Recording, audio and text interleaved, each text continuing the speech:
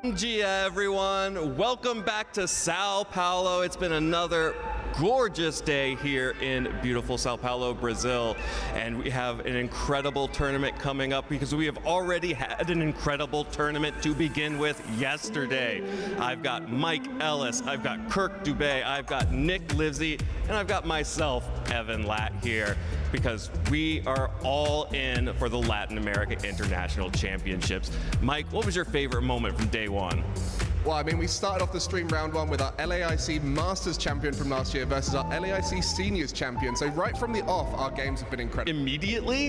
Immediately. That's incredible. Kirk, what's going on over in Unite? Yeah, we had a lot of that same energy. Our world champions, Peru Unite, kicked off our day losing to the Brazilian home team, Tuzi Esports, to really set things off right here at LAIC for us. Wow, that's incredible. And Nick, what's going on in Go?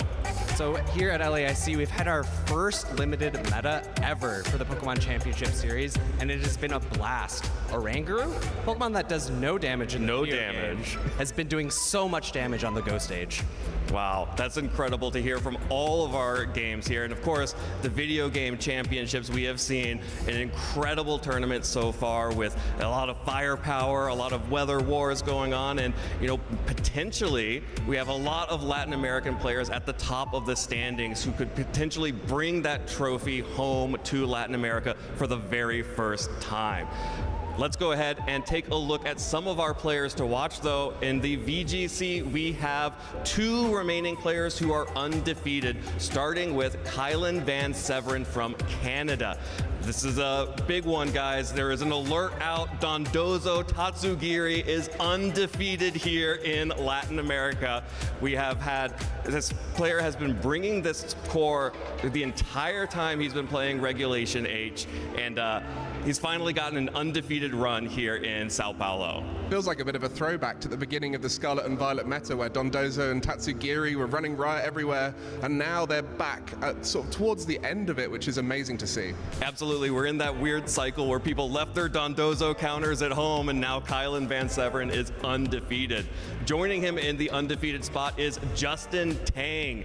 This young man is a phenom in VGC, only started playing in the Scarlet and Violet era, won his very first regional championship that he attended, and this year in Regulation H, he has attended 3 events and gotten top 8, and top 4, and now he is undefeated heading into phase 2 of our tournament. Definitely a player you're going to want to keep an eye out for, and this is an international championship, and the best example of that is the team that Yuma Kinugawa is running. Yuma Kinugawa was the 2025 Japan national champion, but also he has been competing in our international circuit over the last season, and he has been doing incredibly well. And right now he's running this really cool manual Sun Typhlosion Eruption team that he brought to Las Vegas last week. Additionally, that team is also being run by former world champion Luca Cerabelli and hometown underdog Ali Dakiki, who we saw on stream yesterday. So players from Italy, Brazil, and Japan all running the same team archetype. Really just the 3 of them, and all of them at 7-1 heading into phase 2. Do you think those 3 trainers called each other this morning and dressed the same at the venue as well? I hope so. We have to get a fit check on all of them. Well, let's go ahead and toss it over. Mike, who are the TCG players we should be looking out for? Well, I mean, the story of the season is our recently aged up previous world champion in the seniors division, Gabriel Fernandez, who last season almost completed the perfect season by winning all 3 international championships and then just coming second at Worlds after maxing out his CP. He's also a 2-time LAIC champion in the seniors division and a previous world champion, and this season, in his first season of Masters, has come second at a regional and top 8 at a regional, and is currently 9-0 here at LAIC in his first international championship in the Masters division. I mean, when you look at Gabriel Fernandez, the story of his season last year was incredible, right? No, we had never at that point seen somebody win every single IC in a season until Luminosity Gaming did it in Pokemon Unite, and we were like, well, the kings hold the crown, absolutely amazing. Yeah, we held that crown for about 2 hours until Gabriel Fernandez went ahead and won NAIC and outkicked Luminosity's coverage by making it run runner-up last year at the World Champions as well. Well, hoping to run upset in the Masters division and potentially come the 3-time LAIC champion, with the third being in Masters. And I think the story of the event is really about Gardevoir EX, and what better pilot to talk about than Henry Chow, who's currently 7-0-2, played an amazing game on stream, taking down a Charizard, which is typically a bad matchup. So an amazing pilot of the deck, and has been synonymous with the archetype since the beginning of Gardevoir EX's reign, and is currently looking to try and continue that here. But it's also the story of the dark type attackers, because Gardevoir EX is so popular here, it's considered the best deck in format. So decks like Marnie's Grimmsnarl, which Takashi has been piloting, is another dark type deck that has been trying to take down the Gardevoir, as well as Enzorok, as well as Mega Absol EX. So it still feels like the format of Gardevoir EX and the dark type attackers. And I gotta ask you, Mike, when aren't Gardevoir or Charizard on the top decks of TCG? Well, we've just coming close to Charizard EX being rotated, and a Mega Charizard EX will be coming out soon to try and replace that variant. But I mean, Gardevoir has always been such a powerful card in the TCG. All right, well, Nick, you have whetted my appetite for Go information with that Oranguru call out. What else can we expect? Who should I be looking at in the Go tournament this weekend? Well, at the top, there's got to be our first LAIC champion, JW Naldo, who's going to be looking to make a repeat performance here. In the Go scene, we've only had one other trainer win the same IC twice, and that is our previous world champion, it's Axon. There has been no repeat winners for LAIC, so JW Naldo is going to be making to look his stand here. Additionally, for the Go scene, we have never had a player win an IC outside of their own region. No way, that's crazy. I feel like that's got to be a crazy stat across all the Pokemon games. I feel like, yeah, 100%. That's not common. And we have two trainers from out of region who are going to be trying their best to be the first person to do so, and to make the Latin American region the first region to have that stain on their mark of losing their first IC within their region. First one, none other than Dudebunk. He's won 6 regional championships. His last one, not that long ago in Las Vegas, and he's going to be looking to repeat a good performance here. He's been really good at the ICs all around, had really good performances, but he has yet to claim victory, so I know he's going to be looking to do that. And across the ocean, we have Stone Collection, who, in order to make it into the top cut, had to repeat a grand finals matchup against PvP David, another really young, bright, shining star in the Go community. And both of these trainers are going to be looking to make their mark here in São Paulo. Yeah, and that's going to be really exciting to watch. Actually, on the opposite side of it, in the VGC, like I mentioned before, a Latin American player has never won the LAIC, so we're going to be really excited to see if any of our top Latin American trainers can bring it home. Actually came very close 2 years ago, made it into the finals. Thiago Latanzi from Brazil almost brought it home for Latin America, but we have a number of really strong trainers here that are going to be looking to do that for us on the VGC side. Now, Kirk, take us home. What can we expect? What fireworks are coming out of Unite this weekend? Well, a lot of powerful teams representing their region well here in Brazil. I'm going to kick off the conversation with 2Z Esports, runner-up from last year, but this 2Z Esports team is in name only, right? This org is now anchored by Baby Mazo, kind of the face of Brazilian Unite over the last 4 or 5 years, qualifying for Worlds every single year. Didn't qualify last year, but then got picked up as a sub by another Brazilian team. They're like, oh, we'll take Mazo with us.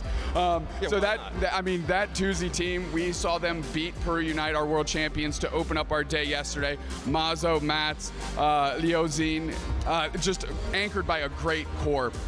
However, formerly known as 2Z, that were the runner-ups last year, are now on Force Team. And this team beat their group down 3-0, walked out head and shoulders above the rest. Lel, Soto, Falb, they anchored the 2Z team last year that came runner-up, and they're anchoring this team that is doing so well.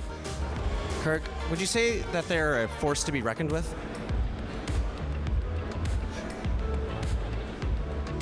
Let's talk about Dignitas, formerly known as TTV. Just absolute superstars from NA, have really held down our scene since what we call as year 0, where it was just grassroots events before we were introduced into the World Championship Series that you all were already a part of. And you take a look at this team, you have Otter from Luminosity last year that won all the ICs. Of course, everybody knows the story of Luminosity. But then you have Ender, you have Toon, you have Zugrug, a phenomenal defender player that was on Orange Juicers, representing NA incredibly well.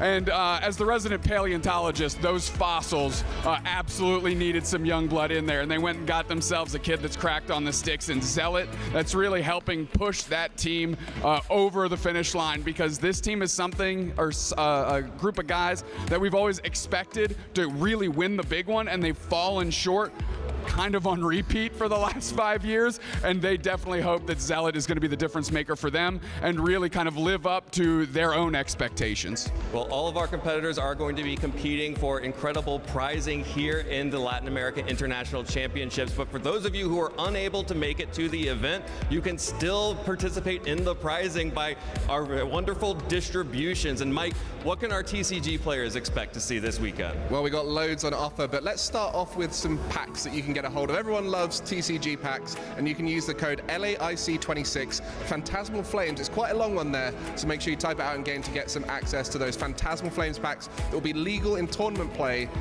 next weekend in Stuttgart. So very much the format to look forward to. And you can also get some drops while you're watching, so why not just watch the stream, put it on in the background, watch as many of the games as you can, and you can get access to the Mega Venusaur accessories, and they look incredible. The sleeves, the deck box, the coin, but it's all about that jacket, really spicing up your characters in the game. Yeah, and on the VG side, you can receive Federico Camporisi's winning Whimsicott, say that 5 times fast, the winning Whimsicott of North American International Championships. Use that code LAIC26 Tailwind, swap out those eyes for ones, and you can download that Pokemon to your Scarlet and Violet now. Nick, what have you got for Go players out there? Similar to the VG, we have our NAIC champion, It's Axon's Araquanid. You can get that through a special timed research. In addition, you can get an Elite Charge TM, which will allow you to change a charged attack on any Pokemon you'd like to any of its learnable movesets, in addition to the normal ones, as well as any signature moves that might not normally be TMable. You can get some XL candies for Jupiter as well as normal charge TMs and fast TMs. A lot available through doing that timed research. All right, and Kirk, what can the Unite players at home receive? Well, all the stuff that you guys have is super cool, but what do you know about a sticker? Go ahead. So do children. LAIC 2026 gets you a sticker for your trainer card representing, obviously, that International Championship logo. And also, if you are stitched deep into the game, like those of us are, named Dupe Snacks, you know that there is nothing stronger than a platinum emblem for just tuning in. So tune in and get yourself that incredibly invaluable platinum emblem. If you want it, you gotta watch, and you gotta stay right here on our broadcast, so stay right here.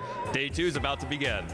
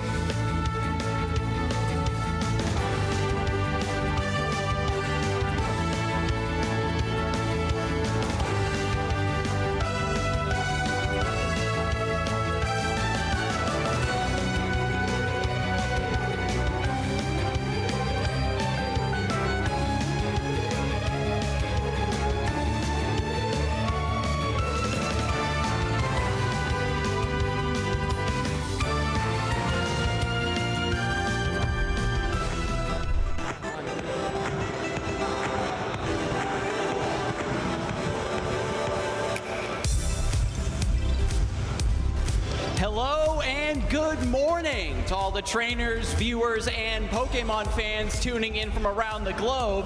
I'm Adam Watson, joined here by Spraggles, and we're here to welcome you to Day 2 of the 2026 Pokemon Latin America International Championships, coming to you live from one of the biggest cities across the entire world, São Paulo, Brazil.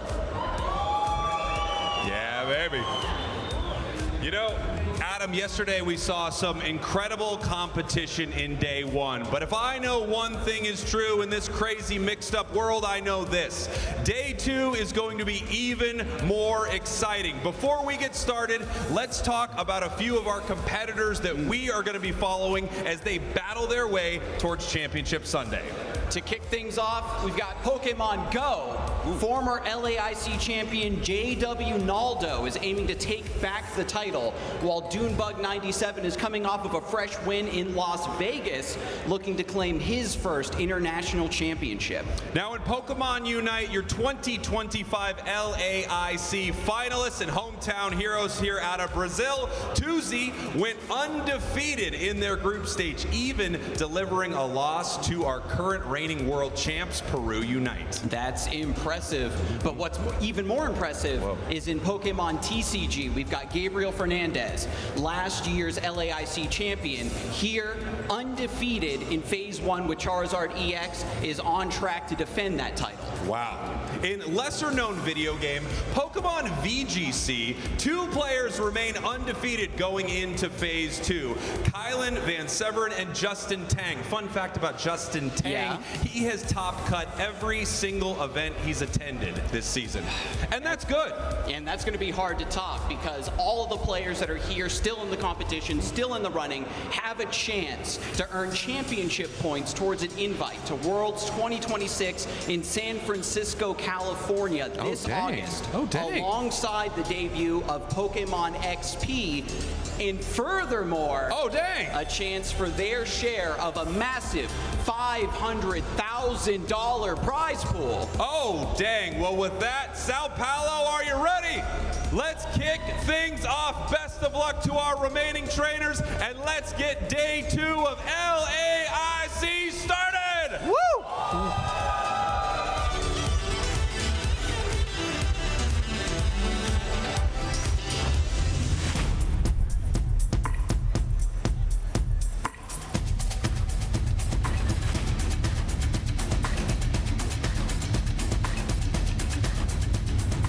Welcome to the 2026 Latin America International Championships. We're coming to you live from Sao Paulo, where the best trainers in the world are meeting to fight for the title of LAIC champion.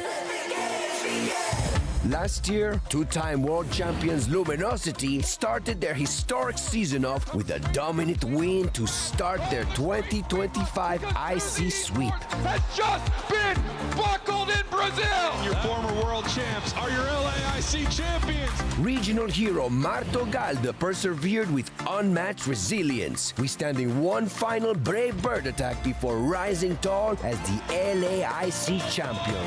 He might be the greatest of all time! Miloslav Posledny proved that patience pays off. His highly calculated plays laid the groundwork for an inevitable victory and achieved status as TCG legend. Brent doesn't think he can do it, extends the hand. Defending LAIC champion Marco Silva devastated his opponents, burning through the competition and searing his name into Pokemon VGC history. As the first 3-time international champion in the Masters Division.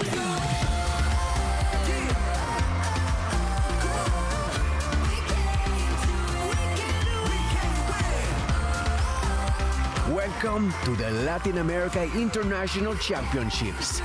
Let the games begin.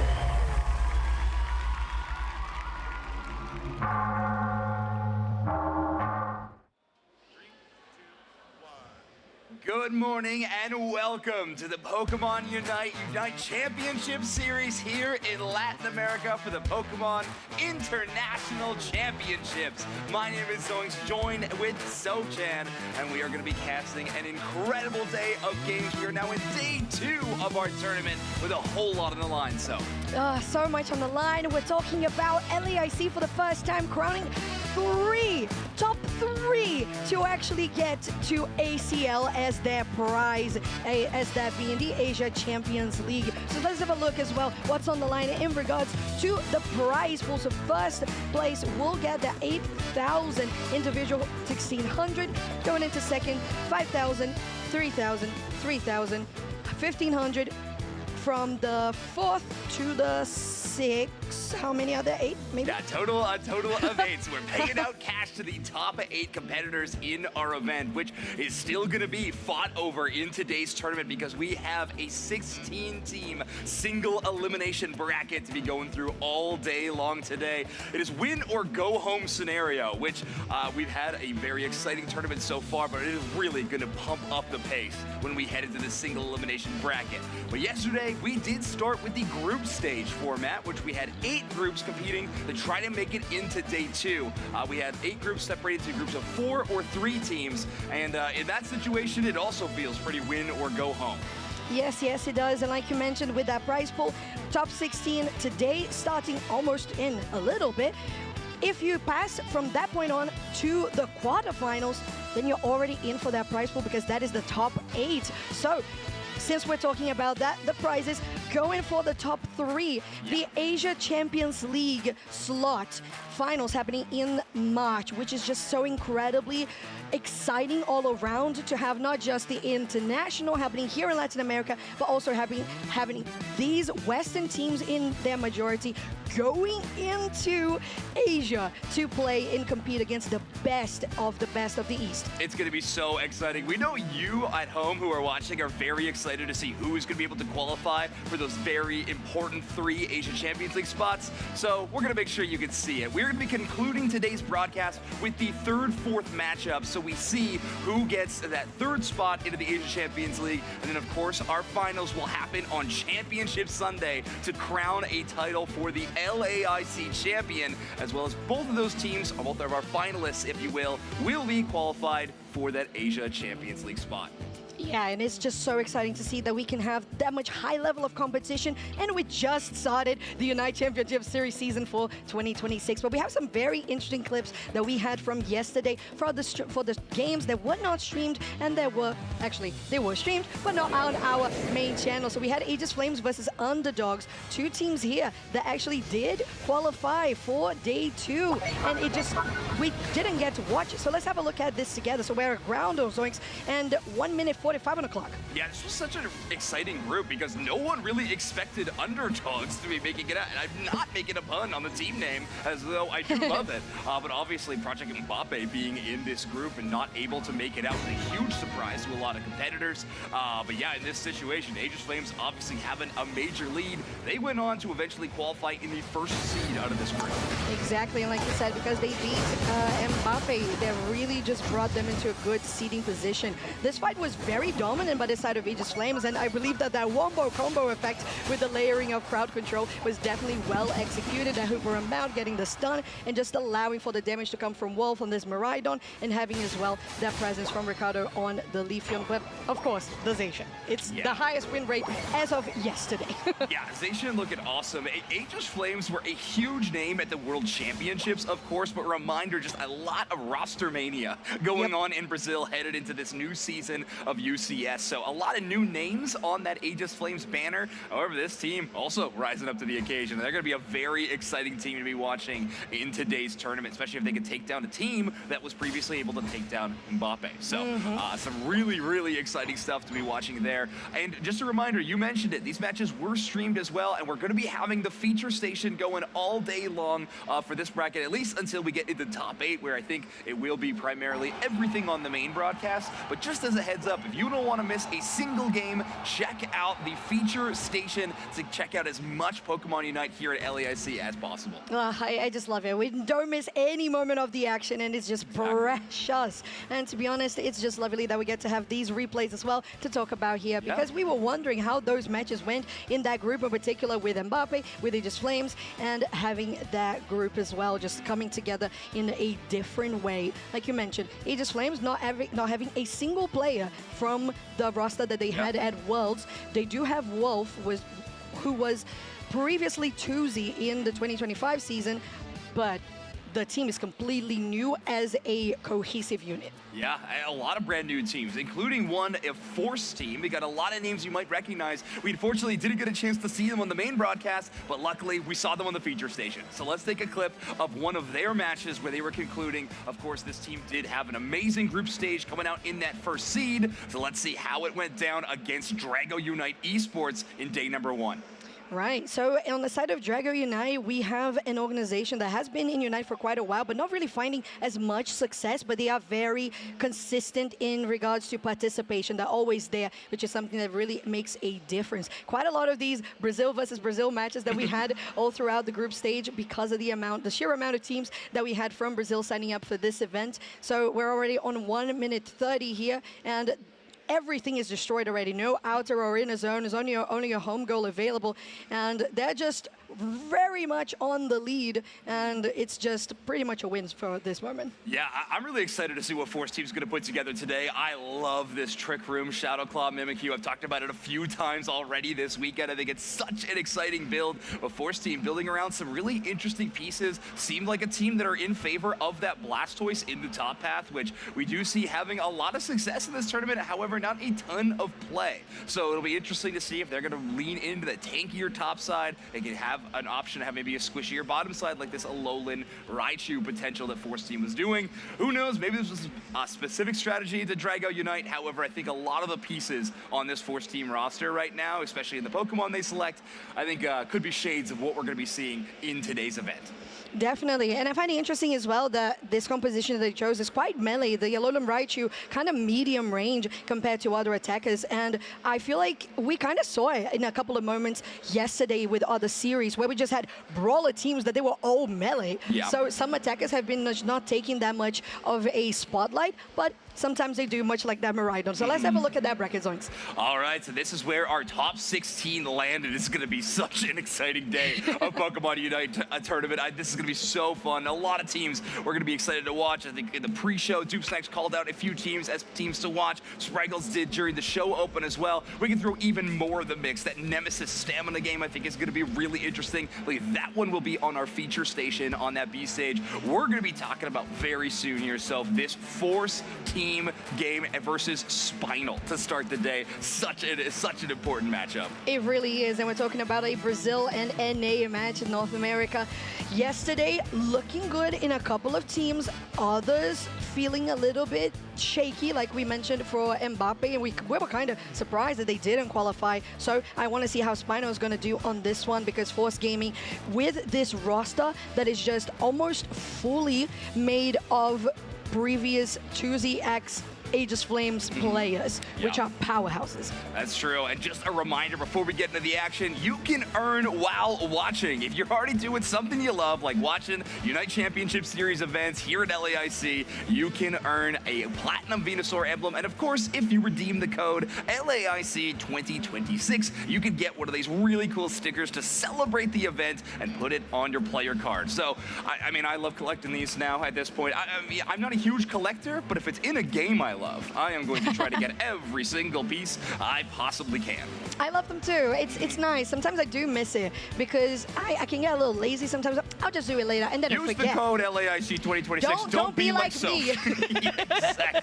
Exactly. Yeah. Don't be like so. Please collect Get your sticker. It's just so nice because then anyone clicks on your profile and like, oh, fun. They were there or they were watching. And you know, you don't want to miss any of the action of the Pokemon Latin America International Championships as we're getting into the first series of day 2 of competition of Pokemon Unite. Force Gaming versus Spinal, that Brazil and NA matchup. Onto the draft we go.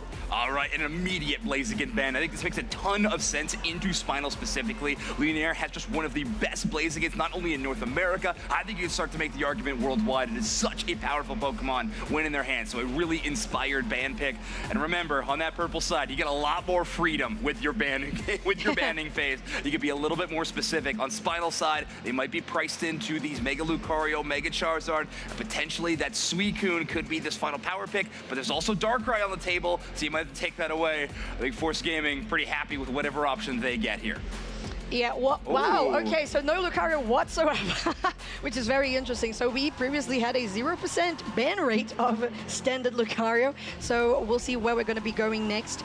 Right now, we have been seeing a lot of priority on Suicune, sometimes on Zacian. That Blaziken, when it's not on the bench, has been also a priority pick for purple side, sometimes Miraidon as well, but sometimes as well just focusing on defenders, but it's not the case for Spinal either. They go for that Darkrai that they did have for a ban with an Eldegoss. I actually really think this is a creative decision by Spinal to kind of throw a non-standard ban as their final slot. When you're on that second side, the purple team will only get one pick. So if there's two power picks like Suicune and Darkrai still available, you're just ensuring you get at least one of those. Yeah. You know, if the enemy team gets Suicune, that's fine. You can pick up the Darkrai, and of course vice versa, also available. Jay, I'm gonna be picking up the Eldegoss. We saw a lot of Sableye out of them in yesterday's tournament. Gonna instead go with one of those main support focuses.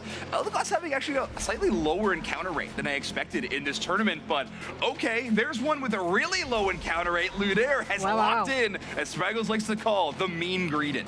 Yeah, it's very mean. It is mean. We'll see how it's gonna go because it's usually a EU reference on the hands of player Godlu, but we're having it here at LAIC even without that player on the roster.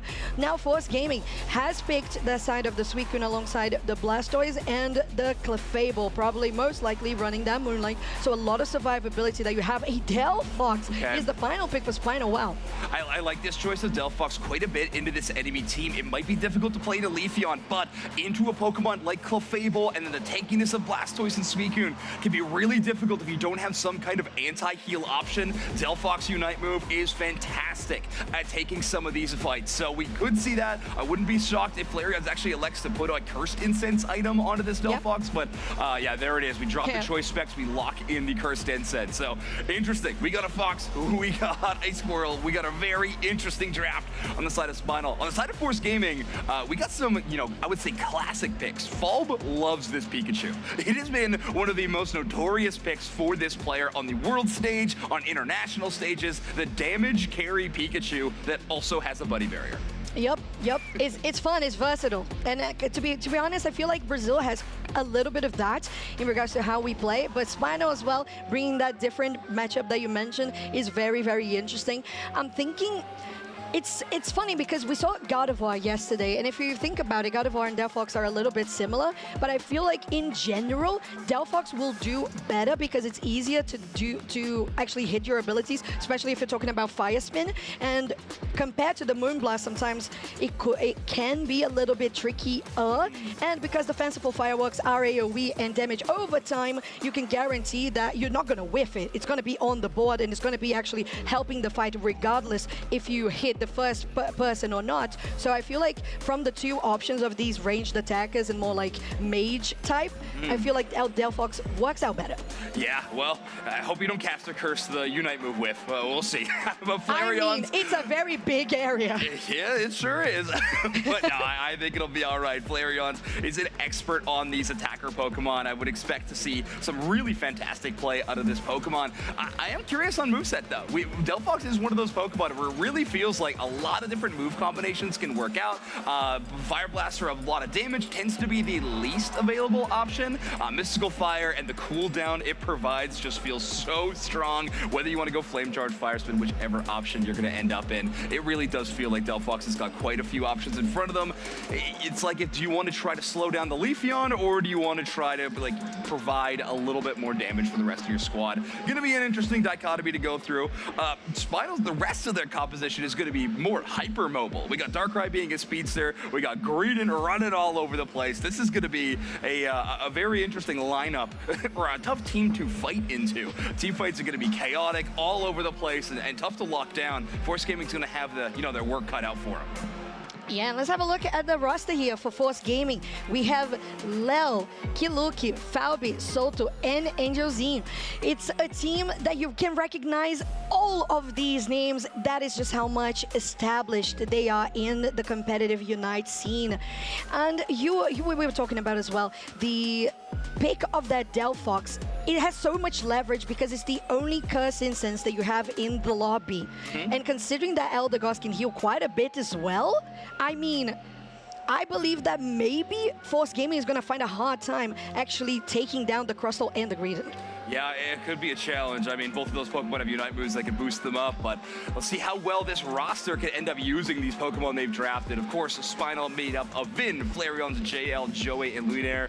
This is a great squad. A lot of just powerhouse players. A recently formed roster. I know they had some like recent changes right before LAIC, but still, the way they were playing on the map in day number 1, I think really impressed a whole lot of people, and I'm excited. Also, Flareon's got a new photo, so I think that's pretty exciting. Good on him. Good on him. Sometimes we can just, get that split second of not a great look, not a good angle of ourselves, and it's okay. It's okay. It's not that it represents who we are. I think it had character. It had character. That's valid. That's valid. It's an opinion. Yes, I believe it's not his opinion. But yeah, getting into this game, there's a whole lot that can be analyzed in regards to the fact that you have big healers on both teams with the Clefable, with the Eldegoss. One of the sides will have that leverage, having the cut healing. So considering they have these big defenders with such big health pools, it could be a little dangerous for Force Gaming, and it could heavily rely on having the Leafeon on Force Gaming to have a lot of pressure in the early game to actually make a difference into mid to late. Yeah, the thing with Leafeon in some of these fights, it is really reliant on its Unite move, and it means that if your team fights need to be extremely fast. You talked about the healing power of Eldegoss. Its Unite move is a very important factor in all of that. If you don't get the KO, Eldegoss is going to try to completely convert some of these exchanges, so that is a big concern a lot of the time. But you have Pokemon like Pikachu and Leafeon both carrying energy amplifiers into this next battle, which means Unite moves are going to be early, they're going to be often, and these team fights for Force Gaming are going to pack a punch. The Unite moves from Pikachu and Leafeon are both fantastic. I mean, you got a lot of backup. Hydro Typhoon from Blastoise, you got the never-ending Ice Spikes from Suicune. That is crowd control combined with tremendous damage. Force Gaming's got a really good, solid composition, but Spinal's composition is kind of designed to pick them apart and push them away from each other. Something Clefable is not going to want to have happen. Yeah, that's a perfect take. I love that, because when you have the Crustle with that Rock Tomb, and especially the Greedent being one of the most annoying Pokemon in the game, and just getting, especially with the Covet and the Belch build, you're just getting people knocked up into the air, and it's just such of a nuisance that this focus that you mentioned about Spinal just wanting to separate and split the team apart from Force Gaming so they're not on the range of that Moonlight is, yeah, I totally agree. And I believe that it's going to rely quite a bit on the Darkrai to make the actual big heavy damage to come for Spinal, because although yes, the Delphox can have that, it's still a three-tier evolution. You're looking to get that level for the Unite move to be available, because the Fanciful Fireworks, like you mentioned, are going to be so crucial in cutting the healing. So it's a lot, to be honest, that I feel it's going to be on the back of Darkrai. But as we know, as it has been banned quite a bit, Darkrai is very strong right now. Oh yeah, it's a fantastic Pokemon, and we'll see what Vin can do on this one. Loved watching their Dodrio a bunch in day number 1, but I'm excited to see yet another speedster available for them. And all right, folks, the game is unpaused, and we are into the first game of our single elimination bracket. Win or go home. Force Gaming versus Spinal. Force Gaming, the purple team. Spinal, your orange team. Let's go, and we already start here with that central area Darkrai with the Gossifleur helping out and just making sure that, in this case, giving the support here, JL, that buff is going to be nice to get the little extra damage in regards to the lane pressure, as you still have the Scovet here trying to secure a majority of the EXP, but you look doing really well in the Squirtle. We talked a lot about builds, because we had a little bit of extra time in that draft, but I don't think we even got to talk too much about Lunaire putting the big root on Greedent, by the way. That HP restoration item. I genuinely don't know if that increases the berry healing that Lunaire creates, because it is an external item, technically, for the Oran Berry. Who knows? I'll do my homework after the game, but I do think that Greedent getting those extra HP will be really interesting to try to follow. Reminder, everybody, Fob on this Pikachu is going to be in tandem with this Leafeon, but it's a big push up from Spinal. Oh, okay, interesting. So it's a 4-person rotation to the top side, while Force Gaming hasn't really sent anybody here. So it's a counter side focus, Rock Tomb to keep them away. Big scores coming in.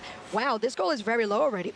Yeah, and I mean, that Greedent getting attack weight stacks this early is extremely scary. I mean, of course, if he can get to its Unite move by 7 minutes on the clock, that's scary, but take a look at this so we are triple invading. And I mean, when it's just that poor Clefairy might work out, but what a great counter. Oh my god, Clefable getting that evolution there just basically saved them in that spot. Oh, that was really close. But still, it was a close shot and a very bold attempt there from Spinal to go straight into enemy central. But I feel like they look super determined in how they are playing so far. Yeah, a really fun push there. Maybe get punished a little bit by Force Gaming, but Spinal feeling the confidence so far to get into that enemy zone. We do have Reggie Drago on the map, which hasn't been given too much attention quite yet because of that central area invade, but we're setting up for it. Currently, Force Gaming the first ones to poke Spinal, not going to commit a lot of members to it. I think Vin takes a look, sees 4 enemy Pokemon there at the moment, and decides maybe a 1v4, not the right time for it. Yeah, it's definitely not, but it's still good information that JL can gather here. It's still going to be the side of Force Gaming, and a lot of Clefables that we've seen that confirm objectives since yesterday, which is funny. That rotation from Force Gaming goes up to the top side and just trying to get that pressure with points scored as well. And at the same time, you also had Spinal that did score on the bot side. They're trying to get even more here with that Elder Gods takedown, and they managed to do so. Wow, really difficult combination of abilities. Whirlpool slowing you down, and then the red buff on the Pikachu auto attacks just means you got nowhere to go. Eldegoss goes down. Again, a support Pokemon holding that experience share. Not the worst thing in the world to go down early, but still, it does leave Lunaire in a tougher position as the solo Greedent in the top path. They're going to find a little bit of extra time, though, as Force Gaming is actually doing a full rotate to the bottom side, sans the Blastoise. So 4 members all moving down. Joey already in some danger. Okay. Joey, very low Flareons as well, which is very important that they're not. Okay, Darkrai still gets it, so Vin has to try to escape it because that Unite move from the Pikachu was doing a lot of damage, is able to take the Crustle down. On the top of your screen, you still have Angel as well that was poking with that Razor Leaf, but they know they need to be a little bit careful because Vin does a lot of damage. Yeah, I mean, what a crazy quick burn by Flareons as well on the Regieleki. That Mystical Fire Flame Charge, that extra ticks of damage that they can poke in are going to be shredding these objectives. Big help there. They get that main objective being sent towards the tier 1, but yeah, these Unite moves are already so scary from Fall and Angel Scene. Leafeon and Pikachu respectively. I said early and often, I might have understated somehow. Like, these Unite moves are going to be every single fight. The recharge timer already short on both of those Pokemon. That is their main strat. Oh, lovely. Okay, so this is the perfect example of what we're talking about the setup in regards to Rock Tomb plus defensive for Fireworks, but still, you're still looking at a Leafeon, and the amount of dashes that you have is pretty big, so they can escape in that regard. Now, this time, though, Emerald 2 steps straight up to take a 2 KO streak there and finishing off the Eldegoss. They continue to keep on pushing here. Nice X-Scissor from Joey to get them out of the pad. Now they're still going on. Vote Shackle getting Vin into that barrier to just stay safe. Eject button from Joey, but they still get taken down. Now that's the Greedent as well with the Belly Bash. They go in, still pushing, and they manage to defend this. They're looking good. That's Vin. That's the damage, and it's looking amazing. Flareons as well to back it up. Sotor's going to be the last one to be taken down, and Spinal with a miraculous defense. Oh, Lunaire making it look like a Jamba Juice, just putting them all in the blender. That was ridiculous.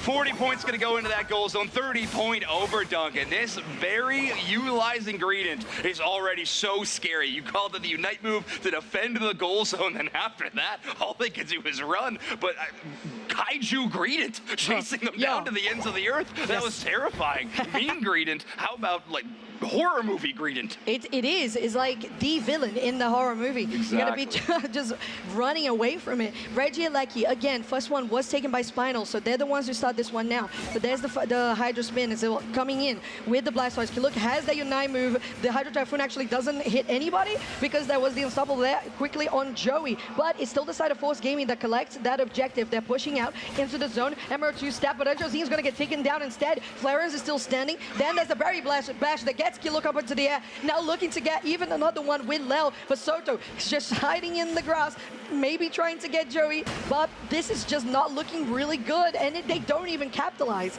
Okay, speaking of Unite move charges, how does Lunaire have Greedent Unite move already? That was crazy. Again, That's as a reminder, Delphox, again, one of the fastest charging Unite moves in the game. So, Force Gaming might have a couple of energy amplifiers. Spinal also matching with this Unite move timing. I also wanted to just call out, it was great that Force Gaming was able to secure that bottom side objective. Maybe the Blastoise Unite move didn't hit anybody airborne, but it did do a great job of making a huge area of effect around the objective that Spinal just couldn't walk into, or otherwise they would have been knocked up in the air. So was a more of an insurance Unite move Absolutely. to ensure the objective secure, which I think is a really cool play.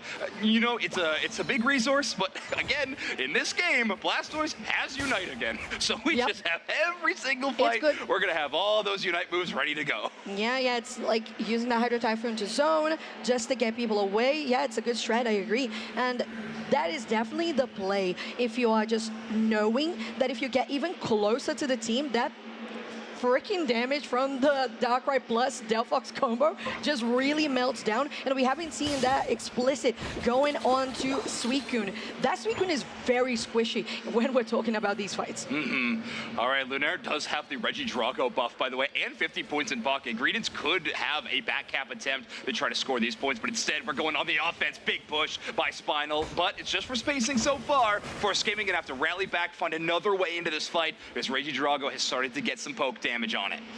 Yeah. With the fact that Spinal got it, it's good for this fight on Registeel. Oh, look at that Rock Tomb getting 3 members caught up there, but they still have to try to escape here because Lunia was getting some of that poke damage, especially that Volt Shackle. And Josine is still not really able, no, actually on level 13, able to do a lot in these team fights, but also going down pretty quickly. Gotta be careful here. Look, it has to pop out that Unite move, but it's good. 2 men into the air, and they're still going to chase it. Once again, foul, very nicely done, while Anjazine's on the back line going for a flank, but Lunia is just zoning out as agreed, and 3 members on the side of Force Gaming, and they're doing pretty well. It's taken so long for Force Gaming to actually take Lunia down, and look at the healing. It's just too much. They escape. The hindrance resistance allowing Greedence to just wade through that whirlpool and get out of danger. They will have to recall, cannot rely on the Pollen Puffs from JL to get enough HP to come back. Vin Diesel almost respawned now and does have Unite move ready to go, but this match is still so extremely close. So 1:20 left on the clock, and Spinal is trailing by just a few points. They're looking to try to win this fight, but they might need to start thinking about getting a score attempt on one of these goal zones. So difficult to do though, and currently Force Gaming is utilizing the extra time Spinal's giving them to farm up some Unite moves yet again. Yep, that's the thing that we've seen the most in this game. Unite moves just left, right, and center. But we're looking at the central area here with the side of Spinal, starting out that Groudon. Still has the Whirlpool, nice Frozen, goes into place, trying to get more damage with the Emerald 2-step. They're able to do so. There's the Thunderstorm as well, looking really good. Now Vin is just between 4 members of Force Gaming, and they're able to really isolate Spinal. Now they're falling at the seams. JL, look at them, with that Pollen Puff, they are able to escape. Flareon's still there. There's no Unite move though.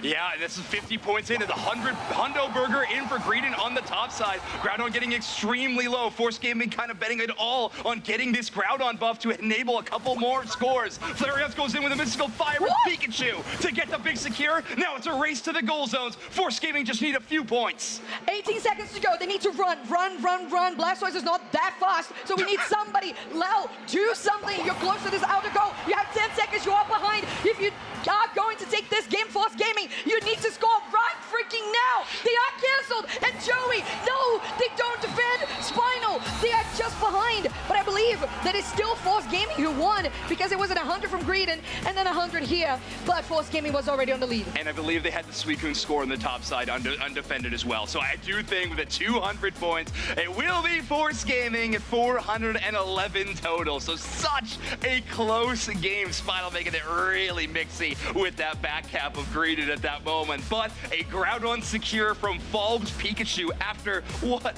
Yet another Unite move. I want to see that stat actually. Oh yeah, give me when the we amount get of Unite moves Falb's MVP, because I really want to see how many Unite moves he used on the Pikachu. But either way, what a clutch win for Force Gaming. A big objective secure and finding the opportunity not to get 1 but 2 scores and totally changed the narrative of that match. All right, Force Gaming start this thing off 1-0.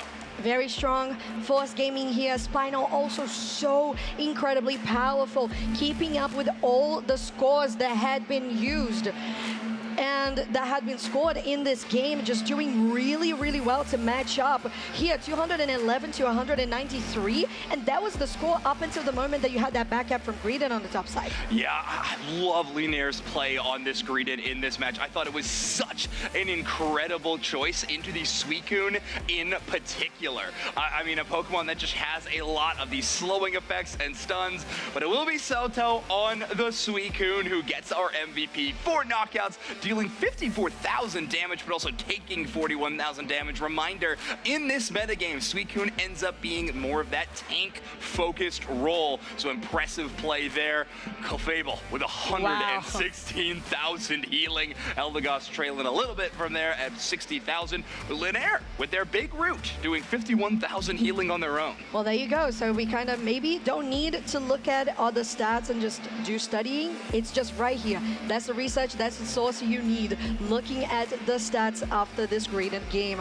And it looked like it worked out pretty well. It looks better. It works better than I thought the big root would work on draining Clefable. I need to talk about it like every single time. Yeah, I love it. It's just so we got to fun. go into the math of that one too. Yeah, And, okay, it doesn't interesting work. stat distribution for Sauta here. I'm not going to lie, a little bit lower in the assist department than I would have expected for a Pokemon like Suicune. However, that crowd control roll just through the roof. Suicune's so fantastic at its job. It does it extremely well. Entering into 15 team battles, knocking out 8 wild Pokemon, scoring 3 times, and only used its Unite move 3 times, which I think other players on their team doubled, if not tripled that number. Well, we tripled 9 times? You think they used 9 times, dude? I think pretty crazy. it was close to 25 times. 25? Yeah, I guess so. Maybe 27. That stat is always the worst when a Blaziken gets MVP. And I'm like, he uses Unite move 70 times? 70 and I'm like, times? oh, yeah, okay, that's just right. moving stance, that's Yeah, fine. Yeah, right. So in that game in particular, I think is interesting because I noticed personally when I was looking at the fights that it felt like the Suicune was very squishy actually, which is counterintuitive to what you said because we're thinking about the Suicune being played as more of a defender tanky option. But although I felt like they were taking quite a lot of damage, they only got knocked out twice. So it still means that they were able to assert the presence that they needed with the Whirlpools, getting those frozen, and just making sure that they were still standing during those team fights. And if you use the 3 times the Unite move, that's fine. Yeah, exactly. Okay, interesting. So Spinal, after a really creative drafting decision to kind of allow the Suicune through, are going to choose that second draft pick position against it. They will be going with that orange side. I think it's a pretty smart idea. It worked out really well for them. And again, I think the theory of Spinal's draft was really impressive in that first game. It will be a Crustle ban though, so kind of calling out Joey a little bit in their jank role, seeing what other Pokemon they can play, maybe trying to force Joey into something like the Snorlax. But Spinal was very happy with their decision with this Lucario ban and will be repeating. So Lucario, Mega Lucario, and Mega Charizard X going to be the bans for Spinal. Blaziken, Blissey, and Crustle the bans for Force Gaming. Will be this Suicune lock-in from Sauto? Most likely. I'm really curious if this Greedent re-emerges because I thought it was one of the best parts of their game. Lunaire able to kind of 1v3 in a lot of situations, make it out of danger all the time. But yeah, one of those first picks has got to be Darkrai. Hear me out. Hear me out, the Crustle. I'm telling you, Crustle is that good. We saw it so much yesterday. 85% win rate as well on 17 matches, at least at the end of the day where we were. Now we have it banned because we recognize that it is a very big threat. Although we're still going for that blue side, or actually the purple side. Blue is the Pokemon Suicune. And I feel like it's a very steady option. Spinal, I feel like Vin played super well on the Darkrai.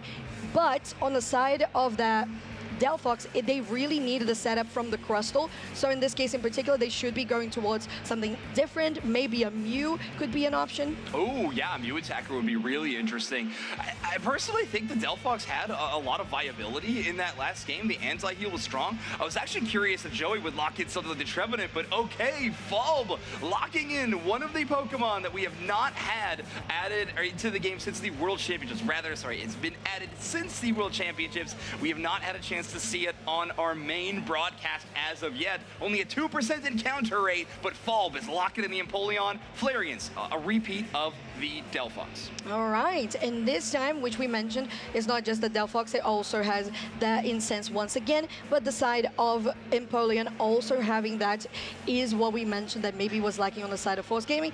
Didn't stop them from winning the first game, so they should be good, but still, they want that precaution in regards to the healing that can be done by the Eldegoss. There is, to me, just a worry about range on the side of Force Gaming. Yeah. Yeah, there's a huge lack of it. I mean, Falb does have access to Hydro Cannon if they go with that build, which is a pretty impressive range of damage shot, but it is a one and done. So we'll see if they go with that build. Personally, I think it's a decision made because the matchup against Lunar's Greedent in the early game was just too challenging. Piplup so surprisingly strong in the early game. That Torrent gauge can really lead to some huge moments with that burst damage, especially for that last hit secure, which is one of the most important factors in early game Pokemon Unite. So we could see Falb's Empoleon creating that, but here we go, so let's get into game 2. Force Gaming still on your purple team, and Spinal still on your orange team. Well, there you go. Right, interesting. As you mentioned, first time that we have Empoleon in the game. Look at that little guy. I love, oh, how do you say it? Piplup? Piplupi. Piplup, there you go. Yeah. That's Piplup in Brazilian Portuguese for you all. I'm an expert. Yeah, you are. Yeah, you are. He orders his own food at the restaurants. Did you know that? Yeah, I just pointed I'm like, good job, Zoinks. Good I job. pointed at the menu and hope for the best. Yeah. We knew what we can. All right, so early game, Lunar kind of doing the exact same thing they got to do last game, getting in just really quick early stacks. They are going to be going up against that Blastoise again. I did forget that Piplup will be headed into the central area. Let's see where this Prinplup decides to pop out at. Well, we'll see. Looking at going to the bot side here, maybe going to meet Darkrai from Vin in that central area, having backup as well from the Suicune. But here on the top side, just trying to get that Gossifleur into Eldegoss for JL. These central Pokemon get taken by the side of Force Gaming, while Vin is still very much interested in going for the 850 here. This is going to be a 3v3 going in. There's the evolution on both ends here for the Clefable, the Greedent, and the Eldegoss. It feels like one of the evolutions in our tournament has just been a priority on those early Natus. It's been so important for the both central area players to be there to at least contest and try to take that early experience. These 750 ganks into the top or bottom side are important, but somehow these Natus getting even more of a priority. If it means you get a Unite move before the Regis spawn in, both in the middle of the map and the top and bottom, it is a huge factor. Well, there's another evolution here going into that War Total, and Kilok takes some damage, and we know that JL on the Eldegoss can still pack a punch on those auto attacks, and it's not going to be a full send here. Instead, on the bot side, Spino was focusing heavily and will do a 2 KO streak here. That goes to Vin. Yeah, that's dangerous, especially at this 8-minute mark. Darkrai already at level 8. This nasty plot, Dark Void Darkrai is, yeah, I mean, the stuff of nightmares. It truly lives up to its title, and now Drago is available. It'll be Falb and Lel, the first ones to rotate towards it, and Soto is going to be locking it down. So Force Gaming, the only ones that, again, Spinal, just going to show only one Pokemon towards the Regidrago. And again, that Pollen Puff real close to out-securing the 4 members of Force Gaming that were focusing on that Regidrago. All right, so now we have Lel with that follow me, trying to bait in Lunaire, but will not fall for it. Instead, just the great push by the Blastoise to secure all that experience. We can see there on the top side, that yellow timer, meaning that Regieleki will be on the top side of your map this time around, and the 3 original Regis will be on the bottom side of the map. Yeah, there we go. That Regieleki, that has been a very big focus across the group stage for LAIC so far, but instead we're looking at Spinal and Force Gaming prioritizing that bot side of the map. We'll see what's going to be that Reggie Steel already on 50%. Majority of the presence here from Force Gaming, they're ripping, they go in, and that is going to be Angel getting that Reggie Steel. Still pushing, JL is in trouble, gonna get taken down, frozen in place. Joey has to go for that berry, but Lel is still going to be able to get that healing for their squad. It goes in with the Emerald 2 step, but Joey's still standing. There's a lot of HP on that Snorlax, but just not enough. Man, these powered Hydro Cannons from Fall, when that Torrent gauge is at least half full or even full, that Whirlpool that persists, it's been devastating to try to deal with. They're scoring on this tier 2. Impressive from Force Gaming. Spinal will respond, but again, it's only a knockout on the experience share Soto. I think Vin actually using Unite move to ensure that KO happens. Does not want to get the Execute frozen damage back the other way. And it's a big resource, but you do take the knockout, you don't give up a lot of comeback XP, then making a tough call right there. And looking really good for Force Gaming, as you mentioned, not just taking the objective, winning the fight and scoring 198 to 35 as they can reposition here for the top side. Spino does get there first as they are trying to get the vision and priority for Reggie and Lecky. Leo and Angela there, but the rest of Force Gaming might be just a little bit too late. Oh, it's Spino who gets it. They have enough damage for it. They're going to go for Leo now. They go in with the follow me, but they're going to get taken down themselves. Whirlpool will lock them down in place, but there's still 4 members of Spinal in this push, plus a Reggie. Oh, and the classic Delphox Unite move right on top of the goal zone. You thought it was safe, maybe it's just not, rude. but okay, Fop doesn't need that. How about a KO streak of 3 the other way? Dives the back line like a true Emperor Penguin. Incredible work for the Empoleon. Wow, wow, wow. That's definitely the move of a Monarch, because honestly, I thought that Delphox Unite move was just sealing the deal for Force Gaming. I was like, or actually for Spinal over Force Gaming, because that's usually how it works, right? You just cut the healing and nobody's healing on the pad. You take the zone, Reggie like he scores. Nope. Yeah. Falb said otherwise. Yeah, impressive stuff. I really love what Falb is doing on this Empoleon. It's been so fun. We got, kind of this Greedent that was the first really creative pick we've seen in this draft, and now we got this Empoleon moving all over the map. Going with Aqua Jet, by the way. Wow. And what a burst of damage it is into JL. This Empoleon, such a unique all-rounder, is not unique in the case that it uses auto attacks all the time to do its fighting. However, it is a special attack damage dealer. So kind of taking down some of these targets who might prioritize their physical defense and not special defense. Well, when an Empoleon shows up, that could get real dangerous real quick. Hydro Cannon even hitting Greedents for a ton of damage. Yeah, and Lunia here moving to the bot side just to get vision for Spinal, but they are going to get capitalized upon, forced to use out the Berry Belly Bash to just get out of it. Ooh, close that Belch from taking the objective, but still Force Gaming who collects the objective. If that was a Fluffy Tail Greedents, he gets that, you know? Wow, Fluffy Tail. Yeah, if we really want to do the throwback, the Fluffy Tail Greedent, That's potentially crazy. that one. But instead, it is Spinal and Force Gaming just doing a bit of a split push, like you just mentioned. It was only Lunaire on the bottom side, but the rest of the team on the top side, breaking that tier number 1. Reminder, Reggie Lucky is on the top side of the map this time, so a goal zone being gone on the top path, it just has such a big power spike for that Reggie to utilize.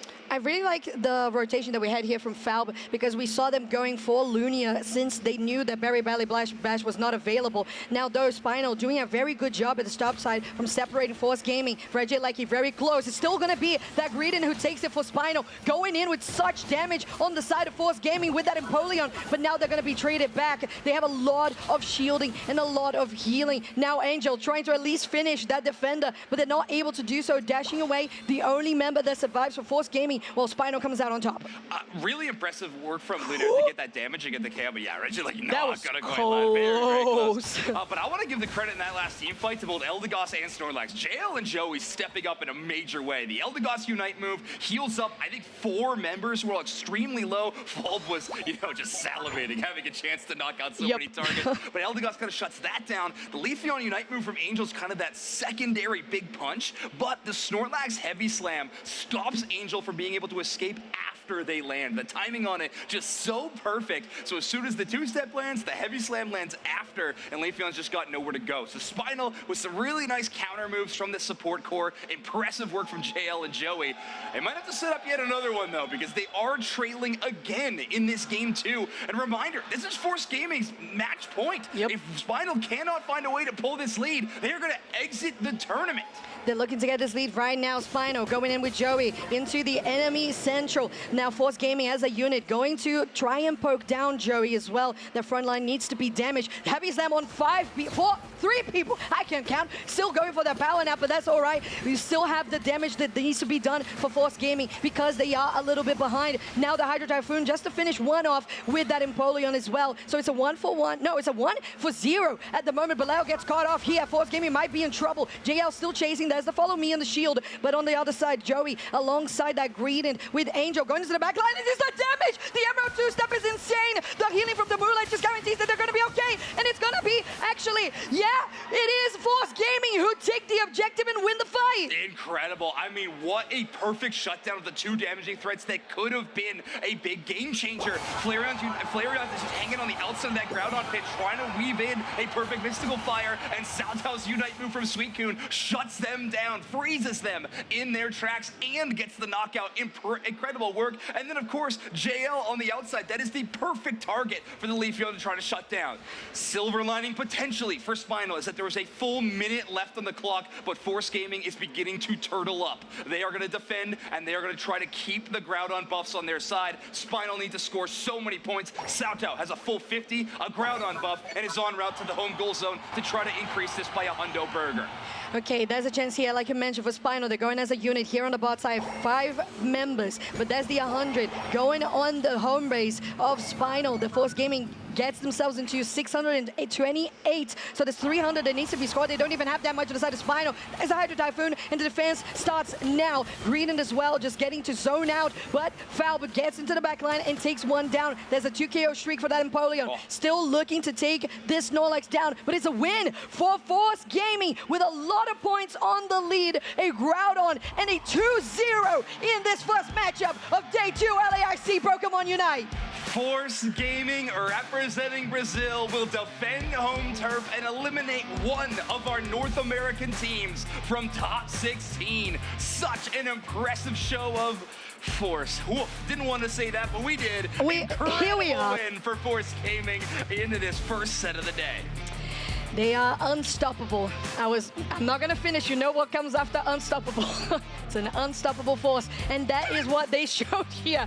I love what I saw from Force Gaming. I feel like it was very bold and very determined what we saw specifically on the Leafeon. Going into the backlines like that Leafeon was 1v3, and they still managed to pull that off, knowing I will just 100-0 on JL, and that's what happened. I love the play. You have a Darkrai with Unite move on the other side, but you got that KO early because of the great Hydro Typhoon play, so you know that very likely Vin is not back from spawn yet. So just a great decision. That's kind of the only Pokemon that could shut down Leafeon immediately after bringing it into Unite move, so they know I got a little bit of a window. I'm going to take this angle, and there it is. Not to mention the Suicune stun at the exact same time on Delphox, who's maybe the only counterplay there. Perfect execution by Force Gaming. And Spinal getting eliminated 2-0 by Force Gaming, and this team's going to be fun to watch for the rest of the bracket.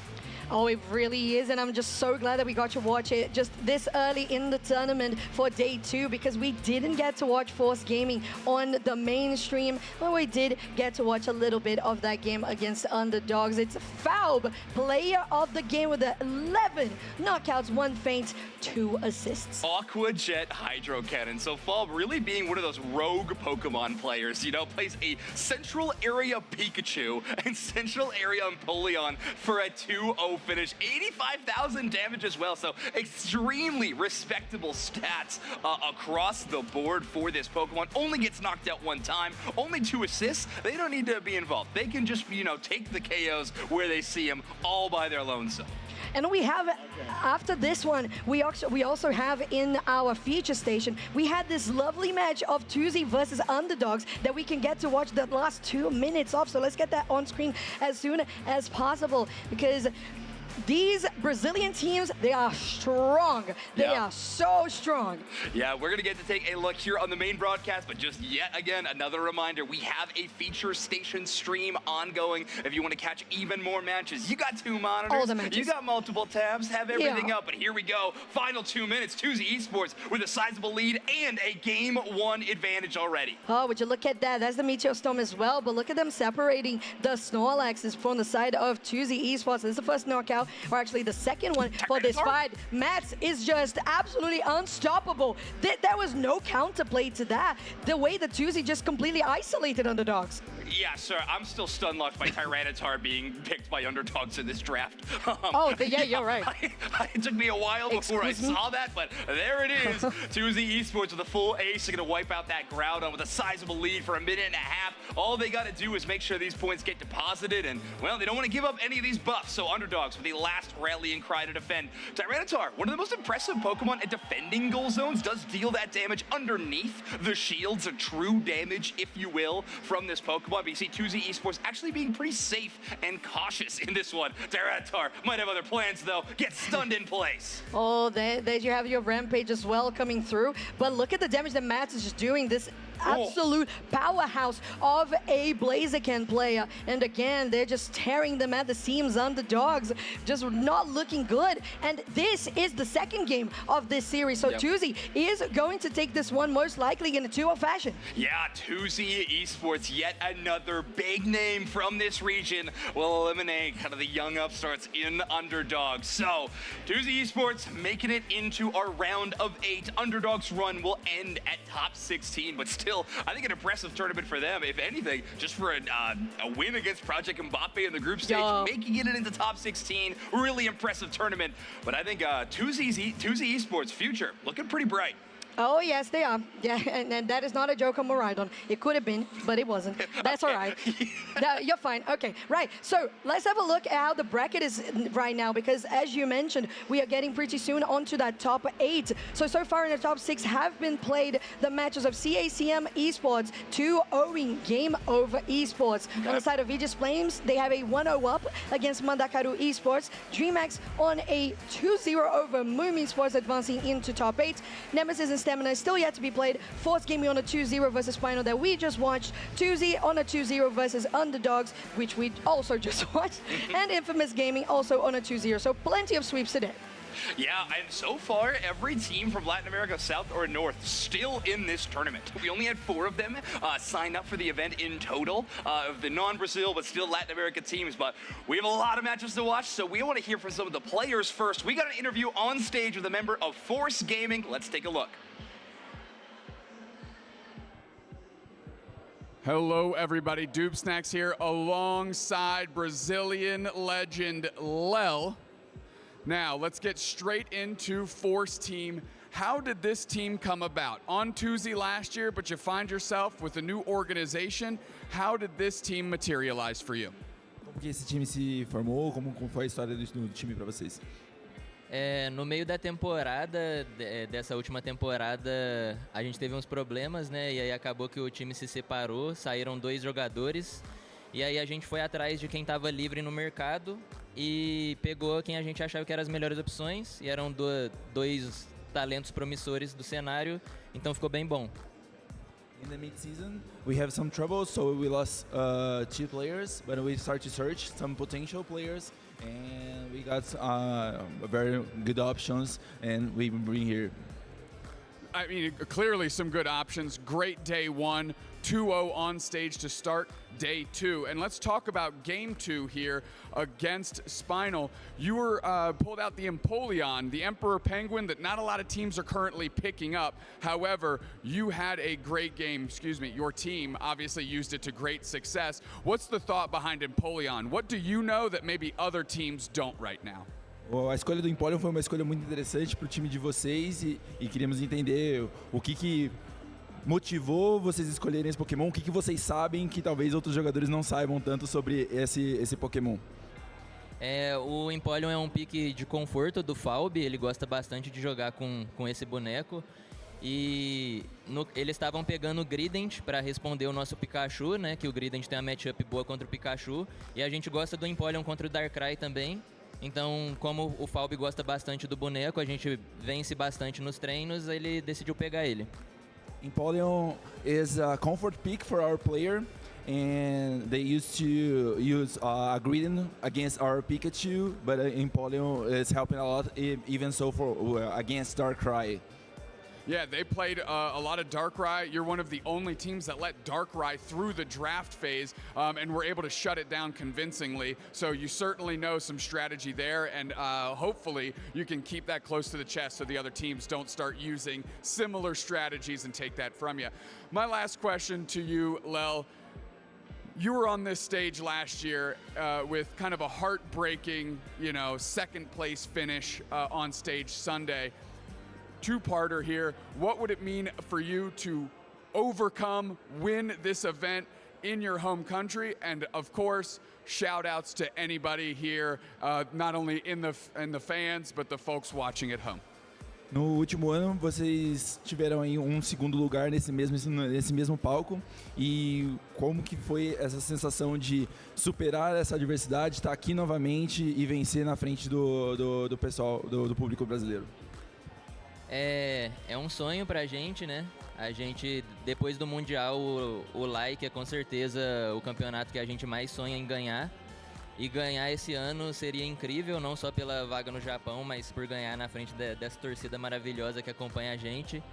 Então, ia ser muito bom, ia ser um sonho realizado. E o recado para eu dar para todo mundo aí é muito obrigado a todo mundo pela torcida. Continue torcendo aí que a gente vai dar nosso melhor hoje. Afterwards, LAIC is the very most important event for us, even so to present, make a performance for our audience here, and we have this message for them. Thank you very much for all the supporting. You are very important for us, and thank you very much. It's clear that the fans support you. I'm going to ask one more thing. I lied to you. One more. It has now been determined, we know for a fact, that you will be playing against Tuzi Esports in your next round. What words do you have for Tuzi now? Vocês vão enfrentar a Tuzi na próxima rodada. Vocês têm alguma mensagem para eles? Eu não vou falar. Vai ser um grande jogo. Vai ser pegado. Talvez hoje em dia a maior rivalidade no Brasil dos dois melhores times são a gente e a Tuzi.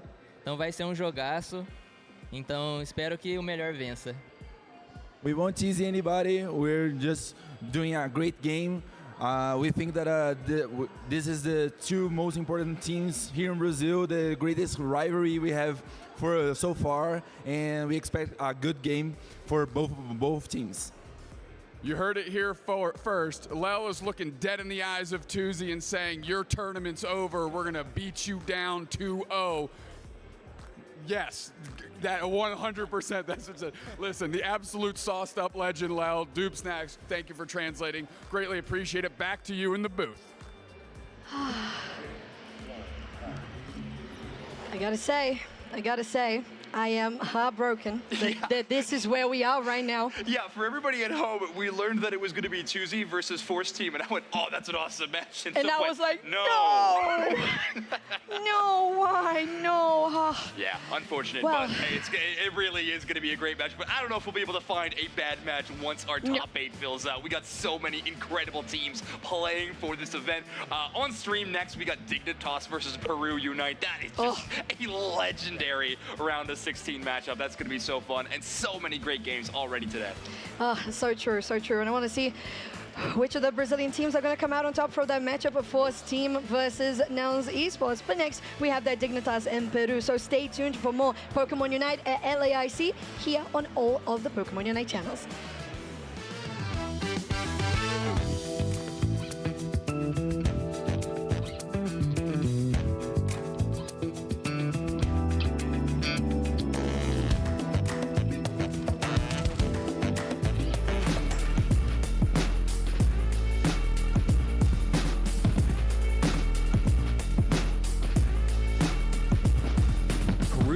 Entered the 2025 Pokémon Unite World Championships as one of the most accomplished teams to ever play the game. Regional champions, international champions, and even a top 4 finish at the previous World Championships. Only one title still eluded them: the World Champions of Pokémon Unite.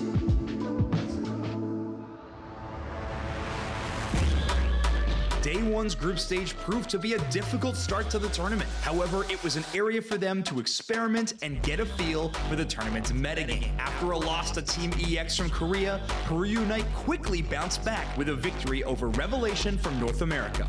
Peru had locked up their spot into Day 2. Day 2 brought the single elimination bracket, and with it, a simple objective: win or go home. No room for error. Stamina Esports and Aegis Flames were powerful LATAM rivalries for Peru in the first 2 rounds, but could not match up to Peru's hot start. Celebrating alongside the crowd, this set up one of the most storied matches in competitive Unite history, a semi-finals match between Peru Unite and Luminosity Gaming. Throughout the history of the Unite Championship Series, Luminosity has been an insurmountable wall that Peru could not overcome. But this time, Peru Unite rose to another level. Peru's moment. They're going to score. They're up by 150 points. In a legendary best of 5, Peru Unite prevailed against their greatest rivals and earned a spot in Championship Sunday. Peru finally able to vanquish Luminosity. When the sun rose on the arena at the Anaheim Convention Center, 2 teams remained in the competition, Peru Unite and Zeta Division. The finals started fierce and frenetic, with Zeta Division striking first, utilizing their signature hyper-aggressive style. Science goes down. And they go down. Down 1 map to 0, Peru needed to rally. Made a big time knockout follow-up. Reggie Rock is going to go to Peru, and they are starting to cruise. Downstairs, Bliss assistance with the deep engage. Emerald 2-step. Sweet Goon Unite back the other way. Fort with the metal clock going after Vitopo. Oh, extender to the wall.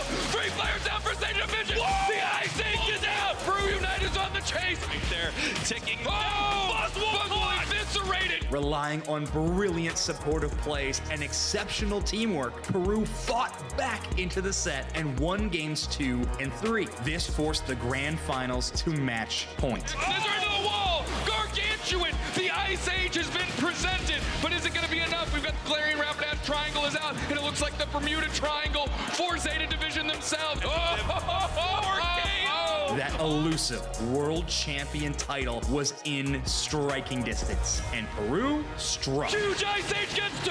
Peru Unite's got them eyed down. The block is up, but their HP bar is shrinking. They are on the verge of getting knocked out. They eyed their way in. Rayquaza's low. It's secured! It's secured! Peru Unite are your world champions! After 3 back-to-back games, the match was theirs, with the halls of the Anaheim Arena echoing the chants of the crowd cheering them on. Peru Unite had claimed the ultimate prize, the title of Pokémon Unite World Champions.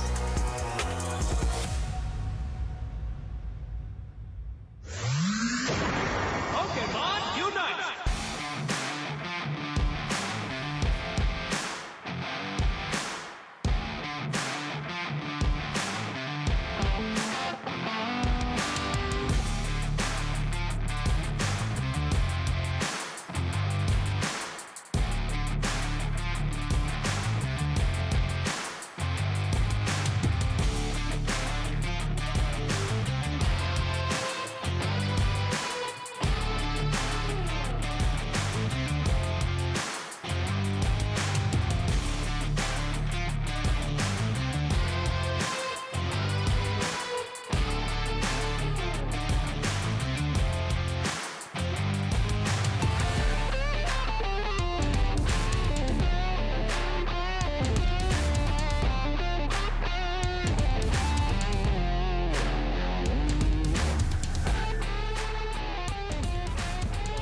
Welcome back to the Pokemon Unite Championship Series here at LAIC.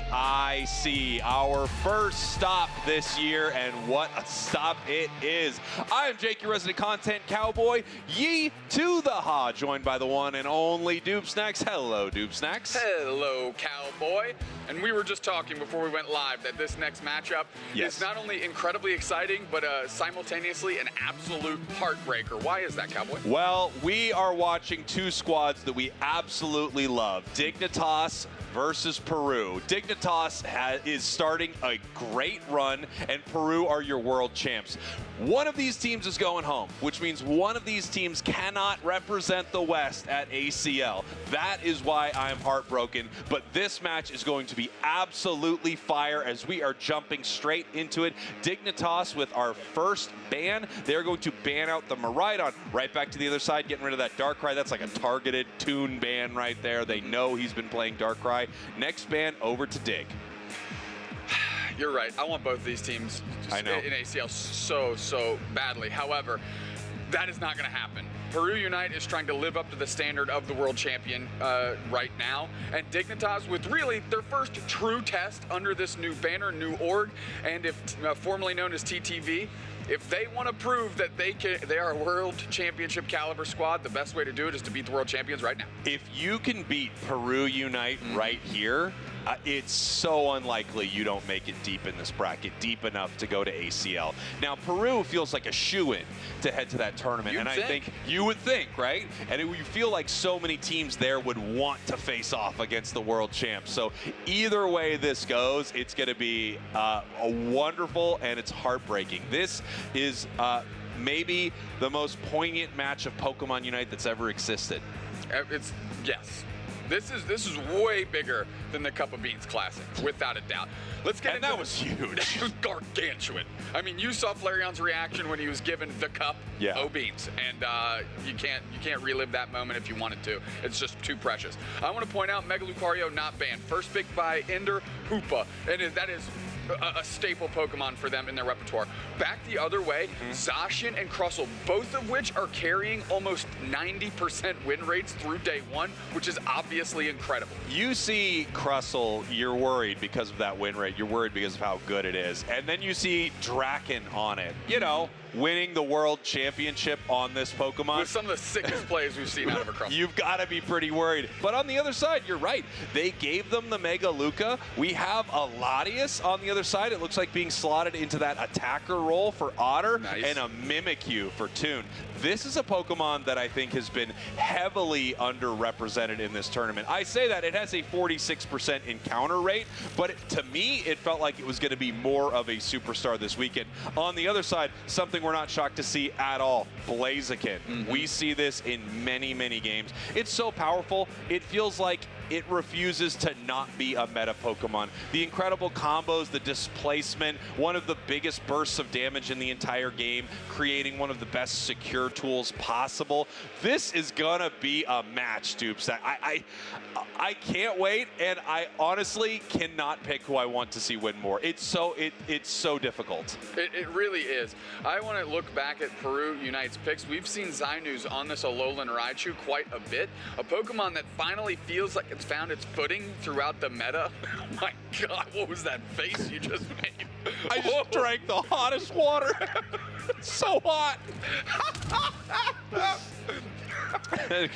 Nobody can see us, but oh boy, it was a gem. That was a hot cup of water. It was a Cupcake's back. That was a hot little cup. You know, when people look at this matchup between world champions and one of the most popular teams in NA, you know what they really wanted to hear about? Cupcake. Well, they needed to bring Cupcake back, but oh, and we have a pause on stage. I think they're like, hold on. Update people on Cupcake. If you weren't here yesterday, we're taking a quick pause so we can get one of our players back in the game, but this is a good opportunity for us to address Cupcake. Obviously, some of the cups here in Brazil are criminally small. I don't know if it's just at this venue or if it's Sao Paulo wide, but one thing is for sure, the cups are small. Throughout the day, we had multiple cup situations, escalating to the point where we had the Cup of Beans Classic, as you would naturally have. I like talking to the other casters about their games, because I'm like, did you guys have some sort of Cup of Beans Classic today? Did you guys invent a tournament within a tournament? Like, did you crown a champion in the middle of the group stage of your tournament? Yeah. And the answer is no. And the answer is no, we didn't actually do a Cup of Beans Classic. But we did yesterday. Spinal won that. It was very exciting. And now Cupcake Upgate is back after I drink a hot little cup of water. Hot little cup of water. Now, what did you see in these drafts dragging us violently back into what we're actually supposed to be doing? If you take a look across the way, I mean, an attacker Latias, not commonly seen, but if there's any player that's going to make chicken salad out of chicken scratch, it is definitely Otter. We've seen them pick up every Pokemon under the sun and make it look great in the role that it's not even usually intended for. I don't think Otter can play anything poorly. Whatever Otter wants to play, I'm on board. I think that's going to be the way to go. As we are ready for our match, we're heading right back into it. Game is unpaused. Game 1 here. Dignitas, your purple team. Peru Unite, your orange team. This is a single elimination bracket, which means one of these teams are heading home. We are going to pack their bags personally. They leave São Paulo within the hour. Within the hour? Yo, that is brutal work. What else could be potentially brutal work is really the squaring off of like elite top laners here, Tempo and Zealot, Mega Lucario and Zacian respectively, and you can see how strong this Zacian is early, really kind of bullying right now. Yeah, Zacian is never not good. It's just so unbelievably strong. It feels like it survives any change. It used to be Sacred Sword. Now it's more often Metal Claw. But wow, what a Pokemon. Then on the other side, we have the Megas. And we assumed there would be more going on with some of these Mega Pokemon. Lucario actually making a bigger splash because, let's face it, Charizard never gets into a match. Toon coming up to the top path. We got to fight already. They're getting after it here. Nice little freeze and stun engagement there by Zugrug. No real follow-up, and they go down. So what looked like a prime opportunity after a really strong tackle by Zugrug actually ends up having the script flipped on it, and they get knocked out. Wow, you know, I thought they were going to move in.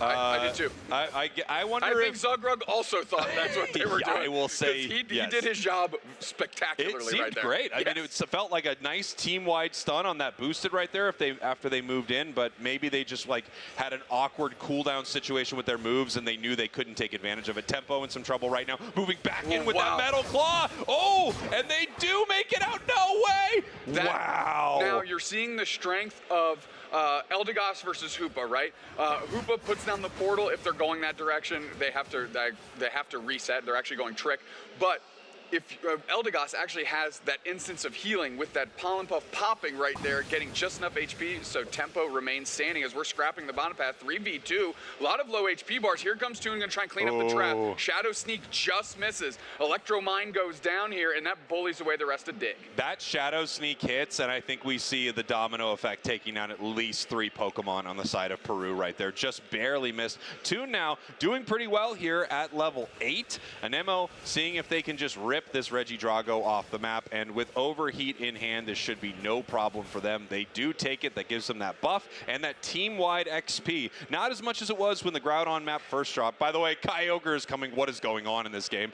But still a really nice buff for the team. Absolutely. Scrapping pretty well as Zealot. Close combat doesn't hit anybody, which means they get no HP back, and they are gone. 4v1. Ender holding down the fort. Toon looking for a cheeky Shadow Sneak here. Can they get a prime target? They move up. It looks like they targeted into the Blaziken. No, the scoring animation stopped that Cowboy. Wow, it was such another Shadow Sneak. Unfortunate miss. Going in against Tempo.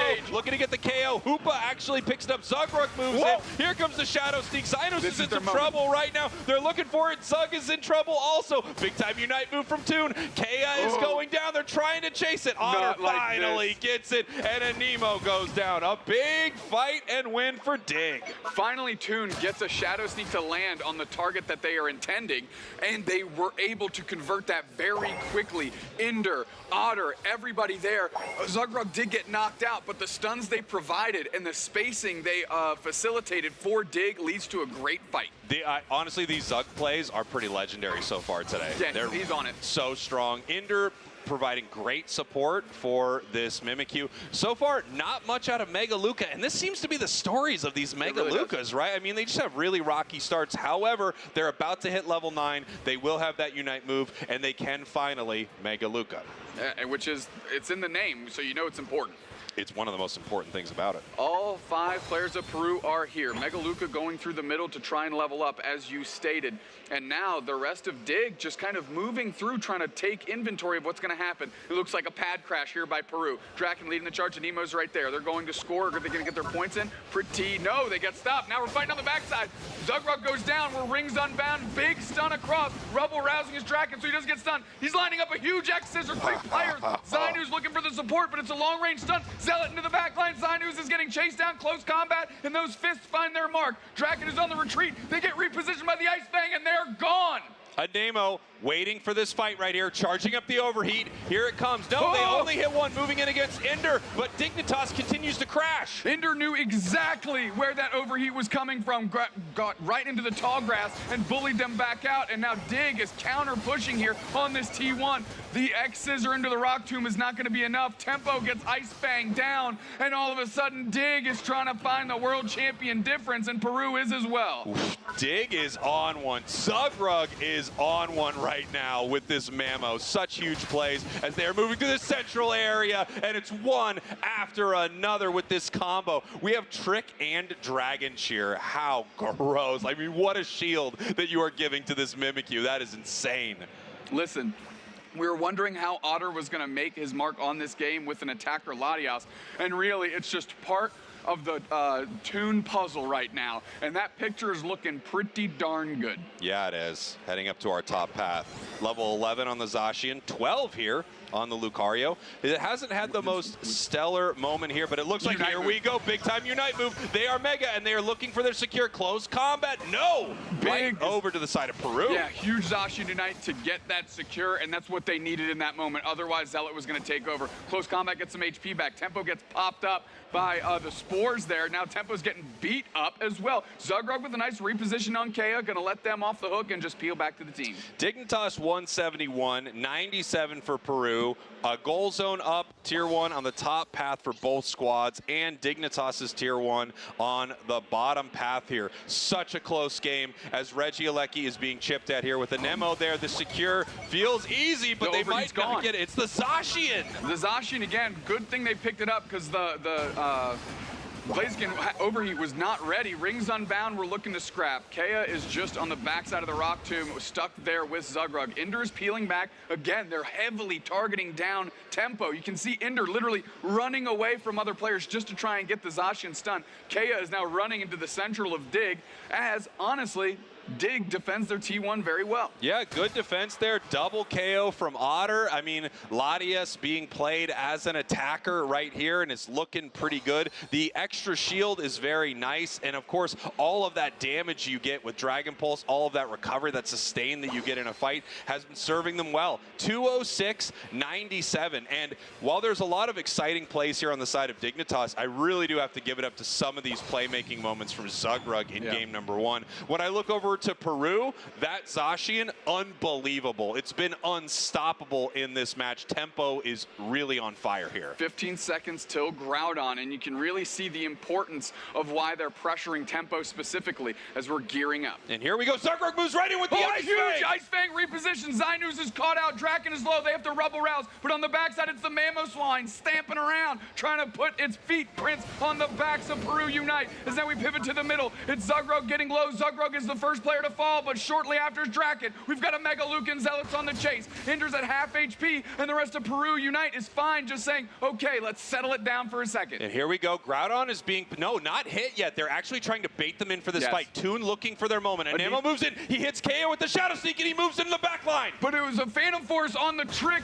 Otter is back and saved, and all of a sudden, Tempo finds themselves caught out, and they're knocked out, and so is Kea. Anemo's on the backside. Huge stun by Ender. Anemo's low on HP, but he can't quite close the door. Groudon's getting work done. Draken is in the mix. Zainus is trying to work their way back around. Otter sees it. Draken cuts off the pressure. Now Ender Phantom forces through just to press them down. Zugrug's trying to Ice Fang, but it looks like it was almost full healed out. X-Scissor into the wall. Draken goes down. Otter on the Dragon Pulse. Now Groudon's at 40%. Kea is still there. Ender runs towards that berry, and now Groudon is getting chipped. Peru Unite needs to find their way back in. It's getting low. This is our moment. Overheat secured by Dig.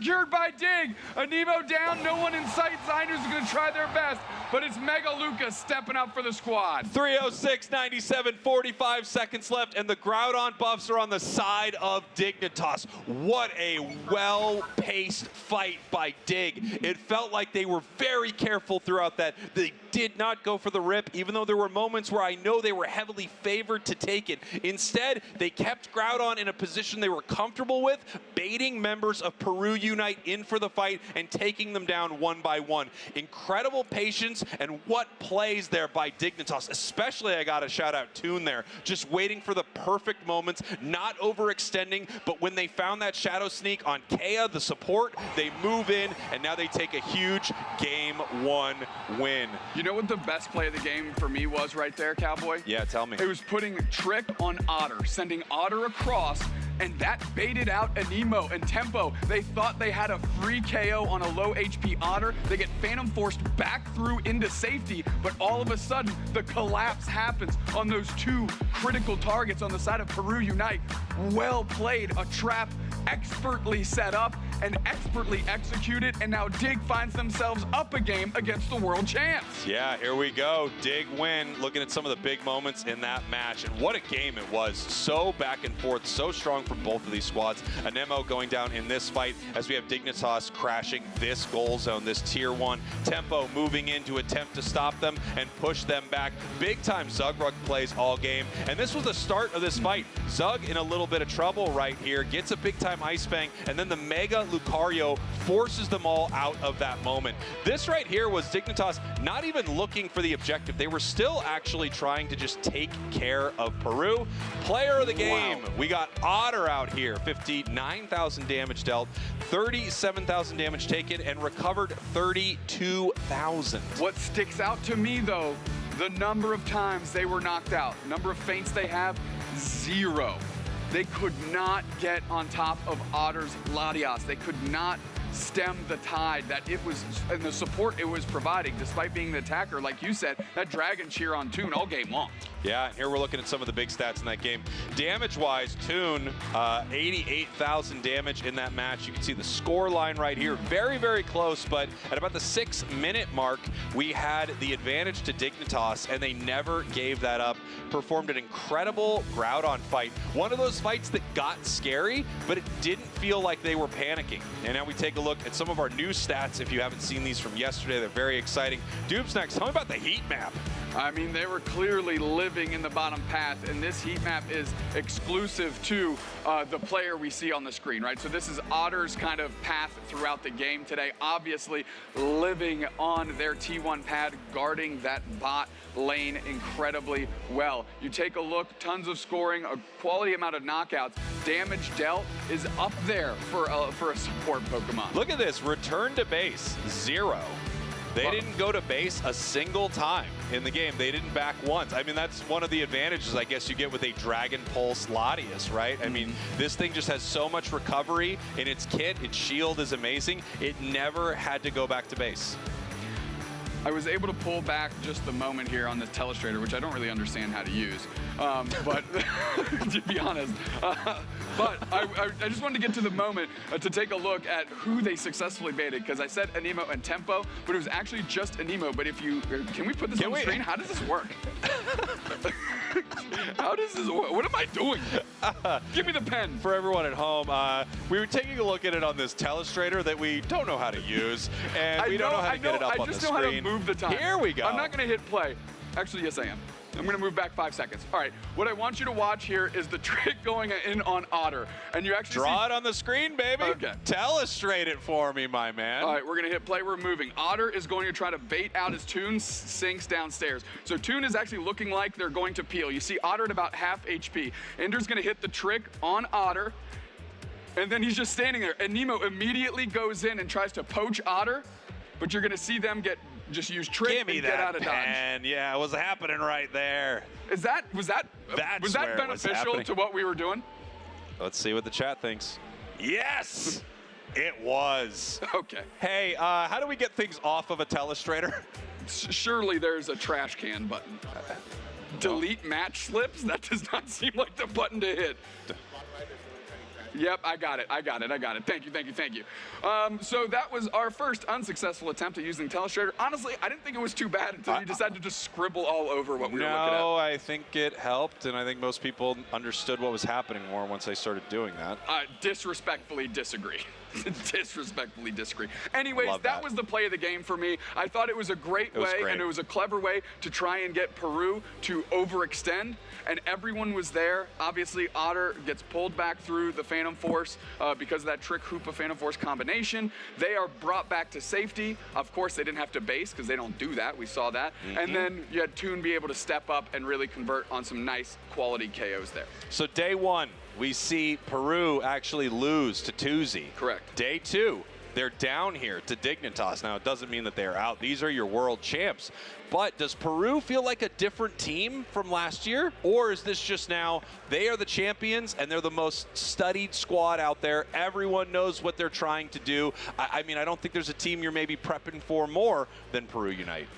Yeah, and there's obviously a ton of footage on Peru Unite specifically, right? Because not only are they the world champs, but they also performed very, very well in international championships all year last year. Now, my question is, Peru Unite hit a wall the year previous, obviously, to their world championship year, and they had to evolve and develop themselves to kind of hit that next level. Well, they need to find that next level again. You cannot stay stagnant because as you stop moving, everyone gains ground and catches up. And I think that's actually what we're seeing here. I don't think that they stopped playing. I just think maybe their focus wasn't necessarily as strong as it was throughout the course of last year to keep themselves pushing and growing. They're the world champs. There's just something natural that comes with that. Even though you tell yourself you are trying to push further, there's just something in the back of your mind that almost feels like just a relief. Like we have reached the top of the mountain, and now do I need to climb back down? Yeah. It seems like they're kind of doing that. Yeah, or do I need to look for another peak? Do we really have to keep finding mountains to climb? We've already done this, right? Exactly, and if there's one thing that we do is we turn molehills into mountains, and that's the Everest that we climb every broadcast. Beautiful, beautifully said. Cup of Beans Classic. We did that yesterday.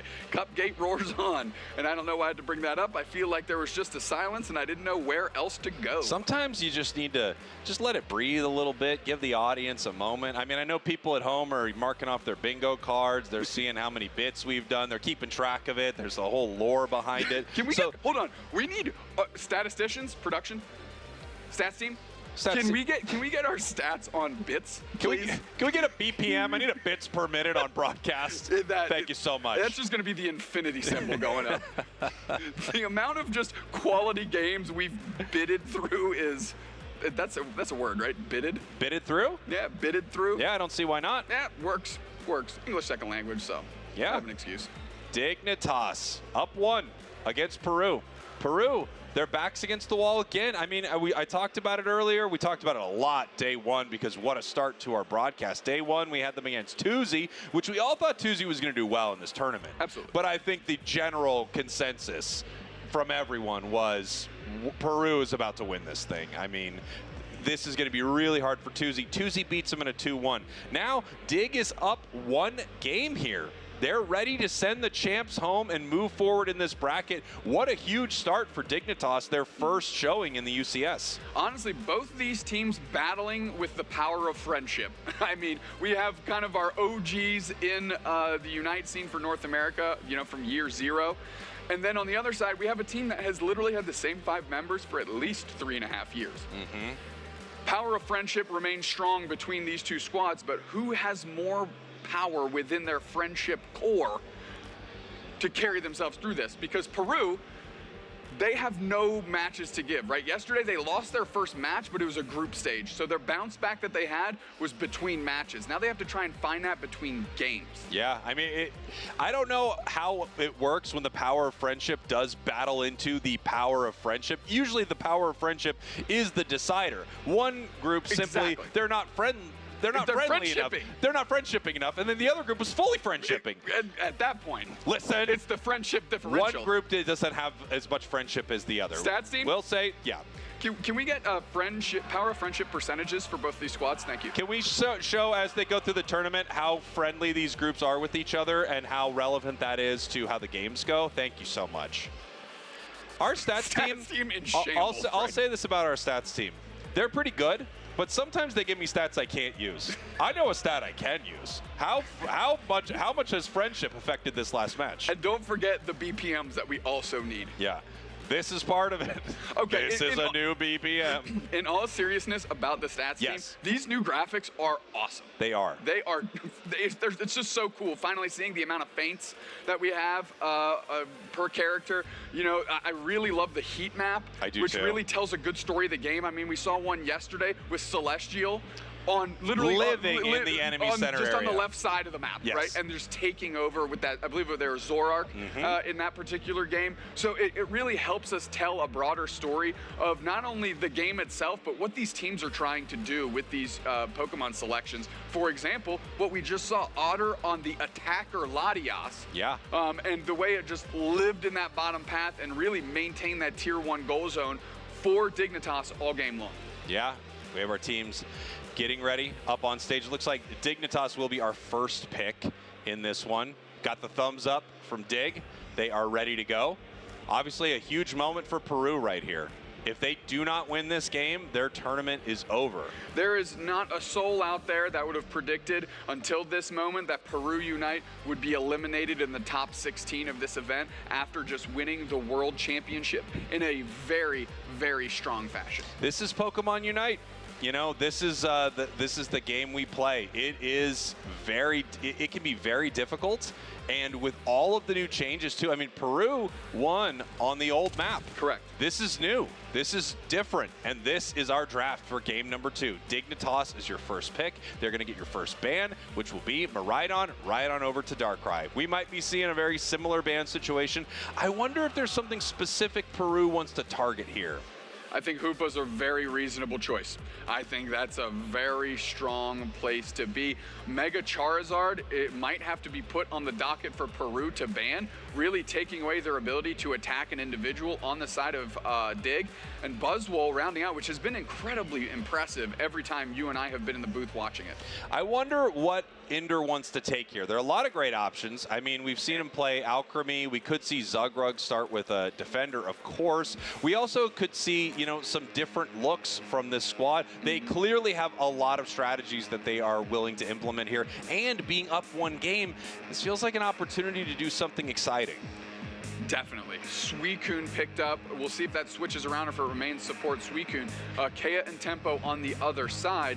Wouldn't be surprised to see Kea go into something like Eldegoss, for example. And then that offers you the opportunity to flex Suicune somewhere else. But we'll take a look. Crustle that hustles is selected, and so is Mega Lucario. Let's put Zealot on something else. I mean, Mega Lucario is a great choice here because you've got to assume Zealot has a few comfort picks, and you want to take them away from them. Here we go. They are taking the Latias, and we are going to see the Zarina. We talked a lot about Zarina before the tournament and early on, just saying, man, I feel like these Western teams are sleeping on this Pokemon. Only a 6% encounter rate. And for everyone at home, encounter rate is not only how often they make it into a match, but also how often they are banned. So when you see something like Mega Lucario, it's either banned out or picked 100% of the time. Zarina, on the other hand, only 6%.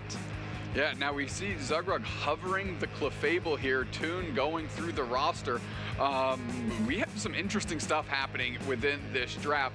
If Zugrug locks in Clefable, I can't wait to see how we switch stuff around on this team. Yeah, this is, I mean, let's see it. Zinus with the Armarouge, another really low encounter rate that actually feels kind of criminally low. This thing is quite good still. But there's so many Pokemon on the roster right now. It's over 70 Pokemon are in this game, so you have to make a lot of tough decisions when it comes to what you're putting on your squad. The Clefable does go to Ender. We have Zugrug on the Suicune, Mimikyu for Toon, Zealot on the Zarina, Otter on the Latias.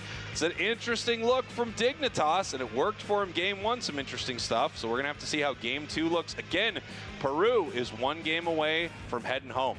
So despite Ender being on this supporter Clefable and Zugrug picking up Suicune, I still kind of anticipate Ender to be frontlining for this team as that Clefable, right?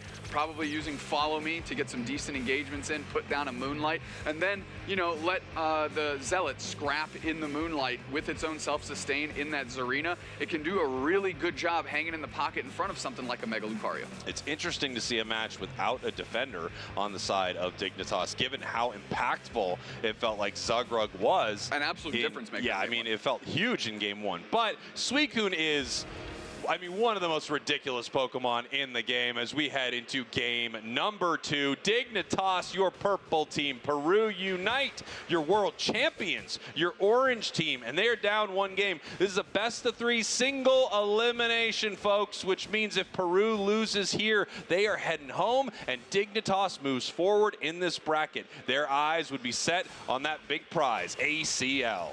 Zugrug moving forward, trying to put some pressure on the opposing Bunnelby, contesting it a little bit. Zainus and Draken stepping up. Zugrug not really showing any fear because they're not taking a lot of damage. Meanwhile, Ender goes across the map to try and harass Anemo here. That Cubfu struggles until it evolves. Yeah, Cubfu is just about the worst thing in the game, and they know that on the side of Dignitas, so they are literally sending a Clefairy to deal with it, and it's having pretty good results. Not level 5 yet for Anemo, so some of the experience was taken away, and if they cannot get their level 5 before this next fight, they're going to be in a lot of trouble. Luckily, we have, you know, a real heads-up play here by Peru. They're able to funnel a lot of the experience over to Anemo, and they finally do get that Pokemon online. Very close to the 850 mark, and here we go. Toon caught out right now. Ender having to move in. Anemo moving forward, looking for a double. Ender in trouble, and they do go down. I mean, Anemo hitting that evolution just in time, and I was about to mention the concern I had with the amount of time Ender was able to waste on the side of Peru, but all of a sudden everything's coming back alive, and that is the fastest level 5 Mega Lucario you and I have seen. Yeah, I mean, they're moving. This whole match is moving for Peru right here. They were slowed down early, and it worked out pretty well, but what a pendulum swing with that double KO and then the win in the top path. Huge stuff for Peru. Did Draken just out-secure Zealot with the Rock Tomb? He might have. Zealot's getting pretty close to 6, though, so he's going to get it either way. But if he did, I mean, I wouldn't be surprised seeing Draken. Pretty legendary. Anemo coming out. Zugrug in a lot of trouble here. Yeah, we're just walking in. We're just walking at him, right? Like, no fear. Zealot moving forward. Glassy Guy double stomp here. Draken, can they provide enough cover as we go to the top path? And good pressure by Dignitas on it. Tempo and Kea trying to hang tough, but they can't. Close combat hits everybody. Tons of HP back. And now they convert that into a KO, topping themselves off with the berry here as Ender gets folded like laundry, and Tempo is making Mega Lucario feel like a solo queue game. Yeah, I mean, this Mega Luca is looking pretty good. Obviously, Otter is not going to beat Mega Lucario in a lot of ways early, but they want to stay in this fight and get a lot of damage so they can continue stacking up their Dragon Pulse. Anemo deciding whether or not they want to move in here, but Suicune is a nightmare for a lot of these close-range Pokemon. Yeah, I mean, we saw it right there, right? The big 3-player freeze after they pushed that Whirlpool towards the squad. So you can now see why they're building their team this way, especially in the face of characters like Blue Shifu. And we have Ender here waiting in the bottom path. Zealot down here. Tempo already almost level 9. This should be an easy Reg Ice for them unless we can get a steal on the side of Dignitas. Nice flank. Yeah, great flank, and there it goes. Yep. I actually like the call by Dig. Let's leave Zug down here and try and find some purchase somewhere else on the map, because obviously Peru Unite was heavily favoring that basement Reggie. Now they're looking to escort this thing back in. It's just poor Kea trying to stem back the tide of Dig, but it goes in, and now the Reggie Alecki is going to facilitate a ton of points. Is the goal zone going to be broken is a question. Huge engagement here. Anemo uses the Unite move, gets a 3-hit combo, looking to stack up more numbers. Gets to 9, 10, 11, 12, 13, 14. Can we get 15? No. They are going to keep marching forward, though. Anemo gets taken out by Otter, but that's just enough pressure to get this goal zone buckled. Something about that combo you were counting up, it felt like an auctioneer that was just looking for numbers. Can I get 15? 15, got a 16, 16, got a 16 here, got a 16, look for 17, 17, 17, can I get a 16, 16, 17, we got 18, 18 over here. Listen, I wouldn't have to do that if you finally release your master class for math. I will be releasing a master class for Pokemon Unite math. All the numbers will be explored. As you can see in this fight right here, Toon moving and picking up a KO. That's one. Right into Draken. No, they can't get 2. So that stays at 1. 1 is lower than 2. 2 would have been better than 1. Draken in trouble. That is now 2. And that's a lot of what the masterclass is going to be. Nemo gonna march forward here, and they're just in time for Otter to get another KO, who's making their mark on this game with this attacker Latias, despite being a support-type Pokemon. Now, I think we just saw a big Armarouge Unite move on that pad as Tempo misses with the close combat, and Zealot's gonna make it out. Zealot actually peels away from this with the recovery and shields that Zarina has, plus a Clefable standing next to him for a Moonlight. Look at this Moonlight on just about everyone on the side of Dig. Pretty great stuff here as Toon continues to move in through this fight. They're trying to score, and we have Tempo trying to stop them. Yeah, close combat is just enough to keep them standing, but now it's 2 players down. Into the back line marches Zealot. They finally get taken care of, but the goal zone has gone out from under them, as now Peru with a nice counter push. Zug and Otter, the only 2 things standing, but there's another objective in the bottom path. Yeah, we can see we have 4 members of Peru around this Registeel. I don't think there's much Dignitas can do about this right now. Huge X-Scissor, they are pushed back. Draken is incredible. These defender plays are amazing, and while I think Zugrug is doing great on Suicune here, it is heartbreaking not to see him on a playmaker like we had last game. No, but I mean, they're finding great opportunities. We saw quality, multiple player freezes. We've seen amazing Unite move usage already that facilitated that bottom path T1 crash. And now Peru getting kind of both objectives looks bizarre. Yeah, Peru actually, I feel like they're doing great in this. I feel like all the fights are mostly going their way, even though they are behind on the scoreboard, 193-103. We have had some great moments here from Dignitas already. Possible little chase, and the Unite move does pick up the KO.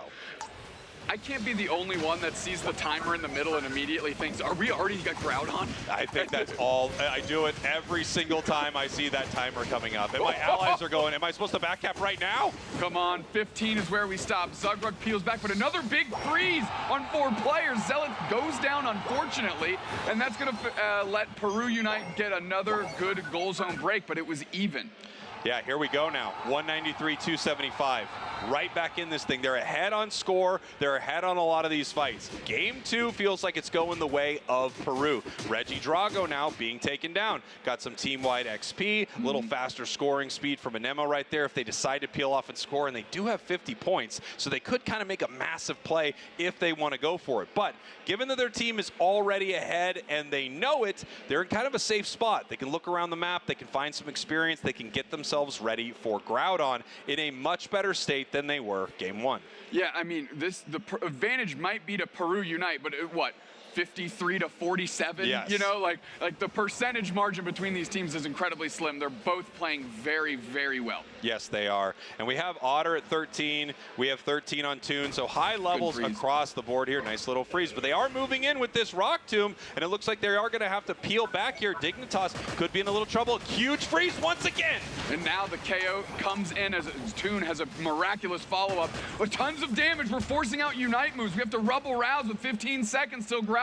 Regice isn't even concerned anymore. Aura Cannon, we're popping Unite moves. Can Tempo actually find a target? Close combat is on everybody, and they do secure. Mimikyu Unite is back out on that Mega Lucario, but we need some knockouts. 2 players for Peru down. Kaya and Tempo are scrambling away. Make it 3. Draken is gone. Armarouge just came back, and Dignitas now has the advantage. Here comes Tempo looking for a huge close combat, but what can they do with this Moonlight, Doobsnacks? Nothing. Ender staying in the pocket between the entire team, keeping them healed throughout this entire fight. A Unite move from Armarouge, but it doesn't do anything with this Moonlight. Zinus being pushed out. Groudon is already at about an 8th, and it is down. Dignitas takes Groudon. They're behind, but they might be sending the champs home right now. I mean, it is all said and done. Dignitas is humming. Shadow Sneak over. Draken is going to go down. The pressure continues, and now they just have to worry about just throwing all these shields into the hands of Peru. Mega Lucario has an opportunity to do it. They need another big close combat, but they get knocked out. 3 players down. The defense falls apart. Anemo goes for a big combo, but they're going to get shredded despite those 19 hits that they're able to lay in through Dig. And now it's all Dig all the time. Peru Unite is watching this tournament slip away. Here we go. They're trying to fight them off, push them off the goal zone. There are still 5 members of Dignitas here in 50 seconds left, but they pick up another 2 KOs. More points in the home goal zone, and you can't celebrate just yet with 45 seconds left, but I think it's safe to say that everyone that's a Dignitas fan is right now, because the writing is on the wall. The world champs are being dispatched in our first match of our top 16. And what a showing by TTV under the banner of Dignitas. Now you see the smiles across the faces. I've never seen Zugrug smile. I've never seen him smile. He and just there he is. thumbs up into the camera, brother. He is feeling it right now. The power of friendship remains with Dignitas. Stats team, if we could find out how the power of friendship worked out right here, and maybe the graphic we have is a Zugrug smiling and how high that is on a scale of 1 to 100. Oh, look at that smile from Zugrug right there. I've never seen him like that. He's having himself a time, and rightfully so. Great back-to-back games from Zug specifically. Yes. I mean, that Mamoswine was an absolute clinic in game 1, and the Suicune finding clutch freezes over and over and over again. What a start to our day. I mean, we've had such electric starts. I mean, what a match that we got to see earlier, right? That was incredible from Force and Spinal. And now we still have some hope for North America in this tournament, as Dignitas has a massive 2-0 win over Peru, your world champs. Yeah, the goal is to build off that, not let it be the finish line for you, right? Like, obviously, it was a large hurdle to overcome in the current world champions, but now that you've crossed that hurdle, the race isn't done and there's still more hurdles to get over. Yes. Finish the race. Classic hurdle situation. It's not just one. They got a whole bunch of them there, and they're jumping over them back to back. And you're right. This is one of the biggest tests for Dig, right? But there's still a whole lot of tournament to play, but they have to be feeling great. I mean, this is taking down the champion. I mean, it was a quality win against a quality team under the bright lights. You cannot deny the performance. And Toon, who we also saw smile, by the way, a nice little rare Feels occurrence. illegal that he did that. That smiled? Yeah. Yeah, well, for sure. Shout out to the Dig announcement of Toon, where he's the only player that didn't pick up Pokemon within Pokemon Unite, maybe trying to manifest the Excadrill into the game. Yeah, I think he's got plans. He's got big, big plans. And look at this right here. Well, I talked about it in that last fight. You know, these playmakers are really important, and Ender was a huge playmaker in that fight. Just staying with the team the entire time, sitting in the pocket. Very Tom Brady-esque from Ender, making sure they stayed in the pocket. They never left it so that they could continue to make big plays, almost 100,000 healing. You can see Dig behind a little bit right here until, of course, they win a huge Groudon fight.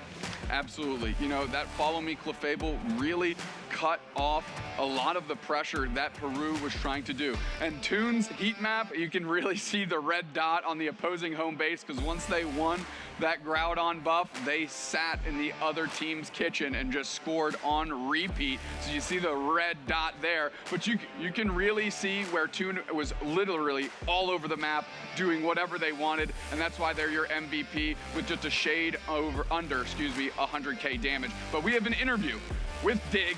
Let's send it up to the stage. Dupes next. That's right. It is, in fact, an interview. We got Ender from Dignitas here on stage after taking down the world champions. Ender, I know you didn't know what opponent you'd be playing today until late last night, but still, I'm sure you knew you'd have to play Peru at some point in this tournament. So was there a lot of prep going into this specific team, or not too much leading up to the tournament? We did most of our prep this morning. When we're up against the world champions, there's no fear in our hearts. You know, this squad, or a majority of this squad, has slain a world champion before. And I mean, we think we're deserving of that title, but we're gonna have to work our way up there. I like that a lot. I know in an interview yesterday, I know a lot of you are searching for a title exactly like that. Now you're in top 8. I mean, is the main goal on everybody's mind on your team right now just Asia Champions League? We gotta get that spot. Yeah, we have a lot of respect for the Asian teams, the Japanese teams. We'd love to play them on their home turf. We've been there once before at the World Championships a couple years ago, but that's in the back of our mind. ACL, ACL, ACL. All right, well, your Latin America South bracket is going to continue, by the way. After taking down Peru Unite, you're going up against Infamous Gaming next, kind of Peru's in-region rival. How much intel do you have on that team? Have you seen a lot of their games? Do you know how they like to play, and how confident are you going into that next game? Well, considering Team Peru has taken a toll on that team in the past and we just took them down, I feel pretty confident. Obviously, we're going to have to do our preparation. They're a team we respect. We respect all the teams in the remainder of this bracket. But confidence is key, and I believe in my teammates. All right, just a couple more questions for you. You gave up the Suicune to Zugrug. Was that hard? I mean, you gave up a pretty fun role to play, but I think Zugrug did a great job. Any notes for Zugrug's Suicune going forward as the Suicune master on Dig? I actually have a funny story about the Suicune. So we were in scrims one day, and Toon was like, this is unplayable because our tank just can't play Suicune. And Zug's like, what do you mean? Put me on the Suicune. And since then, he's looked great on it. I love playing that healer and more supportive role and enabling my teammates from that perspective. So we've been able to find some good synergy. We have some other key pieces that we put into that composition as well. But he's doing great. I got no tips for him. All right. Well, production hasn't told me to stop yet, so I got another question for you. You're one of the only Hoopa players I think currently playing this Trick Phantom Force Hoopa right now, and I think it's seeing a lot of success. Why do you feel like it fits well in this metagame? The games feel really fast-paced, and Hyperspace Hole has been a part of the metagame since the inception of UCS, essentially. But teams are very quick to react, and we don't want to give them the opportunity, even if it's those 2 or 3 seconds that it takes to return from a Hoopa portal, to be able to make a play. And I've got a bunch of great cores on my team, whether I'm Trick Phantom Forcing Otter, Pocketing Toon, or Zealot. All of them fit really well nicely, and I've been having a lot of fun with the build. All right, I like that a lot. Last question. Dupes Next and Spraggles, we're talking a lot about the power of friendship on your roster, but I'm sure there's a lot going out for Dignitas fans, communities that all of you have, your own streaming communities and things like that. Any shout-outs you got as you head into top 8? Well, hope production has some time because I've got a big list. Shout out to my mom and my family, my girlfriend back home, to our pet bunny. Shout out to Sterling. The tier 3 subs out there, they're supporting us really well. The new Dignitas fans, the Brazil fans, all the international fans, the family of my team members. I know Zug's mom is watching. She doesn't watch a lot of sports, but she makes sure to watch Pokemon Unite. Christine, and all the supporting cast that makes it happen, allows us to come to these events and gives us the confidence that we need to keep pursuing our dreams. Takes a village, takes the power of friendship. Thank you so much, Ender, Spraggles, Dupes Next. Back to you. Yeah, no, because I keep getting told I can't shout out my subs on stream, but now Ender can shout out his tier 3 subs. It just doesn't make sense, production. Get out of here. Close the door. Get out of here. Sorry about that, guys. I had to yell at my coworkers once again. The fact that production cracked open the door to engage with that is honestly insane. Hats off to them. Yeah, shout out to Garen for really taking this broadcast off the rails. But we actually have something really exciting that we want to see. We have the final 2 minutes of a match that is happening on our B stage that we're going to run over to right now. We're going to pull that up so we can see some of the gameplay of teams that are not on the main stage that are continuing on in this tournament. We've got Stamina, we've got Nemesis, 2 minutes on the clock, Dupe Snacks. Yeah, we've got 2 players down. The timer's there. They're pivoting to Groudon immediately. We're spinning into the middle. Trainer's getting good spacing. A phenomenal Umbreon player and the person that's picked up the mantle of this Pokemon. Mew uses their Unite move to go into the fog. Finally, Stamina's moving forward here, but really it feels like Nemesis is in complete control as Bora Charge Beam Baridon deals tons of damage and it's secured by Blastoise. Huge secure right there. Nemesis is in a commanding position now as they run towards these goal zones. Already up 1 game here in our top 16. If they win this, Stamina is heading home. North America has another team surviving in the tournament. And look at that, 95-340. Now they just have to make sure not to give up these Groudon buffs. Yeah. Trainer Metallic moving towards that T2 top, and they're actually just working buffs. They're just doing everything they can to really stymie any pressure Stamina can put back the other way, and really just playing it pretty conservative right now. Yeah, I think they're playing really smart. They know they're way ahead, and one of the worst things they could possibly do is let a couple of buffs go over to the side of Stamina. Stamina on their final possible push of their tournament. They're going to look for their moment and see if they can get a KO. Trainer hanging out on this tier 2, and no, no, it looks like they're actually fighting here in this central area, trying to pick something up. Machizel's in some trouble right now. Set up, put down, but no, 2, 3 members down. 4 for Stamina. Yeah, huge Miraidon Unite, trainer LGC, shades of them when they were that central area player, but doing it on Umbreon with a KO streak of 3 to close this one out and cement themselves into the top 8. Here we go. Nemesis moving forward. Stamina moving home, and we're looking at our bracket. CACM Esports versus Mandukara Esports up in our top 8. DreamMax will run into Nemesis, and then we've got some crazy ones at the bottom of our bracket. Yeah, Force Gaming that we just watched to kick off our day today is going to scrap against their region rivals, Tuzi Esports and the Baby Mazo crew. And of course, rounding all that out, Infamous Gaming and Dig. Very exciting stuff as we move through this bracket. A lot of regions still alive in this. North America, LATAM, South, of course, multiple teams out of Brazil. And if you're a fan from Brazil, you got to be a little heartbroken, just like we were in that last match, seeing Tuzi and Force. Because both of these squads are so good, and one of them now cannot go to ACL. And I don't know who you pick. They're both so good. They are. I mean, there's obviously, I know I in the interview with Lel, I tried to, I would say gaslight, but that's pretty much what I did. I was like gaslighting the people at home. Gaslight him during that interview? Well, like Lel, essentially, I was like, what words do you have for Tuzi? And he was like, I respect them. I just want a good match. We're going to do our best. And I think we both represent our region well. A very classy answer. Yeah. And then, of course, he said that in Portuguese, the translator translated that to English, and then I just looked in the camera and completely lied, and I was like, you heard it here first from Lel. They're going to absolutely dominate Tuzi, beat him 2-0, and send him packing, and he was just sitting there like, thanks, man. You got to watch out for this dupe Gotta because watch if out for he's this interviewing you, this man will gaslight you. Or I will say mean things about your mom. I am the worst. I don't know why they let me up there. This is crazy. Go to break. We're going to break. See you in a minute. Bye.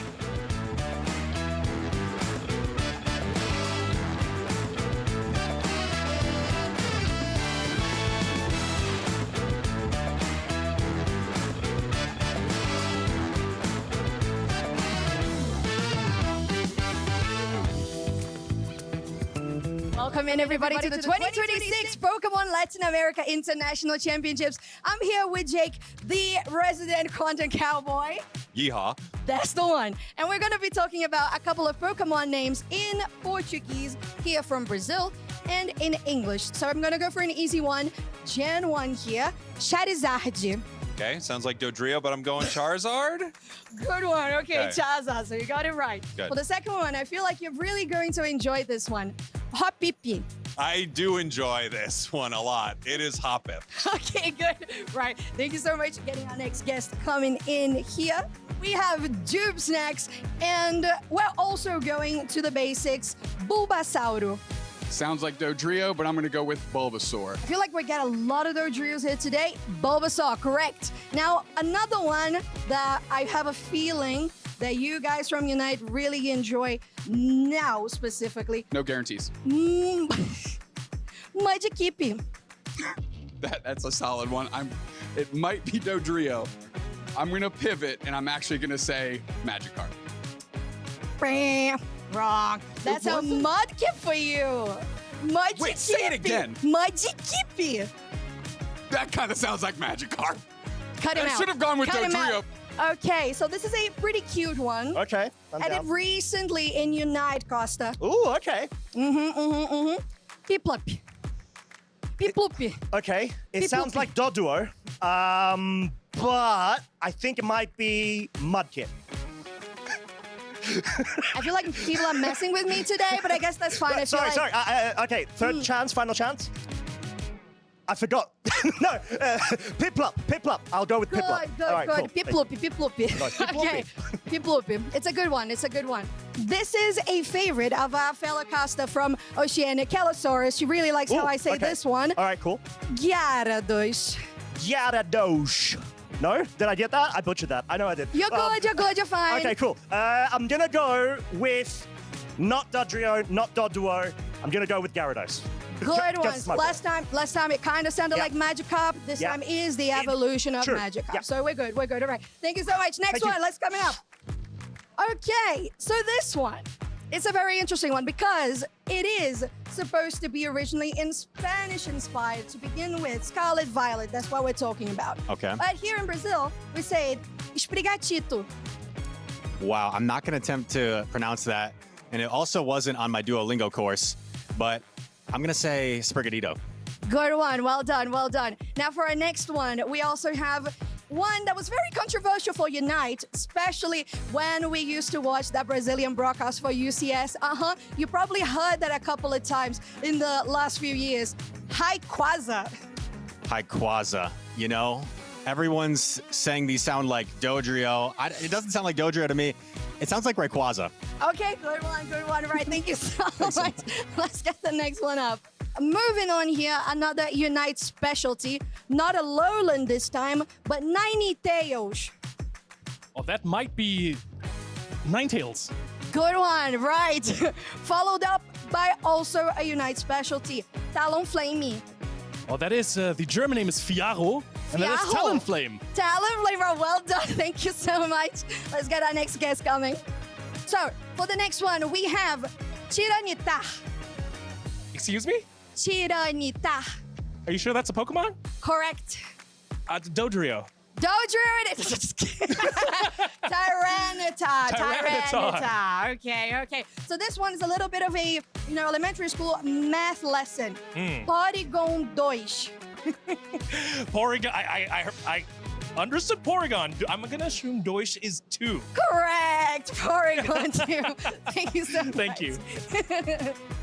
Right, next up, what do we have? This one is also a very, very, it's very close to my heart how it's pronounced. Because in English, personally, it doesn't have as much of a endearing feeling to it. No personality. No person. I mean, I wasn't the one who said it. Huhuchi. Huhuchi? Huhuchi. That could only be hoot. Correct. For our next one, it's also interesting in the way that it sounds similar to Huhuchi. Shinshou. Oh, that could be a number of different Pokemon. Shinshou. I'm gonna guess not Chimchar. I want to say Chimchar, but not Chimchar. Chinchou. Chinchou. Congratulations. Thank you so you. much. Then almost wrapping up here, we have 2 more Pokemon. This one sounds a little bit funny, maybe a little bit weird. Kilowattrel. Ooh. It's another flying type Pokemon, much like Dodrio is a flying type Pokemon. But It's I the think topic of the day. It is the topic of the day, and I think that would be Kilowattrel. That's a great guess. Good job. I love that for you. Right. So next one, also with the way that we do R's, we can do rolled R's like Gyarados, but we can also do Butterfree. Ooh, that's gotta be Butterfree. Butterfree, another one that's gonna be flying up into the air. And well, I feel like, wait, somebody wanting to come here. Hello. Hi, Gabby. You've been doing such a great job educating everybody on Pokemon pronunciations. I was hoping you could educate myself and the audience on how to say good luck, have fun, and good game in Portuguese for their battles. All right, so in Brazil, we say boa sorte, bom jogo. All right, so one more time. Boa sorte for good luck. Boa sorte. Wonderful, I love that for you. Okay, bom jogo. Bom jogo. Bom jogo, good game, good luck. Have fun. We usually say it in English, to be honest. We do the GG's, good game, have fun, and that's how we roll. Right, so let's roll for more 2026 Pokemon International Latin America Championships. Welcome back, everyone, to the Latin America International Championships, of course, home to the kickoff of the Unite Championship Series season. We are now into our top 8 of our single elimination bracket. Our upcoming matchup is going to be a fantastic one, a Latin America squad versus a Brazil team. You see there, the Latin America North folks have given the fist bump to Peru, who have left our event, the world champions, finishing here in the round of 16. That's kind of wild, isn't it? We're off to a very interesting UCS 2026 start, and We that sure is are. just yeah. Because honestly, I was watching in the green room, and I was like, what even? What? What? It just that was not on my script. Yeah, no, certainly not on mine either. This is going to be, it's already been a crazy tournament. We're setting up for some really interesting stuff. Our next matchup is going to be between CACM Esports of Latin America North and Amanda Caru Esports from Brazil. And it's nice to see because Mandacaru Esports, with more niche, more newish players coming out for the scene and getting into top 8 is no small feat whatsoever. Absolutely. Quarterfinals is just huge. Just getting into day 2 to begin with is huge. So congratulations already for everybody that did make to the top 16 and now to everybody that is getting into quarterfinals. Yeah, you're now into the realm of the prize money. So you've already made it into the money prizing. However, those coveted ACL spots, the top 3. If you win this match, you will be in contention. Let's get into the draft, and wow, we are bringing out Gengar bans, pumping that number up to a 6% ban rate. Thank you, Reggie of CACM Esports, for really helping those stats. You know, that is so true. That's crazy. Yeah, they really popped off Reggie yesterday. It was such a good performance all around in that central area. But we're looking at the Megas getting banned, this time on the purple side, which is a little bit different from what we had been seeing so far. CACM going for their Suicune and the Blaziken so far. The Blissey as well with a very high ban rate and very contrary to that Giga. Yeah, there's definitely two sides of very different coins, I think, between these supports and speedsters, but now we are into that pick phase. A few powerful Pokemon left off that banning stage. Of course, Darkrai, one of the most notable, but it will be that Miraidon pickup by Mandakaru. Really enjoying this pick, and I mean, if it brought you all the way to top 8, why not first grab this Pokemon? But leaving a Darkrai up for CACM is very scary, and maybe even scarier, that Zacian for Frank. Yeah, I was just gonna mention, it's not just the Zacian that we have been seeing on currently on 55% encounter rate, although yesterday on 90% win rate at the end of group stage. So very strong and the highest win rate of day 1 of LAIC. So it's not just that Pokemon, it's on the hands of Frank, and we saw them playing this Pokemon yesterday and it was just devastating. Yeah, it was a totally different world too when they were on that Pokemon compared to anything else. But all right, Reggie is going to find, if they can't have Gengar, they'll have yet another delete button in the Scyther being locked in. And wow, Ranma not going to be on the Slowbro. I think for the first time I've ever casted Ranma, he will not be playing Slowbro. We are switching up to the Lapras pick. Yes, we are. It's a little bit different of a defender here. You have a little more mobility with the Lapras Express, but usually you're talking about like potential freezes. You got those bubbles as well. Just a couple of options that can do immobilizing, where sometimes the Slowbro can be, because you don't usually play the telekinesis, you're thinking more about that slow beam as the option for the Slowbro being that impactful. So continuing up on that draft, we had on the side of Mandakaru Esports that, so completing Miraidon, Blastoise, Umbreon, Charizard, Crystal, and on the side of CACM, Hoopa, Zacian, Lapras, Scyther, and Inteleon. Yeah, so much burst damage from CACM Esports. It feels like a lot of the draft focusing in that realm. Scyther, of course, its Unite move is notable. In any meta that Scyther has showed up in, it is because you need to take down a giant tank so quickly, and just no other Pokemon will quite do it. When Scyther was maybe most common was around when Venusaur and Petal Dance and Giga Drain was extremely popular, and you needed something that could just explode an enemy Pokemon. Scyther, the bug type, was the one to do it, but Donluck's on the Inteleon to add some snipe shots to the mix. Frank, of course, having huge damage potential right from the start of the game on this Zacian's gonna be one to watch. On Mandakaru's side, they got some defensive abilities, and they got good old classic Charizard to work with, who, you know, had not been picked very often in the day number 1, but now up to 11% encounter rate. So hear me out. We had been talking about this draft, and we didn't quite clock that Mandakaru has 3 defenders on that team. Right, yeah, especially with the Blastoise being more that damage role in this situation. Exactly, of course, but still on that role like you mentioned. So it's a very interesting match for this first game of Series Mandakaru Esports on the purple side, CACM on your orange as being your first top 8 series of the day. We're so close to the potential of that Asia Champions League invite. I can taste it. These teams can taste it. Now, we're pushing for that top 4 spot. You got to get through this next best of 3, though. Mandakaru quickly becoming one of the last Brazil teams left in this this bracket want to make sure they can push as many teams from that region into the top 8. Don't talk about that. I don't like thinking about that.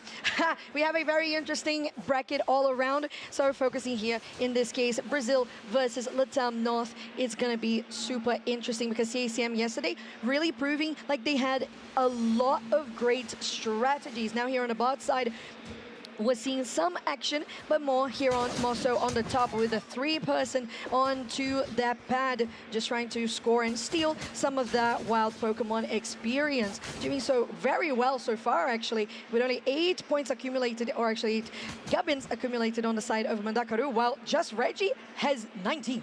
Yeah, they have got a ton of points in the full central area. They're looking for even more big dive, and everybody's just got to run all the way away from Scyther. Frank taking a ton of damage. They will go down. 1-for-1 trade, but the Charmeleon goes down first. Of course, a Pokemon that needs a lot of scaling. You want to make sure those late game Pokemon are taking a lot of KOs early. So probably a successful trade, but still you'd love a little bit better of an advantage. Solid work on the top path. Extremely volatile, of course, as it always is. And Texas and Reggie, well, it feels like their runway never quite ends. No, it doesn't. They're very interested in going for invades, and that's really good for a Scyther. It's the gameplay that you would expect, going on to Mamacita and just, oh yeah, that Eevee is not going to be able to escape. And that is the second time that we see Texas doing, yet again, a great job on those Hoopa bottles. Yeah, it really is. So we saw a different kind of a different flavor of Hoopa in that last match that Spraggles and Dupesnacks were casting. And now we're going, I would say, a little bit more of the classic twist with the Hyperspace Hole. CACM Esports are going to be able to take this early game advantage they've built and get a clean Reggie Drago knockout. Frank the one to pick up that buff. And they're going to be coming back to actually defend this goal zone as Mondokararu has actually stepped up. Brunek's just going to be trying to run, but Maridon trying to escape from the Scyther. Not going to happen, especially when it's playing that charge beam. Yeah, it was a very good rock tomb that happened there by Mandakaru, but it kind of trapped at the end of the day their own teammates, so it didn't quite work as planned. So a great defense here by CACM after we saw them on the side of... It was CACM who got Reggie Drago as well, wasn't it? Yes. So not just that, getting a quick rotation to the bot side and defend. While on the top, we know Reggie LAIC will actually spawn at the bottom. Again, one of the Reggies. Frank was definitely desperate there. Maybe I was. And Reggie LAIC being one of the priorities so far. Has it changed today? We'll see. We'll see. Regice so far popping up, but it seems like an even split. Priorities kind of undecided. Maybe the second stage of Reggies we'll see. But at the moment, King Silva on this Charizard has evolved at level 7, but this Pokemon does not get its Unite move until level 9, despite its final evolution happening early. It will be both Reggies, top and bottom, secure for CACM Esports as they win multiple fights on multiple fronts. And looking very uncontested all around, not just the fact that they got the objectives, but just how they're positioning in the enemy central. Frank is doing that right now. There's a lot of damage that was happening there on the top side with that rapid spin, but Texas, again, really good on those Hoopa portals and just making sure they're going to be staying healthy. Bot side, though, Rama has to escape on this push because it might have been a little too deep. Reggie as well, that damage dealer, also in trouble, so they just had to be more cautious. Yeah, and look at the level advantage for Donlux right now at 10 to the opposing attacker's level at level 7. I was really interested to see what build Maridon would try to play into this Inteleon. Charge Beam versus Snipe Shot, I would not say just give you the advantage whatsoever. The range and burst damage is going to be in favor of Inteleon. Maybe you want to try to dive on top of that Pokemon with Electro Drift, but you do synergize a little better with that Umbreon with the Charge Beam and this Thunder build. Looks like Mondokararu going to try to bulk up and build up. It's a very solid comeback strategy. It's very difficult to knock out a full team of 5, and if they can even get one knockout, they're going to swing some experience back the other way. Ooh, 5% effort here, but that Snipe Shot already getting Branox to the terrible position, just straight out into the front line of CACM. That's just destroying Mandakaru as we speak. They have so much power here. The Moonlight Bronze was actually a great position, but it was just not enough to save their squad, and now CACM will just break this goal zone with plenty of overdone. I mean, great supportive play from the side of CACM Esports. Reggie was picked up by a Charizard Unite move and mean looked by the Umbreon mid-pickup animation, and Scyther still walked out of that fight standing, or flying. It depends on how you define how Scyther moves. True. But either way, really impressive stuff from CACM. You got to use some of those buddy barriers and keep those Pokemon up, and it works out extremely well for them. Another team fight win, and they move their score lead all the way up to 222. At this point, I would actually expect CACM to change nothing. They split pushes were hard for them in the first fight around these Reggies. I would not expect them to shift it in this one. Try to win both the Reggie LAIC and top Reggie. Already started here on the Reggie LAIC. Mamacita doesn't get there in time for Mandakaru to actually contest this objective. There's a Reggie Drugger as well spawning just in the central area, but we see a chase onto Kin Silva here as the 3 members are just trying to take this Charizard down. And unfortunately, what we have been seeing so far is this Charizard not finding that much value considering how mid-range it is compared to the Inteleon. Yeah, and just getting so out-leveled. It is the highest level on that team, so maybe not out-leveled, but just feels outpaced at this moment in time. Reggie, obviously the highest in the leaderboard, having a tough time against this Crustle, but is able to dodge that rock too. Bot side, though, for CACM Esports seems to be their next big push as the Hoopa Portal bringing a big squad, and it's going to be Ranma on this Lapras starting things off. Okay, Reggie LAIC almost hitting the zone. There's a Hydro Pump, allowing for Mandakaru to successfully defend. Okay. Still chasing here. Ranma might go down to be the second person to actually not get out of this engage, and Mandakaru successfully defends. Yeah, Frank goes down. It's a tough situation for Rama to get out because they try to peel the other way, maybe take a couple of players that direction, make them have a tough choice. Do we knock out the Hoopa or the Lapras? In the end, Texas does walk away thanks to those portals. Big snipe shot, but rapid spin defense bonus works for the snipe shot, but it's the Hoopa who's going to chase that KO.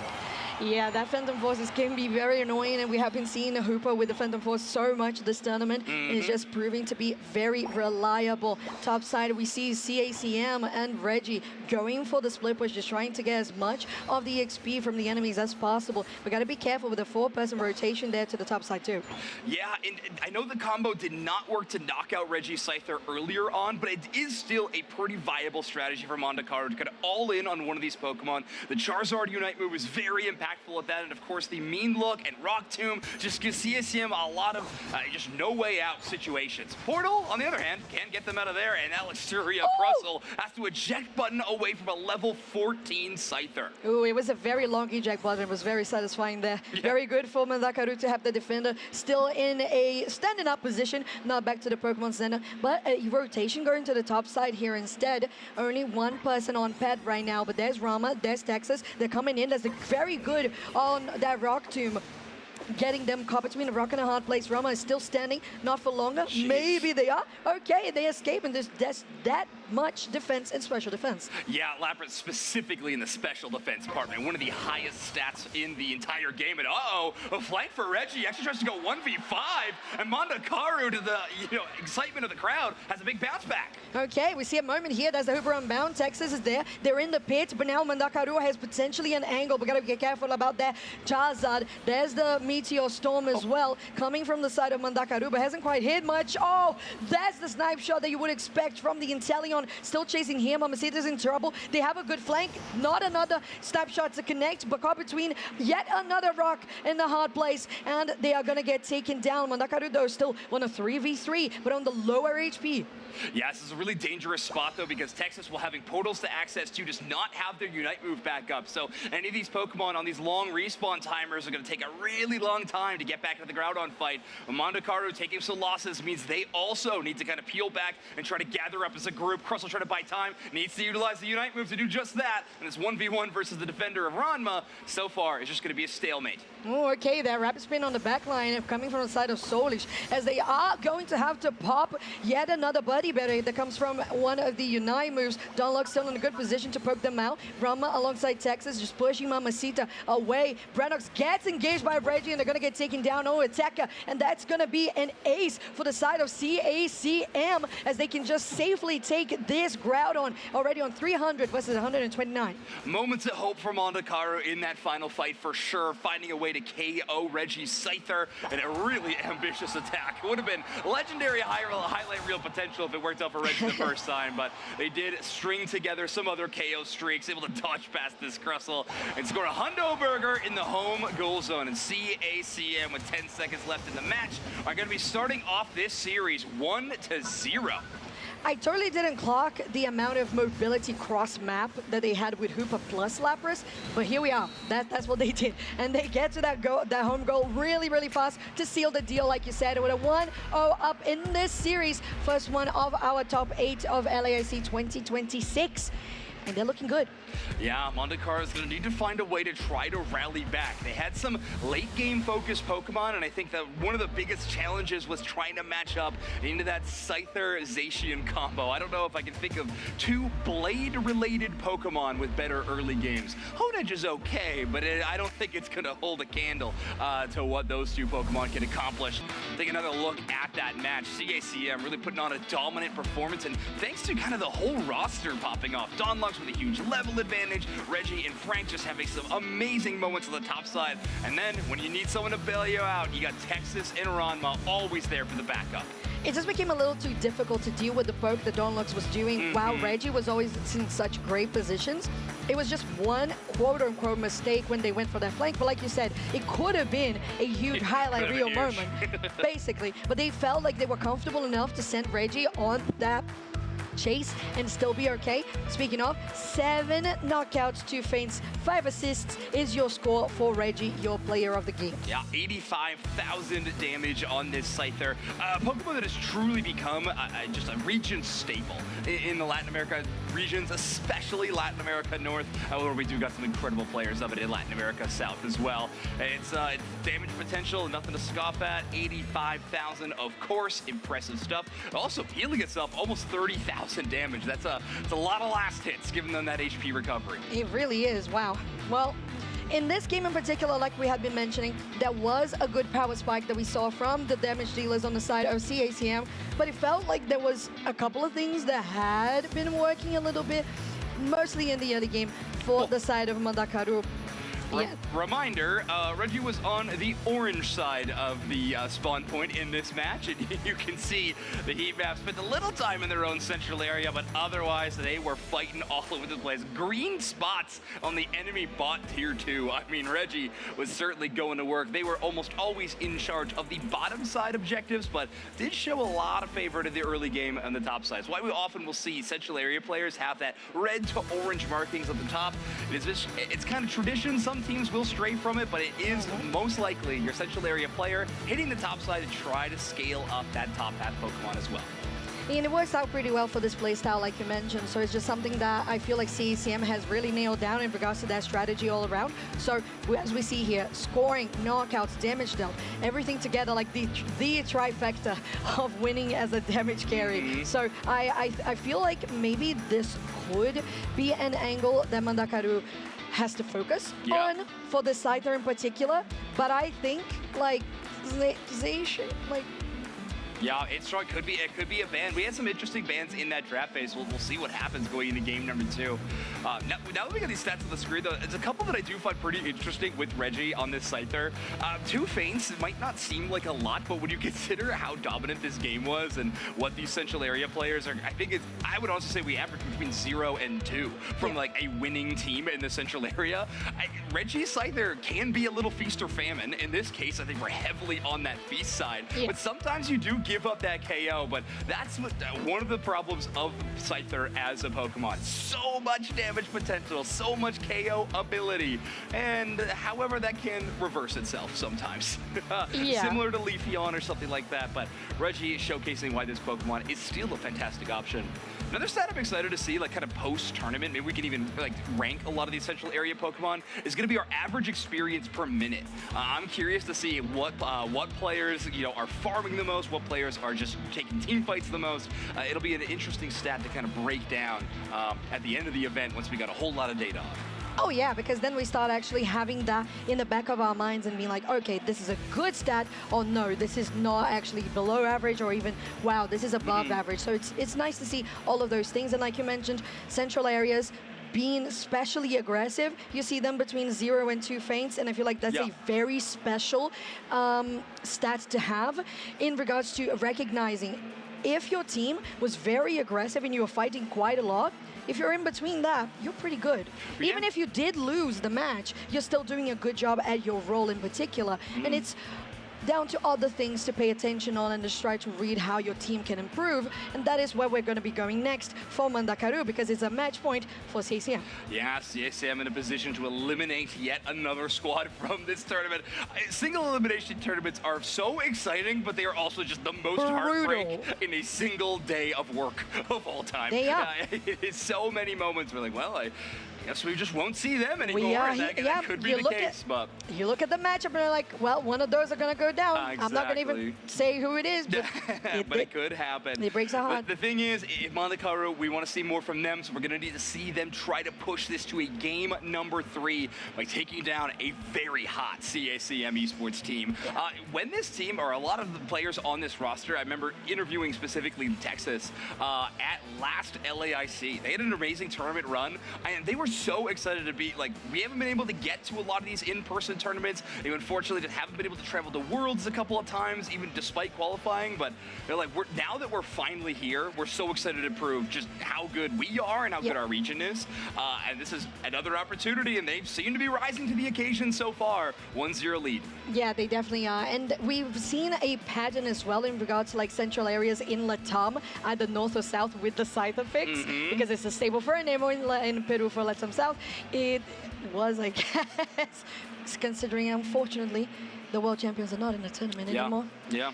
Yeah, taking that loss to Dignitas earlier, who will be moving into that top 8. We're going to see them a little bit later today. Of course, they are going to be trying to contend for that top 4 positioning, which gets you into best of 5 right in those semifinals, but also very close in contention for the top 3 teams getting those Asia Champions League spots. Truly the most coveted prize at this event.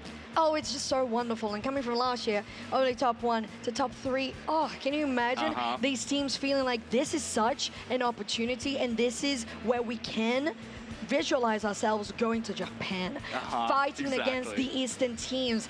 Asia, just such a strong region in general. And it's not just Asia Champions League, it's the Asia Champions League finals. So it's already the culmination of the best in Asia, which is incredible to be able to merge that with the West as well. And coming not just from the West, but coming here in Latam, in São Paulo, in Brazil, is just something very dear to my heart. Yeah, there's something just special about in-person tournaments in general, but LAIC has got its own way of putting on a spectacular show, certainly. It's been fun so far, and you're right, what a proving ground to be able to say we can play on the international stage, and we're starting on one here in São Paulo against, we have a pretty diverse in terms of region-based top 16. We've had teams from North America, teams both from Latin America, North and South, still all in the event, as well as, of course, quite a few Brazil squads who have both showed up to play in today's tournament and will likely be trying to compete in the regional leagues. They're going to be starting very, very soon here in the West. So we're going to have some, of course, look at a few of the Latin America teams that we've been watching all tournament long. They are going to be playing in these events. Of course, we're going to have a North American league and a European league. So a ton of Unite esports on the horizon to be watching. Exactly. And not just that, we're talking about teams that are going to be invited for the regional leagues, but also there's going to be a qualifier. So if any of these teams that have played here at LAIC gathered the experience they thought was necessary to compete to potentially qualify for the regionals, well, yeah, the regional league is going to welcome you to at least attempt to compete and try to win and be one of the last 3 spots that there are in each of the regions. Now, Mandakaru versus CACM. Strong start from CACM, early game, lovely rotations and central area presence.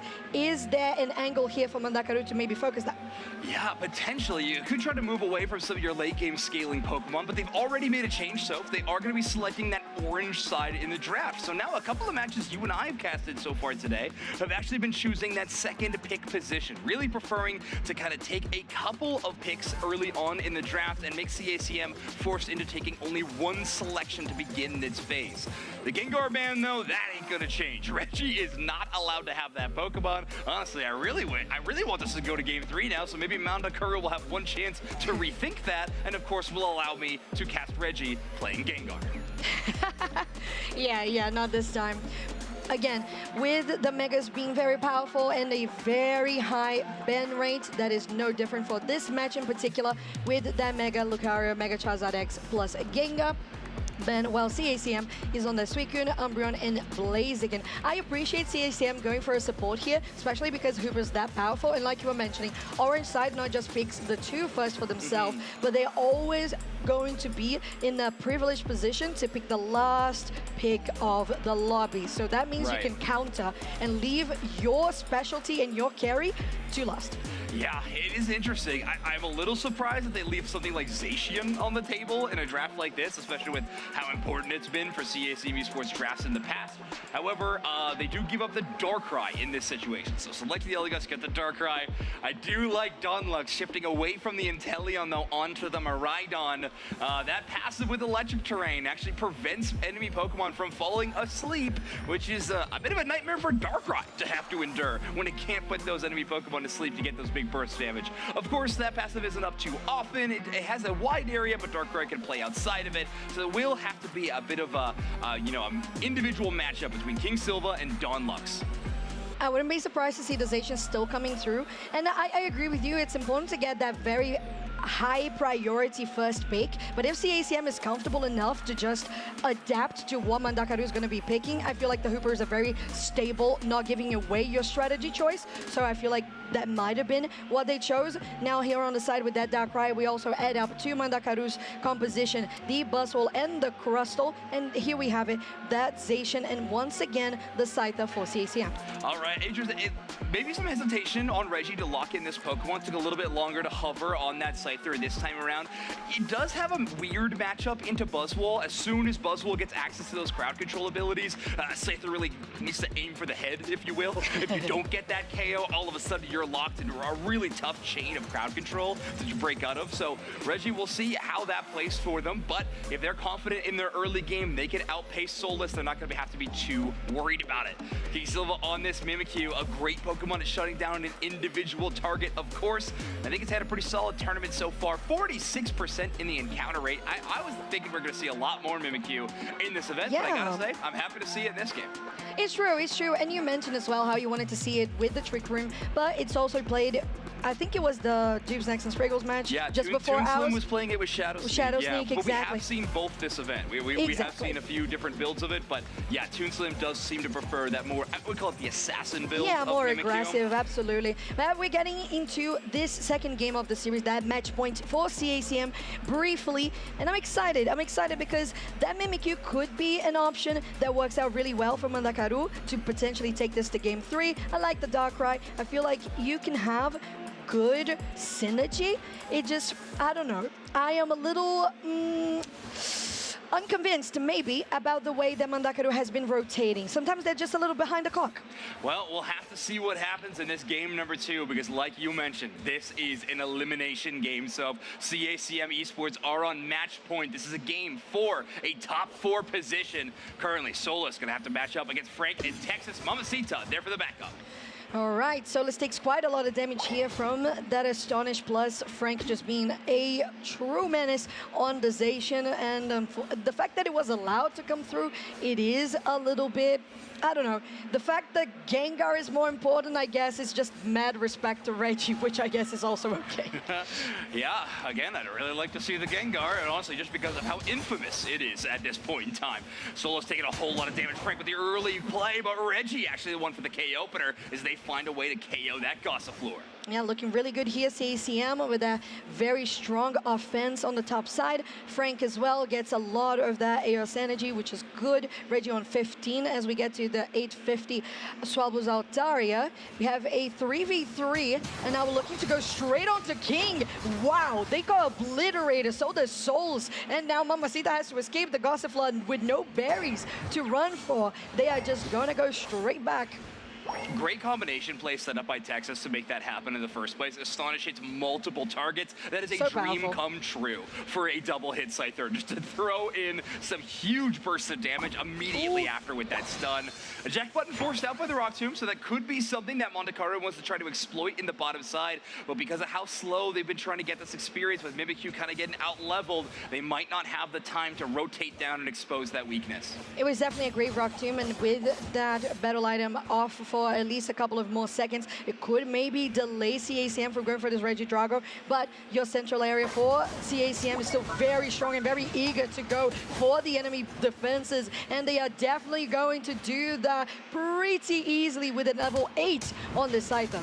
Yeah, and poor Darkrai's just been held to level 5 in this situation. I mean, the main damage carry in the bot side, Miraidon just ahead at 6, but when you got Pokemon like Reggie Scyther at level 8, this is starting to get a little spooky. Speaking of which, though, the Ghost-type Mimikyu has had a clear of the central area, yet again is up to level 7, just barely over, but if they get one knockout in this next team fight, they could be knocking on the door of their Unite move and having a chance to play it out. Awesome, in our picture, we do get to see that Reggie Alecki be on that top side, but right now on the bottom side, CACM showcasing some aggression.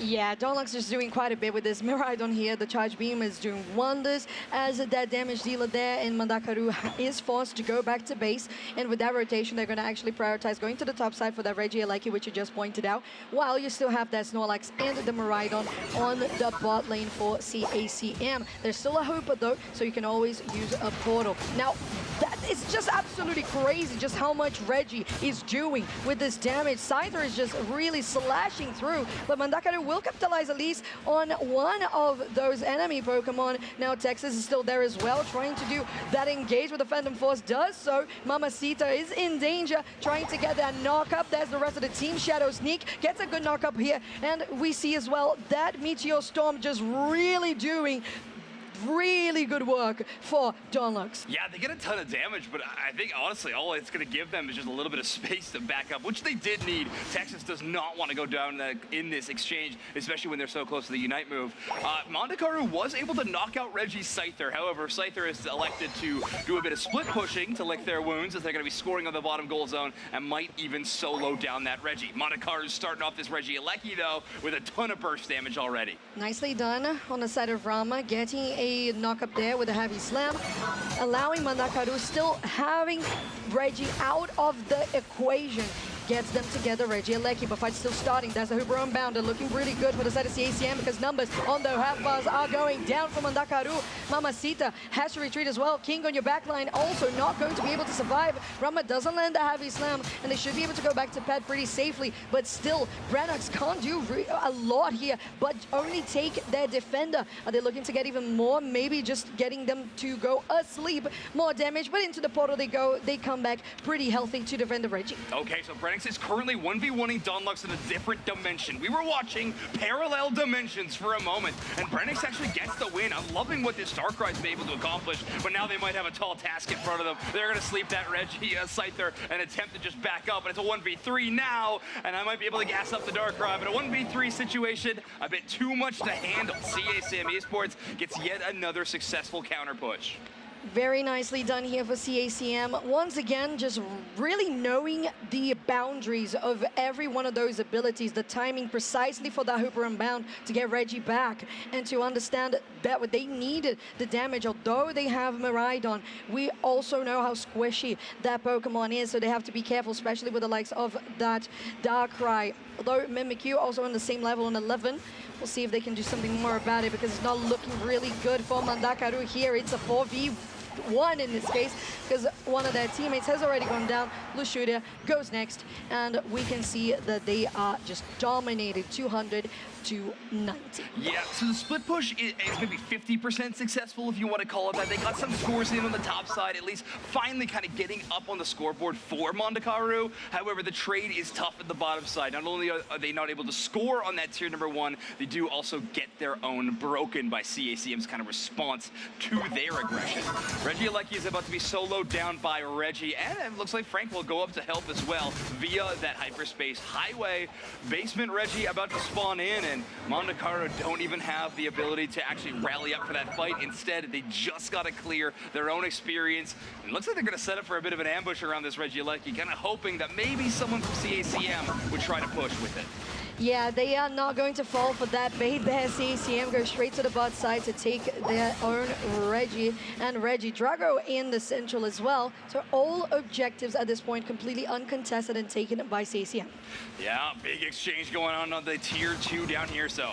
Well, Lushudia is going to potentially go down soon, but that is a knockout that actually got gets 1v1 to both sides in this match. Now, going into the onto Frank, well, not going to survive. Rema, neither. And now Mandakaru is actually finding an opening. Shadow Sneak does connect. Dunlux, he's gonna go down. Now Texas is the only one here. There's nobody to actually back it up. It's only the Hooper that is remaining. A nice Rock Tomb just to separate and guarantee the Mandakaru does take the bot tier 1.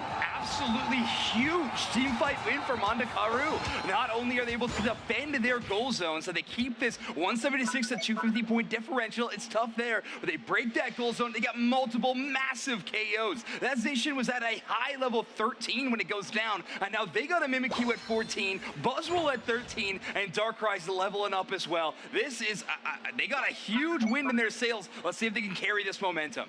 Yeah, the difference that it makes when you have taken down the highest priority members on the enemy team just gets you that much high up on your own levels. Rama gets a knock up here. Lushuda is exposed, goes for the X-Scissor, but the poke that you have from the side of Miraidon onto Brenix forces out at least Mandakaru for a moment. Brenix trying to play a little more aggressively, almost kind of asking Reggie to fight them so they can enter into that 1v1 state, even if they could just try to delay the Scyther from hitting the rest of their team for a time. King Silva at level 15 on this Mimikyu. We got some absurdly high damage on this assassin build of this ghost Pokemon. Groudon down to about half. Luxuria trying to move in. Poke damage to them important right now. Oh, X-Scissor goes down there onto the Snorlax. There's the Uber on bound too.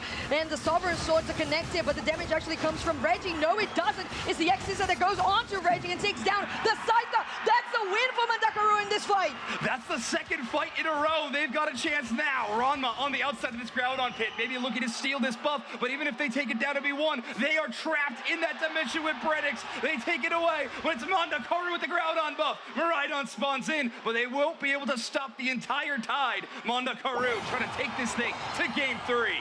Bring it on a silver platter. The Hondo Buggers are going to be raining down on this dinner table as they keep on pushing 276 to 250. That is your Meteor Storm just pushing people away, and they're going to go really low on the side of Mandakaru. They have to try to escape. Maybe this was a little too much. The resets were just too quick. King is going to go down. Brenix is just about going down as well. And the healing is not enough from Mamacita. And we are just, for the side of Mandakaru, 26 points ahead, and look at CACM with their own Hondo Buggers. Eldegoss is going to dunk in 24 to try to extend this lead. It's 50 points. The Texas' score will not be enough. Crustle rallying back to the defense, trying to hold on as Murano is heading to score that 50. That 29 will go in. CACM Esports with 20 seconds left on the clock have reversed the lead, and they're going to hold on to it. There's not enough time, not enough members of Mandakaru, and CACM Esports are going to knock out this squad and move into top at 4. What a defense that CACM did, turning it into an offense push and just making it into a win in a 2-0 against Mandakaru. Their own efforts were just so close for the Brazilian team, but it is going to be Latam North that comes out on top for that semis, that top 4. Top 4. It's a Groudon map. It's a whole new world, and CACM Esports are happy to be living in it. They are going to be moving on to that top 4 position and are officially in contention for an Asia Champions League spot with this win over Mandakaru. It got scary, but that's the thing with those Groudon buffs. Your lead can evaporate in a moment. You make it towards that enemy goal zone. Amazing defense. Texas setting up those portals that even if one of their members got really low, they had a safe place to retreat to at any time. Impressive play across the board from CACM. Oh, that defense was just absolutely impeccable. They go all in onto the pad. But let's also congratulate here Mandakaru for this push. It was just such great engage, allowed there by those Rock Tombs, very well positioned, and the damage that was coming in through that Darkrai and the Mimikyu as well.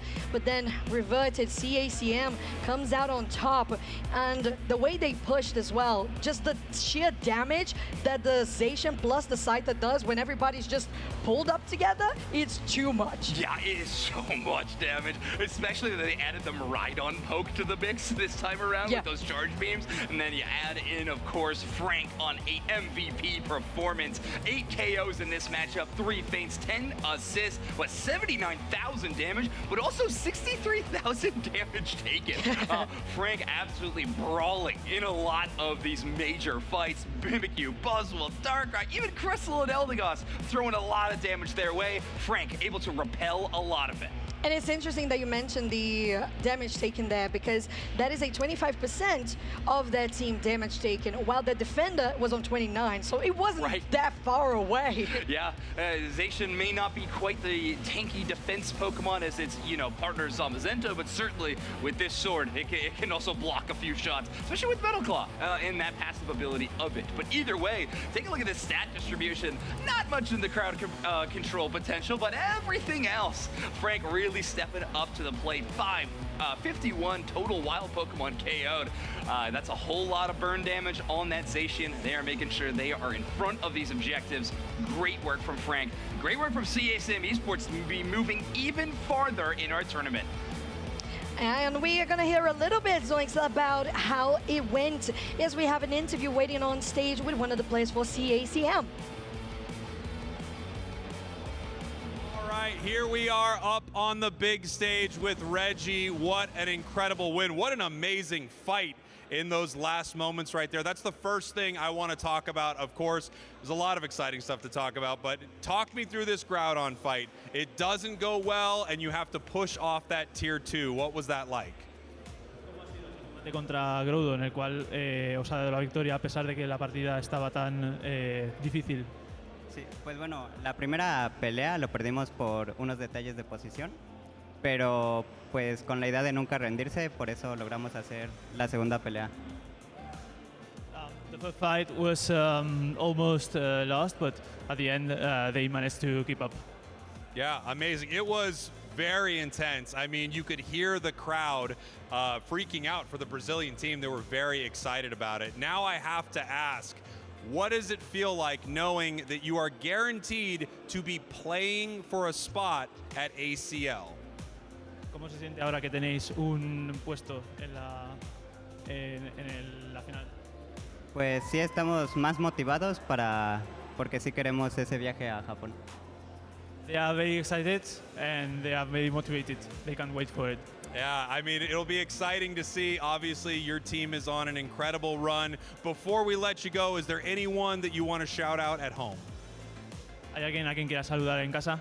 Pues a mi familia, mi mamá, mi hermano, mi hermana.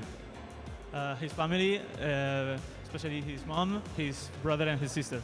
Amazing, amazing stuff. I do have one more question for you. Tell me a little bit about your team and Scyther.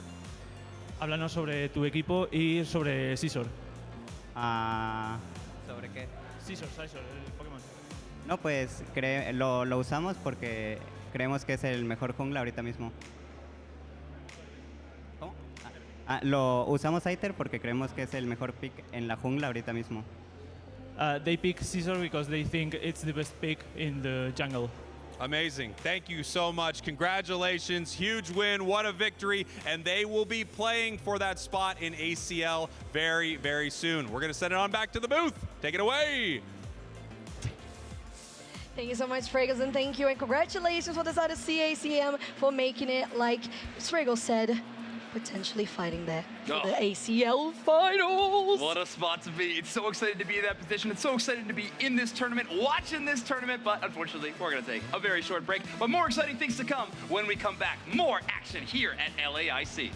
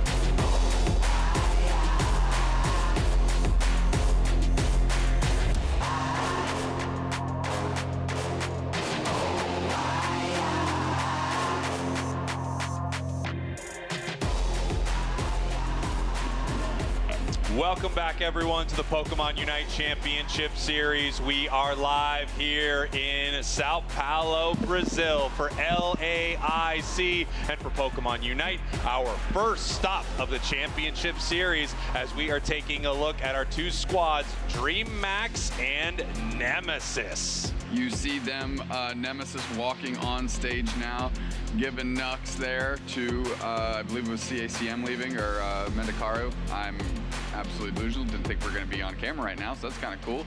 But Nem is going up there. It's nice to see Trainer back in his original team, right?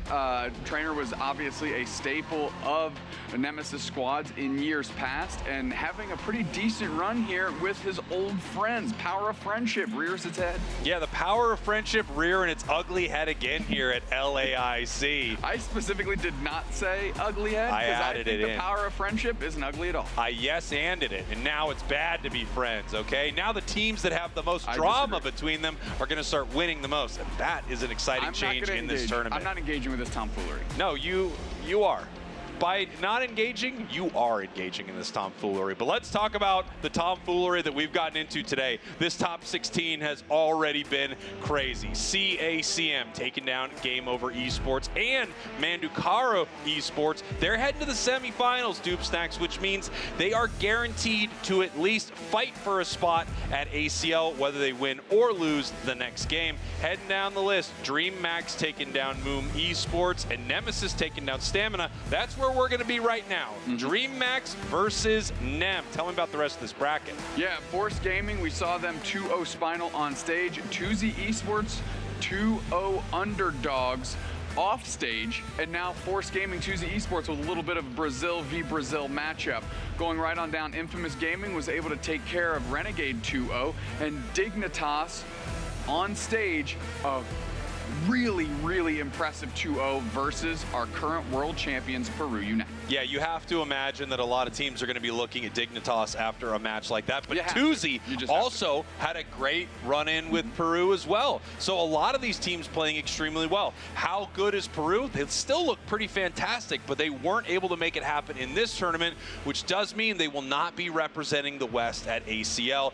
I am a little bummed about that. I'm not going to lie, and I think a lot of people at ACL would be also. You would love to have the world champs there. You really, really would. I mean, I think the Eastern teams would love to have the world champs there, right? Yeah. Get some reps in against a team that dismantled a lot of them in that world championships itself. But that is no longer on the table because we're going to take a look at top Pokemon by ban rate here in this event. I mean, are you surprised to see Mega Charizard X at the top of this list? I sure am not. Followed by Darkrai, Mega Lucario, Suicune, Blissey, and Miraidon. Miraidon feels like the attacker to ban right now, unless you count Suicune, that's kind of like an attacker, supporter, defender, all-rounder. Might even get a little speedster in there at times. Yeah, why not at this point? Just give it everything. The top Pokemon by pick rate, Eldegoss sitting on top of the pile, 53%. Blaziken, Crustle, Snorlax, Zacian, and Blastoise. And Zacian was a big, big difference maker in our day one here, and unsurprised to see that pick rate and ban rate start to go up. Top Pokemon by win rate, we talked about Zacian, 83%. So it's getting picked a decent amount, and man, it's doing well when it does. Inteleon Dodrio, far fewer games, but still having some pretty impressive numbers here. A really impressive number, however, Crustle, same thing here with Dodrio, and basically the same as Blissey, down the line to Mega Lucario. All similar amount of games, all similar win rate, but the big standouts, of course, Zacian, and the few players who play Inteleon play it very well. Yeah, top Pokemon by encounter rate, 100% Mega Lucario. I don't know how Mega Charizard is also not at 100%. What are we doing? I mean, something happened. Something happened. Some team got crazy. I don't even believe these stats. That means it didn't get banned or selected. I don't believe the stats. I want to see the game. I want to see the game, and I want to see all 10 minutes of it in slow motion. You proved to me it wasn't There's a reason we're low-key upset about the stats, whether they're right or wrong, is because every single caster said, bar none, the encounter rate on Mega Charizard is going to be 100%. Yeah. And one of the teams let us down in miraculous fashion this weekend. I want to know who did it. I do too. I want to know the two squads who got together and said, let's ruin this for these casters. And we will fight you. Once again, the power of Spraggles friendship will pack rear your in its bags ugly and- head. I'll pack your bags. I'll pack your bag. I'll zip them in those bags. It makes it real nice for packing. I'm gonna pack your bags so good.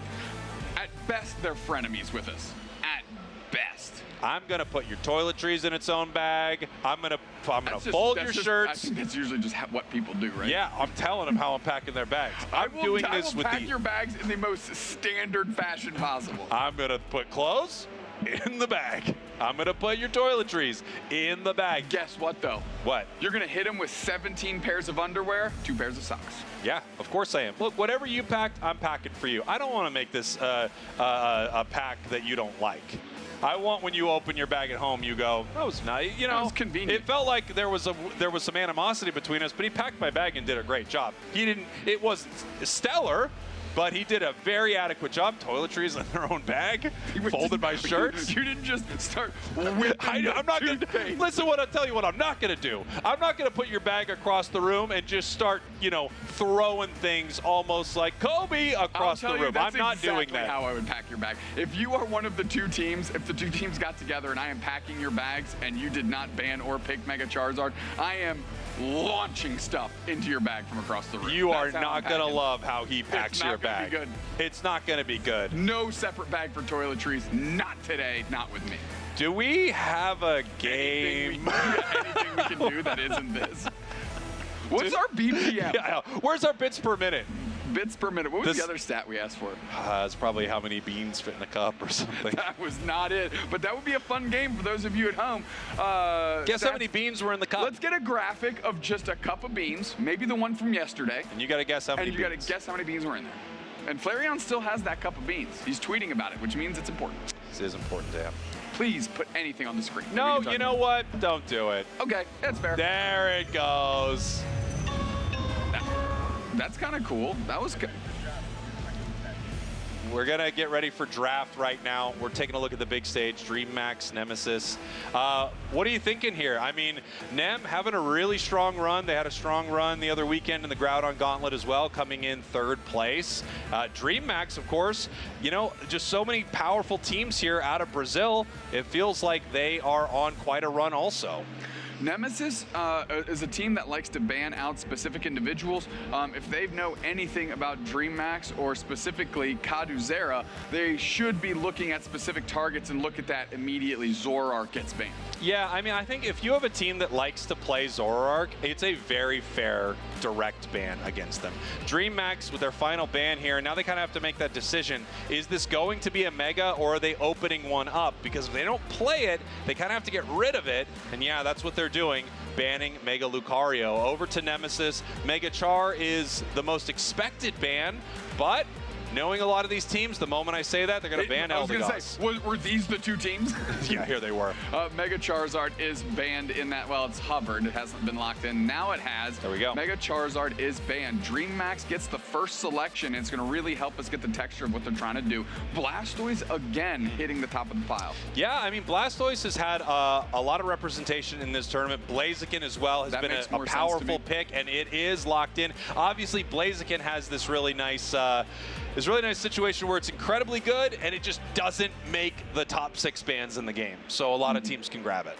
Yeah, when you look at the picks that are being banned out right now, it makes sense that all of a sudden Blaziken's stock seemed to go through the roof. However, this metagame continues to develop because just the last time we were casting, we saw a gutter pick Blaziken, so you never really know where these teams are trying to be at. Trainer on this Umbreon is like the new NA All-Star on this Pokemon. I mean, they are using it to such great success. Yeah, I mean, Trainer's just an incredible player. Yeah. Well, what a year they had last year. I felt like Trainer played so good last year, just incredible stuff, and on a team that really needed high-level play, right? I mean, he was playing with some of the best in the world on Luminosity, and now swapping to a new role, and he feels right at home, back with his squad on Nemesis. I mean, the power of friendship once again, possibly making a difference here. As we head over to DreamMax, another few power picks. There's so many good Pokemon in this game right now. You can only ban out a few of them, right?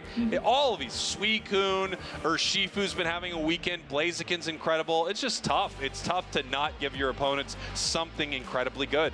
I agree. Eldegoss high pick rate for a reason. It's just a staple in this competitive scene. I will point out Rex locking in the Psyduck, and if you recall, I had an interview with him at EUIC last year, to which he said best duck NA, and now he's trying to make it best duck LA Latin America. Yeah, he might be best duck LAIC. We're going to have to find out. One thing that you'll notice is Psyduck not having the same priority that it used to.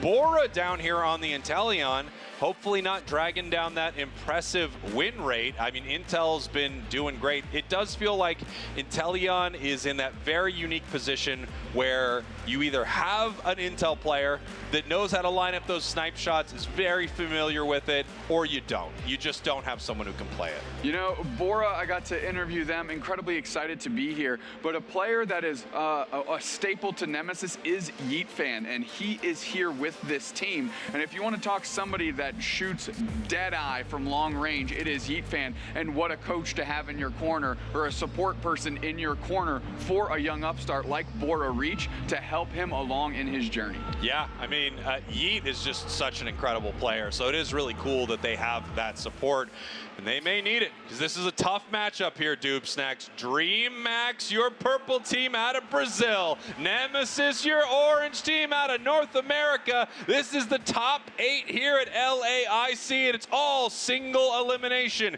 Winner continues on, has a chance to go to ACL. The loser will get their bags packed by one of the two of us. Rex and Machisel, I mean, this is a great path for them, right? Two very good early Pokemon, putting tons of pressure on the Torchic, and finally bullies them out, gets the contestable farm, and they're looking for more because they are topped up on HP, forcing Kaduzero to grab both berries already, and they can safely peel back. Yeah, Buzzwole's just incredibly mean, tough to deal with. So is Psyduck. I mean, obviously Eldegoss is really good, but I think the combination here looks a little stronger for Nemesis, and it has been paying off so far. Machisel is going to possibly be in a position to be level 5 here, and here comes Metallic to help. Yeah, Metallic sees a juicy Gossifleur there and wants to get that KO, but Deosbom moves forward and sees Metallic and goes, okay, I'm going to keep the shenanigans down real low. Yeah, it does feel like Urshifu is going to fight a little better here, some better burst damage on the side of Nemesis, however, and Trainer is walking up, and now this fight is actually kicking off in a very bizarre way. Yeah,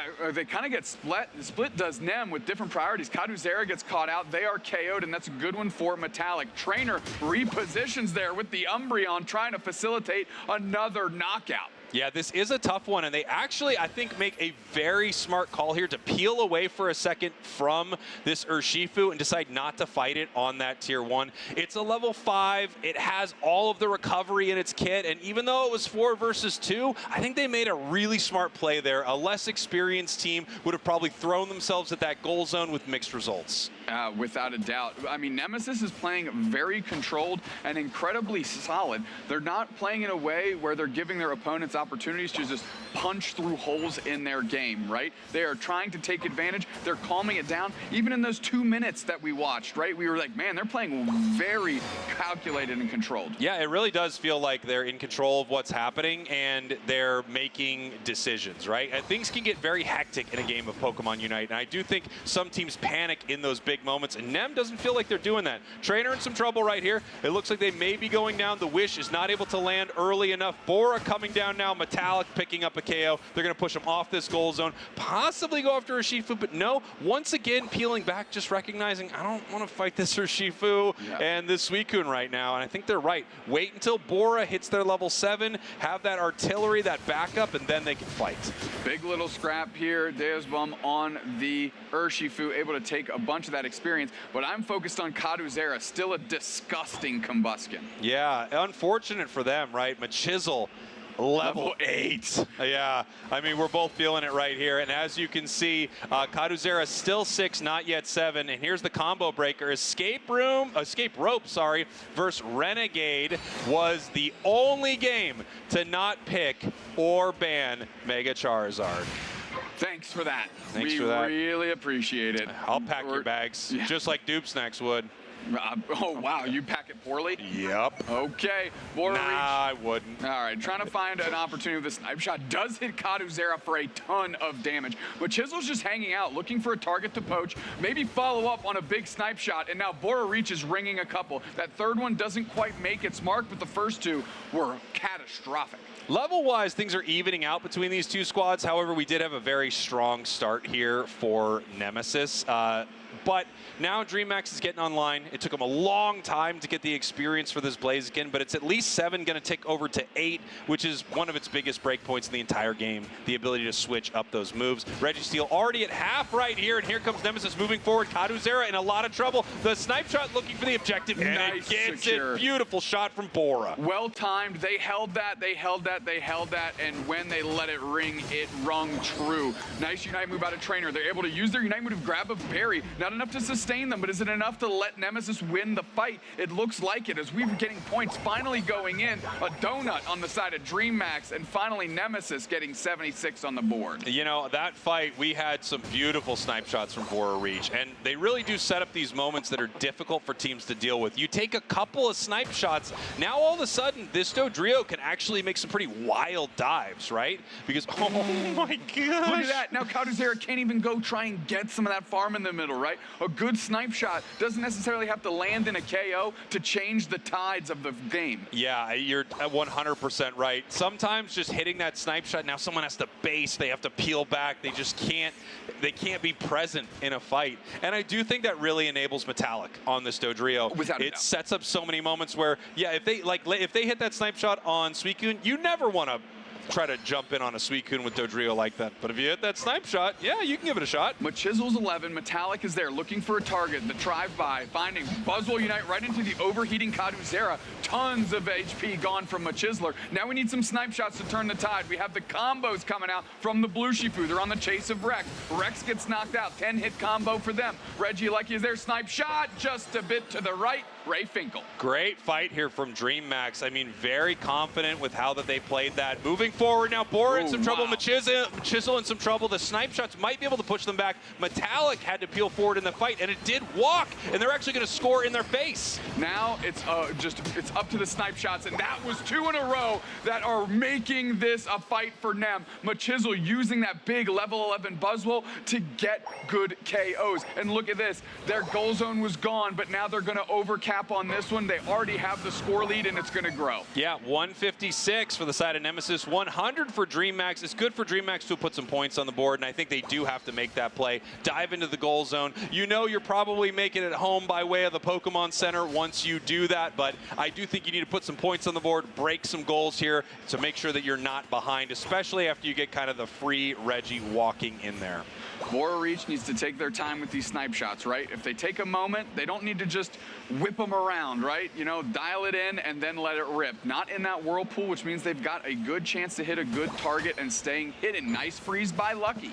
Yeah, here we go. This fight's getting ready. Snipe shot goes a little wide. Regirock being chipped up. 5 members of DreamHack on Regirock. The snipe shot looking for it. Here comes the overheat. Oh, I thought he threaded the needle right there. I thought that was perfect. I thought he was making a quilt. I mean, that was a phenomenal attempt. And when you have an Inteleon, Nemesis just has to exist in the area to have an opportunity to take any objective. Bora Reach feels like they're pretty dialed in. Half HP of Lucky eviscerated. And now they see an opportunity to push this goal zone. As everyone from Nemesis is going downstairs, save that Buzzwole, the Machisler, who's going to go see what's going on their T2. I think if you're not watching this game right now, if you're just listening to it, you know every time a snipe shot hits, because one of us will be like, oh.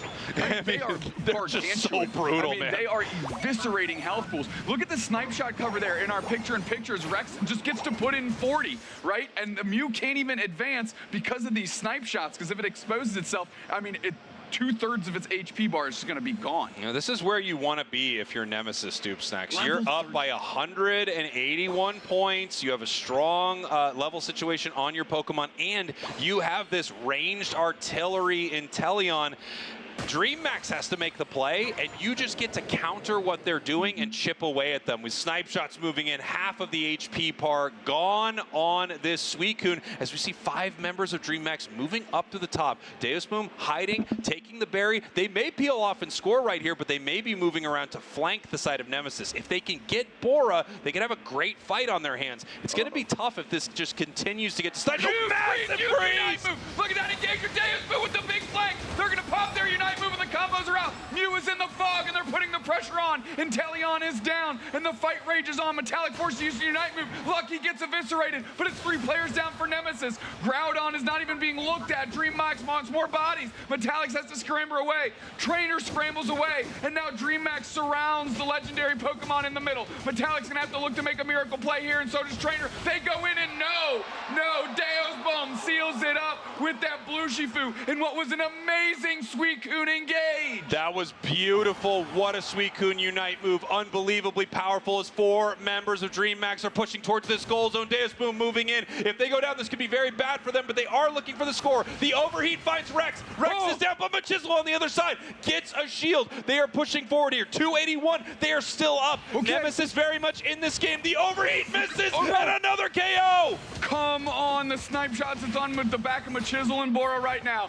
We know Bora can't get frontline and huge knockout. And now the tide immediately turns back the other way. DreamMax is down. Do they know it? E-ball coming through. Metallic low on HP. We need the respawn. No way! And now Metallic jump to the pad. It's all on Rex. You gotta be the best duck. LAIC, no! 300, 281. We're in the final throws, the final 10 seconds, and this thing goes down to the wire. What a game. What a game won between these 2 squads. You see the absolute excitement in the crowd for Brazil. What a fight. I mean, you see the love this region has for its other teams. Tuzi leading the fan section here for DreamMax, representing Brazil. It doesn't matter who carries the flag. We are all supporters here. What a final series, dude. Amazing. Barely missed that snipe shot right there. There are a couple moments that we could take a look at here if we want to talk about kind of what happened in this fight, because it got so close. I mean, look how close that Suicune was. And then with both of them going down right there, it was just impossible to defend on that goal zone for long enough. Even if that surf hits from Rex, I just don't think Rex can fight 2 on the goal long enough. One of them will be able to get the points in. Kaduzera, 4 knockouts, getting knocked out 4 times themselves. This was a comeback victory for DreamMax. Without a doubt, it felt like Nemesis was in the driver's seat. And if I could switch this graphic up, I would. And none of the stats that you're looking under Kaduzera matter to me, because the thing that matters the most is Lucky's Suicune. Holy dude. Whirlpool freeze, and then you shoot out the Ice Age. 3 players caught, and all of a sudden you have Deus Boom coming on the flank with that Blue Shifu and just rips through them with a sick combo. Yeah, it really was amazing. I mean, what an incredible moment for this squad here.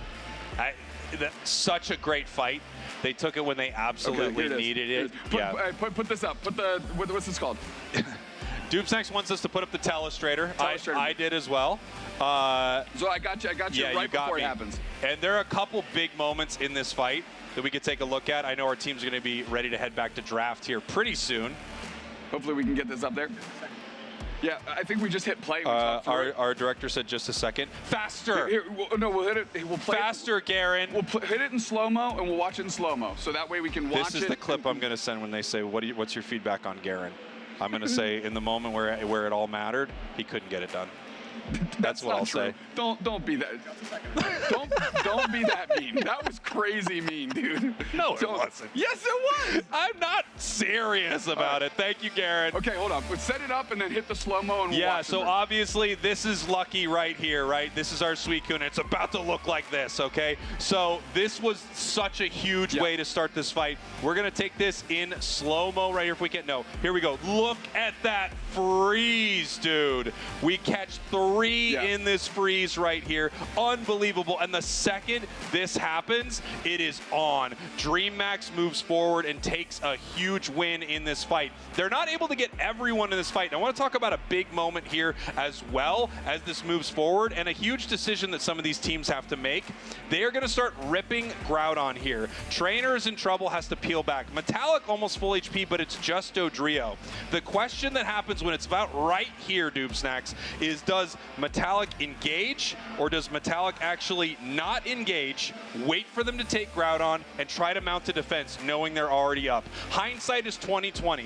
My opinion here is that Metallic makes a mistake by trying to stop this rip. And I could be wrong, because maybe he gets it. But the fact that he doesn't, he also gets a 34-second timer on his KO. Had he not taken Groudon, or not tried to take Groudon, I honestly think their defense would have been a little better. Let's go back.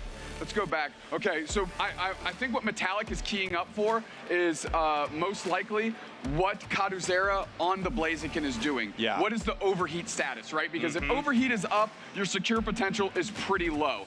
If it's not, then maybe Metallic's boosted auto it's maybe like a 50-50 here? Is pretty reasonable, because he's seeing Do Games is tracking Trainer. Is bubbling out Trainer, which is their next best secure option, right? So let's just see how it shakes out, because I honestly did not notice. We're working Groudon through. We're taking a look here. I mean, the overheat wasn't even charged up, right? I'm not sure. I couldn't see if the overheat was on it or not on it. Let's see. It might not be on it. We have the Flame Punch. They switched. No, yeah, it's right there. Legs in the air. I think either way for me, and we can head to draft if they're going to it. Thank you so much, Garen. You know I love you. If we can head to draft, but I think for me, when you're up 181 points, you actually peel away and you don't end up trying to take that. If I am a Dodrio, that's going to have a 34-second timer, because as it continues to move on, they are just. All they needed to do was KO a couple of them, and the entire match is theirs. It's so easy for me in the cheap seats and the cheap sheets. I mean, let's face it, those beds in the hotel aren't amazing. Yeah. The cheap sheets, which we're packing. I'm taking those You're sheets taking with those me. home. All right, no, hold them up. What was it? Escape Rope and Renegade. You're taking your sheets home. Cheap sheets. Hope you like your sheets. We need to stop saying that. We're gonna have a cataclysmic fumble here. We really could have a Freudian slip in some moment. Nemesis, Dream Max, tough one for Nem. They were up in a big way, but what a catch. When you have a Suicune catch like that, the fight is on. Great play from Dream Max. Yeah, I mean, tip of the cap to the reaction of Dream Max. There was no hesitation at all. Like, once it hit, once the Whirlpool freeze right into the Ice Age hit, it was on. And like, mainly I'm looking at Deoseboom, who immediately went in and they popped their Unite move instantly with like no hesitation. And that's really what it was able to take a great play and turn it into a game-winning, momentum-turning play. If I'm Nemesis, of course, I feel a little gutted about how that went as we're taking a look at our draft here. But at the same time, I thought they played great. So if I was Nem, I would say, hey, look, there were a couple things we could have done better. We obviously had an unfortunate moment at Groudon. But even after that, we had a great defense. We almost stopped them, even after they won at Groudon. So I wouldn't feel bad if I was Nem, but of course they must be a little worried. They're one game away from heading home. If they're able to win this series, whichever team wins this series, will have a shot at that ACL spot. Even if they lose the next match, they will still have a shot at it in our 3-4 decider. Yeah, because we're sending 3 teams as well. And of course, between 3rd and 4th isn't just like a placement game. It is to go to ACL. They are taking away that Blaziken, going for the secure. Metallic grabbing the blue Shifu, and Trainer back on the Umbreon. We see Leafeon, Snorlax, Blissey, Miraidon finally makes it into a game here for Dream Max. Man, it really feels like Nem took that personally based on these selections here. I love it. I love counter picks. Counter picks are the best kind of ban, right?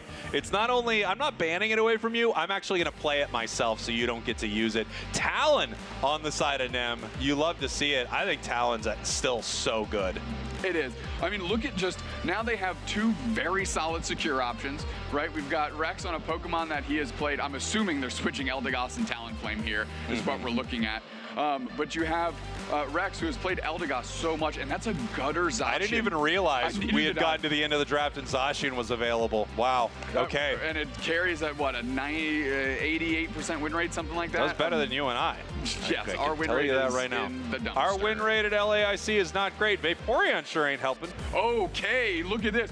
Bora is the support. Rex takes up the mantle of defense, of the defender, excuse me. And then Trainer back on Talonflame. I love this. This is fun. This is good stuff. Their back is against the wall, and Trainer is coming here to carry. He's putting the team in the backpack. He says, these fools pack suitcases. I pack my whole team here.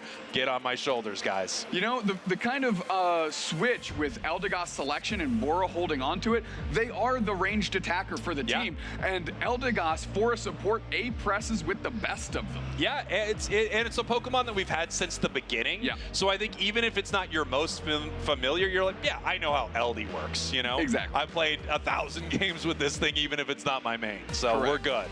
I love this switch up. It shows that Nemesis is. This doesn't feel like despair to me. This doesn't feel like. No, it feels like. It feels like, all right, we're switch it up. This is another thing we have in our pocket. We're thinking it's going to work here. You know, let's leverage the talent we have on our team. Look at that Bunnelby. Look at that Bunnelby as we head into our next game. Top 8. Best of 3. Nemesis, your purple team, down 1 game against DreamMax, your orange team. If DreamMax wins this, they will move on to our top 4 and have a shot at ACL. Bora Reach, practicing those A-presses right now.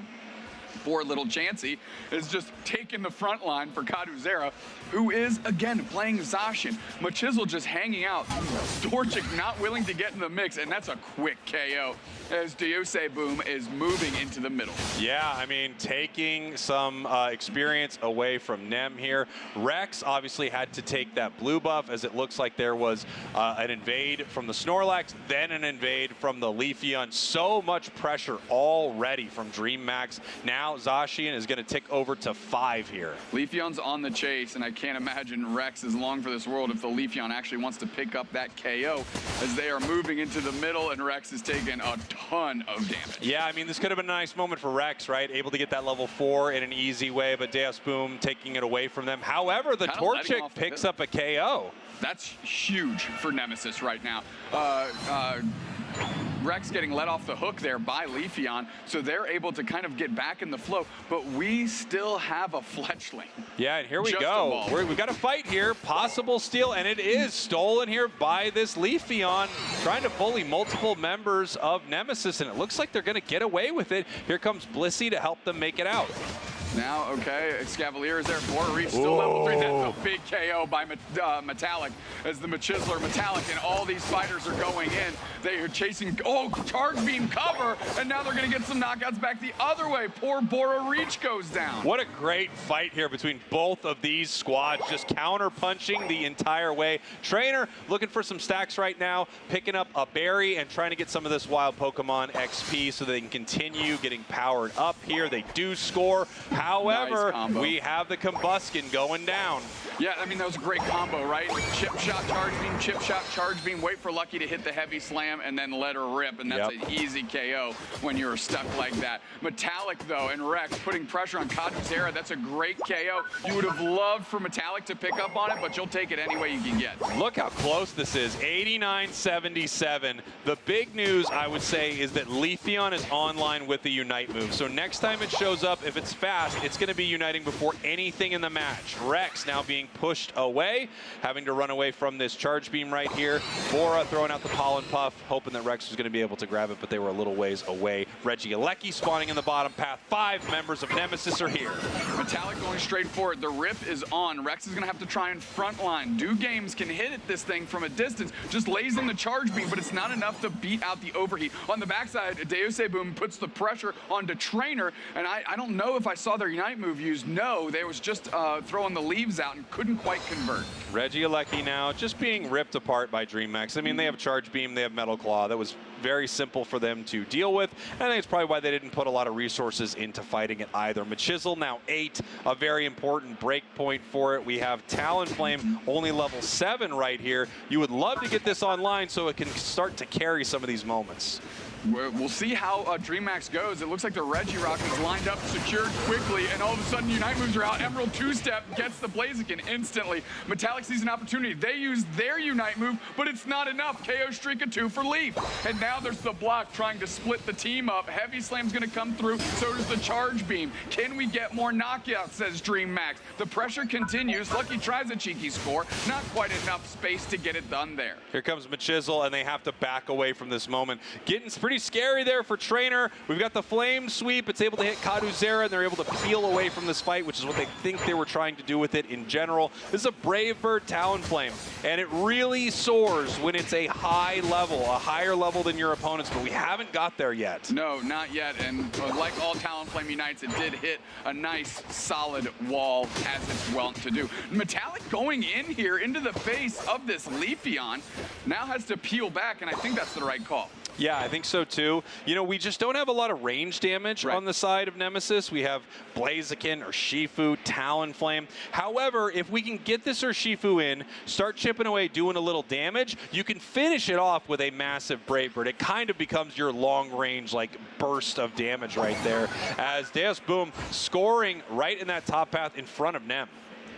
Settling in here for Regieleki, number 2 of this game 2. Kaduzera going straight for it. Machisel fading back a little bit. Tons of pressure being put on, though. Kaduzera's got great spacing, and Bora Reach takes to the skies. Cotton Cloud Crash to top up the HP and pick up a knockout in tandem. However, Maridon getting one back the other way on Trainer. Blissey goes down, KO Streak and 2 for Metallic. They're starting to feel it. Deusy Boom moves up, and they're not able to take it. It goes to Nem. Wow, Rex was able to get that. That's kind of a crazy secure right there. I didn't know who was getting it. I assumed it was heading to DreamHack, and maybe Deus Bomb was able to secure, but no, that heads over to Nemesis. Once again, I don't know if they're going to get great value out of it. Trainer looking for a moment right here, looking for a Brave Bird, lands on the Snorlax as Nemesis continues to push. Flame Sweep right back into it. Regieleki is still here for a moment, finally gone, and here comes DreamHack pushing back against Nemesis. They were able to force out Lucky's Power Nap on that Flame Sweep, and now moving back, the exchange is wrecked. Can they hold this path? The thunders from this Charge Beam Maridon are just pouring down, and so are those meteors from that Pokemon. 2 down, and the huge Heavy Slam counter engage. DreamHack is on the pad, and that pad is gone. Yeah, here we go. They're looking for a nice score, and they get it with the Zacian. Now Zacian level 12, Leafeon level 13. Looking over at the side of Nemesis, that Talon only being 11 is pretty tough for them right now, getting out-leveled by the Speedster on the other side by quite a bit. Yeah, it's a really tough look. Like you said, Trainer, to really have an impact, needs to battle from up top. It needs to have that higher level. Metallic is trying to do what they can. Blitz assistance into the middle. Emerald two-step, bang! But the Blissey's knocked out. The Leafeon's knocked out. 2 critical pieces of the DreamHack puzzle. How will Nemesis react? And here we go. Nem just deciding to take Regice as quickly as they can. Here is the overheat, secured by Metallic. They can move forward right here. Trainer in a little trouble, needing to move back. But no, this could be a good goal zone siege for them. This is huge. All of a sudden, Trainer is level 13. They're able to close out the goal zone, and they are moving. These, boy! 2. Trainer's alive. Make it 3, baby. The 3-piece from the Fire Chicken. And now Nemesis needs to back on out of there. They peel away from this goal zone, but they are able to get right back in this game. 169-203. That level 13 also a massive break point on Talon. If you land on multiple opponents with Brave Bird at level 13, the damage reduction that Talon gets is really key. Regieleki very low, overheat ready to go, plus the Brave Bird. The secure is there, and another Regieleki walking towards the side of DreamHack. Will this one get any value? The others haven't. Listen, if Deus Boom can get their Emerald two-step onto Trainer and get a knockout, I think DreamHack is favored here. However, if they insulate Trainer and let Trainer take over this game, they're going to be in a good spot. Let's see how they plays out. Lucky's deep on the engage, blocks the Machisler back, but they eject back through. They peel back right now. Everyone's waiting for it. This could be Nemesis' last match here in this tournament. They have to make the right decision. Metallic looking for how they're going to start this fight. Moving in, weaving, bobbing, Trainer, flanking, looking for their moment. They move towards Lucky. Are they going to fight? The Power Nap comes out. Talon looking for Brave Bird. Cotton Cloud Crash, but everyone's peeling back. Talon didn't find it yet. Okay, Thunders that were into the back line. Trainer's looking for a big Flame Sweep. Pulls Kaduzera away despite the Blitz assistance. That's a knockout. That's 2 players down. Nemesis putting the pressure on. Charge beam, they're pivoting back to the middle. Whoa! Big, huge engage. Look at that damage. 2 games is gone. Lucky stands. Boom finally uses the Emerald 2-step to take care of Rex. Not a prime target at all. And it's Trainer taking this thing over. And they are the #1 wow. right now for another 3-piece Nashville hot chicken here in Brazil. Oh man, Machisel putting in 100. Metallic moving towards the goal. There's a minute left, so you can't give up these KOs here. Kaduzera knows that, but they go down. Trainer looking to score. 2 games on the pad, but it's not enough. Continuously getting wiped out by Nemesis. And Doob Snacks, we're heading to a game 3. Headed to a game 3. Is it our first one of the day on broadcast? Stats team, let us know. It sure feels like we had some close games, but no game 3s. And Nemesis, DreamMax looking to deliver on this absolute barn burner. What a match between these 2 squads. DreamMax played so well throughout most of this game here, but once Trainer got online, it was on. Listen, do you know what for me, the turning of the tide here of this game was when the Bliss Assistance Leafeon got knocked out. That combination is normally disastrous for your opposition when you decide to engage. But here, Nemesis kept their composure, counter-punched, was an absolute haymaker. Get 2 players down, siege a goal zone. Trainer picks up the first 3-piece of 3 in this game, and they're able to use that momentum to carry them to a phenomenal fight at the end. This is how you want it. Game 3, so much on the line. You know, we talked about it, Doob Snacks, about how important it is. You move forward from this game, you're in the top 4. Now, you win your next game, you guarantee your slot right there. Correct. Even if you lose, though, you are going to play another match, a 3rd, 4th place decider, which a lot of tournaments, there isn't that much going on with a 3rd, 4th place decider. But here, it's probably the biggest 3rd, 4th place decider you're going to see in UCS ever. You will win a spot to ACL if you win that 3rd, 4th place. And you're going to see that match to end our day today. Now, I mean, this was nothing but Fisher-Price. Lucky tries a heavy slam secure, but in the face of Overheat and Brave Bird, it is not quite enough. And then Nemesis puts the cherry on top of the sundae here with a team wipe on the other side and a bunch of points. And look at that here. I mean, one interesting stat line right there, 51,000 damage taken as this Talonflame here, but I'm not surprised to see the amount of damage output. 101,000, 13 knockouts. I mean, look, in general, a lot of damage across the board. A ton of brawling happening right here. Yeah, I mean, unsurprising when you see each team having a very stout support healer in the mix, right? It means the sustain continues on and on and on. Look at that heat map. Yeah. Trainer spending a lot of time in that bottom path early. You know, we saw it. But then once they're online, they're everywhere. Talon also just is, you know, so unbelievably mobile. I do feel like it was a tough one for Trainer for a little while there. They held Trainer down pretty good. But after Trainer got online, they didn't have an answer for it.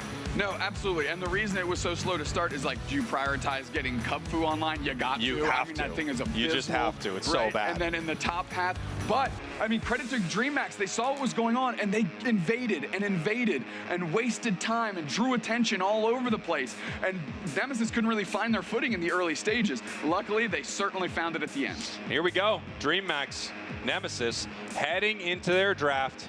One of these teams is their final game in this tournament. The bans for DreamMax are Blissey, Miraidon. On the other side of Nem, we see that targeted Zoroark right into a Darkrai. 2 Megas are left on the board. It's possible that one of them doesn't get banned out, but DreamMax, no. They decide to ban out the Mega Lucario. Nemesis now has one of the easier decisions, but they go for Suicune. Oh boy. All right, DreamMax, do you have a Mega Char? I mean, we'll see. They're like, yeah, we do. Oh, yes, we do. Locking it in. Mega Charizard on the side of DreamMax. This is either going to be the best possible situation for them, or we're going to watch Mega Char lose in some spectacular fashion. Machisel eyeing up the Buzzwole.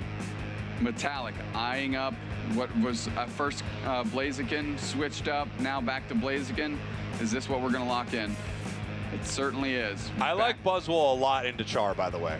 I think this is quite strong. I like this quite a bit. Scary on the other side, seeing them hovering Comfey for a minute. That would be very scary, but instead it looks like they might be taking away a weapon here from the side of Nemesis. I think Eldegoss is a great pick, and this Umbreon also. Yeah. This could be a really strong counter draft right now. Lucky grabbing this Umbreon, which has really felt to be like a core of the Nemesis system that they're trying to use here at LAIC. We'll see what else they've got in the tank. This Train might be eyeing up a counter or like a regular Charizard. No, there's no way. It's Machamp, right? We'll see. What are we doing here? We've got Duck, so that's a great pick for Rex if they want to play the Psyduck. We could see something like Clefable. We could see a powerful support. Bora looks like they're going to be locking in the Latias, switching with one of the players here. Or maybe playing it, right? I mean, we saw Otter doing that. Of course, as I say that, they seem to lock it in. I don't see Rex coming off of the Duck. Yeah. So Trainer with the gutter counter pick here. How are they going to contend with an Eldegoss, an Umbreon, a Mega Charizard, and what could be Blastoise Espeon? I mean, if Trainer's carrying, we could see a Mimikyu. It's one of his staple Pokemon. He's so good on it. It just got buffs, and it plays pretty well into something like Mega Char, especially able to put your Unite move on it, shut it down a little bit. But we'll see. We'll see what they want to bring into this match. The Talon looked pretty good, but I don't know if Brave Bird Talon is really enough to deal with this Mega Charizard. Final picks over here for DreamHack. They go with the Espeon, and they go with the Blastoise. And now Trainer locking in the Urshi. So they want to fight. They are just about that action, dog. Yep. That is what they're doing. They're going to have to use Rex to facilitate these engagements a little bit. I mean, Buzzwole dragging someone back to your side is just, it can spell disaster as well. They have the potential of great secure right through this Blaziken, whereas on the other side, Espeon, maybe, is their best secure tool? Yeah, you know, the thing I think with DreamHack is I feel like this Espeon is just going to have free reign. I mean, they are going to be landing so much damage from far away, and I think it's going to be tough for them to deal with. That's the thing I'm most scared of. Of course, the focus has to be on Mega Char, but I'm most scared of this Espeon and how they're going to deal with it. No, you're right. I mean, when you have Mega Charizard that takes such priority naturally because of its individual strength, you kind of lose sight of the other things you have to contend with. And I agree with you. This Espeon is very well poised to take over the game. Here we go. What a game we have for you. DreamHack, your purple team. Nemesis, your orange team. One of these two teams will continue on and have their shot at ACL, and one is going home. As they move through Pathu here, Kaduzera gonna be a pathing Blastoise, gonna try and put on some damage. Machisel quickly snatching that Kaduzera with that headbutt, putting pressure on. Reach gonna try and A-press, create space, and it looks like for now it'll at least be enough. Yeah, here we go. Be able to get some of that experience as well. So even though they're getting bullied a bit by DreamHack, they're still getting the secures, which is extremely important. Kaduzera now able to take this for their side. They're gonna send this over to the Buzzwole, and they're gonna try to fight here over these Natu. Neither of the center area are here ready to go, and we're gonna see how they wanna do it. Yeah, very nice stuff here. Bora looks like they were able to get one of those, I believe, and Machisel then gets the center Bunnelby up top. Yeah, you know, for them, a split priority there, and each of them leaving with a bit of experience feels like a big win, given that circumstance. But they've been able to outpace, for the most part, their opponents here in DreamHack. Here we go. Machisel looking for a fight, but we got 3-on-3 in the bottom path here. Massive side shock. Trainer in some trouble, having to peel back. Lucky in trouble on the other side. Let's see if they can pick up a KO. And it looks like, no, they might just let them fight over there and possibly base. Yeah, I mean, they're able to take that wild farm and base. No, that made them evolve, so they're like, I'm fine now. It's fun. I mean, they decided, look, we could waste a lot of time on this, or we could find value elsewhere on the map, which is what they're trying to do. They're actually in the central area here, fighting the Charmeleon on the side of DreamHack, and they're taking some of their experience away, just trying to slow that Charizard from getting online, which, yes, is extremely important. And now Rex has an opportunity to lay down a big surf here as they're looking for an opportunity. Bora Reach, I think, actually secured that.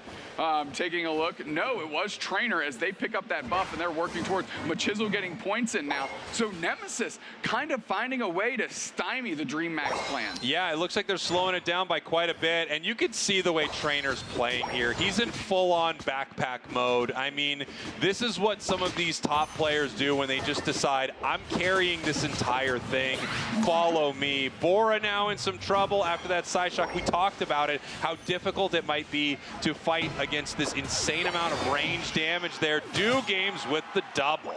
Yeah, I mean, this is where that kind of falls apart, is if you understand that the only thing you really have to fight with on the side of Nemesis is Trainer in backpack mode, if you will. Well then, you know, Mean Look, Psyshock, Mega Charizard, like that becomes a very big wave to try and wade through. Here we go, Reggie Drago right now being chipped out. Trainer looking for a possible steal here, so is Bora, and they get it. In like the least exciting fashion. Just a quick kick, get him with a quick kick. Yeah, get in there. Now Rex gonna have to front line here. Lucky sees them. Mean Look on Rex, not Trainer, as Metallic is already working on Regirock. Focus Blast on Do Games.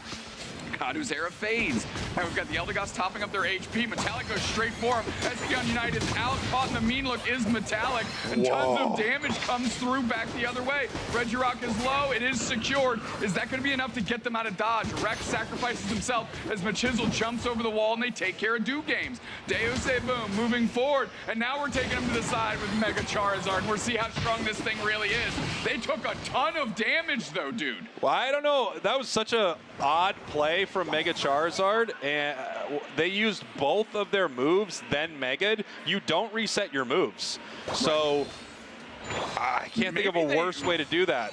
I think that was just in a really unfortunate way for Char to fight that, and maybe they don't play a lot of this Mega Char and they thought their moves reset in that moment, or maybe they just thought, I'm closing the gap, it's going to work out. Either way, burnt the Mega Char Unite. They get it back fast though, Doomsnacks. It's one of the toughest things about that Mega Char. Yeah, it just feels like it's forever off cooldown. Another objective secure here by Nemesis, doing a great job just prioritizing that and moving across the map.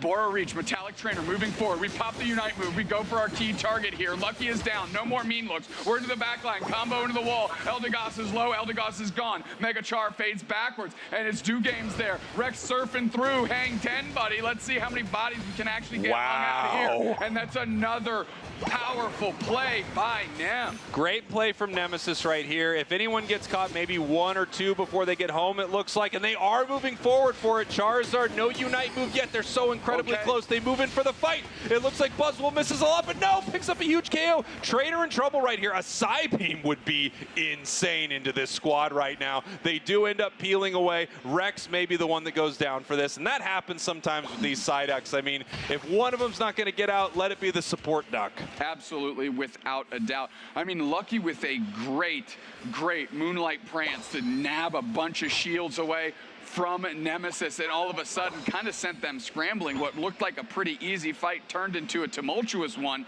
Nemesis being able to make it out at the expense of Rex is important. Regirock is on the map. We're going to have a fight here. We go straight for him. Machisel wants that action. Hydro Pump. Now we have another Mega Char Unite. We're spinning to win on top of the Machisler. Regirock's at half, but that's enough to send them scrambling.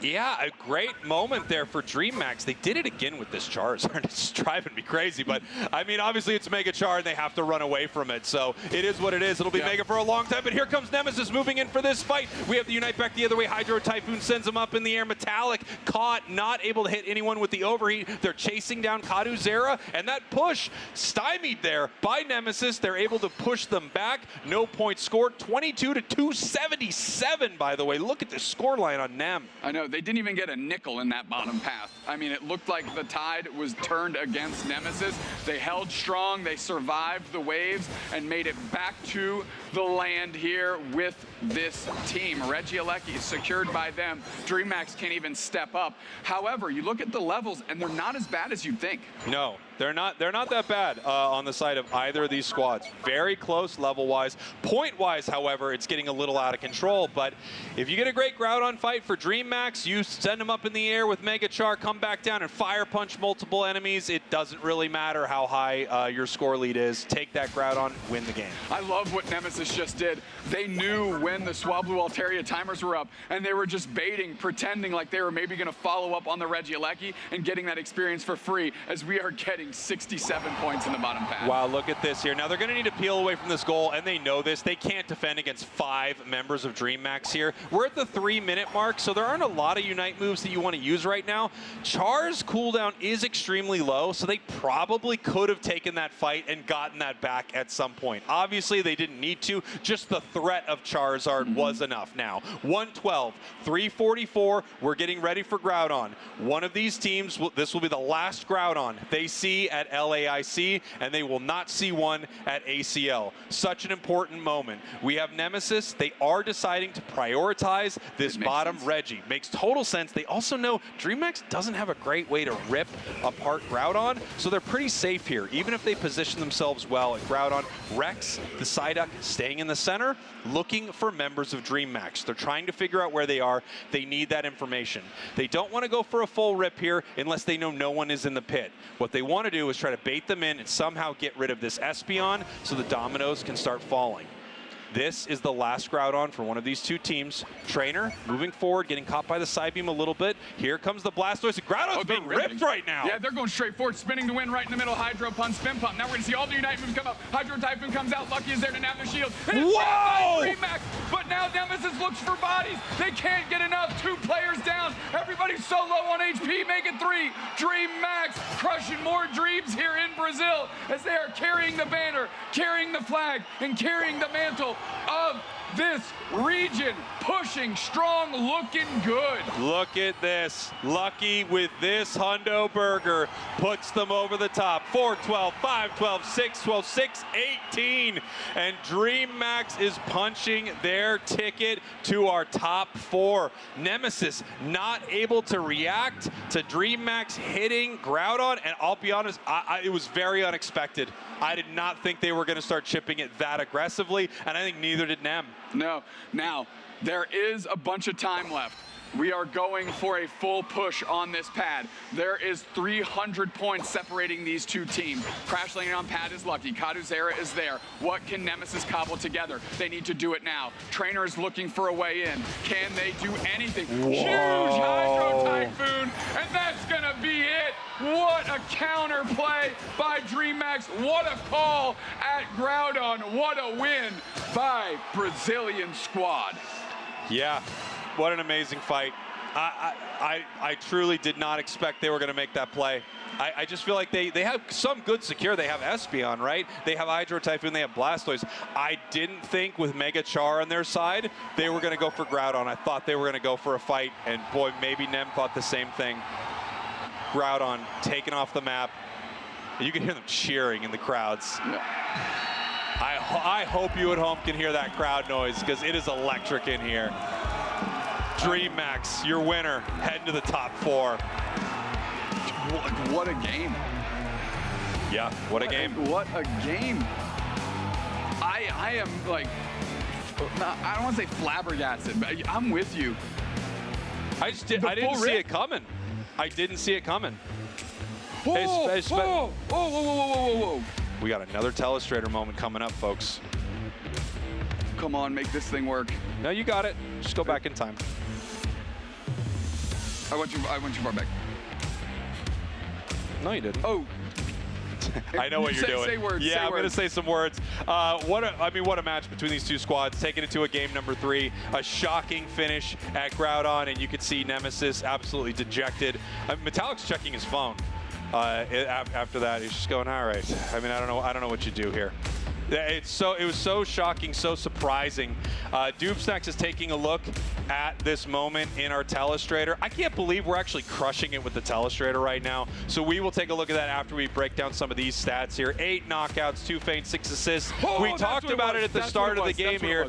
This Espeon looked incredible. It was so difficult for their opponents to do anything about it because they just didn't have a way to get to it, Dupe Snacks. And in a moment, we are going to take a look at this telestration. We got a few more stats to see here. Let's take a look at this Char. Only 56,000 damage.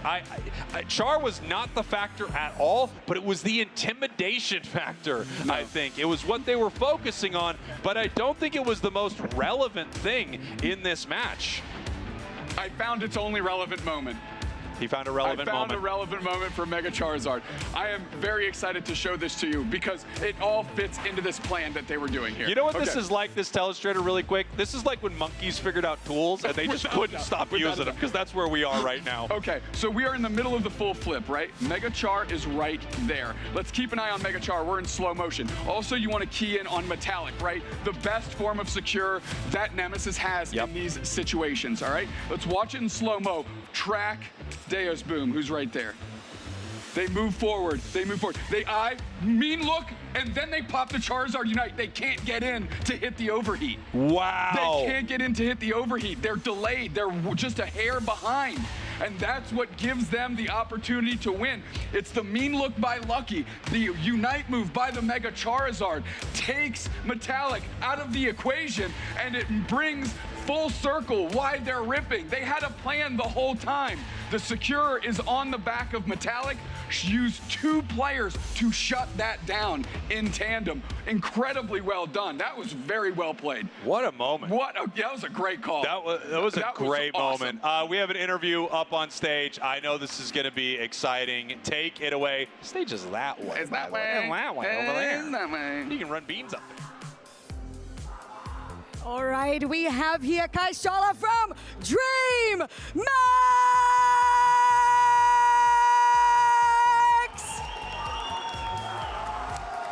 The Brazilian team taking down the North American Nemesis, getting into the top 4.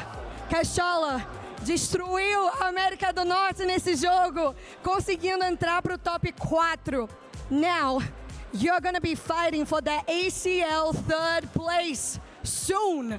Você vai estar lutando aí pelo top 3 para conseguir para ACL. How do you feel? How are you feeling? Como você está se sentindo? Cara, é uma experiência muito emocionante, porque é a minha primeira vez em palco e ganhar de um time difícil assim e ver a galera gritando é muita emoção. E eu tô bem confiante.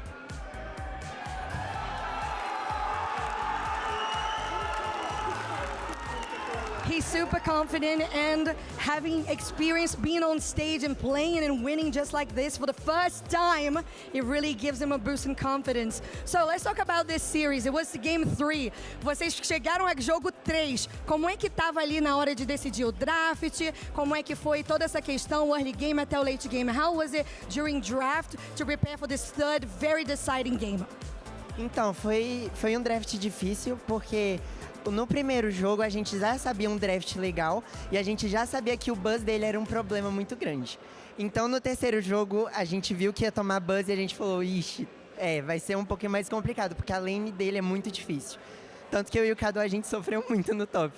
Mas a gente sabia que a gente ia conseguir no final e a gente propôs um jogo que a gente tinha um smite e a gente tinha como não perder um flip. So basically he says that the main focus was targeting and knowing how to play against the very experienced and talented Buzzwole player on the side of Nemesis. So they really had to think about how to counter it. They were going to face it on draft, so it was a little bit difficult on the top lane, but they were very certain that they had a good flip and secure option for Groudon. Speaking of Groudon, that last fight, tell me how was the communication between you all? Como foi na última fight do Groudon? Porque foi muito próximo de dar aquele flip. Então, a gente decidiu que a gente ia flipar, mas a gente queria muito pegar o 13 do Blastoise, porque com o 13 dele ele fica mais resistente, não tem como parar o flip. Então a gente botou o Cadu pra farmar, pra pegar farms. E a gente falou, flipa, começa a bater. E o Du, ele falou, eu garanto smite. E a gente começou a flipar. A gente começou a flipar todo mundo. Na hora que a gente pegou o Groudon, todo mundo, calma, concentra, não sei o quê. Porque a gente sabia que a plateia ia gritar também. Well, so this is a very lovely response that we had here from Kaishala. So he mentions that in that last moment, it was important to keep calm because they wanted to aim for the 13 on the Mega Charizard X, and they started flipping the Groudon even before they got the 13 on the Charizard.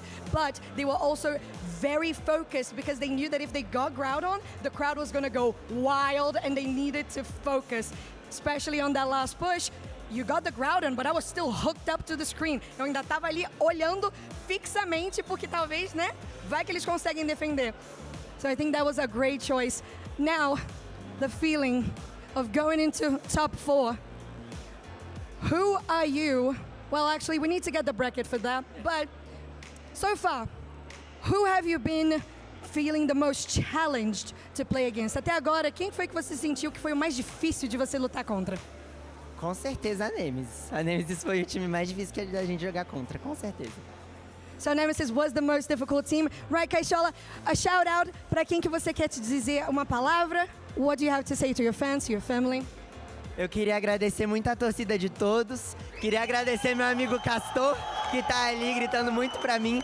Queria agradecer o Bruno Monk, que sempre torce pra mim e tá narrando uma co-transmissão.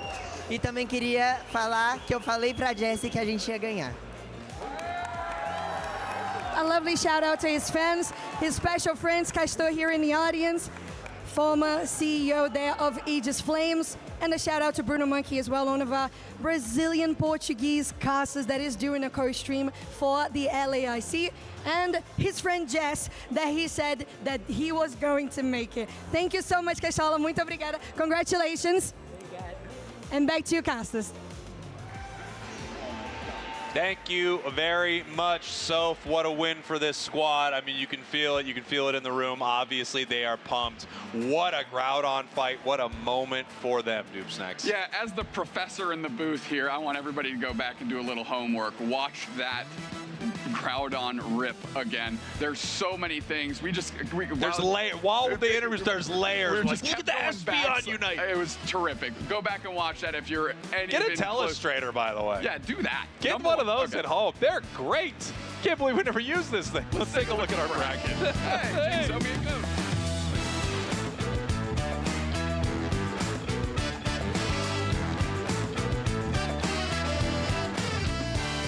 Downstairs, though, Force Gaming, Tuzi Esports, two Brazilian squads battle it out. What a game we have in front of us.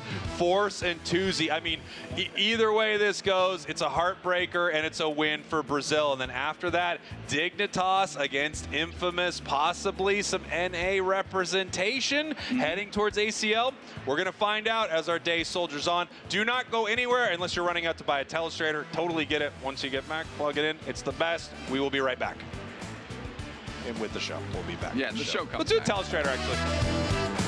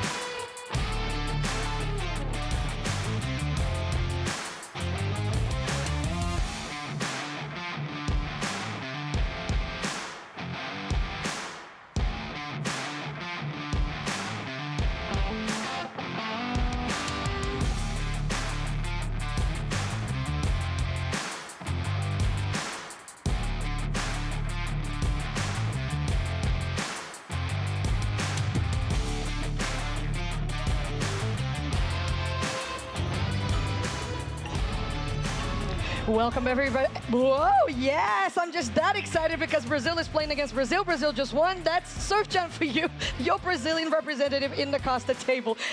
Welcome back to the Pokemon Latin America International Championships, as we're going to be seeing next 2Z Esports versus Force Gaming in this top 8. Alongside me is Zoinks, and as always, you know I am not going to be biased. Well, you can't be in this one. It's impossible to be. Yeah, you got is. 2Z Esports versus Force Gaming. It's an all-Brazil showdown here to try to qualify for top 4. I mean, we couldn't have set it up any better. It will be heartbreak. It'll be celebration. It's everything you want. This is Pokemon Unite.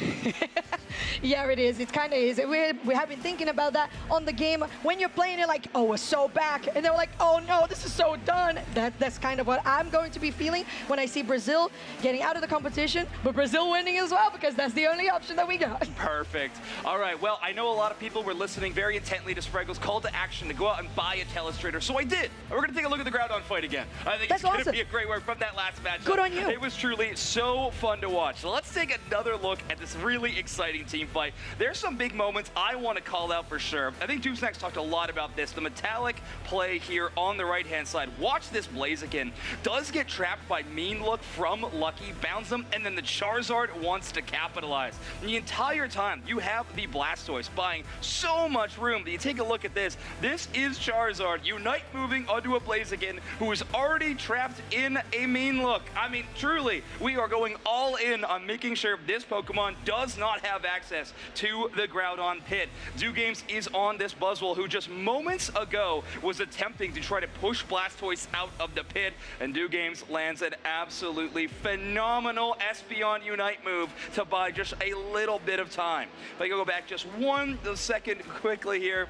If you watch this Blaziken one more time, even in slow-mo, Metallic is trapped, of course, in that Mean Look and the Charizard Unite move like we were talking about, but he does have a chance to get the eject button overheat combo just in time, but it's so razor-thin margins. I mean, seriously, you can go back and find 10 more points if you, of course, go out and buy your own Telestrator.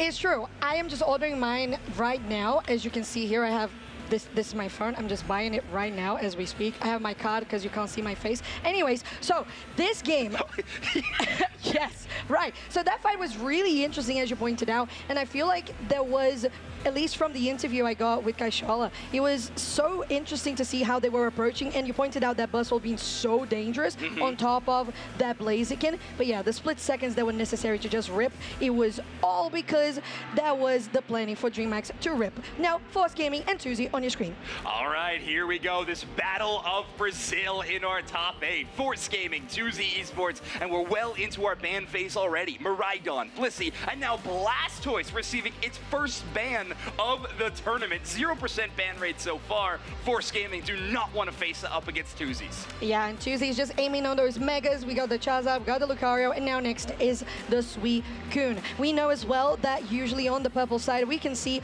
a couple of these Pokemon coming up, but they're not available, so maybe a Zacian. In this case, they're hovering a Mamoswine, trying not to, a Blaziken, because why did I not think of that? It's Brazil that we're talking about. Exactly. You've talked a lot about False Blaziken specifically as well, being such a major difference maker for this team, and we haven't gotten the chance to watch it yet because we had Pikachu and Empoleon in the mix, but Darkrai being passed up means that 2Z Esports is not going to allow that for long. They're going to be committing a first pick to it, as well as a Psyduck. Okay, very interesting. Lozen was a really early pick on this Pokemon.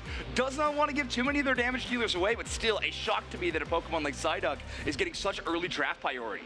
I agree. Usually at this point, if you want to really prioritize the supporter, you go for the Eldegoss. It has been like the first pick on orange side quite a bit. So if that happens, in this case, the Darkrai being prioritized in regards to damage dealing. On the other side, Force Gaming will get the Zacian alongside that defender front line on the Snorlax, because we know how steady and reliable this defender is. Right. I mean, great call out as well in the Eldegoss. So we're going to see it already hovered by Lel. And genuinely one of the best Eldegoss players in the world for years now in a row. I think. And he's got the drip. Exactly. Your drip Eldegoss, one of the best Hollowware rosters in the entire game. A lot of hats. So Lel going to be very happy on that Pokemon for multiple reasons. It's also one of the best win rate Pokemon in our tournament this weekend. So Ooh, I right think now? I think Eldegoss being such a great pick at the moment. Okay. Not on the top, but like up there. Okay. But I think Lel Like, where's very, my very question? happy with that pick. A few great auto attackers in Angel on the Alolan Raichu and Lel on this Eldegoss. This is going to be a lot of A-press damage for 2Z Esports to deal with. But they kind of got the old crowd control. It feels like that's sort of been the dichotomy of these drafts. You're either all focusing in on auto attack damage, shipping from front to back, getting through these tough front lines, or on the other side, you're just trying to grab, pick up, throw down, whatever you need to do, the crowd control being the main focus. Darkrai with Sleeve, Umbreon with everything. Psyduck the same way. Buzzwole throws Espeon Unite. There is a ton of tools for both of these teams, but we kind of have two schools of thought battling in our top 8 matchup here.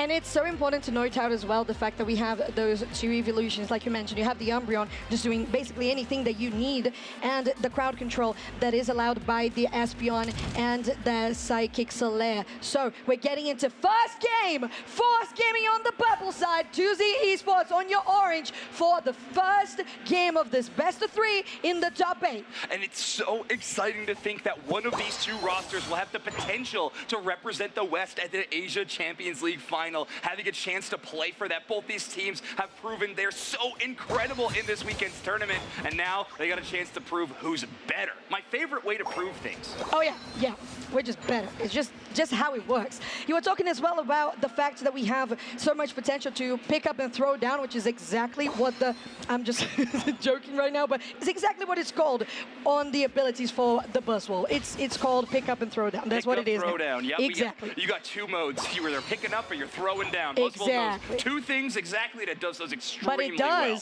it does better. All right, well, Force Gaming is going to send their Central Area player up, but it's only at that Combuskin stage right now. Falb has not found a way to evolve to that Blaziken quite yet, but still, a level 5 Combuskin with Blaze Kick is really, really strong when these Swablu Alterias spawn in. Great way to move them, but Aramaki going to be rotating up, Angel to match. Okay, 4v4 in the top side. Not aiming really for the Altaria, going straight to take down that Darkrai. Very close, but it's going to be the KE opener on the Psyduck instead. There's almost a possibility of Mazo going down, but it's not going to be the case. And it is the side of 2Z Esports that come out on top of this first fight. Incredible first fight from 2Z. Matt's letting multiple 3-player Dark Void sleeps, which really set up these moments. Mazo just on a sliver of HP, but knows that there's no one who can wake up in time to shut down this Ultra Beast, and realizes they got the runway to actually make some pain happen. Great work. Great work use of picking up and great use of putting down.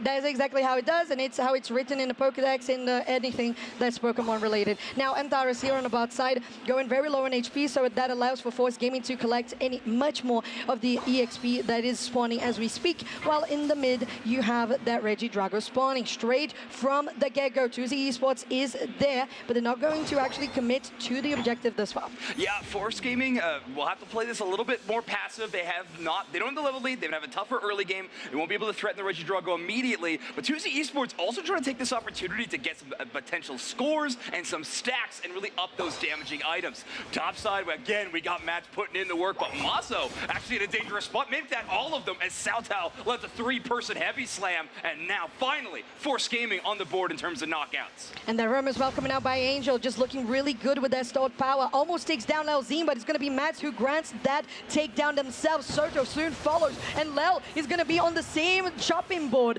as now 2Z Esports with a great timely rotation. Comes back and comes out on top. Oh, and we're looking at perfect math right now. Aramaki with 21 points to the 22 goal allows for Mats for a fantastic overdunk. And 2Z Esports, maybe they lose 1 or 2 members in a bit of a misstep, but they have bounced back in a major way, and Force Gaming have not found a way to turn that advantage into any points on the scoreboard.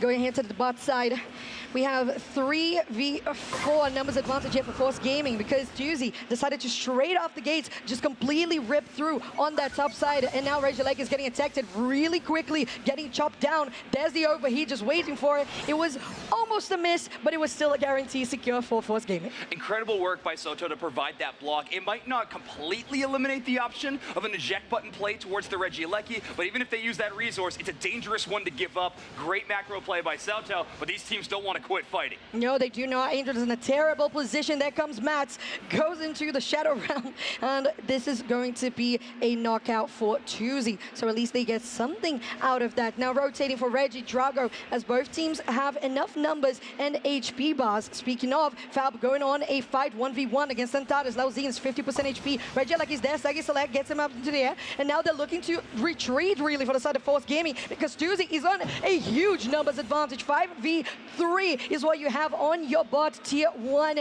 Now they're trying to score as much as possible. Look at that psychic from the side, like it's insane. And now it's just going to be Tuesday cleaning up the scraps. Wow, Lolan Raichu even trying to drop the star onto the map, but actually getting knocked out before they get used it. Silver lining, it should have a lot of Unite move charge left over when they respawn, but this match has been all Tuesday so far. We're headed to the midway point of the match, and I think finally this Reggie Drago going to go down. Aramaki and Miles are going to be responsible. Neither have a ton of points in pocket, so this Reggie Drago buff will probably not translate into a push on tier 2, but still a little bit of team-wide experience is great for your team, and more importantly, it means Force Gaming is not getting any way back in this match. Yeah, denying anything from Force Gaming is the objective here for Tuesday, because although Force Gaming did get that Reggie Alecki bottom, they couldn't push, they couldn't score, and they're currently on a 0 scoreboard versus 220 for Tuesday. And at this point of the game, that's quite a lot of a lead. Yeah, this is devastating. I mean, we talk about 100 point, 60 point differences being the difference maker in some of these end games. Antaras is caught out, so this Umbreon is going to take a ton of damage at bare minimum, and boosted Alolan Raichu auto attack's going to get the knockout. And Soto wants to try to push this a little bit further. Watch that flank on the top side, though. Okay, this could be good here for Tuesday to defend. There's a Sagi Select, 4 members up into the air, and that is just the biggest wombo combo. It's just nasty. The Super Slam Slow. Whoa, that's the one for Buzzwole.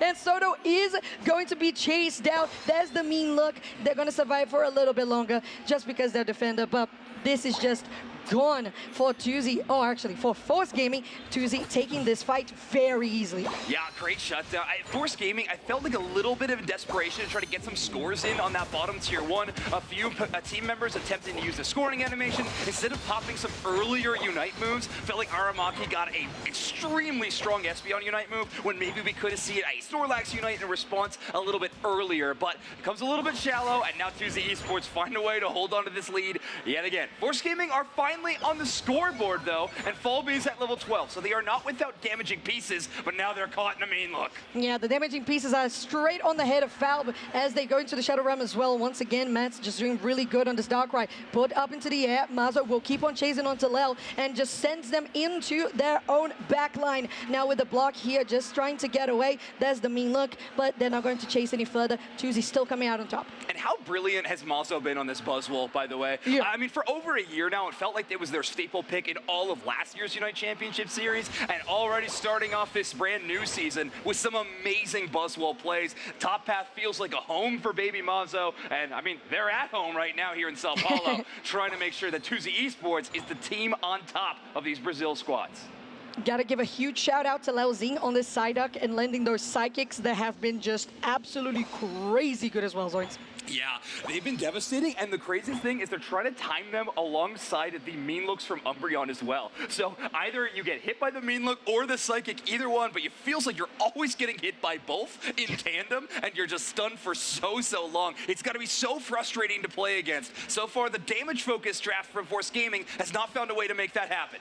Level 14 on this Darkrai as they push in, but they're gonna get taken down. The Umbreon front line is away for Tuesday. Now it's a 1-for-1 as they keep on fighting here. The superpower, the Super Soul Slam comes in through, and Mazo is still keeping up quite healthy at that. And they're going to take the defender next, as they have collected 4 of the members of Force Gaming. Okay, this is a big risk for Force Gaming, but I don't hate it. They take that fight, but they're very sure to not use a lot of Unite moves. Angel in danger here. Tuesday Esports did use the Buzzwole Unite. Let's see if it's enough to try to make a big game-changing moment around this Groudon. Focus Bend was popped there on Leozine. They're forced to go back to base. There's the Cotton Cloud Crash, interestingly enough, there. But what we're going to see next is nobody's guess. It's anybody's guess, because honestly, this is looking really confusing as the Groudon gets ripped. Who gets it at the end is going to be Force Gaming, potentially. Tuesday Esports getting the last hit, I believe. No, it was Oh Force. Yeah, no, you're right. Yeah, thank you. Tuesday's blue in their jerseys, and I think that threw me Yeah, off. that probably was, yeah. So, sometimes it's difficult to check the buff underneath them, but it happens, especially because it's transferable. Yeah, my bad. All right, Force No, you're good. Gaming securing the ground on, but it's still extremely close game. So if we got just over a minute left in this one, and Force Gaming still trailing. They got a few ground on buffs to work with though. They definitely do. 301 to 320. So 19 points is very short to come and succeed here for Force Gaming. They have the buff. Now LAIC is definitely going to go down. There's the power nap as well. Adamaki's in trouble. There's another knock up onto them. The Espeon is gone. Now chasing out for Antares. Force Gaming is unstoppable. Mats is going to go down, and it's a 4v2 as even the Raichu is coming through as well. 501 to 320. What a bounce back for this team around that ground on fight, able to recover from a really tough early game sequence. Just around 30 seconds left on this match, and a couple of hundo burgers about to land in this home goal zone. That is going to seal the deal for Force Gaming in this game number 1. Tuesday Esports dominating for 8 minutes of this match, and Force Gaming finding a way back in. I like they take kind of that dry fight before the Groudon even spawns. They have a lot of Unite moves to work with, and in the end, that Zacian Unite move, yet again, this Pokemon's win rate keeps on climbing. And we're going to have Force Gaming starting off with a 1-0 lead. Looking good for Force Gaming here in this Brazil matchup, where kind of everybody wins that's watching that is Brazilian, or everybody loses. I don't know how that works. I'm still confused and trying to figure it out. But yeah, the audience is super excited about how things have been going so far, because as you mentioned, it was such a huge lead for Tuesday, and then Force with those very powerful secures on the Zacian and on the Blaziken just really turned it around. Yeah, it was impressive. I mean, just unfortunately for Tuesday Esports, with all this crowd control access, they were not able to take out every threat of Force Gaming from contention of a Groudon secure. Specifically, of course, that Zacian Unite move, giving you unstoppable while channeling it. They did not have an option to try to push them away, and it was just too much all at once around that Groudon pit. You got a lot of secure options on Force Gaming. They understood that, and they made sure to make that happen. It's a difficult position to try to respond to, right, Zoinks? Because you said with the unstoppable, you kind of need, if you are on the side of Tuesday, you have to stop ripping, because you got to stop the counter from actually having as much SP as it has, so that you whiff the Sovereign Sword, or that you whiff the overheat. This is your MVP Soto for Force Gaming on this Snorlax. I love that for them. We love a good defender getting a spotlight. It's 86,000 damage taken in 3, 5, and 5. Incredible. I mean, in comparison to Antharos on the Umbreon on the other side, right, only taking 39,000 damage. This Snorlax definitely in the way of pain quite a few times with 5 faints in total on this matchup. But still, you can see Soto, pretty big fan of the Snorlax in the player picture. Does like showcasing that Pokemon, but hanging around on that bottom side for the majority of this matchup. Really trying to favor that Alolan Raichu path alongside them, get those attackers up to levels. Yeah, I think that final fight is really interesting towards that Groudon, because, you know, with this crowd control competition with Buzzwole and things like that, you actually want to get in front of the Groudon pit on the enemy map side. But since they were all at about half HP after that initial fight that they won, technically, they couldn't really buy as much space as they wanted to. They had to relent it, and well, once you let Tuesday into the Groudon pit, they're gonna take care of it. Yeah, yeah. So it was very, I was gonna say forceful. It's not intentional. It just comes naturally, I guess. It's their fault, I think. It's their fault. Yeah, I guess so. Yeah, it's their fault, absolutely. But as you say, it's a situation where you gotta have really cold nerves to deal with how the ripping is going. What's the rate at which the Groudon is getting knocked out? What is the securing tool in the enemy team? And in this case, Force just really nailed it. Now Tuesday has the opportunity to show us the early game and mid game that they had in this game 1 and take this to a game 3. Yeah, we'll see if they can pull it together. I mean, they certainly got a great game plan for the majority of that matchup, but certain points in this match are just so important. The end game, of course, tremendously important, and Force Gaming understanding that just a little bit better. Love that they played to their advantage. They kind of lose a team fight. They have a way to bounce back in a major way, and what a big success for them. These best of threes are so intense. I mean, we are already on match point. It feels like we should be playing this next series for 2 hours. So yeah, so true. And if you think about it, soon enough we're going to be there when we get to the semifinals and we become a best of 5 bracket, just like tomorrow will be on Grand Finals for Championship Sunday. Now, let's talk about as well the fact that this time Tuesday chose to go purple, so we could be seeing them choosing a priority pick there on the purple side, that P1, if you will. Yep. And we could see the likes of that Zacian, we could see the likes of the Suicune, we could see the likes of the Darkrai, or if we're still talking about Brazil, we could just see the Blaziken, as it is very common. yeah, and maybe at this point just too contestable to let up at this point in time. You don't want to give it over to Force Gaming either, so you might just have to pick this one in that first pick spot if it doesn't get banned. I gotta say though, that Darkrai from Mats was so amazing. It's cool to see how many Pokemon this player can play, because at the World Championships, they really showcase how incredible of a player they are, but it was a lot of one Pokemon. That Zeraora was amazing for sure, but I love that So we're starting flashy. to see a bigger Pokemon pool from Mats. Love to see it. As we get into the second draft of this series, Tuesday now on the purple, Force Gaming on the orange. The first Pokemon to be banned is the Miraidon. Okay, interesting. Get the Miraidon ban coming through. Yeah, we'll see. It might just be a UI thing we got going on, but we'll see where these ban phases go in a moment. Tuesday Esports Miraidon being banned. You got a few other ones you can follow up with. Looks like Blissey going to be their next option, and that is going to slot in. Mega Charizard potential. Sounds like we're going to be redoing this banning phase. Not just a UI thing. We'll get this sorted out, everybody. Please be patient with us, but some interesting stuff so far. Definitely, and some staples as well. The Miraidon has been very successful all around as a long-range attacker. Even if you go for Electro Drift, not exactly long range, you're going to be straight in the face of people, but still coming from a long distance. The Blissey as well, very common. The Suicune, we know, is very powerful. The amount of crowd control, I would say, is unrivaled. Exactly. All right, so about Force Gaming's composition that they had in that last game. How we, there's a lot of really exciting things that we were feeling. Darkrai being picked up early here, but I think you're hearing something? Yeah, absolutely. So we had a technical issue, yes, but both teams have agreed that that ban is Mega Charizard X. Okay. So we're just not going to redo, so we can just keep on going. Just don't lose the warmth in the fingers. People who wanted the Mega Charizard X to be the most banned Pokemon in this tournament are in shambles right now. We're losing the 1 game's worth of stats. We'll see if we can get that corrected. Stats, you're right. We'll see if my we can God. get that corrected in the back end. We'll see what That goes is on. But crazy. either way, we are continuing on. That hollow spot on our ban UI is Mega Charizard X. And Tuesday Esports are going back to the Darkrai. Blaziken, of course, being banned by Force Gaming means that Tuesday don't even have to make that choice. Instead, go to one of these huge power picks in the Darkrai. Love it.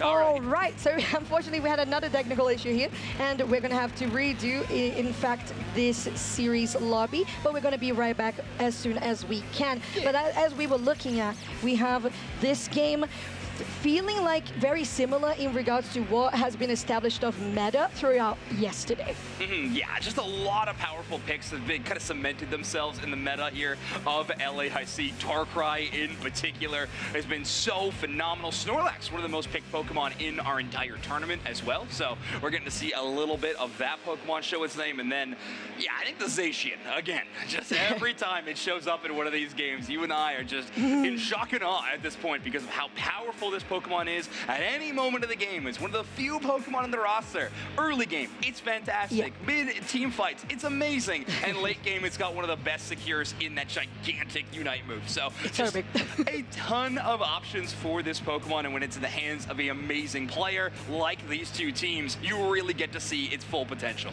Exactly. It's just how much, and as you pointed out earlier as well, the fact that we're seeing these players that we have seen throughout Worlds in August in Anaheim, California, that they have widened their Pokemon pool, and they have been able to really diversify how they're going to be dealing with threats, how they counter, how they're going to take priority in draft. And I feel like that's one of the most exciting things for me outside of gameplay is just how teams have been navigating draft. 100%. I mean, our offseason is not incredibly long, but it is enough that there are quite a few changes to the game. But between the World Championships and this first tournament, there's new Pokemon added to the game, and sometimes there's balance patches that shift the competitive mentality of these top players on a few important picks. And all this is leading me to say, Fulbs and Empoleon looked awesome. So I really hope we get to see some more interesting picks like that.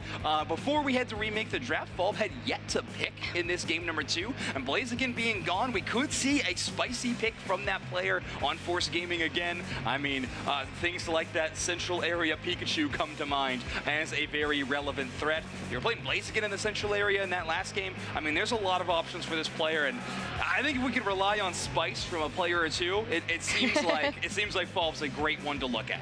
I agree. And straying a little bit away from this matchup in particular, but still talking about draft and meta in general, how are you feeling in regards to the fact that we really thought that the Mimikyu was going to show up more? Like, what's your analysis on it? Just mostly just livid rage. Just so upset. Livid outrage. Yeah, there's a lot of Zoinks-shaped holes in the wall in the green room. Just been so upset. There are, yeah, around. I can confirm. Yeah. I can take pictures in personal line. Yeah. Just DM. Don't DM. It's been tough, but I think I'll recover. I mean, Mimikyu, when it has been in-game, it's been looking pretty fantastic, in my opinion. So With that, both at builds. least, is exciting to see.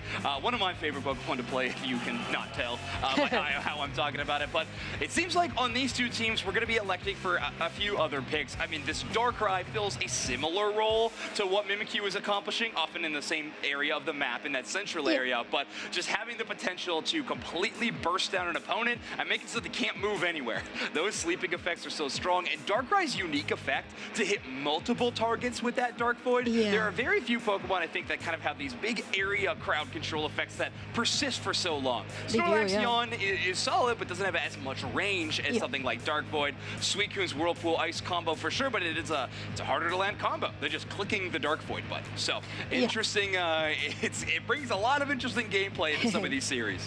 It does, and as you pointed out, like, it's the fact that it's just one ability. For example, you could say that the likes of the Suicune and the Alola Ninetales could be similar, but you just have to wait for the freeze to stack, and that it requires either more than one attack or ability that you have to land, and this one is very point and click, and the fact that it deals so much damage. Yeah, I was gonna say Alola Ninetales. It's a name I haven't heard in a while. 80 years. Yeah, we substituted the Alolan variant for just Alolan Raichu. Yeah, we got Alolan Raichu in the mix now. Alolan Ninetales, haven't seen it in a while. Not saying it's a completely unviable pick. It does have certain options, but it does feel outclassed by a few of the attackers that are kind of reigning supreme in this metagame. It's hard to be an attacker in this metagame and in this world currently, but the ones that are succeeding, they're doing it for a reason, and we're starting to see it here on some of these matches at LAIC. Yeah, one of those that has seen quite a lot of success is that Miraidon, sometimes in the bench, sometimes in gameplay, especially going on the purple side, has been one of those P1 picks. I'm trying to really make that stick, so yes, that's the purple side. First pick, P1. P1. God, I thought it stood for picks 1, and I was like... No, purple 1, because then you do orange 1, because like 5 picks, that's how I'm used to it. P1 and O1 and 2. Got it. Exactly, that's why, so explaining. So you have purple side having the advantage of having P1.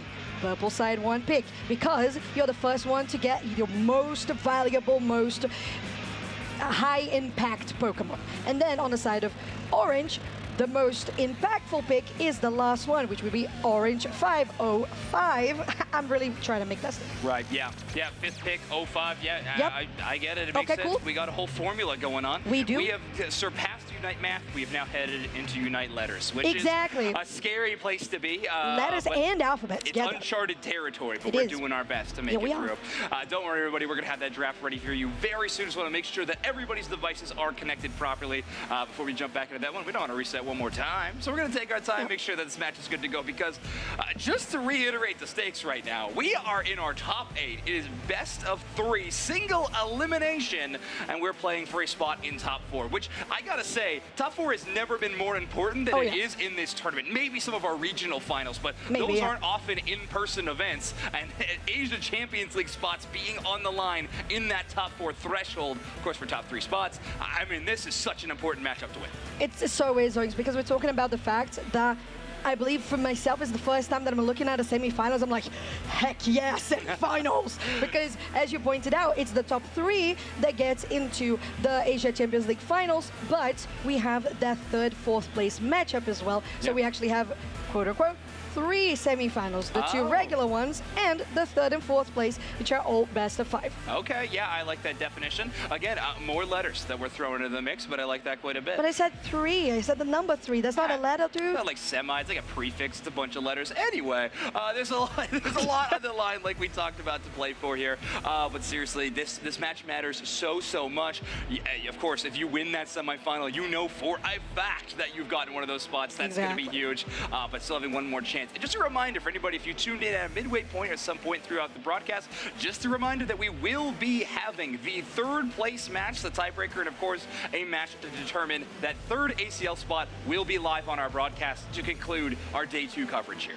And as of right now that we had reached the top 8, all of the matches are going to be streamed in this channel, the feature stream. Thank you so much for your service, but you are done for the day. Into the draft we go now for realsies. Tuzi on the purple side, going for the Maridon band first, while Force Gaming is able to select that Mega Charizard X as their first bet. Yeah, this time we actually got the picture in, not a gentleman's agreement to ban away the Yay! Mega Charizard My X. stats aren't ruined. Exactly. Oh, yes, stat enjoyers rejoice. Yes. Mega Lucario, Mega Charizard will both be banned. Suicune will also be banned. I imagine we'll be moving through the first steps of this draft in an identical fashion. Usually that's how these things work out. Well, but around the midway point of the draft, we might be starting to see some new things. But that does mean the Blaziken, again, banned away by Force Gaming, being such an important factor for Falb. But I think Force Gaming understanding that it is such a big priority first pick for Tuzi Esports as well, you gotta use your final ban on it. You really need to. And Darkrai being one of those P1, very valuable picks. Why do you laugh at me, Zoinks? Come on. I'm just trying to be serious about it. Right, so on the side of Force Gaming, you have the Snorlax and the Zacian also with that priority pick with the big damage secure that it has on that Sovereign Sword. And of course, the most reliable defender, in my opinion, in the game. Yeah, and Blastoise to play that damaging role on the other side will be interesting. We've seen Mazo play a whole lot of that Buzzwole in the past, but it does have a great matchup into the Blastoise, so maybe securing both ends on their own side of the draft on that purple team, but it would be Clefable on the orange side for Lel, so not having access to Eldegoss will push you into the Clefable realm, especially when Blissey's going to be banned. Tuzi Esports, final 2 picks. P4, P5. Oh, let's go! And it's the Buzzwole, as we know that Mazo really excels at. And I missed the mime! All right, so that's where we're diversifying here. Only with a 6% encounter rate. All right, Falb's currently got the hover on a Pokemon that was so fun to commentate over earlier on in the day, and they're gonna lock it in. Empoleon, encounter rate slowly climbing up to 4% as Falb locks in the Emperor Penguin. Oh, that is incredible. Love to see it. So a couple of things that are similar to what we saw in the last game of this series, a couple of things that are similar to what we saw in a different series, but still very well rehearsed and practiced by the side of Force Gaming. I really loved the Empoleon that they brought to the table. The damage was so real. I think they only fainted. I don't think they fainted on that game. It was almost a perfectly flawless game. Yeah, it was so impressive. We'll see if they can make that happen again here in the round of 8. But these drafts definitely have some new Pokemon for both sides. The Eldegoss switching sides over to Tuzi now does create some new opportunities, but in totality, I think the archetypes of these 2 drafts are remaining extremely similar. Force Gaming leaning heavily into the damaging side of things with the Alolan Raichu, Zacian, even an Empoleon for that big burst execute damage. But they do have the Clefable to back them up with the HP recovery. On the other side, it's more crowd control. Mr. Mime this time being the flavor of the CC. I was literally going to say that is kind of like the alternative option to a Crustle if you think about it, because then if you go for Light Screen, you're kind of fulfilling the same spot as that Rock Tomb does, and your Showtime that also stuns into your game 2. A match point for Force Gaming playing on your orange side, and Tuzi Esports fighting to get that game 3 online for the purple side. Yeah, their backs against the wall, but they've been at this point in tournaments past So Mazo going to be leading the way into this top side, going against the Zacian, against so terrifying. Lel taking a lot of burst damage early, threateningly to go down, but the Eldegoss will not be able to do it. The Ozen's auto attacks just shy of earning the first knockout. Yeah, just getting quick enough into the pad, and Lel will get their healing and shielding, and they are going to be okay. That Clefairy with this so lovely hollowware is going to be fine. And we know as well how strong these two carries are in the top side, both the Buzzwole and the Zacian, in guaranteeing those early wild Pokemon. And Mazo's going to be out-leveling. By the way, Leozen was able to take one of Force Gaming's ball toys, and because of that, they just have all the presence over the mid-contestable wild Pokemon. So Mazo is going to be out-leveling this Zacian, at least in this early phase of the game. Going to almost hit their level 5 right before the Swablu Altaria spawn in, giving them access to, I believe this one will be the pick up. All right, 4 members rotating to the top side, actually. So we see that Force Gaming doesn't really commit into defending. They just give it away. While on the bot side, 3 members of Force will score on the bot tier 1. Laozing will spot the top laners here, and they are going to be scouting around through this jungle and just trying to get somebody caught out of position. Falb just waiting, but that stun from the Mr. Mime doesn't land. Yeah, not too sneaky, Darkrai. Tharos had a good hiding spot. Mats gave it away, walking into the tall grass. But here we go. Big fight going on in mid. Alrighty, and Force Gaming is just falling at the seams in this one. Wow, the amount of damage from Tuzi is just really there, especially on that Darkrai. And with that, they have full control to invade. All right, Tuzi Esports having a huge advantage here. Not only did they have a fantastic win on top side, they also have a great win in that enemy central area. Now time for the true central area, as Regidrago will be eliminated by Darkrai. Matt's going to be leveling up even more, almost at that level 9. Ooh, so close to the level 8 as well. Yeah, we'll encounter that's more accurate. Almost at level 8. I was going to say, we're literally like fumbling over numbers and letters. I guess that's where we are right now. Letters. I've abandoned numbers. Okay, so you're just like, what'd you say? 8 E I G H T. That's where you are? Yes. Okay, right. So top side, we have 4 members of 2Z Esports pushing out here, as Force Gaming have received quite a lot of goals on this outer zone. Angel Zine will get into the fray as well. Rapid spin just to poke them out, but they are going to be heavily punished back. Falb moves in, but they're not going to truly commit right now. Great peel from Aramaki. That Hydro Pump if spin combination is fantastic, just even for a tiny little push. You might underestimate how important just a little bit of movement can be in Pokemon Unite, and it allows Mats to just escape and get back to their own central area, pick up a red buff. Actually looks like they might rotate all the way down and get that blue buff. Confident in 2Z Esports' rest of their roster's ability to secure their Registeel, even in the face of this Zacian, who at this point in the game is a little bit underleveled. The rest of 2Z Esports out-leveling them, especially Mazo. That's very true. I like the rotation from 2Z. They take top. Reggie going to the bot side, almost taking down this Snorlax, and they do. Look at Mats. Look at him go. And that's Lau, almost taken down too. Reggie, like, he will stun Mats briefly, so that will stop them for at least a brief moment. That's the Empoleon that's coming through, but it's still going to be 2Z Esports who take the Regieleki themselves. They still have enough healing. Look at how much the Eldegoss is doing. That is just insane. Bot tier 1 is gone.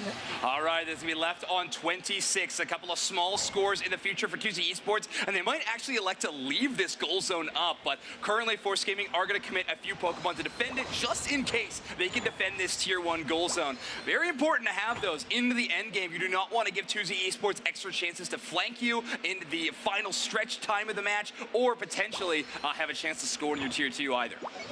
Right, this is a point in the game where you don't have that much wild Pokemon experience on the board, so you got to be very intentional about where you rotate to. On Thardas, very low HP, has to disengage here for 2Z, so they can't overcommit to anything on this goal, because as you pointed out, Zoinks, they chose not to take it. Yeah, and Falb is at level 10.5, so this Empoleon is starting to get pretty scary, and it looks like another push for 2Z Esports. Falb setting up, big Snorlax block to try to set up this next fight. Woo! Well, Mats is almost taken down as they are immediately. There goes Force Gaming, chasing out after this Mr. Mime for Antares, as Leozine is just trying to get close to get that Polen Puff in as well. Mazo is in the bushes, just trying to go win. They have a 4v5 situation, but look at that light screen, just really nicely done. Look at the showtime too, and it's time to just really get going, as Force Gaming is taking quite a lot of damage. Look, he's almost taken down here by the Blastoise, and do they know? Very close, but Force Gaming does survive. Wow, I mean, Mazo counting their lucky stars. The Unite move actually targeted the Alolan Raichu, was the lowest HP target. The Super Swole Slam actually pulled them out of the fight and gave an escape route for Mazo's Buzzwole to head into the enemy central. And now Tuesday Esports,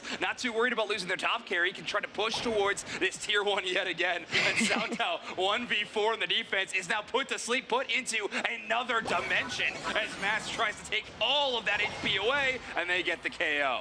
The KO, the zone, good position for the Darkrai to solely 1v1 on that bottom Reggie, while on the top side, Force Gaming will trade objectives, and there's plenty of experience on the side of Tuesday Esports as well, if so Force Gaming should choose to invade, but Mazo is there just applying quite a bit of an impression. Yeah, I'm also trying to play that just really carefully. You can't 1v2 those two Pokemon, but you also don't want a huge overdump to change the scope of this match so far. You're holding the momentum, you have the score lead. I know that happened in game number 1, and it still didn't go their way, but still Tuesday Esports sticking to their strategy of forcing this early game to be to their advantage. We are now headed well out of the early game, though, and Force Gaming has started to wake up. This Empoleon is scary. Angel also climbing the levels on this Alolan Raichu, but Tuesday Esports still finding a way to be aggressive. Yes, they do, but Force Gaming has sandwiched them a little bit with the Alolan Raichu Unite move as well, and Force Gaming is really trying to get this going right now before we get to the final stretch. Now going on to Mats, almost takes them down, but Lau is on the front line, and that's not your damage dealer. They might be caught off guard here, as Lau is going very low in HP, pops out that gravity. They're still going to be okay for the moment. Mats trying to get their sleep going, but they haven't been able to really connect it. Nice heavy slam as well, and looking at the back line is Mazo with a Super Soul Slam, and they take down the Alolan Raichu. Yeah, big pick up, big put down, as Mats is also trying to follow up on top of that damage. Lel has nowhere to run, but the gravity and Moonlight give them just enough room to get to that gold zone. Fall caught in place by a barrier, by a sleep, and it's the Hydro Pump that gets the KO at the end. Aramaki taking down that Empoleon. That's a lot of EXP to the squad, and Tuesday Esports, in a moment that it looked like they were going to get super punished for that hyper aggression, they actually come out with a big team fight win.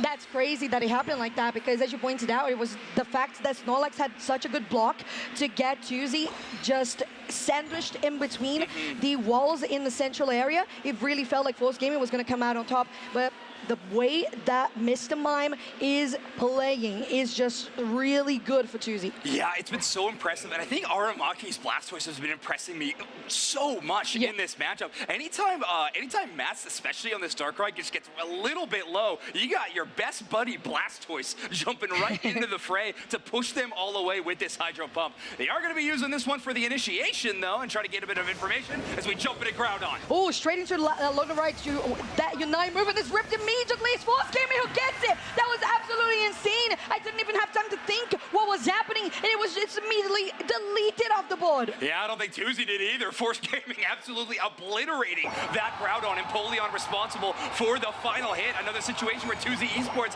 were not able to hold positioning before the final fight. Force Gaming already in the spot. All they got to do is close the door. A minute 30 left on the clock, though. Tuesday Esports have a chance to rally, steal some buffs, and try to turn this score lead around. They definitely can do it. There's still a 50 onto Angel, so they need to be careful about that specific Alolan Raichu and their scoring. Now they're still pushing in, trying to get that buff back. Now they're still going very low. Blastoise has to disengage, and now Mats in between a couple of people gets knocked up into the air, and now Force Gaming is going to seal the deal, at least for the next minute. Oh man, they shut down yet another push. There is still a minute left on the clock again. If Mazo can try to defend this goal zone, but a Groudon 50% damage buff might be a bit too much from a lot of those Pokemon for Tuesday Esports to hang on this goal zone, and there might be a minute left on the clock, but I believe this one is sealed, done, dusted. Force Gaming gonna 2-0 Tuesday Esports and move into top 4. 743 to 273. That is quite a big leap that you need to take to actually reach a potential comeback for Tuesday Esports. They don't have enough points. They don't have enough pressure. Force Gaming is just waiting for the inevitable 2-0. There's a Unite move from the Alolan Ninetales once again, Zoinks. Yeah, huge, big star on the ground, a whole lot of damage. Aramaki does fall. At least you take one on the way out. Angel, 2 KOs straight, adding insult to injury, as Force Gaming are going to seal this one up with your match win, and Force Gaming eliminate Tuesday and move on to top 4. Force Gaming who will be fighting for that potential ACL spot. Yeah, they're in such perfect position. 2Z Esports just moments away. And we talked so much about it, so right before this match started. It's both a heartbreaker and, of course, a brilliant excitement on the other side. It's both end. And, you know, these two teams are going to be regional rivals all year long. Like, if you were a fan of that last match, just wait. The LATAM Regions League is going to be so exciting to follow. And I think Force Gaming and 2Z Esports are going to be battling against each other many, many, many times in this upcoming year. Exactly. Now, they're not just acquainted because they've played together in different rosters in the past through our competitive Pokemon Unite. They are going to get very up close and personal in regards to the Region League. It is 5, 4, 3, 2, 1. Force Gaming sealing the deal. Oh, that was so good to watch. Yeah, we're back to numbers, but that's okay. I think the letters were a tough one. I'll keep it on, and we have Fob on the Empoleon getting the MVP award. Maybe not as spectacular as stats as the last showing on this Pokemon. Took a little bit to warm up on this Empoleon, but still some clutch moments throughout this matchup. Doing, of course, 70,000 damage. Nothing to scoff at, but the Alolan Raichu from Angel. That's the damage carry I'm looking at. 96,000 damage. Just short of that 6-digit mark. Exactly, and we know how juicy that 6-digit mark is. And looking at this graph for scores, we know there was just 100 points in between these two teams, and the heat map as well, just showing the foul. But like you mentioned, was careful, was a little bit more conserved on how they were moving, mostly on their own side of the map. And kind of forced to be in a lot of those ones. You also see a big green dot by where their tier 1 was. Yeah. They had to play so much defense on that tier 1. It felt like the top side was already kind of lost. Force Gaming had to all in and make sure that final tier 1 didn't fall, kept that scoreline just close enough. That Groudon was an extremely relevant factor, and of course it was in this match. Force Gaming in maybe the closest 2-0 we've seen all weekend. Like, at any given moment it could have went any direction, and they're the ones to come out on top. Honestly, when we see the record, if you haven't watched, you know, you go back to see the track record and you're like, 2-0, nah, it was a stomp. No, not a stomp. This was not a stomp. It was as close as it could be. And that rip on Groudon just got me baffled. Yeah, it's so extremely quick. I mean, Zacian, of course, does a ton of damage. Alolan Raichu, especially with its Unite move right on top of the Groudon pit, setting the stage. I mean, yeah, that Groudon does not last long in those kind of situations. And of course, the last hit secure being the most important. Force Gaming showing in this tournament, they are extremely good at that. Any opponents in the future matches are going to have to be well aware of their ability to ice in veins secure those Groudons. Exactly. The secure ability is definitely something to keep an eye out for, like we also saw from DreamHack being mentioned. So it's something that we know now for a fact that Brazil has really, really professionalized it. Yeah, that's true. It could be a defining trait of this region, or at least a few teams in this region. I keep punching the Telestrator. Spraggles told me to buy this, very much. And now I'm just mistreating it, which just feels wrong, so apologies.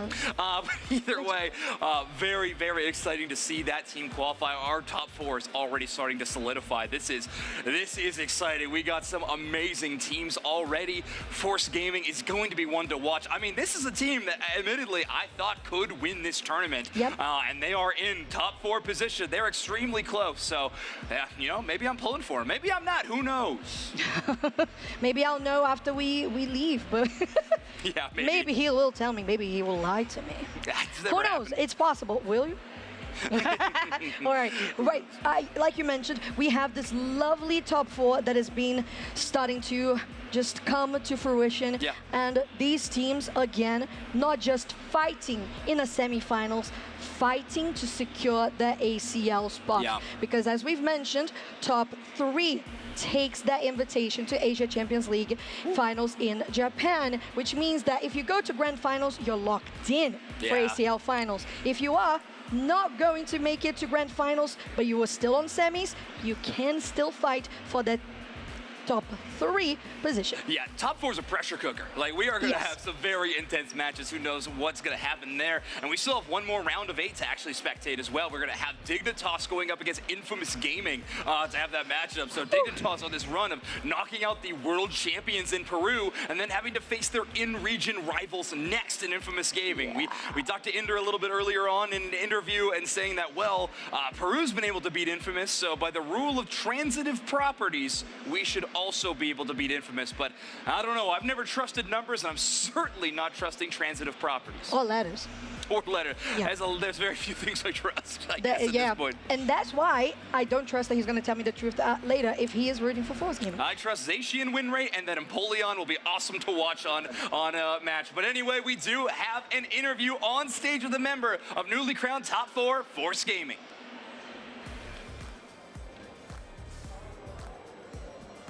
We are here on stage with Angel from Force Gaming. Boom. And this is the shortest interview of all time, because that's all we needed. Back to the booth.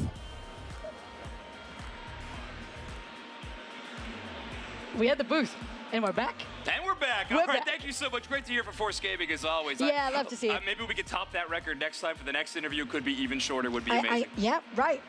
We could do even a comparison between the shortest interview and how quickly Force Gaming took down that Rhydon. Oh, that could be. That could be. There's a lot of things to compare, a lot of things to break down. But of course, we're going to be setting up for our next matchup, our next top 8 round. So we're going to jump to a very short break. When we come back, the last match of our top 8 here at LAIC.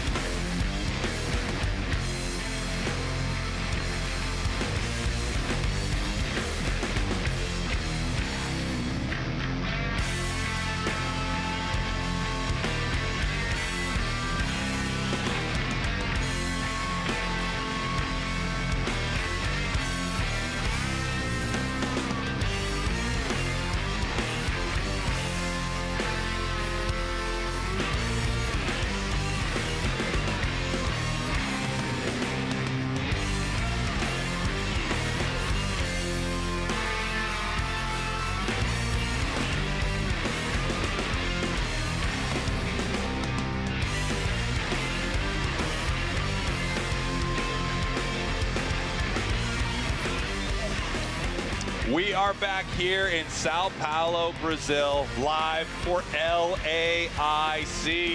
The Unite Championship Series starts our run here, and what a tournament it has been.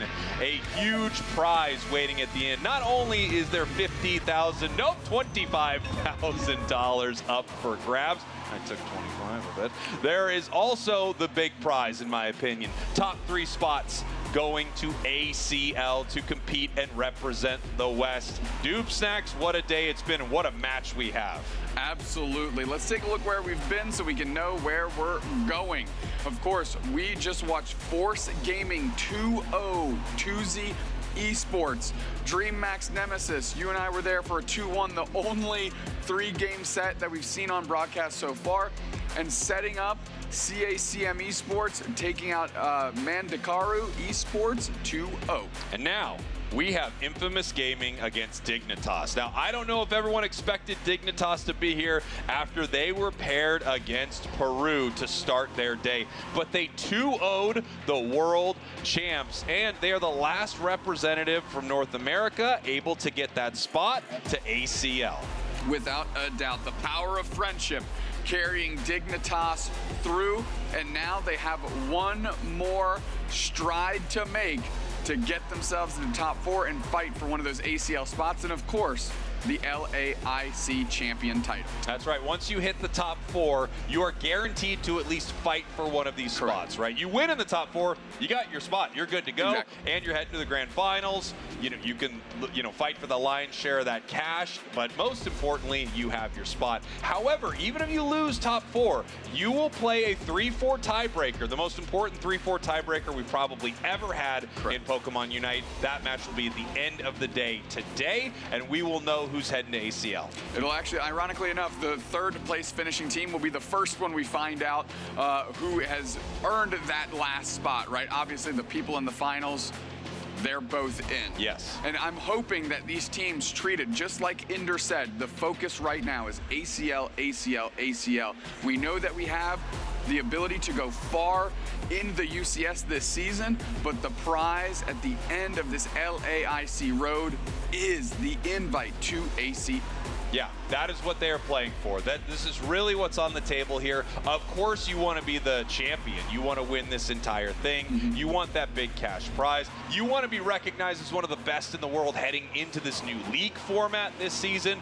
But ACL is one of the biggest tournaments of the year. There are a few big ones. We're at one of the biggest ones right now. But ACL feels like it's up there with Worlds as to how important this thing is. Some of the best teams from the East. You're going to see a lot of amazing squads that you will definitely see at Worlds there. Last year, it was unbelievable. We had one representative from the West. Luminosity going over there doing very well. I think they finished 3rd in that tournament. Now we will have 3 Western representatives. Let me ask a question of what this season gets set up depending on the result of this event, right? We've seen Dignitas take out Peru Unite. If Dignitas were to win this event, does that automatically catapult them into the conversation as one of the best teams in the West? Or does Peru Unite hold on to that title single-handedly because they are your current world champions? I think there's no question that you have to give respect to Peru, not only for last season, but for every season they have played.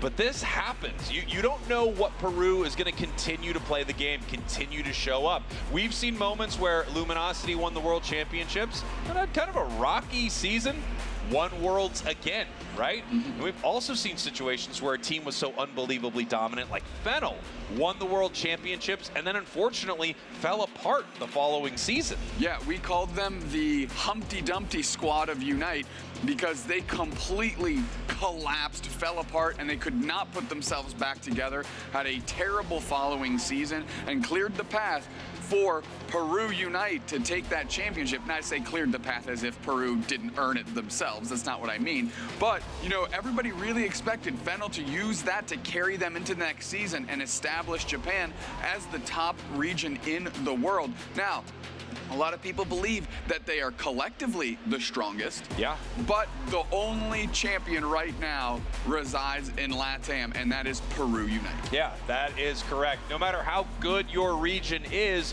one team is going to take it all at the end of the day, and one team is going to win LAIC. Up next, it's going to be either Infamous or Dignitas. I think a lot of people have their eyes on Dignitas after, again, that really impressive win against Peru. But maybe the Peru we saw today is not the Peru of last year, and they need to get themselves back together. I can tell you, Dignitas is having a great time. These are old friends back together with kind of a new addition there in Zealot, and it feels like the vibes are immaculate, and they are ready to win. Yeah, I mean, not only are we seeing phenomenal plays, you know, you have to highlight Zugrug. I mean, not only in the game that you and I watched where he was absolutely electric in that game one, but really a pioneer and just, I keep saying, a cornerstone of NA Unite, not just for now, but for their years past, and especially their performance last year, like on the Juicers. They're able to really help that team along with a lot of other younger players, and really bridging the gap now between the young and old in parentheses here, is Zealot with the help of Zugrug and Otter, who was on LG and found incredible IC success. And then Inder and Toon, who are two players that year one, year zero going in, you'd be like, how have these guys not had a world championship run yet? Well, they've been looked at many times over as one of the best teams in the game, some of the best to ever do it. I mean, some of these players are extremely decorated, winning regional championships in multiple regions, by the way, when you look at Inder. So this is just such an impressive squad, and it really does feel like, you know, finally this team is coming back together at the exact right moment, especially for North America. North America thrown into a little bit of chaos as we have Otter's previous team, Luminosity, with some of the best players of all time in the game, leaving the region to play in other regions for this upcoming season. So it does feel like NA needs their team again. NA needs a top dog. Is it Dignitas? Well, it is in this tournament so far, but let's see if they can make it all the way as we get ready for our first draft here. Infamous Gaming is going to get the first pick. They banned Clefable over to the Miraidon. That Clefable feels very targeted to Inder. We saw some incredible plays earlier. Darkrai targeting Toon right there. Next ban is going to be Suicune, possibly? Suicune's a really safe bet. Suicune as a I mean, Hoopa is another great call. I mean, if you're kind of losing all your toys, you find a different path to success here. So, you know, Dignitas banning Hoopa, a Pokemon that Inder said he's particularly excited to be playing right now, especially that Trick Force build, because it facilitates so many things. And look at that, even the Mimikyu getting taken off. This is so targeted. And right now, wow, Mega Luca and Mega Char both completely avoid the bans. Yes. Now the question is, how do these teams want to play it? Do you grab Char first?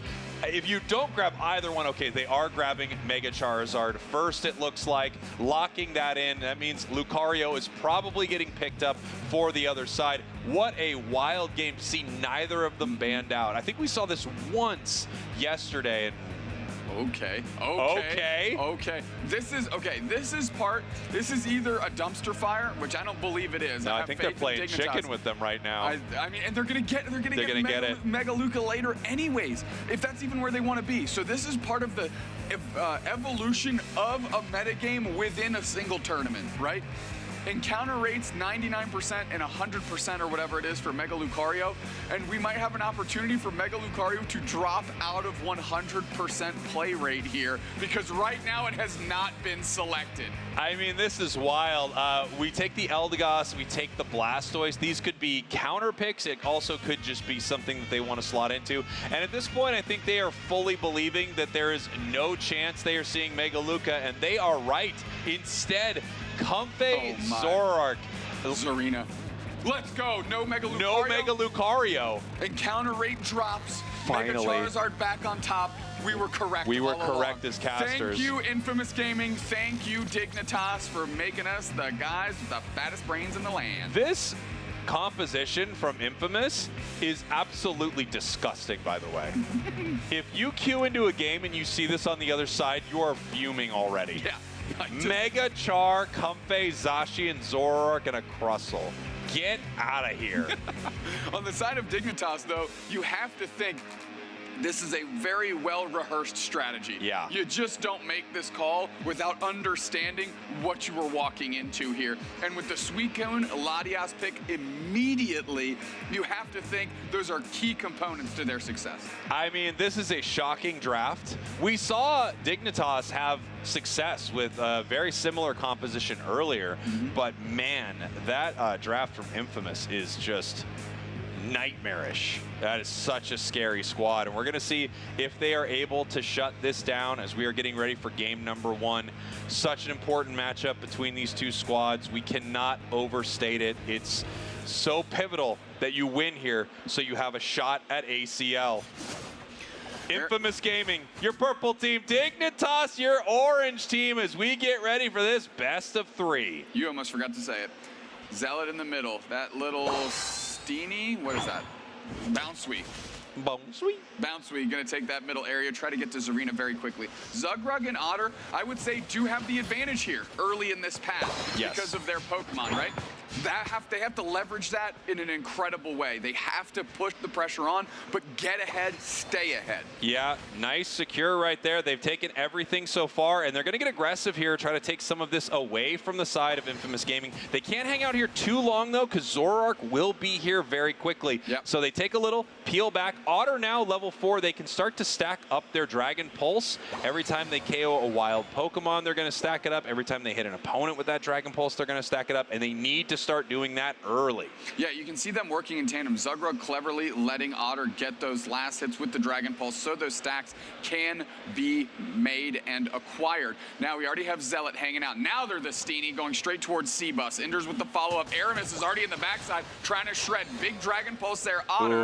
And now it's 4v3, and it's just enough to send everyone reeling. The iframes there, the invulnerability on the evolution from Ender actually makes it so that Feint combo does absolutely nothing to Dignitas here. And now they are taking the central area. This is just something you could do. Comfey, Zoroark, you're able to sort of overpower them here. Toon's going to be in a lot of trouble running from a Zacian right into a Zoroark Comfey. I mean, left with an impossible task here, right? Between Zacian, Zoroark, and Comfey, you really think Toon is going to be able to, you know, hold the water there, hold the water from just cascading over the top? Absolutely not. But again, what's important is what value are they getting in this moment, and it's happening in the bottom path. Yeah, absolutely, right? Dignitas recognized this wasn't going to go well in the top path. They've committed their resources to the bottom path. We have a fight actually possibly breaking out around this Regidrago. A lot of damage already being put on it here. Artemis going in, trying to make something happen. Ender peeling, Zealot trying to find them, and no, they're able to skate out. Yeah, I mean, that backdoor by Zealot forces out the slow smoke. Zugrug is getting beat up a little bit, able to eject direct over the wall, but that combo is going to lock them down. And now we're going forward. Back in is Aramis, and that's a big-time knockout. Gohan goes down as well. 3 players down, and now half HP all over the place. Yiru goes down, and Cbus is nowhere in sight, because if they were, they would have gotten knocked out too. Absolute counter punching, moving back in. Dragon Cheer helped facilitate a lot of big moments. Huge overcap there as they move down towards this Regieleki. Zealot already level 9, almost 10 here. Yeah, I kind of understand why they didn't go with Mega Luca, because this looks pretty fantastic. Yeah, I'll be honest. I am incredibly excited to watch Dignitas roll through the rest of this game to see exactly how this strategy continues to materialize. Meanwhile, Toon able to hit 8 during that entire foray. And you want to talk about a counterpunch strategy. It felt more like that rope-a-dope, right? Dignitas baits in 4 players from Infamous Gaming, flip the script, you know, call an ambulance, but not for me type energy. Get 4 knockouts, close a goal zone, Regieleki hits, and look at that, they are just up big everywhere. Yeah, great stuff from Dignitas right there. And of course, they had to give up a lot in the top path for this, but they were happy to. Charizard still not at 9, so close to moving in with a Mega. They're ticking over to 9 during this fight. Drago has it up into the air. Charizard is Mega. They're going after Serena, but Serena takes up Crustle. Cbus right there, saving the Regidrago for the team. And now we've got the slams, we've got the Hydro Typhoons, we've got the Rock Walls, and we got the pressure on. The Mega Char goes down in that entire exchange. And finally, Zoroark gets dealt with by Suicune. We get one back the other way. Wow, I mean, that fight actually worked pretty well for Dignitas, even though Char took them up in the air. What a great moment to just be out of the engagement for a second right there. You get taken up by Char, and you decide, you know what, I'm gonna take this Crustle up in the air for a minute here. I just don't want to get burnt down right now. Yeah, incredibly well used. Zealot gets folded by a Zacian Unite move right there, and I think that's a pretty strong expenditure of that resource, because that's good experience. Yeah, good experience. Obviously, highest level on the other team. You definitely want to take that KO anytime you can. Toon has had a tough job. You know, as you mentioned earlier, they have been fighting in this top path all alone, all by their lonesome, while Dignitas finds value elsewhere. There wasn't much they could really do about this. It just felt like their whole plan was hold this for as long as you can, pressure them as long as you can, annoy them as long as you can, and we are going to win elsewhere, Toon. Toon is level 10 as well throughout all of this, and he gives up that goal pad and immediately gets all the experience up the side of the wall, because they're going to have this spin pump combination. Big freeze on Yiru as they have to retreat completely out, and it looks like another Regieleki for Dig. Yeah, easy Regieleki for Dignitas. No one from Infamous is going to do anything about it. However, super easy Reg Ice on the other side for Infamous Gaming. 103, 183. Absolutely close game for both of these squads. So the question is, how much better does it get for Infamous now that they have Mega Char? We've only seen it in action one time. We may see it again here in their own central area. Yeah, Regieleki is marching. Aramis is trying to take care of it. Zealot sees that. A preemptive slow smoke is down, and now it's completely dispatched. Can we get a big freeze? We do. Multiple targets. Zoroark's in the back. Mega Charizard comes through. They are bound. They're going for it. Flowery Fields forever. Can they get more combination? Serena takes him to the skies, and the Mega Char goes down first again. Cbus is forced to retreat. Hydro Typhoon doesn't hit anybody. Actually, just kidding. That was Toons. He hit everybody. What's going on? Obviously, I don't know. Gohan goes way deep, gets knocked out too easy. We're spin bumping on top of the pad. Cbus has to retreat. Crash landing on top is Yiru, but it's 5-on-2, and that's the easiest knockout I've ever seen. Moving through is Zealot. The Regieleki hasn't hit, but Dignitas keeps fighting. Now the tide is turning. Zacian gets the Eldegoss. Blastoise gets it back the other way. Zealot's in deep water, trying to stop through Gohan, and after all of that, the Regieleki hits. Hits, and Toon scores the 50. What a moment for Dignitas. Back and forth, and the moment I think you got tripped up on is what we all got tripped up on. How was Dignitas not losing this fight in this situation? The Dragon Cheers, the Pollen Puffs, that Hydro Typhoon knocking up multiple members, and of course the Suicune stuns on a tier 2. They're taking down a Zoro, Comfey, and a Mega Char. What an impressive set of fights for Dignitas. Huge freeze again on the Mega Char. They try to Fire Punch Unite move in, and now they're fighting, but they get knocked out first yet again. Points go in for Aramis, but 16 is not going to make a dent in what is going on this map right now. Pushing forward, 2 minutes, 45 seconds. They're up by over 100, and there's still a tier 1 goal zone on Infamous because, of course, in that top path, it was a disaster for Dig here. That was to be expected. They absolutely gave it up in that moment. Blastoise ripping right now, but it's actually not low enough. This is going to turn into a fight. Yeah, we're going in. Aramis darts into the backline, takes tons of damage, is able to sort out Otter in that exchange. Spinning and bumping on top of this and going straight for that Regi secure is Dignitas, and it is secured by Toon. Tinta's low HP. Euro is low HP. Zugrug's on the chase. They want to get this Char down. They can't quite do it. Oh, nice little freeze. The follow-up just misses. Seabus can't do anything. They're on cooldowns. And now Aramis comes up to cut off Zugrug. And here we go. Zealot looking for a score right now. It's going to take over to double time, but they're moving forward, and they take the Suicune. One member of both teams down, as Infamous Gaming is going to need to decide how they want to play this. They're way behind in points here. Aramis hiding in the tall grass, possibly looking to engage in this fight, but they know more members of Dignitas are going to be showing up. They're trying to pincer on top of Aramis. They're able to dodge out with that mobility. We're spinning on top of Seabus, who's way low on HP. Zacian is going from the top of the central to the top of the middle, and you're going to see if they can get anywhere with that. Dignitas taking a good position. And here we go. Dignitas right now is just waiting for their moment because they know Infamous has to make the call. The freeze gets Aramis slightly. Seabus moving in with the X-Scissor, but yes, they are moving in with the Crustal Unite move. They're going to start the fight. Char's in the air. And the Ice Age was down. They're caught in the Rock Tomb. Zug goes down immediately. Yuru isolated by Zarina, and they are taken care of. Ender's on the retreat. Hydro Typhoon kicks up a few and buys just enough time. Zorak is down. Tinta is down. Gohan is down. And it's just Seabus with no HP and a cheeky Rock Tomb to split Dune from getting that knockout as well. Now Dignitas converges on Groudon. Suicune is back. Seabus, it's all on your shoulders, kid, as the rest of Dignitas lines this up. But Seabus is gone. Groudon is Diggs, and the Dig win hashtag looks to erupt in the chat here in moments. Once again, an amazing fight for Dignitas, just expertly playing around these power picks from Infamous Gaming. I hope Timmy doesn't see this because we'll never see Mega Char nerfed again. Yeah, vicious work for the solo queue players out here by Dignitas as they are grouped up, 5 people up by a bucket load of points, and they're just taking a look at, well, look at that. Just everybody going in, hit all your moves, instantly knocked out. Seabus goes back to base, so does Aramis and Tinta, and Dignitas puts a bucket loads more of points in. What a moment from Dignitas. Who called the order to charge? It felt like they were all lining up like cavalry. Ready? Go! What a moment. What a game. What a strategy. What a strategy, man. I mean, you see something like that, you go, I guess you can give a Mega Char. Yeah. I guess it's not a problem.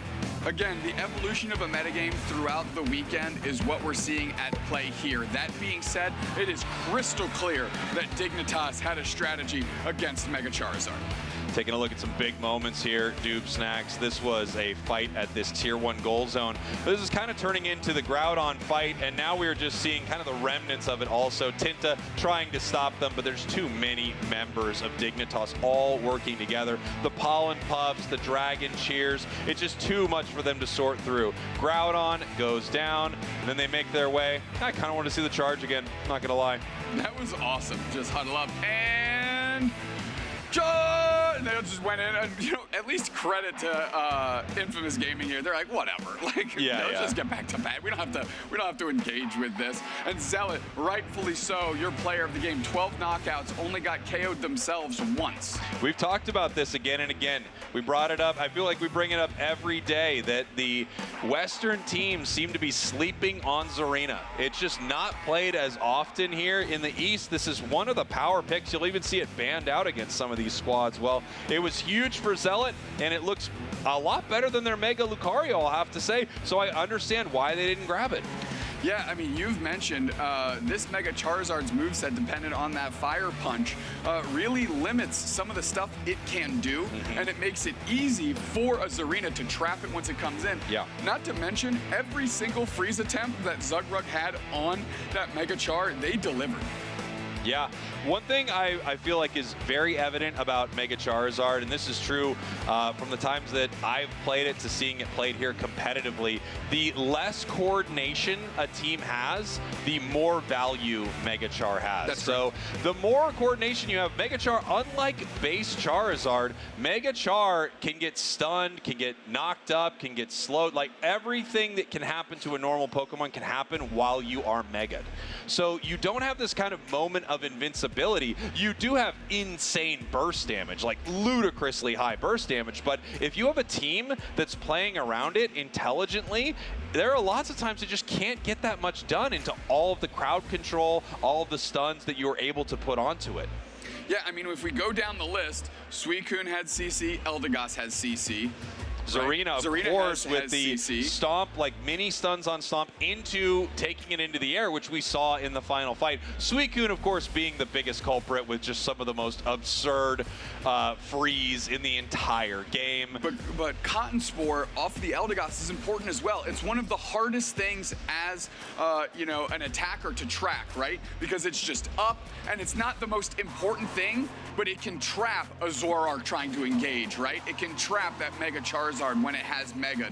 It's just difficult to navigate with everything else that Dignitas brought to the table. That was a very well-crafted draft, and it felt like Dignitas leashed them into that position. Yeah, I think Dig actually got them to do exactly what they wanted. They baited them into picking as many overpowered Pokemon as they possibly could, knowing exactly how they were going to counter it. As we head towards game number 2 here, Dignitas, of course, wants to make this an easy 2-0, move forward in this bracket. I know they have their sights set on ACL. Infamous is going to need to come back here in this best of 3. If they lose this one, they're heading home. They are heading home indeed. Suicune banned out. Good call, Infamous. Yep. Clefable as well.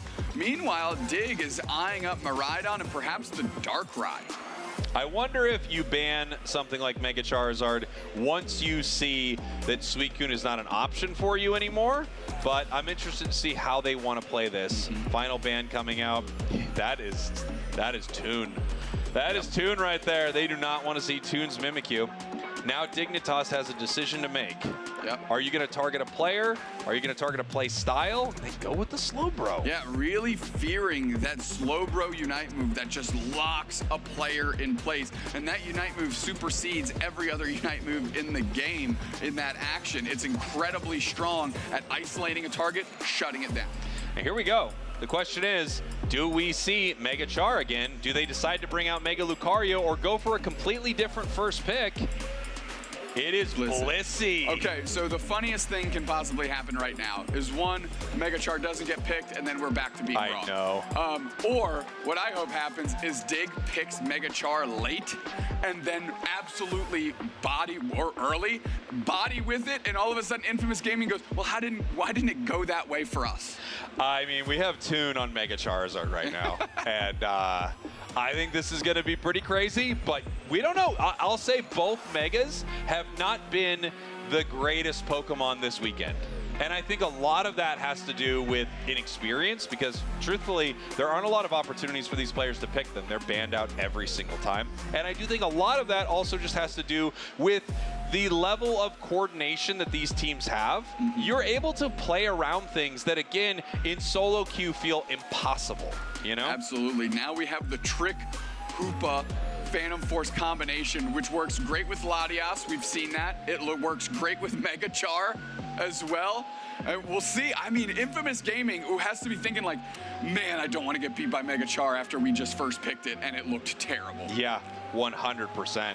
Final couple of picks here. Over to Infamous, we have Espeon, which I'm telling you, still one of my #1s for Dark Horse Pokemon of the weekend. I think it's so good and not picked enough. And final pick, Zealot is going to go with the Zacian. I mean, incredible high-octane picks on both sides here of these teams. Espeon stands out. Blaziken stands. I mean, Buzz, Mamo, Blizzy is like historically insane. And then you have the newest toys available, Mega Char in there for Toon, Latias as well, and Zacian, which is boasting one of the highest win rates of the entire tournament across all the teams. Mega Char getting in and Mega Luca not getting in officially means that the encounter rate is now not tied, but higher for Mega Char than Lucario. Make us double correct. We are correct once again. The caster curse will not happen. We will be correct forever. I will never be wrong again on broadcast. I will say it to you now. It can't happen, folks. It just I won't can't. let it. Funny thing is, that is actually me instantly being wrong. Isn't that fun how that works? It's funny. It's like Schrodinger's Jake being wrong. If he didn't declare he was being wrong, would he have ever been wrong? Yes. Terrific. Infamous Gaming down a game against Dignitas, and I'll be honest, it didn't look particularly close. Oh yeah, that was rough. That was Infamous had a tough game, and like you said, I really do feel like they were kind of lured into making that play as we are taking a look here at game number 2 between Infamous Gaming, your purple team, Dignitas, your orange team. One more win for Dig, and they're in contention for ACL. Infamous is going to need to step it up here in game 2.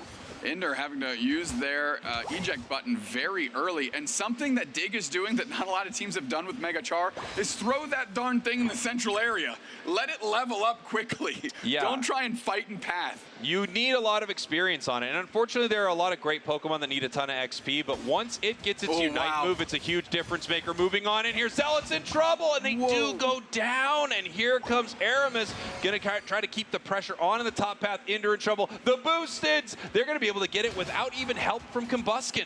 And now running back up path is Zealot trying to cut off Sebas, Aramis, and Tinta, who honestly, Dignitas sprung the trap that they wanted. They just couldn't quite get that knockout, and because of that, Tinta gets 2 back the other way. Toon is trying to burninate a little bit. They're double buff. They're able to dodge that Espeon attempt to stun, and now they're just moving onto the Swablu and Altaria, and like you said, just eating up all the experience they can. Big stun there. Whoa. Good follow-up, but now KO'd back the other way, unfortunately, is Toon. That was a odd, like, delayed-looking Psyshock. They KO'd the Espeon as they threw the Psyshock, and then the Psyshock comes out and picks up the KO, because you can see Espeon spawning here. It has buffs on it after it got KO'd. That's always such a fun interaction. Absolutely. Zagreb taking a ton of damage, has to burn their eject button. Good stuns by Sebas, and the story of this game, and definitely the first one, is crowd control. Look at the sustain on the Dragon Pulse. Make sure Otter doesn't get knocked out, but that goal zone is getting worked on. Toon hits Charizard, Tinta forced to retreat, and Zealot on the flank. You can see they're putting so many resources into Charizard, and they're actually, unfortunately, losing just about everywhere else on the map. But they are aware that once this Char is online, things are vastly different. Once that 9 is here, they can start making big plays. Until then, they might just be getting beat out here. I mean, Zagreb getting destroyed, but Sebas, the target they wanted, was actually Toon, and now Ender's gonna go down very quickly. Sebas using that Ice Fang, getting another one. Otter just in the back, gonna have to get some, try and maybe get some cheeky Dragon Pulse stacks here with everybody bunched up. They went for it, but they get Ice Fang repositioned and knocked out. Wow, I mean, Infamous Gaming is putting on a clinic here. We said that they were gonna need to do something different. It didn't look great in game number 1. We'll look at game number 2. Zealot trying to get some of this experience, but a beautiful Psyshock is able to take that away. And now they are set up here for a fight they cannot win. Infamous Gaming dominating in the first 3 minutes. You want to talk about pendulum swings? We're seeing one right now. It was all Dignitas game 1, and right now it's all Infamous Gaming in game 2. Using a page out of the Dignitas playbook and going crazy levels of CC to shut these players down. We're moving forward. We've got the Trick Phantom Force open. We'll see what they do with it, because we do have a Toon Unite to use if he wants. Yeah, and it looks like they're being very patient with this Mega, possibly waiting for more members of Infamous to come in. Regieleki getting very, very low. The Mammoth one secures it, and they wipe them off the map! What an amazingly timed Buzzwole Unite as well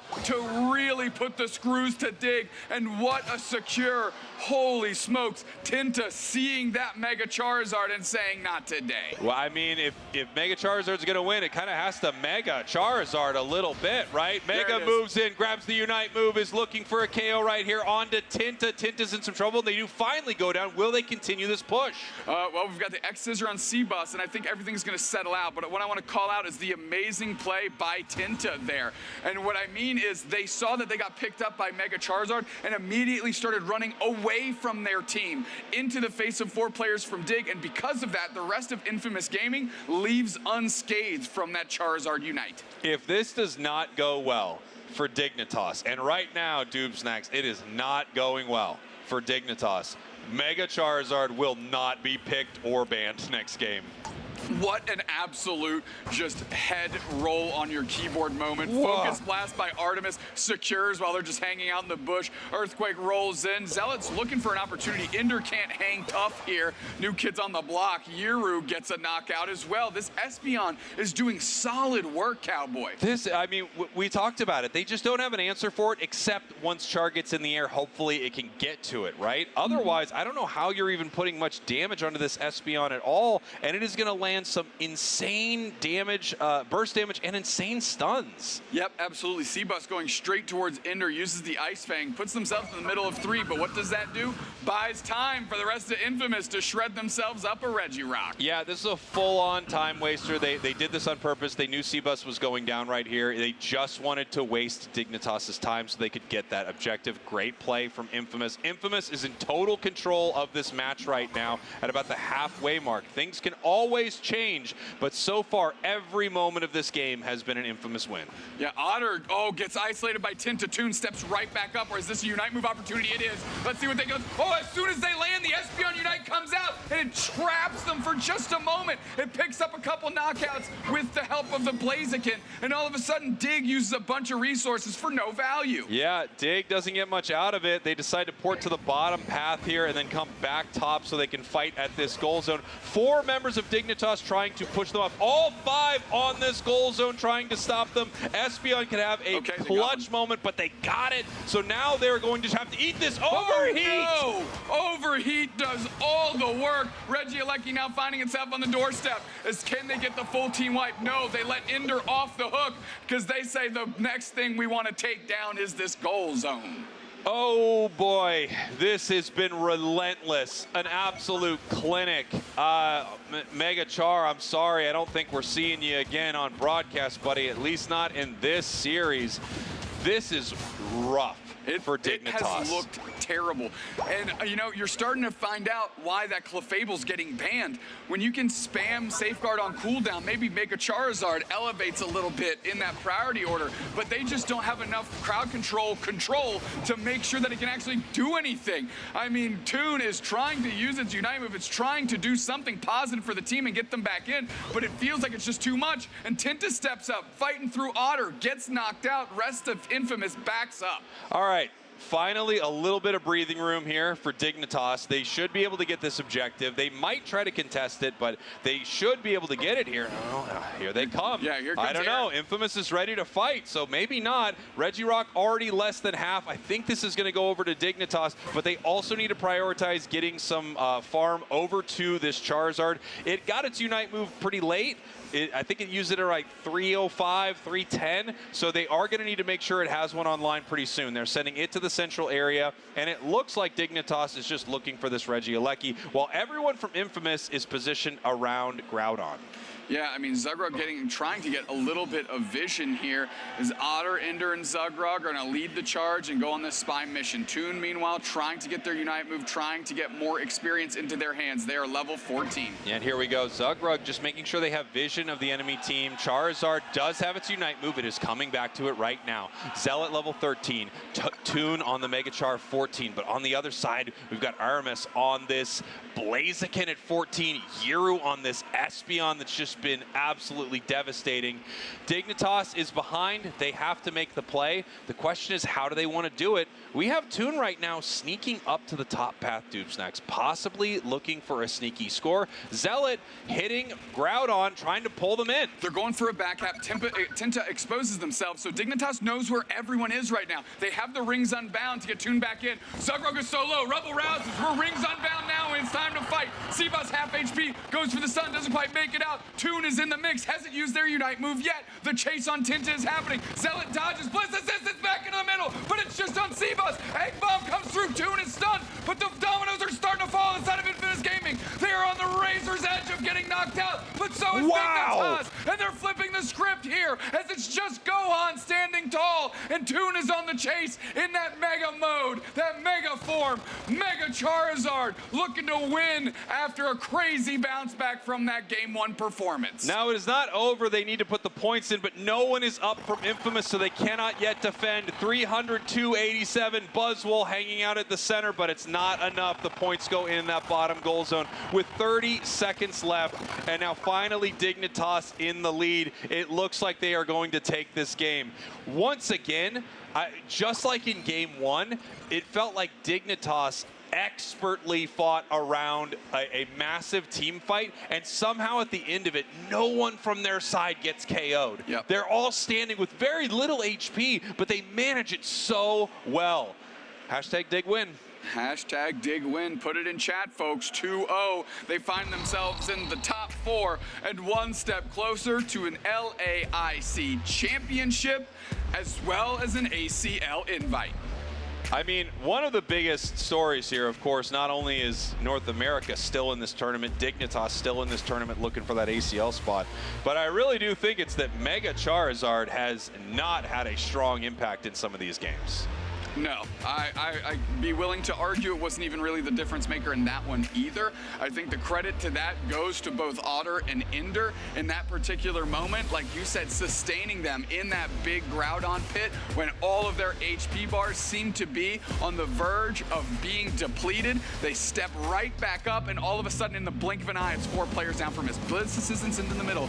The overheat is charged up, tons of damage on Toon, but immediately picked up and topped off is their HP bar. Zugrug does go down, but that's an easy exchange when you get 4 back the other way. Beautiful stuff here from Dig. I mean, it's so tough. I honestly am kind of shocked it was so one-sided at Groudon there, because Infamous was kind of beating the brakes off. It felt like, well, we're definitely heading to a Game 3, and we'll see if Dignitas, you know, we'll see if their mental can handle it. But no, they're good. They won a great fight. They are good indeed. And I'll tell you this, the big difference that I'm seeing in these players' faces when you look at like Zug, Otter, Inder, Zealot, you know, that whole crew, they have Toon, like they're smiling and they're having fun. Like even throughout that game, it didn't you didn't get the feeling of true despair, right? It was just, let's just figure it out. Yeah. The power of friendship, dude. The power of friendship pulls them through. Mega Char, we're saying it's the MVP. You know, well, I mean, look, it put out a lot of damage. They had 78K there, but look how one-sided this thing was for a very long time. It was 300-93, and that score line, you could also look at that as a kind of a fight line. It felt like every time Infamous took a fight, they were beating them too. We see the heat map right here, and look how focused this is on their side of the map and all of their farm. That's basically all they were doing this game, was farming a Unite move, getting in, seeing if anything can happen. Farming a Unite move, getting in, seeing if we can make something happen. Over and over. Just rinse, repeat, farm that Unite move, and come right back as Mega Char and see if they can get a big win. Fixed that for you, no worries. Garen said, fix that cable, he looks ridiculous. And I said, he likes it there though. And I said, okay, Garen, I'll do it, because he made fun of you pretty harshly before. You know, as you mentioned, Mega Charizard just, I'll do it too. What are you gonna do about it? What's up now, What are you gonna do about it? What's up now, Garen? What are you gonna do? Interview ready. We've got an interview up on the big stage. What a huge win for Dig. Take it away. Thank you so much. Yeah, to the surprise of nobody, hey everybody, that's right, to the surprise of nobody, I'm here on stage with Inder yet again. Inder, why don't you tell the people what goes on here on stage? Yeah, as soon as our game wraps up, I go to each one of my teammates. It's your time to do the interview. I've done enough. And they're like, I'm hungry, I'm thirsty. And Zealot's like, maybe the next one. So we got to win another one to get Zealot up here. Okay, I like that. Your quota is 3 for you, and Zealot gets 1. All right, fair enough. Well, you got another very important matchup coming up. You've now qualified for top 4 after a 2-0, but things got mixy in that game too. So first, let's just talk about how did you bounce back in that game? Any macro decisions you made to try to come back from a really tough deficit? Yeah, one really great thing about our team is that we never panic when things start to go bad. We know what our win conditions are, and even if the early game is going bad, we're immediately thinking about what's our next play, what's our next play. So a lot of that comes from, experience that Otter has. Zogreg's a really reserved person as well. He led the Juicers last year in similar kind of fashions where they had weak early games. But it's a team effort. We stay calm and we make it through. All right, well, it's been really exciting to watch. Mega Charizard has been a topic of debate a little bit. It's extremely strong. Its win rate is not being showcased that way in this tournament, but Toon finally got a chance on it. How are you feeling about Mega Charizard X right now?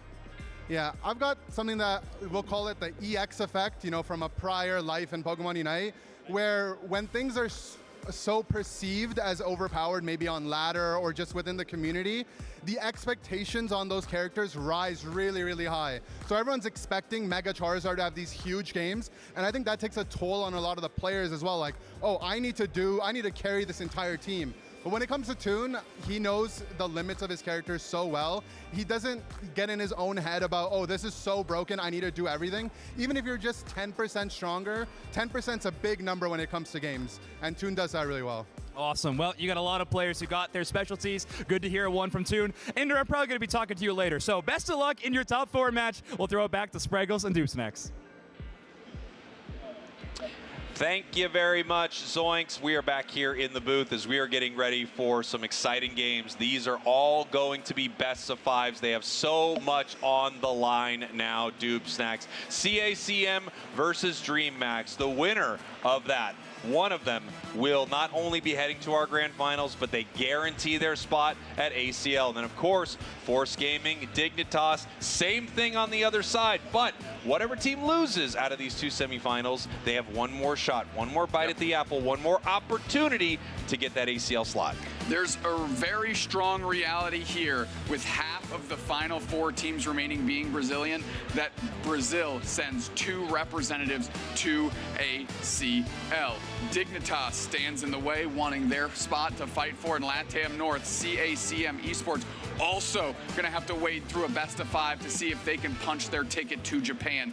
A lot of incredibly exciting action coming up. And again, to mention, you didn't see it on the bracket there, but we have a 3rd and 4th decider match to place the 3rd team into the ACL that is going to also be happening today to close out the day. Yeah, it's going to be an incredible end to the day. You are not going to want to miss any of these games because everything is on the line right now. We're going to take a short break.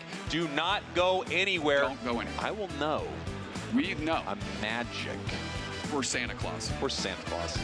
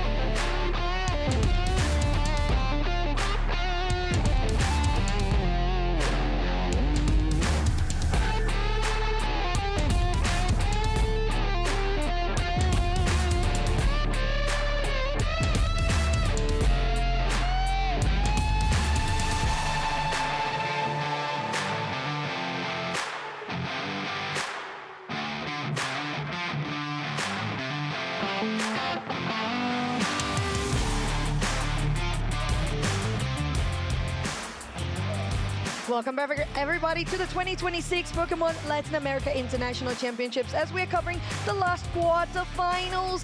Well, we're not. We're going to the semifinals. I apologize.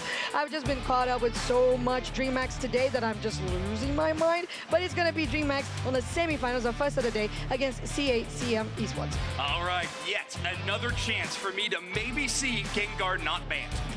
Maybe. We will see. Maybe. Every CACM game, it feels like that Pokemon immediately taken out of contention. Welcome back to the stream, everybody. My name is Zoinks, joined with Soph, and we have an amazing semifinal for you. You mentioned it. We are in best of 5 territory. Top 4, the winner of this matchup guarantees themselves a few things. One, their tournament life continues into Championship Sunday, and they guarantee a spot at the Asia Champions League Finals in Japan in March. Ooh, just so exciting going to Asia, playing against the best Eastern teams. And of course, you have the prize pool as well for Pokémon UNITE, which is pretty huge. And as you said, going into Championship Sunday, you guarantee your ticket is punched into the ACL. For the team that doesn't go to Grand Finals, there's still a chance because it's the top 3 that gets a possibility of getting there. Yeah, to make this semifinal loss sting a little less, but still, your easiest route to victory, your most important pathway right now is through this best of 5.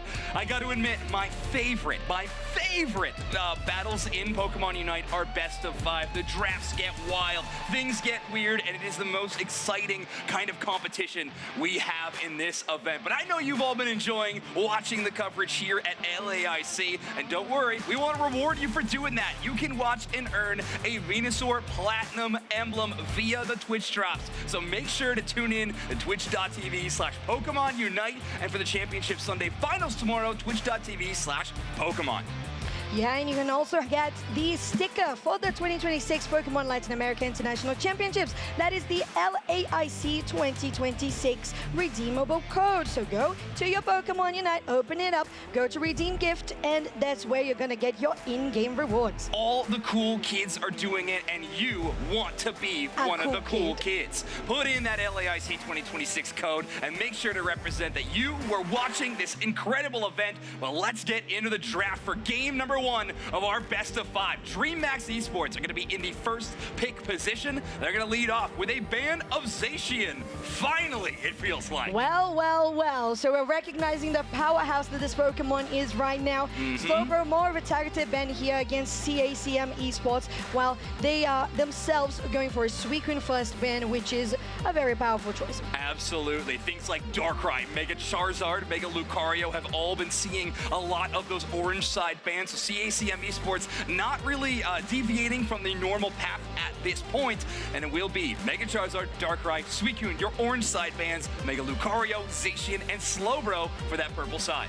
Exactly. And now for the purple side, interested always to see what's going to be the pick. Blaziken has been a favorite for the region in general, but also in this first pick position. That is exactly what DreamHack does, and we know as well how much this team can rely on their own secures at Groudon Rips. Totally. Now, CACM Esports have an interesting path ahead of them. Not a lot of drafts, I would say that likely a support pick for them would be very highly prioritized. We do know Texas loves that Hoopa, and there it is. So they are going to lock it in. There's always the potential Reggie brings out something like the Zoroark, and maybe we get a later Comfey added to the draft, but we are going to go early towards that Hoopa. So powerful, and definitely a favorite Pokemon of Texas. I would say it would even make sense as well that we see a Scyther going on the side of Reggie, because having that Hoopa is always good. If you go for your Green Illusion Dive, you're just so separated from your team that having the Hyperspace Hole to just get you back and healthy would be a good option. That is exactly what's going to be the case. While on the side of DreamHack, we have the Umbreon as a defender, and the Urshifu also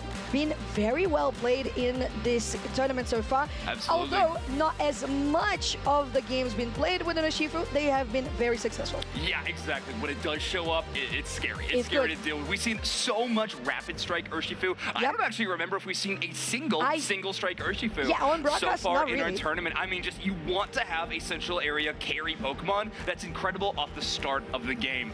All right, 2 games will be locking in that Mew, so a special attacker mage Pokemon. I think that kind of illustrates the Ranma decision to go with Lapras. Not only is their iconic slow roll banned, but that Lapras being an amazing kind of mage tank or special defense expert Pokemon, where a Pokemon like Mew, who loves to utilize that special attack, might have a harder time getting burst damage done on Lapras, thanks to his defenses and, of course, its shell armor passive.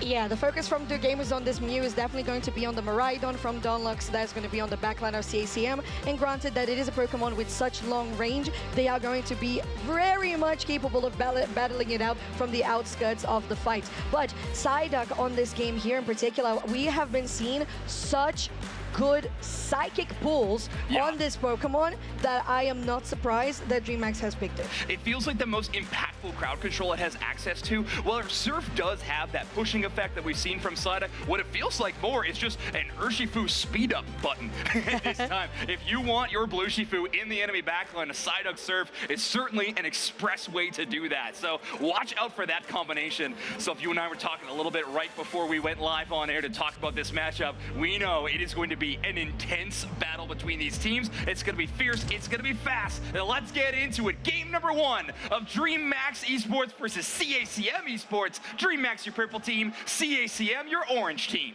And that's your first semi-finals of LAIC for Pokemon Unite 2026. I'm just so excited to see how these two teams are going to perform. Latam North versus Brazil. We're seeing so much of Brazil today. The crowd is hyped all around for all the Pokemon titles, and we love to see the excitement. Yeah, Caxola already having that headache proc, so it will be an offensive push for CACM. Frank has a little bit more room to work with. They won't be pushed away by that Psyduck as easily, and of course, you got Texas there for backup. We'll have that Magician. Speaking of which, there's a berry just in case Frank needs it. Yep, it's good. It's always good. I feel like the early levels for the Hooper is just so impactful because of that Astonish. As we're looking at here with Reggie going to the top side, even before that 850, going straight onto Psyduck, but also knowing exactly the capabilities and the boundaries of that Pokemon. Yeah, Katazera going to have to retreat, take that back Baltoy. However, it won't get them their level 5. So notably, no Blaze Kick for Combust can have access to. They might have to take this more passively, but what am I talking about? It's DreamMax. Twistborn wants to take the offensive fight. Oh yes, they do. They have quite a lot of experience. They have taken down. Reggie is so close to getting sent to the Pokemon Center, and they are. It's a 1-for-1 trade, but now it's a 3-member push on the side of CACM, while DreamHack only has 2. Yeah, honestly shocked we saw a trade there, but great early KOs for both sides, and now we are still waiting on that Blaziken evolution. At the end of the day, I think CACM Esports very happy with how the top side is going due to Frank's incredible level lead. Bottom side, Mew's been pathing a little bit more across the map, but it is Miraidon with a very heavy level lead in the attacker department as well. Level 6 versus that level 4. Interestingly enough, we actually see that nobody prioritized going to take down those Natus. It's very low energy that you collect from taking them down, so they basically got ignored. Now that the Reggie Drago has spawned, CACM is going to be the first one for call to action. Yeah, definitely a bit more priority around the big Reggie Drago. Solar Beam attempt at stealing. Close. It's a little too close for comfort, but it will be Reggie securing. He's at about half HP and will have no access to portals since Hexius used it for a quick recall for this fight. Ooh, huge rotation here from both sides, and the first KO goes to CACM. Now Lucky might be the next one. Duke Games tries to get some damage in as well, and it is Reggie who goes down, but there's still the portal that helps Dunlux go back to the battle. There's a bow, gets engaged, it's the freeze, but it's not going to be enough right now to take the Urshifu down. Great stuns by Umbreon. Scyther really is in that moment. If they get a clean knockout, they can just go to the ends of the earth, but one stun sends that bug Pokemon into a terrifying place. Texas going to push forward, but thanks to Phantom Force, always has an easy exit.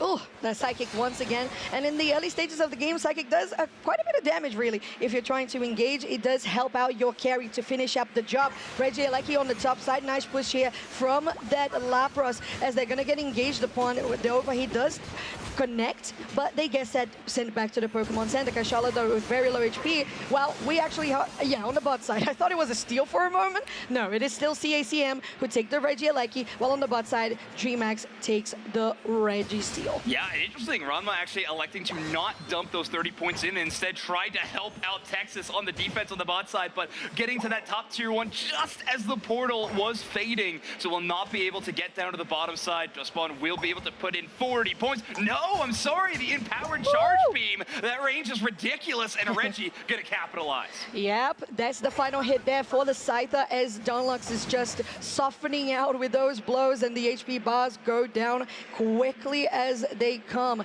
Now with the rotation here with the Hooper portal, they could choose to get more of the XP across the map, but nobody's super interested on the side of CACM to actually go for invades, which is usually popular with a Scyther because DreamHack has been taking very good care of their own central. Yeah, they've been doing a good job of protecting it, and they're keeping up with the levels. They're also crushing it in the points department, by the way. Some solid overrunks on the top side, CACM, but did finally break that top tier 1. Lucky taking quite a bit of damage, but because this is that Wish Umbreon, they will be able to restore their own HP and be able to hang in this fight a lot longer. I'm not going to be seeing a lot of recalls from that Umbreon throughout this match. If they do get the MVP, we won't see many recalls return to bases. Yeah, we'll see, we'll see. There's a gank here coming from those at Bone. We'll see how that's going to go. Now taking damage, Kashala, charge beam straight onto the backline of DreamHack. Goes back to base. The Miraidon is going to get really healthy. Kashala will not be punished by that charge beam. And right now, the one who's doing that is Do Games with those solar beams themselves. We're getting a few targets brought down to about half HP. Ranma is pulled away, but thanks to Lapras's just tanky presence, they are able to walk away. Not able to get to the portal. Frank going to utilize that and restore their HP, but Ranma doing just fine. Texas taking care of the whole team. Oh, no casualties on this fight. Everybody's so close. The Hooper portal's helping out massively, but also on the side of DreamHack, the Wish from the Umbreon. As we start here, Rage Ice. There goes the Mystical Mirage as well, and the Full Plus AI. They don't have the damage really on the Rage Ice. They're stacking. They're focusing on the enemies. Now CACM goes in the back line with that Buzzwole, but Buzzwole gets punished immediately. Now there's a Bone, goes onto the Miraidon, and that's the Yashifu coming out on top. Texas is going to be the last one standing. That's the Focus Blast, and it is DreamHack with a huge win. Yeah, they're going to delete that team fight, and of course as well with that tier 1 goal zone. Reggie Lucky is going to likely... No, it doesn't land in that tier 2. Woo! Incredible recall timing from Do Games, and they're going to be able to stop it. Now, CSM Esports will have a chance to take both Reggies, as Reggie has finally joined this fight on the bottom side. Scyther versus Katazera, and that will be a Scyther win. Okay. So wait. There's that boy's really healing that. And now Kashala is there as well with a Psychic just to get them away. Maybe they're going to be able to escape. Texas goes in with that Phantom Force. Now Lucky's here for that Wish to help out everybody. Now there's this Charge Beam. Who's going to get it? It's going to be that Miraidon. Dunlux is able to secure the objective for CACM plus a 2 KO streak. Yeah, no Pokemon in kind of that team fight on that bottom side that had the potential to have big last hit secures. Urshifu with Rapid Strike is not as strong as its counterpart, so a Charge Beam, while it might be slow, tickling damage, it does have enough to knock out that Reggie and not really in fear of losing that last hit objective secure.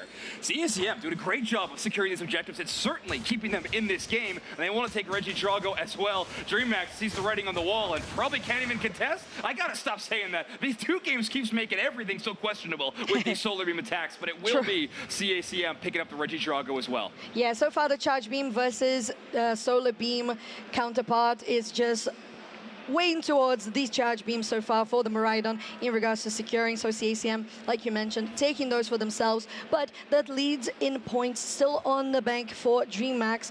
But maybe I'm starting to see DreamHack rotating a slightly bit slower than CACM. Yeah, especially because CACM have access to that Hoopa Unite move. But you want to be careful about using that at this point in the match. Only 30 seconds left until the final stretch. And Reggie Lucky's going to be spawning in. Take a look at how CACM are rotating, though. They might allow DreamHack to take this objective, but CACM are going to be getting scores of their own as they push towards bot side. DreamHack wise to their tricks, though, and they're going to start recalling. As soon as they have no vision on where CACM is, they know they got to be elsewhere, up to some nasty business, and they're going to find out what it is. Yeah, Central area, maybe Lucky will be unlucky in this path here, getting a lot of damage from that Miraidon on themselves. Reggie might be able to finish off the healer, quote-unquote, on this Wish Umbreon that is the side of DreamHack. Oh, what was up? Psychic tried to pull that Reggie Scyther, but he doesn't get in the portal. It still tries to run, but the Mew Solar gets the KO. Right, DreamHack really collapsing here, and there's a lot of damage being done to CACM as they have collapsed all of their Unite moves. There's going to be DreamHack with the Urshifu who take the Groudon. Now the fight can still keep on going for CACM. No, never mind. They are just definitely getting chased down to the ends of the earth as now Donlux is just trying to escape with their lives. Rama on the way. You can't surf that much. Sweet Lapras with DreamHack with the Groudon on that back, 205 points and a lot of 100 buggers to eat.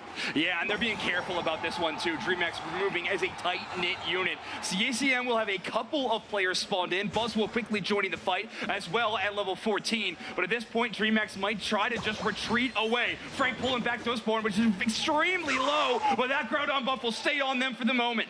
Ooh, it would be so impactful for CACM if they got that one buff, at least one, from Deus Ex Bone there, but that Urshifu does survive. 305 to 117. It's so close. It's like flippable if you do end up giving the opponent your buff. Tough choices to make here. DreamHack wants to back up, but they also want everybody to try to defend. Donlux will need to get that portal, but oh no, Reggie's going in deep. Needs to get at least one KO, but they're shut down by the Psyduck.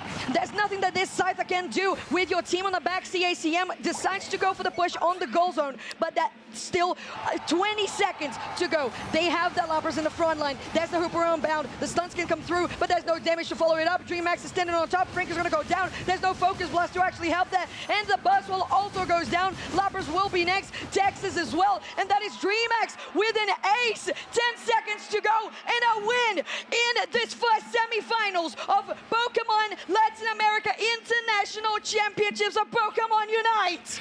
DreamHack's cooler heads prevail, and they will start this series 1-0. Fantastic defensive plays after taking that Groudon. They get some conservative scores, but they don't over push onto that home goal zone. You actually see them talking right here. I'm not totally sure if they knew for a fact that they had the lead, but either way, they played it extremely safe. They get those scores, they retreat back to their own base, defend it, but safely. Don't give up a single knockout, despite having a Buzzwole that's level 14 on the other side. It can pull you away from your own goal zone. That could be a scary spot to be in. Despite all of that, DreamHack able to hold on to the lead, and CACM Esports just never having a chance to bounce back. Yeah, a couple of opportunities where CACM collected objectives themselves, but it was just still not enough on those team fights. That collapse around Groudon was just too much for DreamHack to just like give it away. They had the lead, they had the advantage, and that positioning was pretty good. The layering of CC was there, the damage as well, and this final push that we saw as well from Reggie just trying to make a miraculous run. It was an attempt for sure, but unfortunately did not succeed for CACM. Yeah, you can see what Ranma's trying to do there. Just get on top of that goal zone and push away the enemies via this Lapras. It's Katazera, who is just an immovable object on this Blaziken. Only 4 knockouts and 4 feints. I mean, the early game for DreamHack was a tough look, especially with that Blaziken. It took a long time to get online, but it's all right. You can still win MVP, even with a tough early game. 44,000 damage in total. And of course, I think the big impact for this MVP vote is going to be that 232 scoreline. Getting a couple of scores in that final stretch. Those were so important. This was a game with extremely thin margins, as we see 401 to 237 being that final line. Exactly, and on this player alone, it was over half of the total score that we had seen on the side of DreamHack. And we know it was so important for all of these overheats to be well positioned, and we know the setup for DreamHack was there every single time, and they could really capitalize on the strengths that these Pokemon have. It feels like maybe the composition of CACM having that Scyther just maybe couldn't, I don't know, rip through the HP bars. I think it was pretty fantastic for a lot of moments in the game, but a couple pivotal ones near the end game, it definitely showed its flaws. I think you're absolutely correct. And they go all in on that Umbreon at that right before the Groudon spawns in. You just barely miss that KO. Somehow Reggie makes it back to their team, but what an amazing snipe on that Solar Beam from you to make sure that Hyper Carry goes down, and that just gives DreamHack all the space in the world around that Groudon. They don't even need to win a team fight after that. All they need to do is get their amazing secure pieces like Katazera on the Blaziken and of course their Urshifu in that Groudon pit, and they have the advantage. So one KO can lead to just such a pivotal moment in any of these matches. It really is, and we can see here with the heat map as well, Blaziken most of the game just there on the top side, and we saw a couple of those Regielekis that were secured even by CACM, but couldn't really be actually utilized to its full potential. So in regards to objectives, one of those tools being the overheat and the solar beam, as you mentioned, to actually make it for a lead on DreamHack's side. Around 100 throughout the game. It wasn't that big, it wasn't unsurmountable, but CACM had a couple of flaws in the end game, kind of trying to make those flashy plays with the Scyther, didn't quite land. Yeah, we've called it out a few times. Reggie, on that Pokemon specifically, it is feast or famine in some situations. For a lot of the early game, it was looking great, but yeah, this big turning moments can be so scary. I think DreamHack Esports, by the way, has been one of the better teams in the tournament throughout the match of just defending goal zones. Like, you were mentioning it, like they weren't able to really operate with those Regielekis, CACM wasn't. They're getting so many objectives, but still the entire time DreamHack's holding that lead. That's because of great offensive pressure, but also the defense of their goal zones was immaculate. Basically, yes, they had such good control as well. Even though CACM had a hope to basically just send people back and heal up to be able to continue pushing as if it was the first time that they were pushing, but still wasn't enough in this game one. But it is a best of 5, so things can change quite quickly. On the purple side, DreamHack gets the ban first on the Zacian, plus the Slowbro in a niche and targeted ban, which we have been previously talking about. Yeah, well, speaking of some things changing quickly, we do have one adjustment in the banning phase. CACM Esports are going to be banning the Blaziken, so that's going to be the only change up. We will have Darkrai available for this draft. DreamHack Esports will have that first pick. Of course, the Darkrai is an available option. Blaziken no longer there, but Zacian also in that banning phase. So a lot of the power picks in this tournament have already been taken or banned away. Crystal, notably, one of the power picks of this tournament, has not been taken quite yet. We'll see what DreamHack wants to lock in as their first pick. P1, gonna be Buzzwole. All right, so preference here going to DreamHack in regards to priority in the laning phase for the top side. That Crystal you mentioned is going to be the pick alongside the Psyduck for CACM. The Psyduck that was used by DreamHack this time now denied by the orange team. Yeah. Being very well utilized so far with those psychic balls. Whoa, I don't know if I've seen a Blissey in a minute Wow. any of these Does it games. even have a pick rate? Yeah, it's had so many bans throughout this tournament, so seeing Blissey locked in might be a bit of a surprise, and of course, Darkrai going to be locked in again. CACM Esports are going to grab the Miraidon, of course used for its attacking potential, but oh wow, it'll be Frank picking up the Meowscarada as well. So of course these players can swap what Pokemon they want to play after we get the draft completed. That being said, Frank did switch spots to pick that Pokemon, so we might be seeing a top half Meowscarada out of CACM Esports. Yeah, it's a possibility, absolutely. I'm just a little bit worried with the performance that we just had with a similar type of Pokemon, coincidentally, you know, green as well. But the fact that we have those two Pokemon... How do you feel about this one? Oh, excuse me. It finally went through. Okay. That's why we have the Meow and not Reggie playing that. The encounter rate stat on this Pokemon is truly hysterical, but all right, CACM Esports are doing the Latin America North Special, which of course is the double speedster. Meowscarada and Gengar. I mean, the burst potential out of these two Pokemon is ridiculous. It's going to take a little while for both those Pokemon to get online, but that's why you got Pokemon like Miraidon, potentially even Psyduck, who's got some really strong early game abilities. DreamHack Esports, on the other hand, though, Snorlax, Darkrai, Mew, all Pokemon that are really excel in that early game. They're going to try to punish CACM early. Yeah, and they can definitely do that. The fact that, just like you mentioned, not just the early game pressure that you can do, but the fact that these Pokemon have great picks, they have great abilities early on. It's not just the stats, the health bar, it's the abilities they have, and just the damage that you can do in the early game to secure those top farm with the Buzzwole, the Mew doing exactly the same with the Electro Balls, and your Solar Beams later on to poke is just something that is going to be very well well utilized, especially considering the melee range that these two speedsters are. But we're going into the second game of the series. DreamHack still your purple team, CACM still your orange team. I love the observers joining into this match and then shouting themselves out with a pan over the Magnemite camera. Yeah, that's fantastic. Shout out to an amazing observing team that's been working tirelessly all weekend long to bring you this action. Speaking of which, Kadazera started the action early with an offensive push on this Buzzwole, but Texas kicking into headache mode. Might be a painful thing to ordeal, but it is going to add some serious damage to a lot of those side up early game moves. Yeah, they took some meds and the side duck is okay. Now Kadazera is definitely not okay. No. The first KO is going to go to Frank on Das Brigatito, and that's going to be very good considering that in the lane you only had that Chansey. The only one strong point that you have pre-level 4 on that lane is the Buzzwole, not the Chansey. Yeah, that's scary to see. All right, in the top path, we got Haunter moving up, and it will be Reggie actually utilizing the Hex build. I was very curious to see what moveset we were going to equip to Reggie. It will be likely the Hex Sludge Bomb build on this Gengar. Notably, the only full heal on DreamHack's side will be the Darkrai. Other than that, they're going to have to rely on their own Unstoppables to cleanse that poison damage. Hex dealing a ton of extra, well, mostly getting cooldown reduction on any Pokemon currently held by a special condition. Ooh, I'm telling you, the Psyduck is well surviving by the skin of their teeth every single time.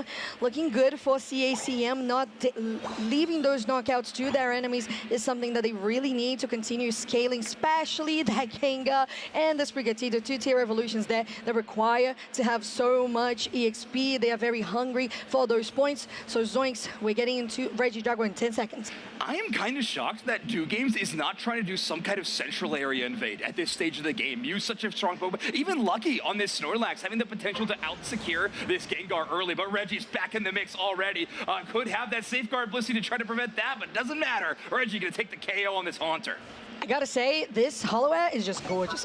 Oh, it's the best. Is it? It's the Kazekage. It's so it's so good. But it was a wonderful one that happened there. And you mentioned the Mew having some more presence in the other sides of the map. Here we go, pushing Reggie away. No Pokemon to be taken down in their central. They're forced to reset while DreamHack is pushing on the top side. There's another KO that goes to the Darkrai while that Floragato is going to be sent to the Pokemon Center. Now Lucky getting a nice engage, but it's a trade back with that Haunter taking down the Buzzwole. That lovely Rock Doom as well from CACM, and that's just the point that Deus é bom. Then the rest of DreamHack just need to leave. Please leave. They're doing fine so far. Okay, go back. What are you? By the Darkrai. What are you on about, dude? They're 5v3. They still got out, right? Just more understanding the nasty plot dashes of this Darkrai and the full potential. Plus, when you got Safeguard Blissey beside you, it's a whole lot. You can accomplish another Solar Beam steal attempt will come just shy. CACM Esports, with a long-standing tradition of securing these objectives, will continue into Game 2.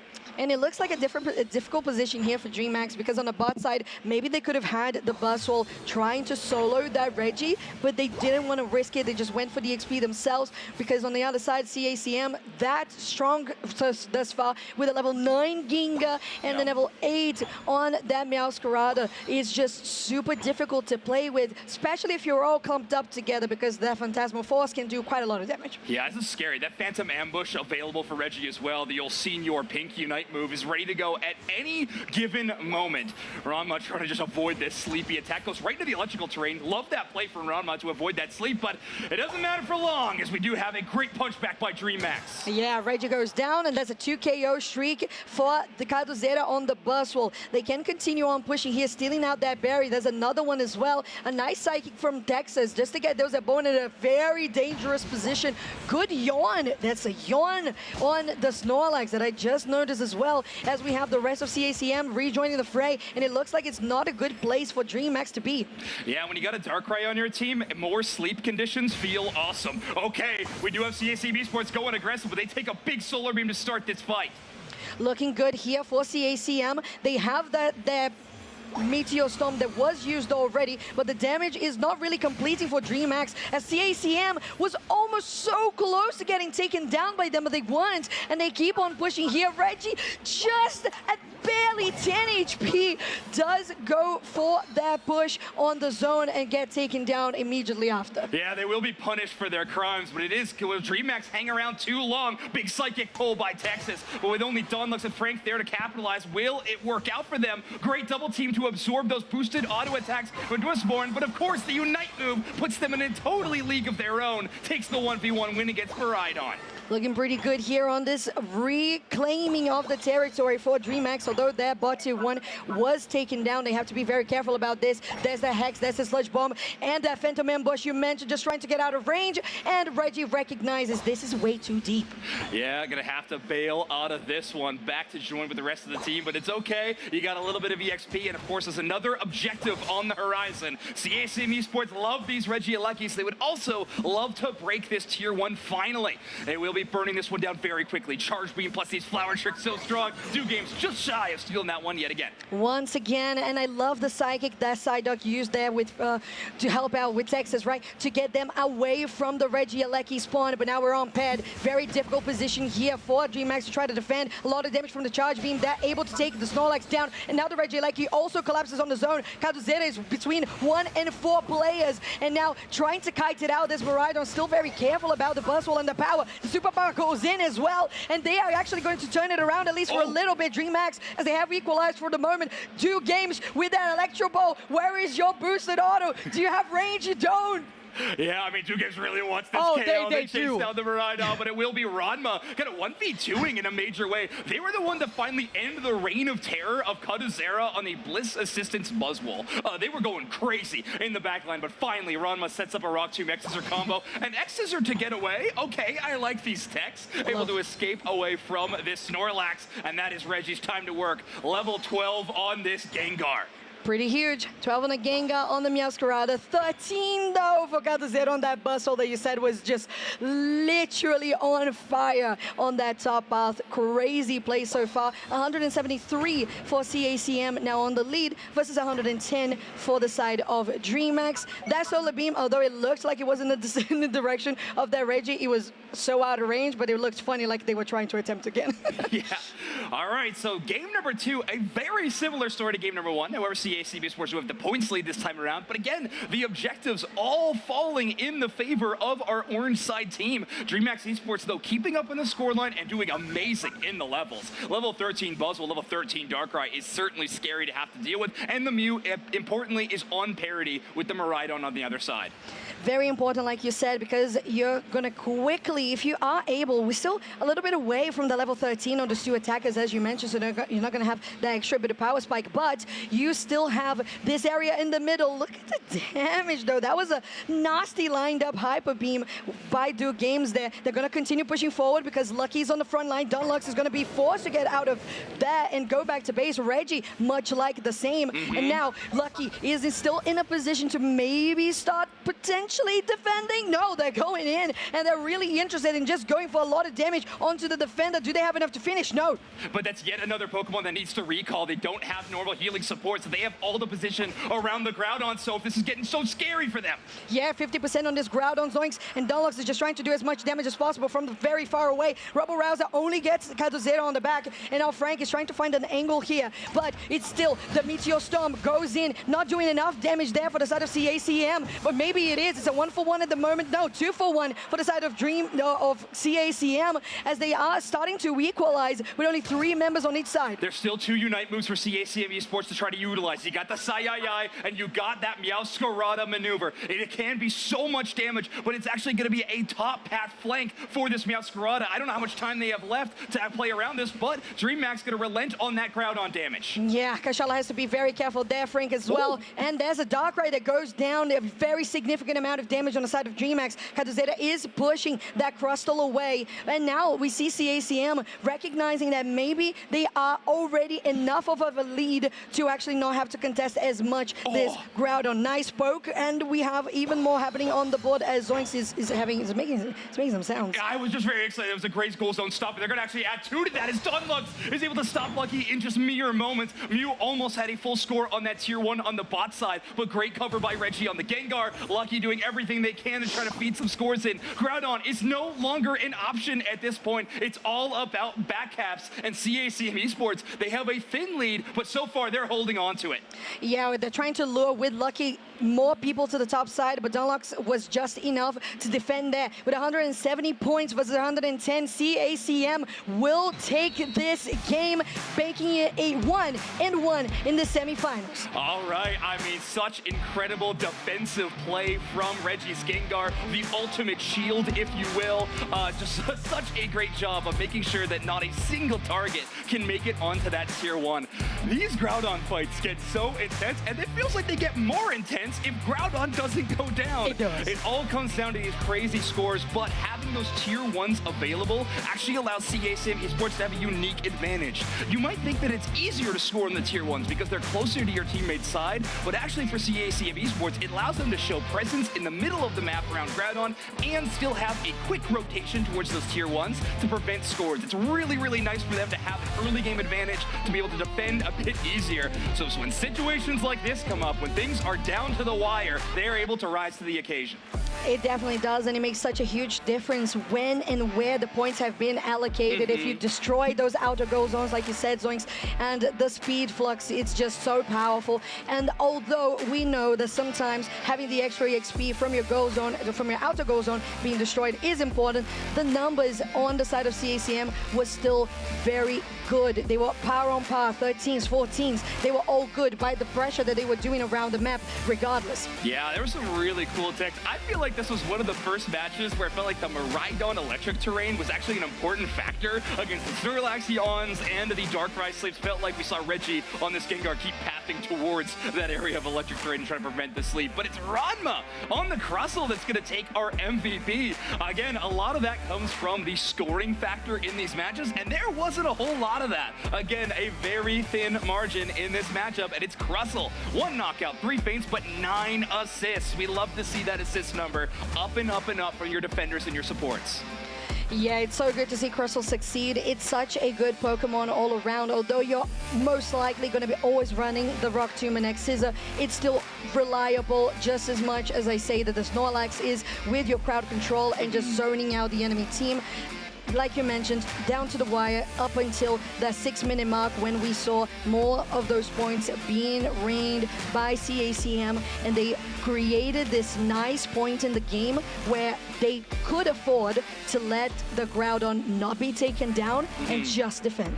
Take a look at this heat map. I mean, Ranma's Crustle just living in that bottom side, just doing an incredible job making sure that nobody can get past them and get any of those scores. So impressive stuff from the Crustle, making sure that that bot side is defended, not only in the early game, but also in later moments during that match. Extremely impressive work from our Crustle player, and CACM Esports are back in this thing. They definitely are. It's a 1-1. So it's basically a best of 3 now, as if we just started it. But it's just that exciting when we can see 2 teams facing each other and learning about their enemies, learning about their strategies, and trying to really understand what are the things that they need to be taken out of the picture, that they should be focusing, their targets and all that's involved. And when they were banning the Gengar, maybe they were right. Yeah, I don't know if we'd see Gengar yet again, which makes me sad. I was loving to throw in a whole lot of Gengar commentary. You don't get too many opportunities for it, but I love when CACM gives me the chance, and maybe I love when DreamHack gives me the chance as well, dropping that ban. But like you said, I don't know if we're going to see another chance for that. I think DreamHack Esports might be returning to that Gengar ban. It feels impactful. It feels important. And, well, CACM Esports certainly thinks so when they have tied this series 1-1. We're in best-of-5 territory again. If you were just tuning in and you were unaware, our semifinals, we love to go the distance because this one is one that matters. If you win this, you move on to Championship Sunday to compete for a chance to win an international title, and you automatically lock up a spot at the ACL Finals in person in Japan in March. Ugh, so excited. That event is going to be amazing. We had that this year as well, and it was incredible. So having this time not only one representative from the LAIC champions, we have 3 going to ACL Finals, and it's just going to be amazing. Whichever the teams that are playing right now go to the grand finals and punch that ticket. Now, DreamHack, I believe that they had a solid strategy, and maybe when they decided, yes, Reggie is our focus, that's why we're taking out the Gengar. It's not just about taking off the Gengar off the board. It's about how they can adapt to actually mitigate the power that Reggie has across the map. Yeah, you gotta slow it down in multiple ways. I completely agree, but here we go. We're getting into draft for game number 3. You can kind of call it about halfway to the halfway mark of this matchup if we go all the way. But DreamHack Esports will be banning the Mega Charizard X. Yet again, a very common ban, but I think we're expecting to see an uncommon one on the side of DreamHack with a Gengar maybe late in the ban phase. It's very possible. When it showed up as the last ban, so it does make sense. CACM on this side still focusing on the Suicune. We could see a Darkrai coming through or even a Blaziken if CACM is still feeling worried about that. Zacian is the one banned here on the side of DreamHack, and that Blaziken I mentioned also on the side of CACM. Yeah, these are important Pokemon, especially in this matchup. One of the reasons I love best of 5s, we start to see some things escalate, you know, interesting drafting decisions are a lot of fun in these longer series. We're gonna return to that Slowbro ban yet again. And of course, no Gengar being banned, so the potential for a last pick Gengar Reggie, again, it is available for CACM. It is. On the side of DreamHack, those powerhouses that we have been seeing in the top half have been quite a priority. Buzzwole is the one, and we saw Kaduzeta perform really well on that one. Yeah, I think the best part of the DreamHack Esports roster, potentially in tandem with that Blissey beside them at any given moment. And okay, Texas is going to return to the Psyduck yet again. I mean, we got to admit, those Psychic pulls from Texas have been amazing. So really impressive slowdown ability from that Pokemon.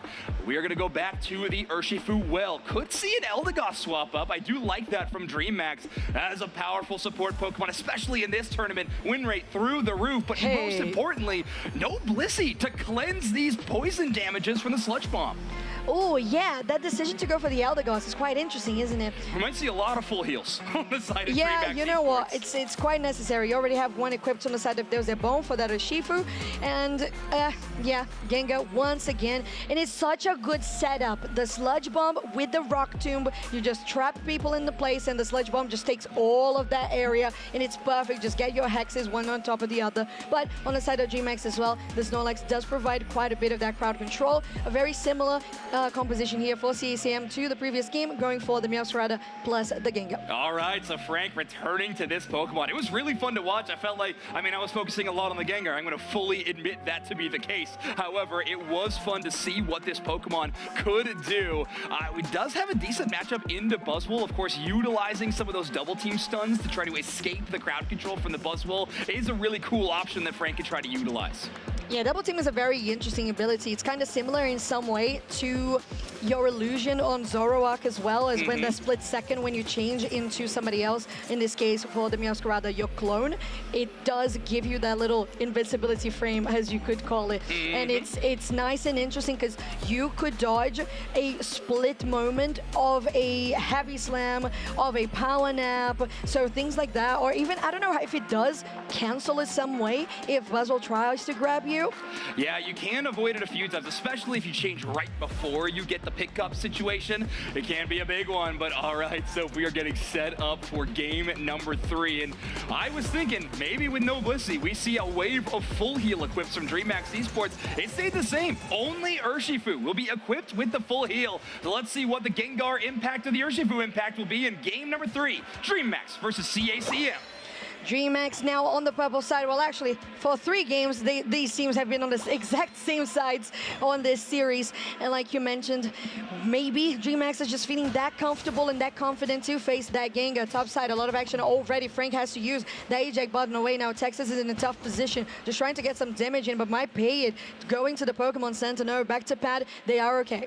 All right, and what I was calling out before, maybe Lucky should be trying to impact the early game, and it is true. Snorlax Invade will not take away the blue buff, but will steal a ball toy. So Reggie's path to that Haunter will be slowed down just a little bit. Might not even get it off this Escavalier. And Lucky not quite done yet, but Ranma also there to protect their own team's central area Pokemon. This will be a Ghastly attempting to rotate into the top side of the map. It's just so cute with the helmet. It's just a floating helmet. It's amazing. Yeah, they changed Hollowware. That's crazy. It is. We're Astronaut Gengar going into game 3. Now. Wow, changing Holloware mid-match is a bold choice, but I gotta admit, they got some great Holloware, so I kind of like the shakeup. Super great collection now. Buzzwole also having to use the eject button to get away. Now Frank doesn't have it themselves, and they're going to go down, so no Sprigatito for this fight, as now DreamHack has the numbers advantage, but it's going to be a 1-for-1 trade thus far, as they are going to keep on pushing. 2 KO streak goes to Caduzera. And they, no, actually, to Deusebon, and they keep on pushing, make it a 3. Rama could be the next one here, just trying to potentially escape, and it's a 4 KO streak on 8 minutes, hello? Yeah, what is a Flux Zone to an Urshifu, you know, at this point in the game? Reggie actually tries to go back towards that tier 1 to try to prolong this defense. A bit of a tough endeavor. They are going to immediately get knocked out, and this Urshifu, thanks to such an early game lead on its opposition central area Pokemon, is just crushing it. Already at level 6, very close to that level 7, and they got a host of buffs to work with. Looking really good on the levels, as you mentioned. DreamHack now taking quite a lot of advantage in the central area as well to start doing that. Reggie, Drago. Now Dunlux is maybe going to try to get some poke, maybe a steal. Reggie's there trying to get that Sludge Bomb. It's still going to be DreamHack that takes it after initiating it themselves. All right, 2 Games Mew finally secures one of the Reggies with this special attack damage. I think Electro Ball this time around. No Solar Beam secure, but finally a Reggie Drago goes in the way of DreamHack Esports. Could be signs of things to come, as their early game has certainly been a lot better than CACM Esports. We got 2 Pokemon kind of stuck at that second stage evolution. Frank at the Florigado, and of course Reggie on the Haunter. Another big push here on the bottom side. Ooh, very nice Rock Tomb there, but they really didn't collapse or anything. Yeah, I agree. But almost a big push. I thought it was going to be a big push. It did look like one. I do assume that. I do agree. 6 seconds for the bottom Reggie here. Reggie Alecki in this case, when we have much more numbers on CACM here. They have started. Rama is very low on HP. Reggie still focusing here on this side of Reggie Alecki. 2 Games is on that Mystical Mirage and up into the air. It's still CACM who takes it. And although you had Caduzera trying to get that damage dealer away with that Super Soul Slam, it was not really possible. Now trying to chase it back, but that's your 6th member. That's a Reggie Alecki stunning the rest of DreamHack, and they're going to really have to try to retreat in this situation. What a psychic pull, Texas. Unbelievable. You can see both Dunlux and Frank wanted that knockout so bad. They're really close to their big power spikes, around close to that level 9, and they know if they knock out that level 9 Urshifu, they will get that much closer. But all enabled by Texas's side up. Really impressive play of that max range pull, and they get it just in time for Dunlux to secure the knockout. Looking really good on the top side, though. CACM has some presence, while the rest of DreamHack is just trying to reconvene. Although Caduzera did just attack the Reggie Steel, pushing it to the side, so getting a little bit away from the side of CACM. Reggie's still there. They have level 9, so Phantom Ambush is available. They're getting blocked onto the wall. Reggie still goes to the back line with that Sludge Bomb and the Hex, but they're going to get taken down immediately with that damage from the Mew. Caduzera with a Focus Band is still standing. That's an Electro Ball onto Texas. What a nice heavy slam on the team of CACM. 2 KO streak going to the Mew, and now they can keep on pushing. 2 Games has the superiority of numbers. They are going to go again, but there's the Urshifu going down. All right, Power Nap utilized instead of the block, trying to push the back. That means Frank can go all in on the offense. Big amounts of damage, but there it is. 2 games with the Solar Beam secure on the Registeel from range. Now they got a little bit more damage to work with, but CACM Esports is not deterred. They want to try to push onto this tier 1. But Reggie gonna have to use that Phantom Ambush just to escape. Gengar going for a swim outside of the range of battle. Well, we were so worried about Reggie, we were so worried about this Gengar and the level 9 power spike, and they use it defensively. That's just how much DreamHack played confidently in that fight, and the way they just locked down onto that Gengar, really nicely done overall.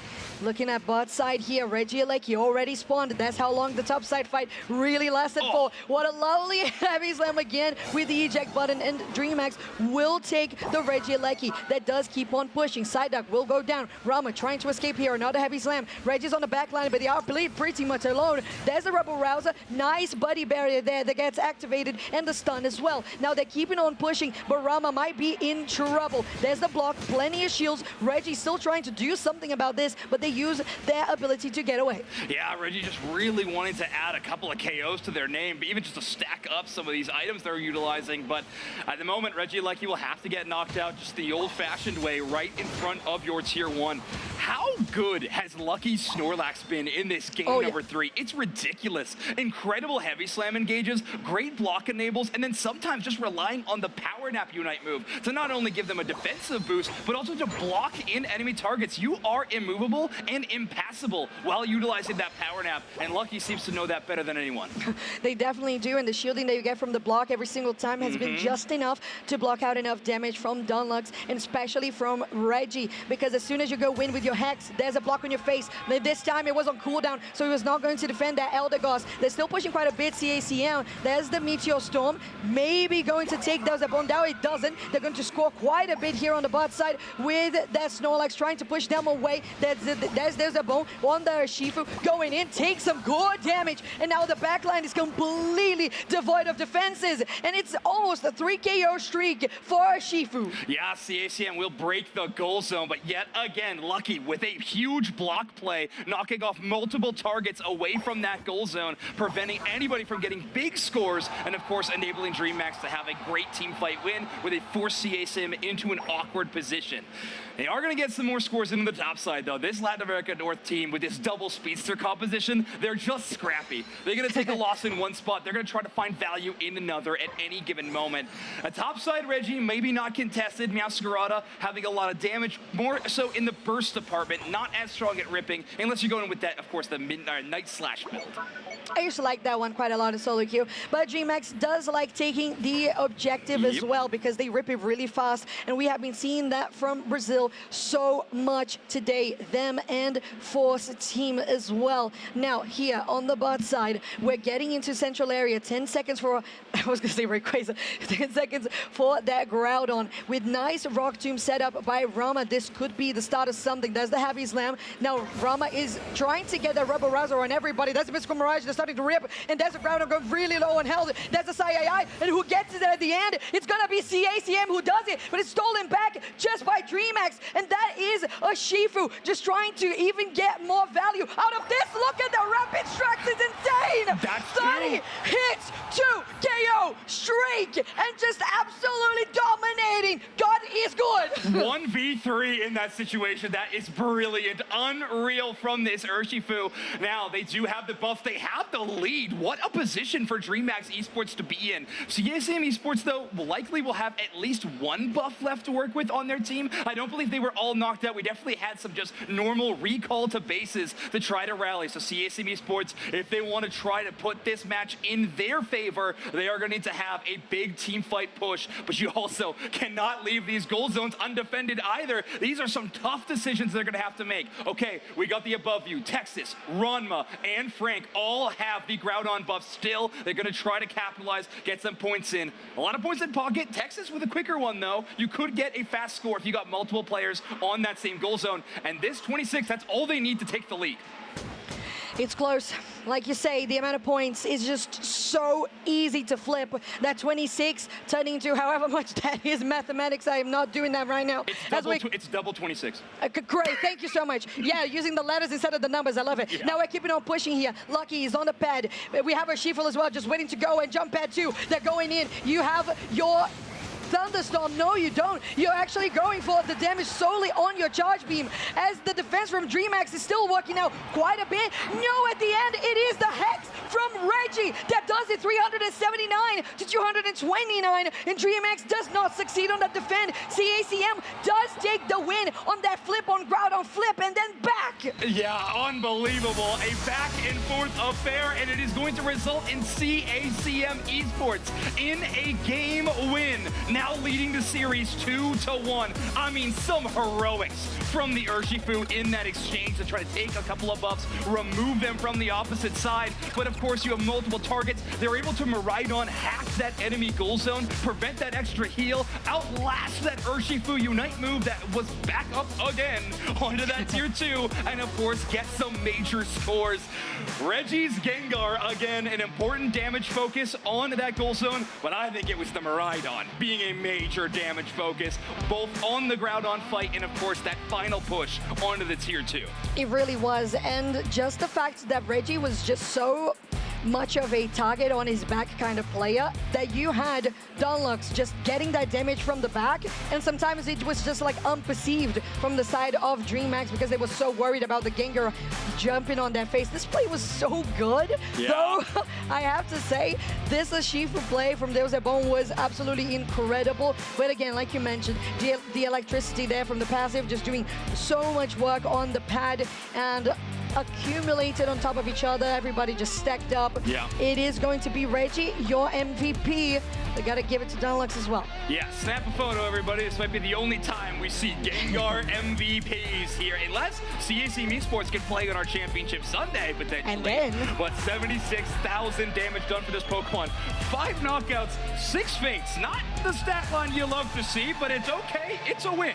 It works. It worked. Well, it was good for DreamHack, and the crowd is going crazy now outside because this best of 5 is truly on fire between Brazil and North America, Latin America North, and that being CACM, right? And the fact again that we saw the Gengar still being that impactful, although they were knocked out this many times, considering they are one of the heaviest damage dealers.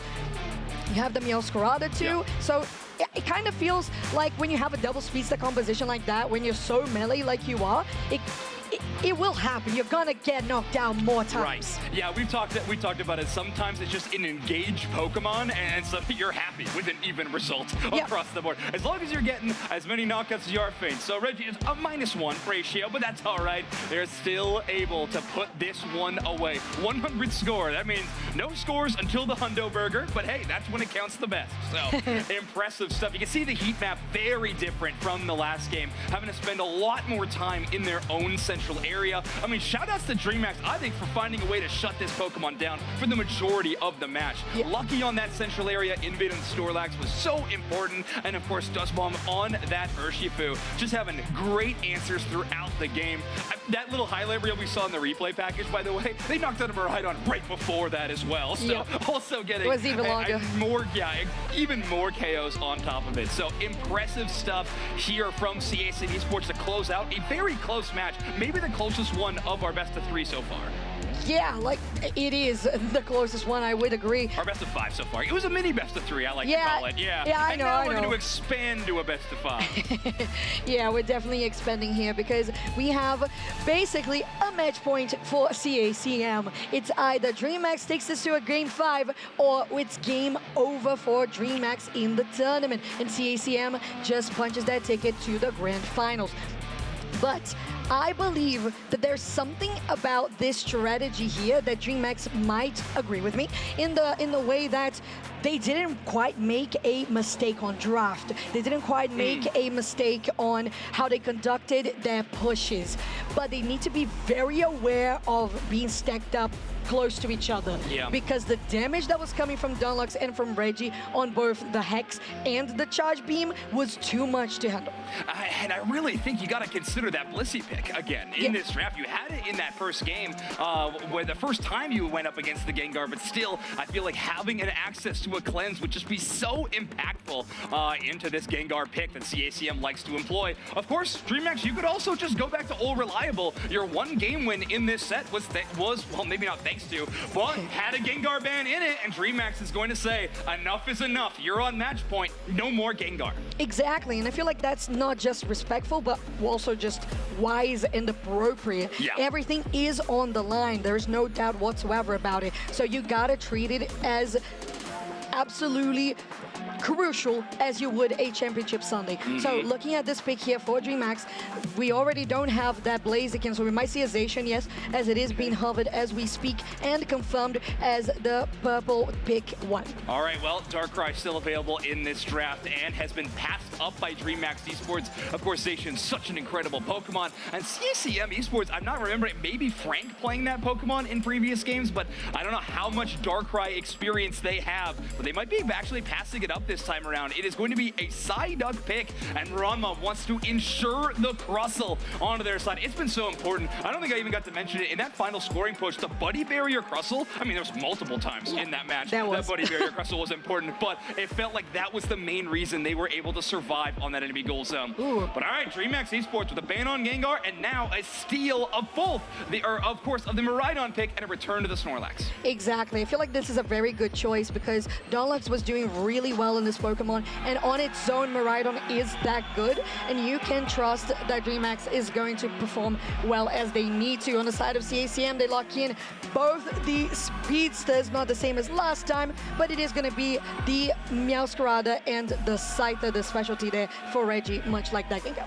All right, and now we might return to the Blissey, which is interesting, but it will pair, of course, with a few Pokemon here. Zacian and Urshifu are both going to love having access to a Bliss assistance in this game. Dunlux, not having access to Miraidon, is going to go with a different electric-type Pokemon, and that Alolan Raichu is going to be locked in. This Pokemon has been extremely strong in a lot of moments, and it feels like these two electric-type Pokemon have just impressive duels to the bottom path every time. Agreed. And I'm actually looking at this draft for DreamHack Zoinks, and I'm thinking that personally, now that we're getting into very serious territory, right? I gotta be very clear and like honest. I think personally that DreamHack has the better draft on this one. Yeah, I mean, it feels correct, right? When you have something like a Meowscarada and a Scyther and maybe even a Psyduck, like these pocket picks, whereas maybe they don't scream power pick or dominant meta Pokemon. But I don't know, with the way CACM Esports has been playing with these comfort picks, you just, in these scenarios, when we get this late in the tournament, I just start questioning everything. Yeah, I get that. I totally get it. But what I'm like most worried about is not even the double Speedster. It's the fact that they don't have any healers. They only have the engageability and disengageability from that Psyduck and the Crustle. And of course, yes, we saw the Buddy Barrier being clutch many times on that Crustle. But still, on the side of DreamHack, not only having a supporter that heals on the Blissey, it is a Blissey. So we're getting into match point. CACM is 2-1 up in this series against DreamHack. Could potentially get their ticket to Championship Sunday on our semifinals. There, Sky Runes is on your board. All right, DreamHack Esports playing for their tournament lives right now. Do not want to fall away, and they want a chance at Championship Sunday. Texas, on a bit of a journey here in the early game, is actually headed into the opposite side of the map and is starting to poke at our red buff. That poor Kubfu having a tough time in the early game, of course. If Sada could steal one of those buffs, they're going to be feeling fantastic. Kubfu on the other side, not going to like the results of that one. And Ranma, going to be taking one of those wild Pokemon so close to that Crustle evolution, but still, do not doubt the Rock Slide. That stun is legendary, especially in the early game. Wow, 3-on-3 fight for just one top Bunnelby, but still, I mean, some of these fights are so important in the early game. It is. Miraidon, though, is making a rotation here with Do Games and Rama as well, as they are going to take some damage. Reggie has to be careful. They have double buffs, so they could easily take down Kaduzera, who dashes over the wall, and they're going to be okay for the moment. Now CACM takes the Swablu's Altaria, but Rama is in a terrible position, haven't yet evolved. And now DreamHack on 4 members, still taking the slash and dash from Reggie, but don't really go down. Good patience, Reggie. You're a better player than I landed that double hit. I see those HP bars. I'm clicking the button to go in. Of course, I think everybody watching, and of course these top-level players know if I did that, I would be KO'd. So, exactly. Yeah, so really, But we do it anyway. Yeah, you got to be hesitant in those situations. And of course, in a series as tight and as intense as this, you got to be making perfect decisions as often as you can. Dunlux and New Games having a bit of an electrical dance. And in the end, that is a fatal tango. It really is. Alolan Raichu goes back to base. And now, excuse me, they should be so disappointed that Reggie didn't finish them off. Now, another time where Katazera ends up still standing. Dunlux is now going to fight him in the bush with that Electro Ball. And it's still DreamHack who comes out on top on that fight. Oh, these thin margins are just so tough to deal with. You were talking about there's no healing supports on the side of CACM, right? And in these dive compositions, oftentimes we don't build towards those healing supports because you literally don't have time. If you're going to initiate these team fights, Meowscarada and Scyther, if they don't get the KOs and end the team fight immediately, it might just be over anyways. You don't even have the chance to heal those weaker HP targets. Psyduck, on the other hand, can really set up some of these fights and give you a better chance. Well, here we go. Ranma on a 1v3 defense. Oh, interesting here. DreamHack is trying to at least get some points here. They don't have that much. They have the 30 on Dozebo, but on the side of CACM, they did a great push on a 4-person gank to the top side. Got a 2 KO streak on Reggie, and they got to position themselves here for the bot side as it has just spawned. Reggie Alekian, 50%. There's that bone. Will zone them out as Dual Game still has that charge beam to get it confirmed. It's still going to be Deus Ex Bomb who guarantees it for DreamHack. Texas is in a terrible position. That Psyduck is not going to survive as it is going to be a 2-for-1 trade at the moment. Reggie goes to the back line. Katazera will get taken down. The Green Illusion Dive is just doing so much damage. And Reggie still chasing out for that Miraidon. Will go for the goal instead. And CACM destroyed that fight. Definition of 1 HP in a dream is this entire series. Like, Reggie's setting up such an amazing play with that Green Illusion dive. That Urshifu is within inches of getting the KO on Scyther. Reggie says, I'll actually just bounce over to the other side of the battlefield and actually get a KO for my troubles. I mean, amazing mastery of the speedster-style Pokemon and such a fun player to watch. I just gotta say, I love watching Reggie play this game. Oh yeah, I love watching Reggie play this Pokemon as well. The Gengar is great, but the Scyther just really just hits different. And there's something about the Latam teams and the Scyther picks that just works out so incredibly well. Now we're on the top side with that Regice spawned as a 4v3 for the moment, as they're still waiting for a Shifu and the Scyther to join the fight already. Reggie is there, poking out quite a bit. Frank throws in that clone. They're going to go back to the berry themselves. Lucky gets a nice heavy slam. They're going to the back. Reggie will slice and dice once again, trying to get on top of that Miraidon. The Meteor Storm goes in as well, but it looks like CACM is just on all corners of DreamHack, and there's no way for them to escape. And yet another fight where Texas both sets up the fight and finishes the fight. That Psychic pulling in the Snorlax is a huge play, even despite a pretty impressive yawn defense by Lucky. But immediately after that, the Sai, that damage reduction Unite move into anybody in that aura is so important for a few of these Pokemon. Again, on slivers of HP, but still CACM Esports find a way to close it out thanks to that incredible Psyduck support. And looking good for them here into a rotation for the bottom Reggie. The Reggie Alecki that was secured by DreamHack, but not really utilized by them at all because CACM turned the fight back around. It is going to be uncontestedly taken by CACM themselves in this push, and they are powerful enough to even potentially go for a push on this bot tier 2. Reggie has a 50. Yeah, that's very true. So also they're going to be able to do this because of the vision that they just had. And they might have lost track of Urshifu and Snorlax a moment ago, but they knew at least a couple players were on the top side or even defending on bot. We got that split push going on for CACM Esports, and that's a 40-point dunk into a 6-point goal zone. Ooh, and with 4 minutes, 244 versus 86, there's a very healthy lead. There's a Rock Tomb here onto Lucky, who just circumvents around the wall here in the central area. It is 10 seconds for Reggie Drago, and it's all up on CACMs. What a homecoming for Reggie Drago. That's a lot of electro I want to see the damage. Hold on, I'm very excited about it. Welcome to this. Okay, ruins, Reggie Drago. You're already at half 30%. HP. That's just what goes on with these minefields that Don Lux can set up with the Alolan Raichu. It certainly is a scary thing. Maybe you don't have stored power burn damage on some of these objectives, but who needs it when you really set up a welcome party? Yes you do. And it's really interesting when that happens. If you can do it with the enemy Pokemon, it's even more satisfying. Yeah, for but sure. so far it hasn't happened, and that is okay. DreamHack is still at this point with equal numbers of level in regards to that, but Reggie's still really shining all across the match. Yeah, level 14 has been really impressive. We've seen some clutch full heals from that player as well. Frank's clone just doing a little bit of work, getting visioned, of course, maybe thinking DreamHack has to bait out a couple of cooldowns at any given moment. Huge Rock Tomb steal, but Lucky's on the engage. Ooh, on the engage and back to this joy as the side of CACM has full control here on the top Reg Ice. Dozabon gets a nice dodge on their sidekick, and DreamHack very smartly get away from this. This is not your fight right now. Yeah, they win that fight 4v4 essentially. It was since Snorlax goes down so early in that one, and the entire time, guess where Reggie is? Scoring in that bottom side. One of the most important cases of it though, because Regieleki is spawned in 30 seconds for CACM to try to knock out this Pokemon and send it all the way to that home goal zone. Just truly a nightmare scenario for DreamHack Esports to deal with, but they gotta take their time, they gotta get their levels, they gotta focus on farming.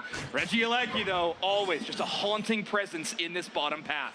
And it is a dream come true if that Regieleki does hit home goal for CACM, because that would be just a fine way to end a best of 5 as the Regieleki is still journeying on the bot side. We have central area here. X-Scissor from Rama goes in. Plenty of damage that defender takes, and now getting a nice knock-up. Maybe that Snorlax is going to go down, but it doesn't. Now on the other side, Kaduzera is getting chased by Reggie. Reggie does take them down, and that's going to be a takedown from DreamHack on the Groudon. Yeah, Zacian gets the final secure. I believe Urshifu just jumped right into the pit, and Bliss Assistance right on top of them. Groudon buff going to be kept in Kaduzera's hands. That is a Regieleki in that home goal zone, though, so the scores can turn around, and Psyduck will be knocked out before they are able to deposit their points. So they are going to respawn. DreamHack does have some Groudon buffs to work with, but they got a lot of ground to make up, so. They definitely do. They need to sprint, they need to run. They're not speedsters, but they need to get their 4 points on this goal zone. That's 50 onto Lucky. They have a shield as well. They're going to score. They're going to go for the 47 on the outer goal, 50 for the inner goal, as they're still pushing out here. Rama is on the spot, just trying to defend. Frank is there as well, but they know that maybe this 50 is going to go in, but they are just betting on the fact that this is still not going to be enough. CACM is just playing this really defensively, but DreamHack still has a decent amount of points in pocket, specifically Kaduzera. They got a lot of cash to work with, and they're looking to buy one thing, a ticket to Japan. They need to get to these goal zones, though, and right now, all they're trying to do is put that Eos energy back in their pockets and threaten these big scores. And the mighty defense that you can do with the Alolan Raichu and those Electro Balls on the pad, just defending against this push. Lucky is going to be the first one. They need to bait out that damage. They go win with the jump pad. Texas is there as well. Reggie is on the other side. They have a flank option. They're going in for the Meteor Storm. They're going to go down. Kaishola might be next as well. And CACM is performing a good defense, but maybe the amount of shooting on the side of DreamHack is just enough. There's a ball still standing with a blissful assistant onto them. They take one down. There's no Psyduck on this fight. Reggie will counter this back though, but it's still 3v3. They're going down on numbers. CACM, there's 10 seconds to go. 4 points to be scored. 50 for Dozabon. They do it! Dozabon gets 50 points in. That Hundo Burgle will be enough. Time is up. No points in the home goal zone, but it is unneeded. DreamHack Esports tied this series up at 2-2. We're going to game 5! I've never been so nervous. I've never been so nervous at the conclusion of a matchup. That was wild. DreamHack Esports hold on to this matchup. Incredible work. Yeah, there's a lot of communication going on between these players, but they understand they got the win. Jeez, what a close encounter. We're gonna have to take a look at that final scoreline just to be sure, of course, of everything, but I do believe we're about to head into a game number 5. Breathe. Yeah, absolutely. It's a moment of tension. Both teams, us. Where is the record?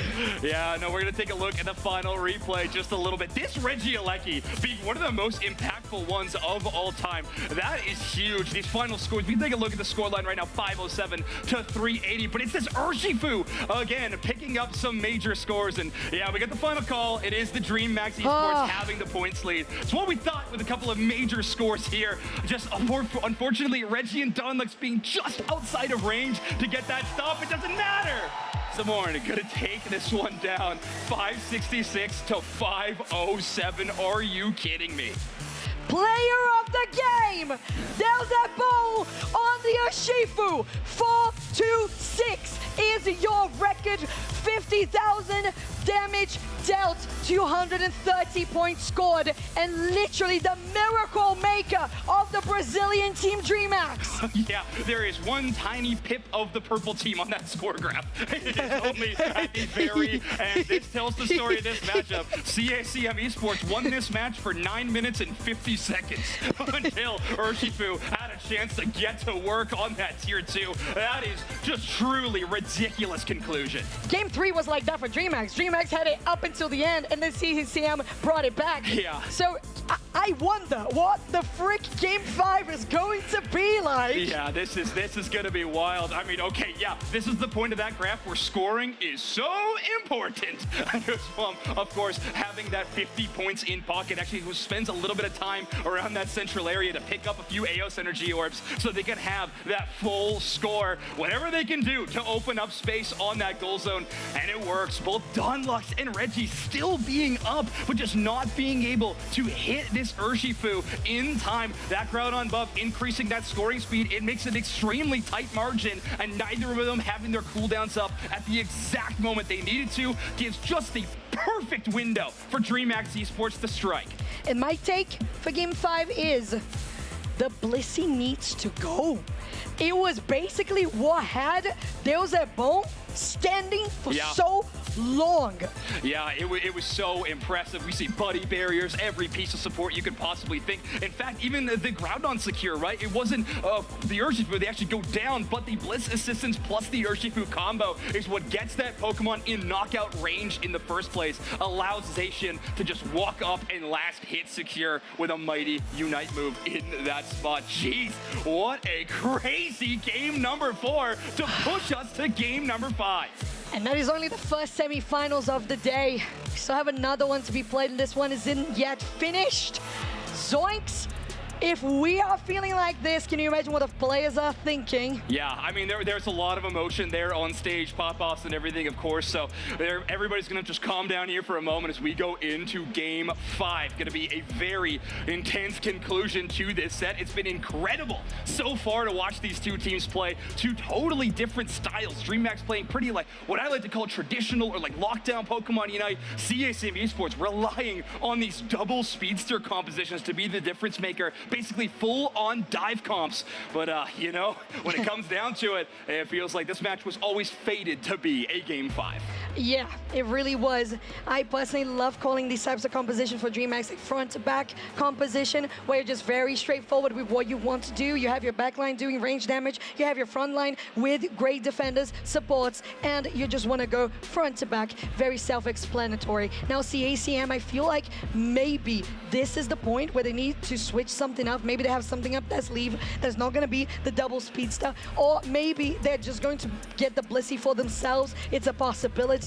Ooh, it's so scary to switch things up into a Game 5, but you might be right. For the first time in this match, it feels like finally the momentum has shifted away from you and back in the hands of DreamMax. I mean, DreamMax, this home team, having the crowd behind them and winning a match that extremely close. I mean, that is so much momentum. CACM is going to need to have a huge response if they could try to pull back anything in this matchup.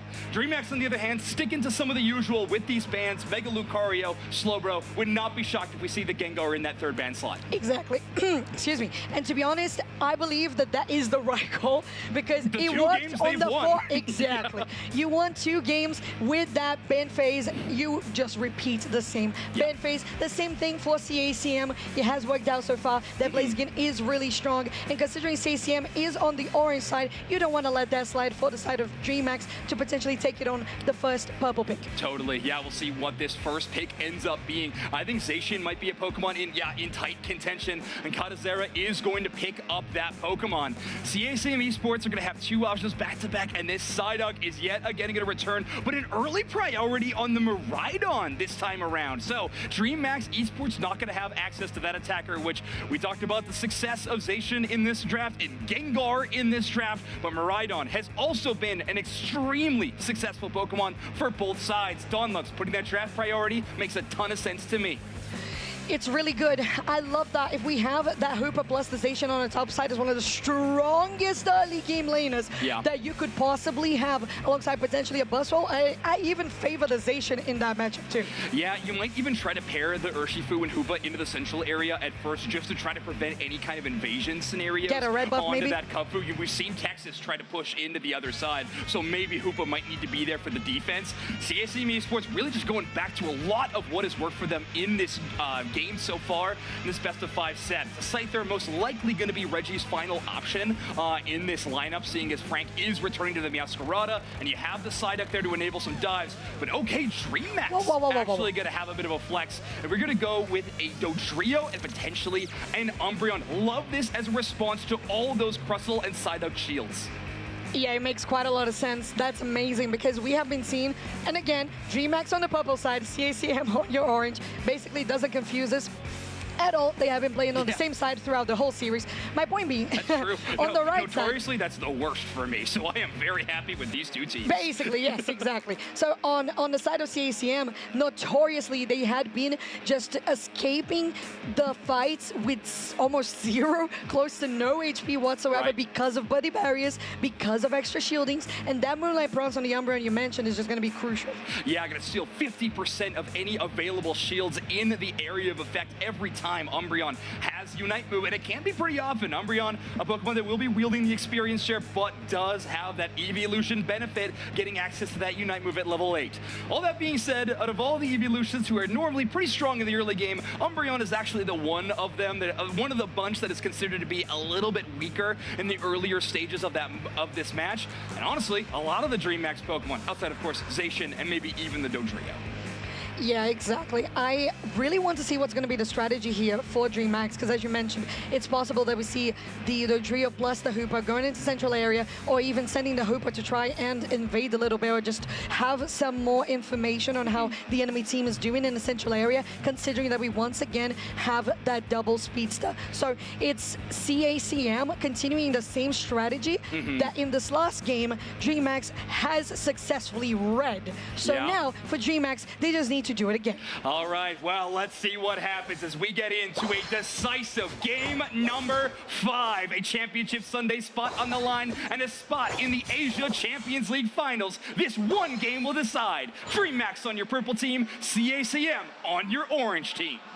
And we have the Psyduck already going for an invade on the purple side of the map, with that Kung-Fu being very, very weak in the early game here for Deus Ex Bon. So they need to be very careful about how they go about taking these Pokemon down. The Psyduck with range, auto attacks, but now help. Kaishala comes in, gets a nice confusion there, but the damage is not going to be just enough. Push back. Deus Ex Bon gets some healing, I presume, from a focus band at that point, and Texas will just leave the enemy central for a moment because Reggie is going for backup. Yeah, it's already there trying to take the KO, and it will find the knockout onto the Hoopa. Huge flank from the Reggie. From the Scyther on the Reggie, you get it. Anyway, Reggie is going to get one knockout, but now in danger. But it doesn't matter. Is able to take the 1v2. This Scyther so powerful. A lot of that set up by Texas's earlier damage, but already this Scyther is off to the races. It's just the ACM showing how much Latam is proficient on this Pokemon. But look at Kadazera comes in from the back. There's the Dodrio getting the evolution as well for a brief second, becoming unstoppable. They're going to be able to escape. Nice healing that comes through there as well. Getting a berry. Now Kaishala still in a good position. to get an Astonish there. And of course, the Urshifu has finally evolved, so we're out of the Kung Fu stage, and we have yet another damage threat for DreamHack Esports to utilize. That being said, it has been a bit of a parity matchup on the top side, as Capsule goes down. A 2 KO streak from Frank, as this Meowscarada gets on the board at 20 points into the top side. This Meowscarada starting to get real dangerous. 29 feels really good here for CACM early in the game. 68-13 is your total score at the moment, around 8 minutes as the Regidrago has just spawned. And because of that presence, CACM quickly moves down to that objective, takes it for themselves, and could just easily rotate to bot side. Rock Tomb, very nicely done there by CACM. Rama, and they are going to be actually caught up here by Katuzera. There's some damage coming from the distance here on that Miraidon. Katuzera does survive, goes for the berry. Rama is going to pay for it, as the defender usually does. Yeah, buys a little bit of time, but I don't know if it's going to be enough for Reggie. He has to burn the full heal just to walk away, and that might not be quick enough. Trio's there, but Reggie's going to take the KO. Actually, might want more, trying to utilize that combo play of the charge beam as well as the double hit. Can be that crazy hammer and anvil play, but Don Lux so far just playing the protector. Reggie, maybe the opposite of whatever a protector is. Yeah, I would say so too. Now Rama takes the front line here, allowing for Texas and Nulux to have some space to take the wild Pokemon just about the Reggies spawning on the map. There you have the portal as well to get people from the bot side to the top side, as there's a 3v3 happening here. In the, no, actually, I got defeated by by Frank's clone. Yeah, thanks, Frank. Tricking the casters. We love that. All right, Reggie does take over to level 9. Green Illusion Dive available and ready, but it will just be a pretty easy goal zone break. Reggie Lucky will be spawning in on the top side of the map in this game number 5, and we'll be walking towards that tier 2. On the other side, DreamHack really wanting the experience on a couple of these Pokemon are actually going to favor that basement Reggie and instead get a Regice buff and team-wide EXP. We'll see how that's going to help them in this next team fight, because it looks like CACM is very eager to go for this push with the Regieleki. Oh, the damage is just insane. Now they're trying to push it back, but Games gets obliterated immediately with the charge beam as well, and CACM just completely destroys the zone, the team. Yeah, well, with this early game dominance, CACM Esports in the previous games have had a game of thin margins. This one, they all walk away with full HP bars. That fight was over before it even started when it comes to terms of DreamHack. Incredible dive work from CACM Esports, and of course, trusting that poke damage of the Miraidon. Texas able to walk away from this one side, and kind of the expert at doing just that. 205 for CACM to 27 for DreamHack is your score right now. No EXP on the board. The yellow dots have been missing because right now CACM has full control over the map. Reggie's just that comfortable to go into enemy bases. Now Lucky in a potential difficult position, but they get sent to base and they're going to be okay. Yeah, they're just going to walk out of it. We can see it on the mini-map, but even CACM can see it, so that there is no glowing light on that portal. We know no player is actually recalling back to join the team. Instead, doing it the old-fashioned way, just walking out of spawn. But at the moment, CACM Esports is trying to gather information. Texas does a great job of doing so and finds a half HP Katazera. Ranma with an attempt to trap them with that Rock Tomb, but, well, Dodrio is what I like to call slippery. I was just going to say that. That's the word of Dodrio, and in my mind as well.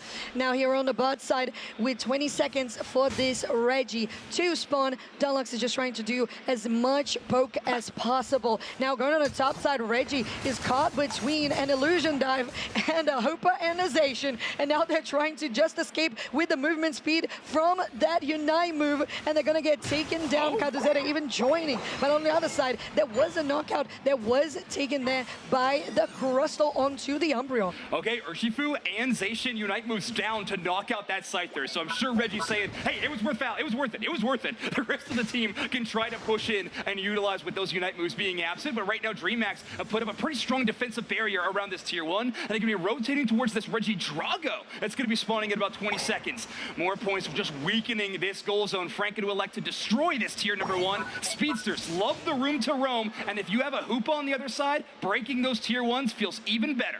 It definitely does. You're denying that much mobility as well. Now there's a Hooper Unbound bringing the rest of DreamHack to the zone. Here on the bot side, there's a Rubber Rouser getting them incapacitated. There's a Bow still trying to do some damage there with the Urshifu. While on the backside. Dunlux does finish 2 members there with the charge beam. There's a bomb, will go down, and CACM takes the Reggie steal. Yeah, that's a big attack buff for the next 90 seconds. We'll bring them right about to the final stretch, seeing as we're sitting at 3 minutes and 30 seconds. Reggie Drago, which I thought was going to get a lot of attention as soon as it spawns, finally gets noticed, and Reggie is going to burn down this Reggie Drago. Reminder that Reggie LAIC is the Pokemon that is spawning in the top side, and it was Zacian to solo that Pokemon to break that tier 1. That's why we see DreamHack with some points, but wow, Reggie trying to force this fight again. The portal might make it a little tougher, and they baited out cooldowns.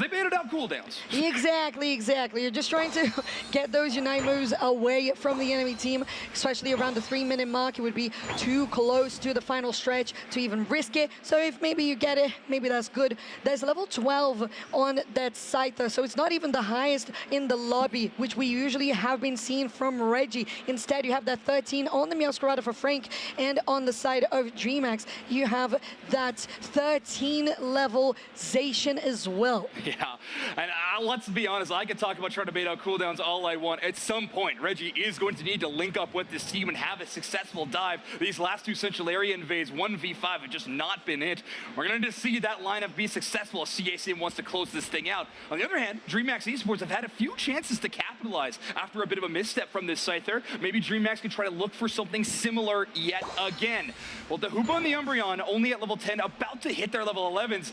Maybe more importantly, this Groudon's about to appear, and CACM are taking a very aggressive approach to this endgame. They do not want to give DreamHack an angle in towards this Groudon pit, but Zacian's able to walk in for free on the top side. Double level 13s on both sides of the team. They're going in here. There's a Moonlight Prance as well, but CACM destroys that Umbreon. Now Katuzeta goes in with a triple trample, but it's getting incapacitated by that Meteor Storm. It's going to be the side of CACM who takes the Groudon. Miraidon able to secure the last hit. Hoopa goes down to the Thunder. That damage enhanced Miraidon is doing so much electric type damage. Crustle will get the score, 84. Psyduck going to increase the lead as well. 1 minute and 30 seconds left on the clock. DreamHack Esports' route to victory is a difficult one, and it looks like Texas and it looks like Frank going back to the Pokemon Center. But Katazera exploded by this Meowscarada. Yeah, there was a chance there for DreamHack to try to turn it back around, get that buff back, steal it from the opponents, but it's still quite a lot of points that they need to overcome. They're just trying to get some of them themselves without exposing themselves too much, just trying to gather what is going to be their next step, but CACM is smart enough to know exactly where they need to position for defense. Well, we've seen this situation before. I think it happened around 10 minutes ago, where we had DreamHack Esports in a tough spot, but able to come back. They don't have any Groudon buffs to work with, though, at the moment, but those can be taken away. We got DreamHack Esports approaching this tier 2. Ranma, Dawnlux in defensive position. Reggie and Texas away from their own base as they're attempting to score on the other side, but here comes DreamHack's push. Okay, 4 on this person here, only 1, now 2 with the Lucky as well. There's the Hooper unbound, there's the damage that could come through with Dawnlux joining the fight as well, but there's no damage that can actually finish the members of CACM, and DreamHack is just trying so hard, but it's going to be Dawnlux who finishes them off. They're chasing out onto the Umbreon, and CACM with 16 seconds to go look to finish this in a Game 5 fashion. CACM are able to secure the Groudon, successfully defend the pit, defend their goal zones, hold on to their series lead, and they will get a match win. 3-2. CACM are headed to Championship Sunday, and they are headed to Japan. Latam North are your first grand finalists of 2026 Latin America International Championships Pokémon UNITE! Such an intense best of 5 set between these two teams. So extremely close exchanges, last minute comebacks, Groudon secures, incredible dives. This has been an incredible series to watch, but CACM are your victors. DreamHack Esports will be playing in the series to determine the 3rd place winner. Will still have a chance at that Asia Champions League invite, but it's CACM who got the guarantee. They do, and they're the first one to do that, so that is surely a boost in confidence. I have never doubted a double speedster composition not on the hands of these players. Yeah, exactly. You just gotta trust these players, certainly. Reggie, you know, we talked about that feast or famine maybe showing up a little bit in this one, but what a game from Frank's Meowscarada in this matchup was so impressive. I loved a whole lot of those Pokemon choices. I didn't get to see the Gengar in the finals, but I got to see it in the set, and I'm certainly loving that. Frank, gonna be your MVP. 7 knockouts, 0 faints, by the way. That's how the speedsters do it. Oh, yeah. 57,000 damage on that Pokemon as well. And when you do it right, that is exactly how you do it. The amount of pressure that Frank was able to obtain at the same time as not feeling like they were super, wow, this is the player who's doing the most. No, they were just like sneakily, this is my damage. Yeah. Giving us 60,000, was super flashy in the damage shot, but it's still exactly what they needed. And when you know that when a player has a flawless knockout feint assist, I'm gonna call it a KFA, if they have a perfect KFA like that, we know that they played exactly how they were supposed to, not exposing themselves too much, but knowing exactly how much they needed to be in the front line to get those finishes. Yeah, and it feels like our score graph finally in one of these sets is just a standard victory, you know? A early game lead that just persists into a finale. Frank's heat map obviously playing that top path. We don't see speedster Pokemon defend that top path outside of maybe Dodrio too often, or an outside in use case of the Leafeon. But we do have an interview on stage with newly ACL qualified CACM Esports. Hello, everybody. Snacks here alongside Texas CACM, going to the ACL and going to your grand finals tomorrow on Championship Sunday. The first question has to be, what is your energy level like after that big win? Estoy muy emocionado, la verdad es que el público ha sido bastante bueno, la presión se siente bastante y a mí me gusta esta clase de escenarios, la verdad es que el nivel está bastante alto, a mí me gustó. He's very excited, and at the level that he's seeing during the matches is very awesome. He's really excited about it. I have to ask, after game number 4, you guys were ahead and it came down to some crazy scores and the final seconds. What were the communication across the team like to make sure that you could bounce back and have a good performance in that final game?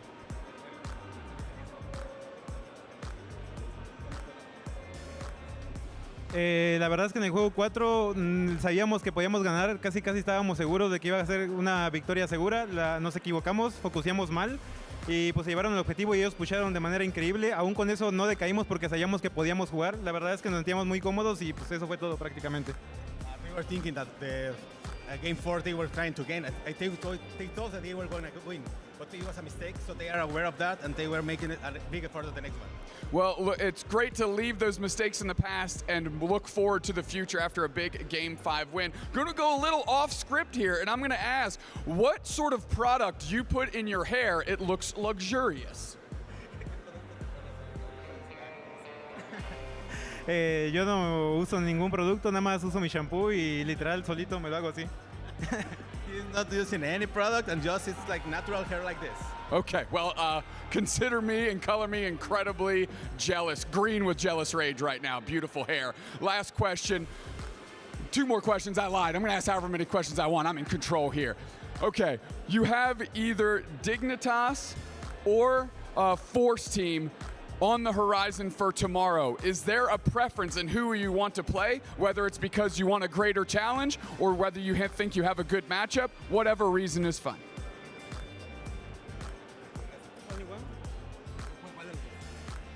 La verdad es que por el bracket que llevamos me gustaría que fuera Force, son puro brasileño, pero Dignites son mis amigos, quiero mucho a su grupo, Indivir también, y creo que Dignites.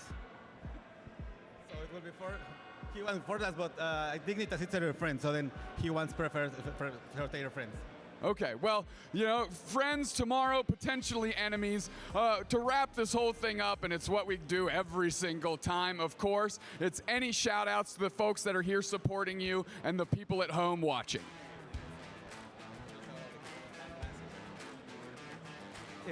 Quiero mandarle un saludo a toda mi familia. La verdad es que he visto cómo me han estado apoyando a mi hermana y mamá, a mis tíos, a mi novia también. Besitos. A todos los Speguarcitos también, se llama Dubé. Y de verdad, muchas gracias a cada uno de los que se suma. Nosotros representamos a Latinoamérica Norte, a México desde siempre.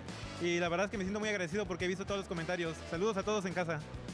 So all his family and friends, her girlfriend, and all his family. Also, there is one of his family that is named Ruben, same as him, and he said hi to everybody. He's very, very lovely to them. Listen, he's in control now. I'm going to give him the mic right back. We're going to break, and he owns himself a new microphone. See you in a bit.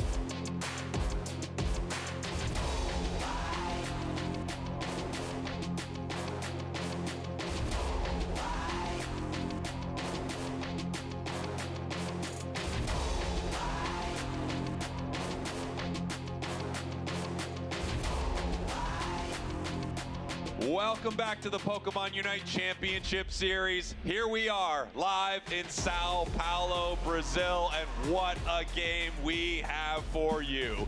Force Gaming out of Brazil, Dignitas out of North America. Winner of this locks in their spot to ACL. I can tell you how this crowd is feeling, Doobsnacks. They want Force Gaming to win this big time, but I know that Dignitas has fans all over the world watching. Yeah, and you know, there is a team specifically that knows what it means to have a crowd behind you, and that's actually this TTV team. Yes. When they were up against the world champions at the time, they were carried through a 9 or was it 10 full game bracket reset to end up taking down the crown, where you see the infamous TTV from Ender. I think Dig is a hair more difficult to do unless you know sign language, American Sign Language. I don't. Put that on screen later. We'll learn it and we'll start doing it if it's necessary. Is this a G? Yeah. Long story short, crowd matters in these LAN environments, and it can really fuel a team to success. Yeah, no question. Luminosity here last year running into a top Brazilian team, Tuzi. In fact, a lot of members of that team are on Force. Yeah. And let me tell you, when they were playing well into Tuzi, you could hear a pin drop in this place, okay? And I'll tell you what you couldn't hear, anyone cheering. Correct. I will say this forever, and Slash admitted to this when we were talking to them after that tournament. He said, I'm not sure we would have won in such a dominant fashion or at all if we would have had to play Tuzi at the end of Saturday, because not only did they have all the momentum, everyone that was in this arena, no matter what game they supported, we were the last thing going, and everybody had migrated over, and just seeing the Brazil stamp next to that Tuzi Esports name meant they had everyone behind them. Yeah, it's gonna be crazy in here in just a moment.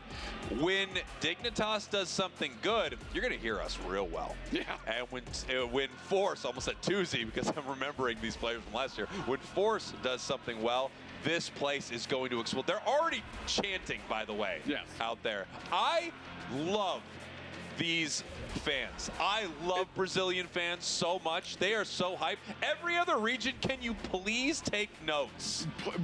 Literally just yell. The note is yell and cheer. That's it. I want to see it written down. Somebody write it down. You hand it out as like a pamphlet on your way in, like, hey, here you go. Yell maybe. Hey, Annie, I see. Here you go. Yell and cheer. Yell and cheer. There you go.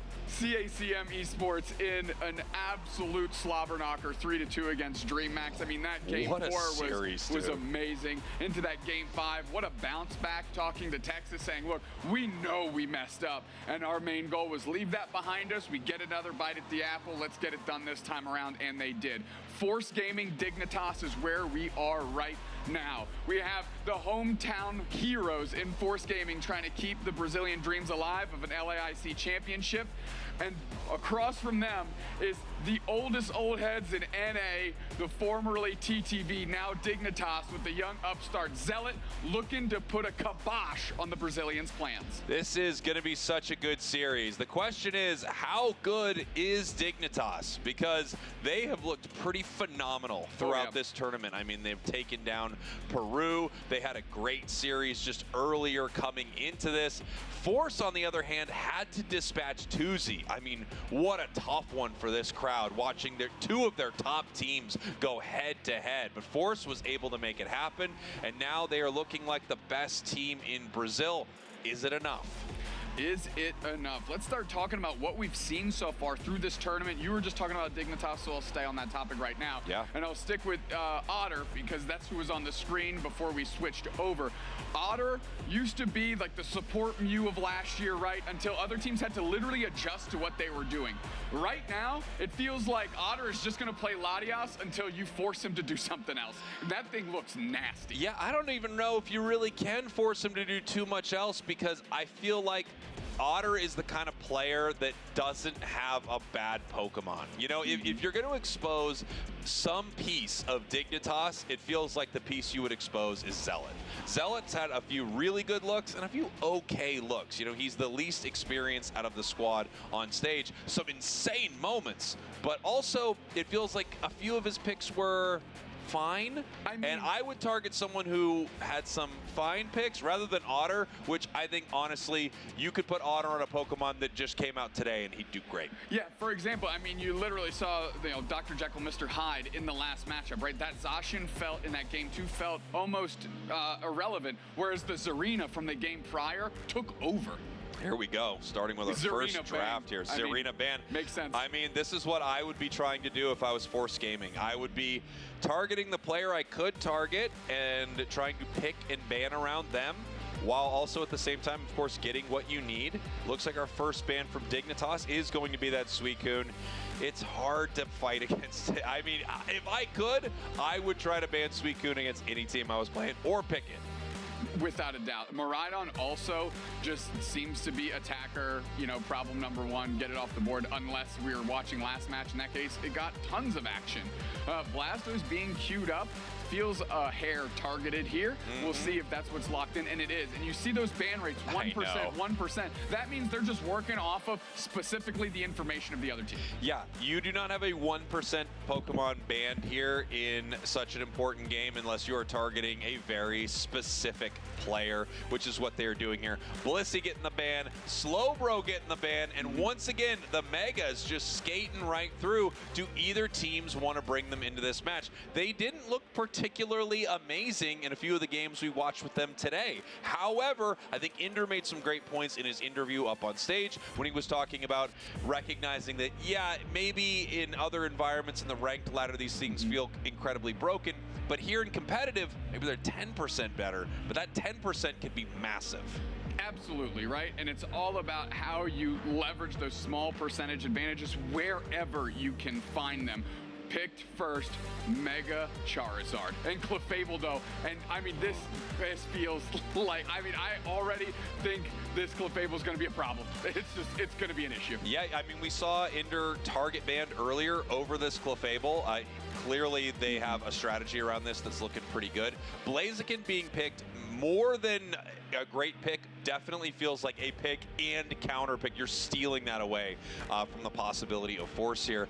Cannot wait to see what this Char does. We've seen mixed results from it, but wins and losses, obviously. On to the side of Dig, we're seeing Mamoswine. Zug's Mamo earlier was so good. Every Ice Fang felt devastating. Now Force Gaming, if they're not paying attention, they still have the opportunity to give Toon Mimikyu, in which they can use that to trap a Mega Char, right? Yeah. So, I mean, there are still solo isolating options on the side of Dig. Mega Lucario, kind of at the bottom tier here in the selection. We'll see where Toon goes. And Darkrai, we didn't even notice that Darkrai skated through, and a Darkrai gutter pick feels like a gift. Wow, I mean, here's the crazy thing about Darkrai, right? 97% encounter rate. That's wild. That is wild. Darkrai is, Lucario says 100%. Yeah, it's no longer 100%. That's not true. Stats team, how many bits per minute are we doing? And but this no longer says 100%. Don't tell me it's 99 point some percent that rounds up to 100. That's BS. It is either 100 or it is less than that. Make it 99 at minimum. Thank you. Totally agree. Stats don't work like that. Rounding is for cowards. It's the number that it is. By the way, release the math tutorial video that you keep promising. I'm working on it. It's a labor of love. It's going to take a while. It's $300, by the way, on the channel. Toon on Darkrai, skating through at the end. A great counter to something like this Mega Char. Now, it does have a full heal, but outside of that, you can shut this thing down in some really big ways. And that's like the disadvantage of Mega Charizard. It's unbelievably powerful, but it also gets roasted by crowd control. It really, really does. But Force Gaming committing their first pick to a Mega Charizard, you have to think a team that's made it this far and is comfortable with letting it through at least has a plan if you're going to pick it or play against it. Well, here we go. The first game of our semifinals between Force Gaming, your purple team, and Dignitas, your orange team. This is a best of 5 with the winner of this series guaranteeing their spot at ACL. Heading up to our top path right here, and the fight breaks out right away. Great little freeze here. Kyluke has to just keep running, and they're trying to get a good score on the backside, and the berries are actually kind of gone. They hadn't even, where they covered, they're covered. I thought thought they had already been picked up. Kyluke on the retreat here. Good job by Lel to at least grab someone's attention so they can make it back, because going down early would have felt awful. Wow, nice secure there. Moving forward once again, they're looking for Nice. another fight. Zagrug just so unbelievably aggressive here with Mamoswine early as we are trying to get some experience and steal it away. Ooh, so close. Falb now just kind of making their way to the top path, deciding the fight's not going to happen yet, and they're actually going to run right into Darkrai in the center. Toon on the chase. Falb actually spacing very, very well. Alolan Raichu put to sleep, and now the shocks are coming through. Zagrug looking for the cover. Ender there for a Moonlight already. Tops them off and helps Toon try and get some experience. Falb does a decent job in the face of 2. Meanwhile, Kyluke goes down to the, I was going to say to the fuzzy Roomba, Zagrug. Yeah. Beautiful stuff there, but the Alolan Raichu picks up the KO. A double KO. KOs both head over to the side of Force Gaming as they are looking to fight on this goal zone. Otter, now level 4, able to push this back. They're pretty low on HP here, but a nice recovery there allows them to peel back. Soto, on the other hand, trying to steal away some of this experience from Toon. Zagrug on the pursuit, going to keep eyes on Soto, and Ender is going to keep track of that as well, as they are wearing that McDonald's hollowware there that they put in the game for Clefable. They did. They knew that's where Clefable would work, and now we see Lucario once again in some trouble right here. Zagrug trying to make something happen, dashing in, but not able to pick up the KO. Zealot going to try to steal this away with the Blaze Kick. They do. Mamoswine evolving in the bottom path right here, excuse me, in the top path right here, and now we have a fight. Huge engage. Ice Fang right reposition. Falb is low. Falb has to eject button. The chase is on. They actually pivot back into Zagrug, who's going to get... No! They go through the wall to get away. Kyluke with a big punch repositions a bunch. Overheat is charged up. Eject button. Bang! That gets 2. Zealot, you were wondering which version of this player would show up, and it looks like they're feeling themselves right now. Beautiful stuff there from Zealot. You know, you have to decide. You have to be very careful as to when you use those eject buttons on your overheats because the cooldown is so long. But to pick up a double right there and allow your team to stack at will in that goal zone, extremely important. Otter finally getting some support. We saw their heat map earlier, and they lived in this bottom path, and that's for a reason. Nothing worth changing now. Zagrug and Otter peeling back. They're both going to be left standing. One Dragon Pulse, making sure Otter's HP is recharged. And here we go. They are ripping this Regice right here. Kind of seeing if anyone from Force wants to fight at it. We have Toon ready to turn around and try to stun them. They are moving forward. They're looking for Angel. They get the stun on them. Can they get the KO? No, they don't. Angel Zine goes to sleep on that Mega Charizard. They're asleep again. Not quite ready are they to get knocked out, but they get one back the other way. Toon goes down. Ender is on this pad by themselves. Can't quite get the stack. Meanwhile, Regice has not been taken yet. And it was clutched out by Force because there just wasn't enough in the tank to get it. Wow, I mean, Dignitas splitting on that fight did not work out for them. They didn't pick up the KOs. Toon was not able to finish them off, and because of that, they peel back to a team that didn't have great rip on the objective, take it out from under them. Great fight there by Force on both fronts. There's a difference between this game and other MOBAs, and that is when you make a mistake, you don't have a lot of runway to try and correct and get back on track. And is that one that is going to haunt Dignitas in the next 6 minutes? Yeah, we're going to find out, right? Obviously, they're going to be looking for some big KOs. Charizard now level 10 right here. So the next time we see it fight, it could easily go Mega and cause some real damage. I mean, great heavy slam, nice isolation on Otter. Then you see the Mega Charizard Unite goes out, and that's where you see the strength, right? There wasn't any CC to stop that Mega Char. They get an easy knockout. Aura Cannon, now Mega Lucario gets Darkrai back the other way. Ender goes for a follow me on pad just to get a stack in, and they say that's worth it. Heavy slam and a Mega Char sorts that out in short order. Zealot is getting chased by Lel and Kyluke, and finally the rest of Dignitas is here for the support. And we have Force Gaming, I mean, just megaing all over the place here with Dignitas pushing towards this goal zone. Lucario still mega for a portion of this fight. They're trying to push them out. Here comes Toon on this Darkrai, seeing if they can get anyone put to sleep so they can pick up some big KOs. Charizard being aggressive once again, and now they're scoring in the top path.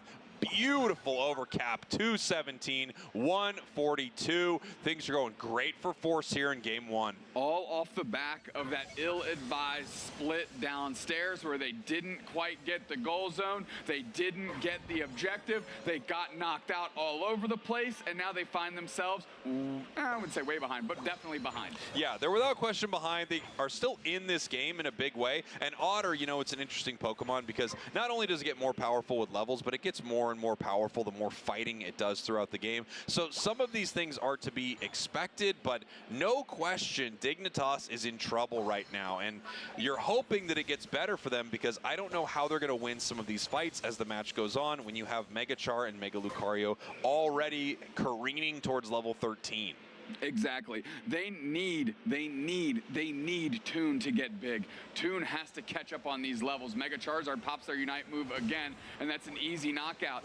That's what we're talking about. Their power on these Megas is gargantuan, and if the CC isn't there, or there's no team-coordinated effort to take them down, they get to run roughshod through your team. Now they're attacking this gold pad. The Aura Cannon just goes firing right, but it doesn't matter. They just want to hit that Mega Form to defend. Otter goes over the wall, and so does Razug. They're trying to push. Can we finally get an Ice Fang reposition, maybe into a Unite move? No, we can't. Wow. Zugrug's on the doorstep. Zugrug is gone. We're still trying to scrap here. Zealot's trying to make some magic happen, but only they can get is Lel. Charizard is down, Mega is down, Sautao is hanging out, and is this the beginning of the tides turning? Yeah, this is what you're hoping for, right? What a fight from Dignitas there. They had to really carefully manage landing on the goal zone, but peeling away from it before they got burst down, and then moving in and out of the Fable's Moonlight. Such an impressive fight from Dig, and we've seen a lot of impressive team fights from them throughout their gaming here today.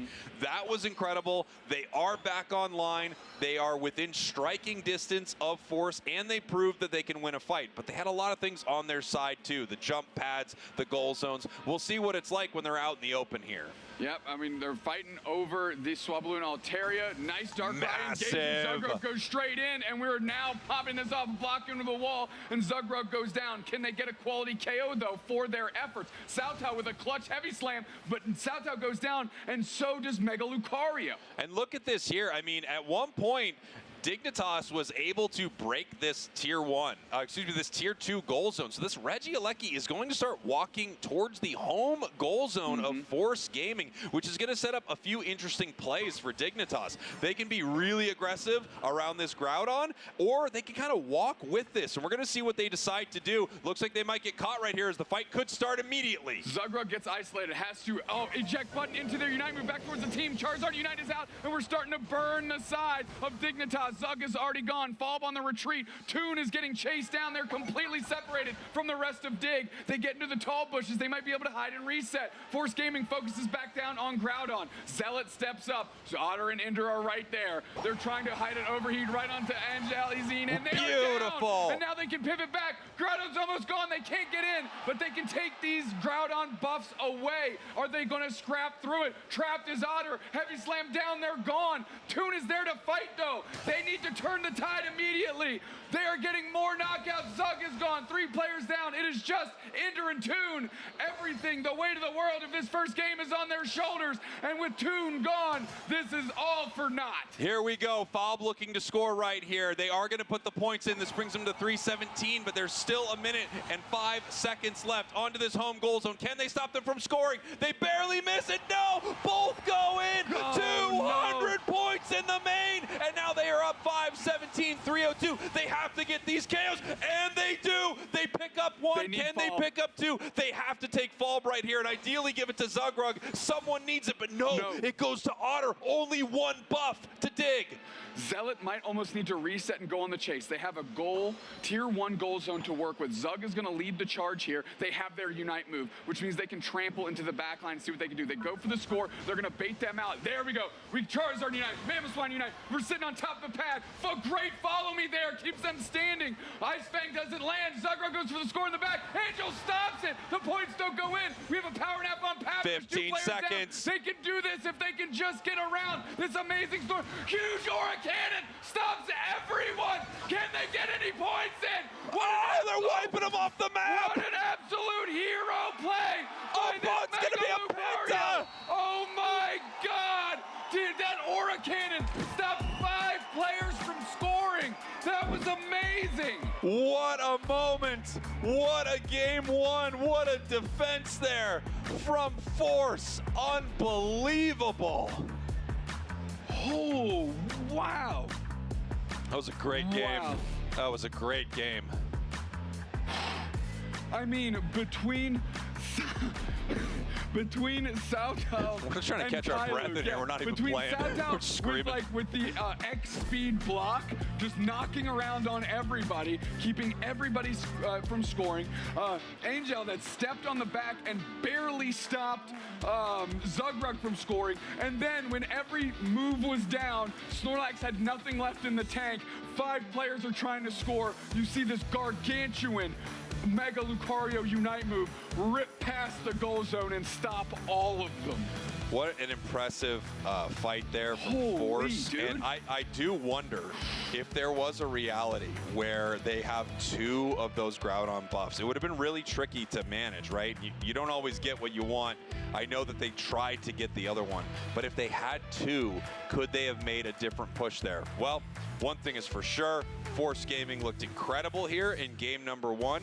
Dignitas had some moments that were pretty decent, but this mega squad over here seemed to really, really give them trouble. It did. With this Mega Charizard able to operate without a critical mass of CC to stop it, you can really see the type of work it can put in, right? On those 1v1 type fights, it almost seems automatic. Now, this is the first time that I've really felt Mega Lucario has looked good all weekend. Oh man, it was so good. So good in some of these moments. Char had some great moments too, but they actually felt like they had some opportunities to shut Char down. And we can see Mega Lucario, the heat map there, this is where they were throughout that game. They spent so much time in that top path. That's what Lucario does. If this was year 1, it would look exactly like this, I want to say. Just hanging out there in the top path, dominating a lot of these fights. 8 knockouts, and more importantly, some knockouts when it really mattered. I'm trying to think back here to maybe some key moments that really put Dig on the back foot. Yeah. Because this was back and forth, for sure. I think it was one of those first catches. There was just an early catch where Dig went in for a fight, and you know, they had trouble with it. Split push bot. And then the split push bot. You know, they're trying to keep them away from the objective so they can get it, and also possibly pick up some KOs before these Mega Pokemon hit their Unite moves and become really difficult to fight. Right. They weren't able to get that done, and because of that, it actually put them quite a bit behind in the match, and it was hard for Dig to catch up. For me, I will say, for all the amazing plays that we've seen Zugrug make on this Mamoswine, getting Salto on the heavy slam and then block pin on the wall, forcing out the eject button and the Mamoswine Unite, it's just 2 resources that disappeared that what he had to use to try and save himself rather than facilitate an engagement maybe for Toon.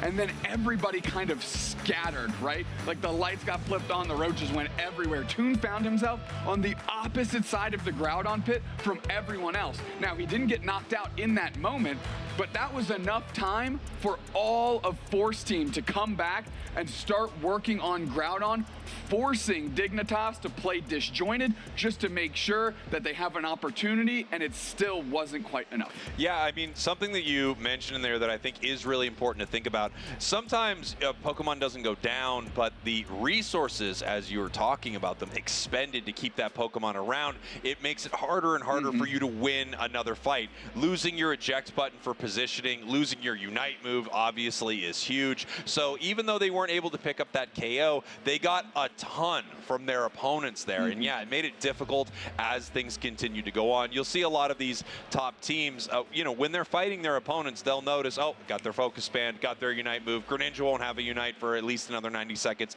These are all things that you're keeping track of as you're moving through the match, and especially things like an eject button that allows some huge plays and huge repositions. If you're able to get that away from your opponents just because they're in the wrong place at the wrong time, that is a win. And a lot of these mini wins stack up to be huge team fight wins that look like a huge burst of damage, but it's well orchestrated.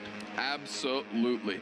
Dignitas down a game, but certainly not out in this moment. This is easy stuff for them to clean up. Why? How do we know this? Because we've watched them do it all weekend long. This is a strong and resolute team. Ender has confidence in the people around them. He's said it multiple times over. On the other side from Force Gaming, I was talking to Lal, and he feels the exact same way about his team. Yeah. He's like, we got second place last year. You know, some of the members on the team, we're looking for that first place. We have confidence in ourselves and our abilities, and we are finding ourselves on the doorstep of being in the grand finals yet again.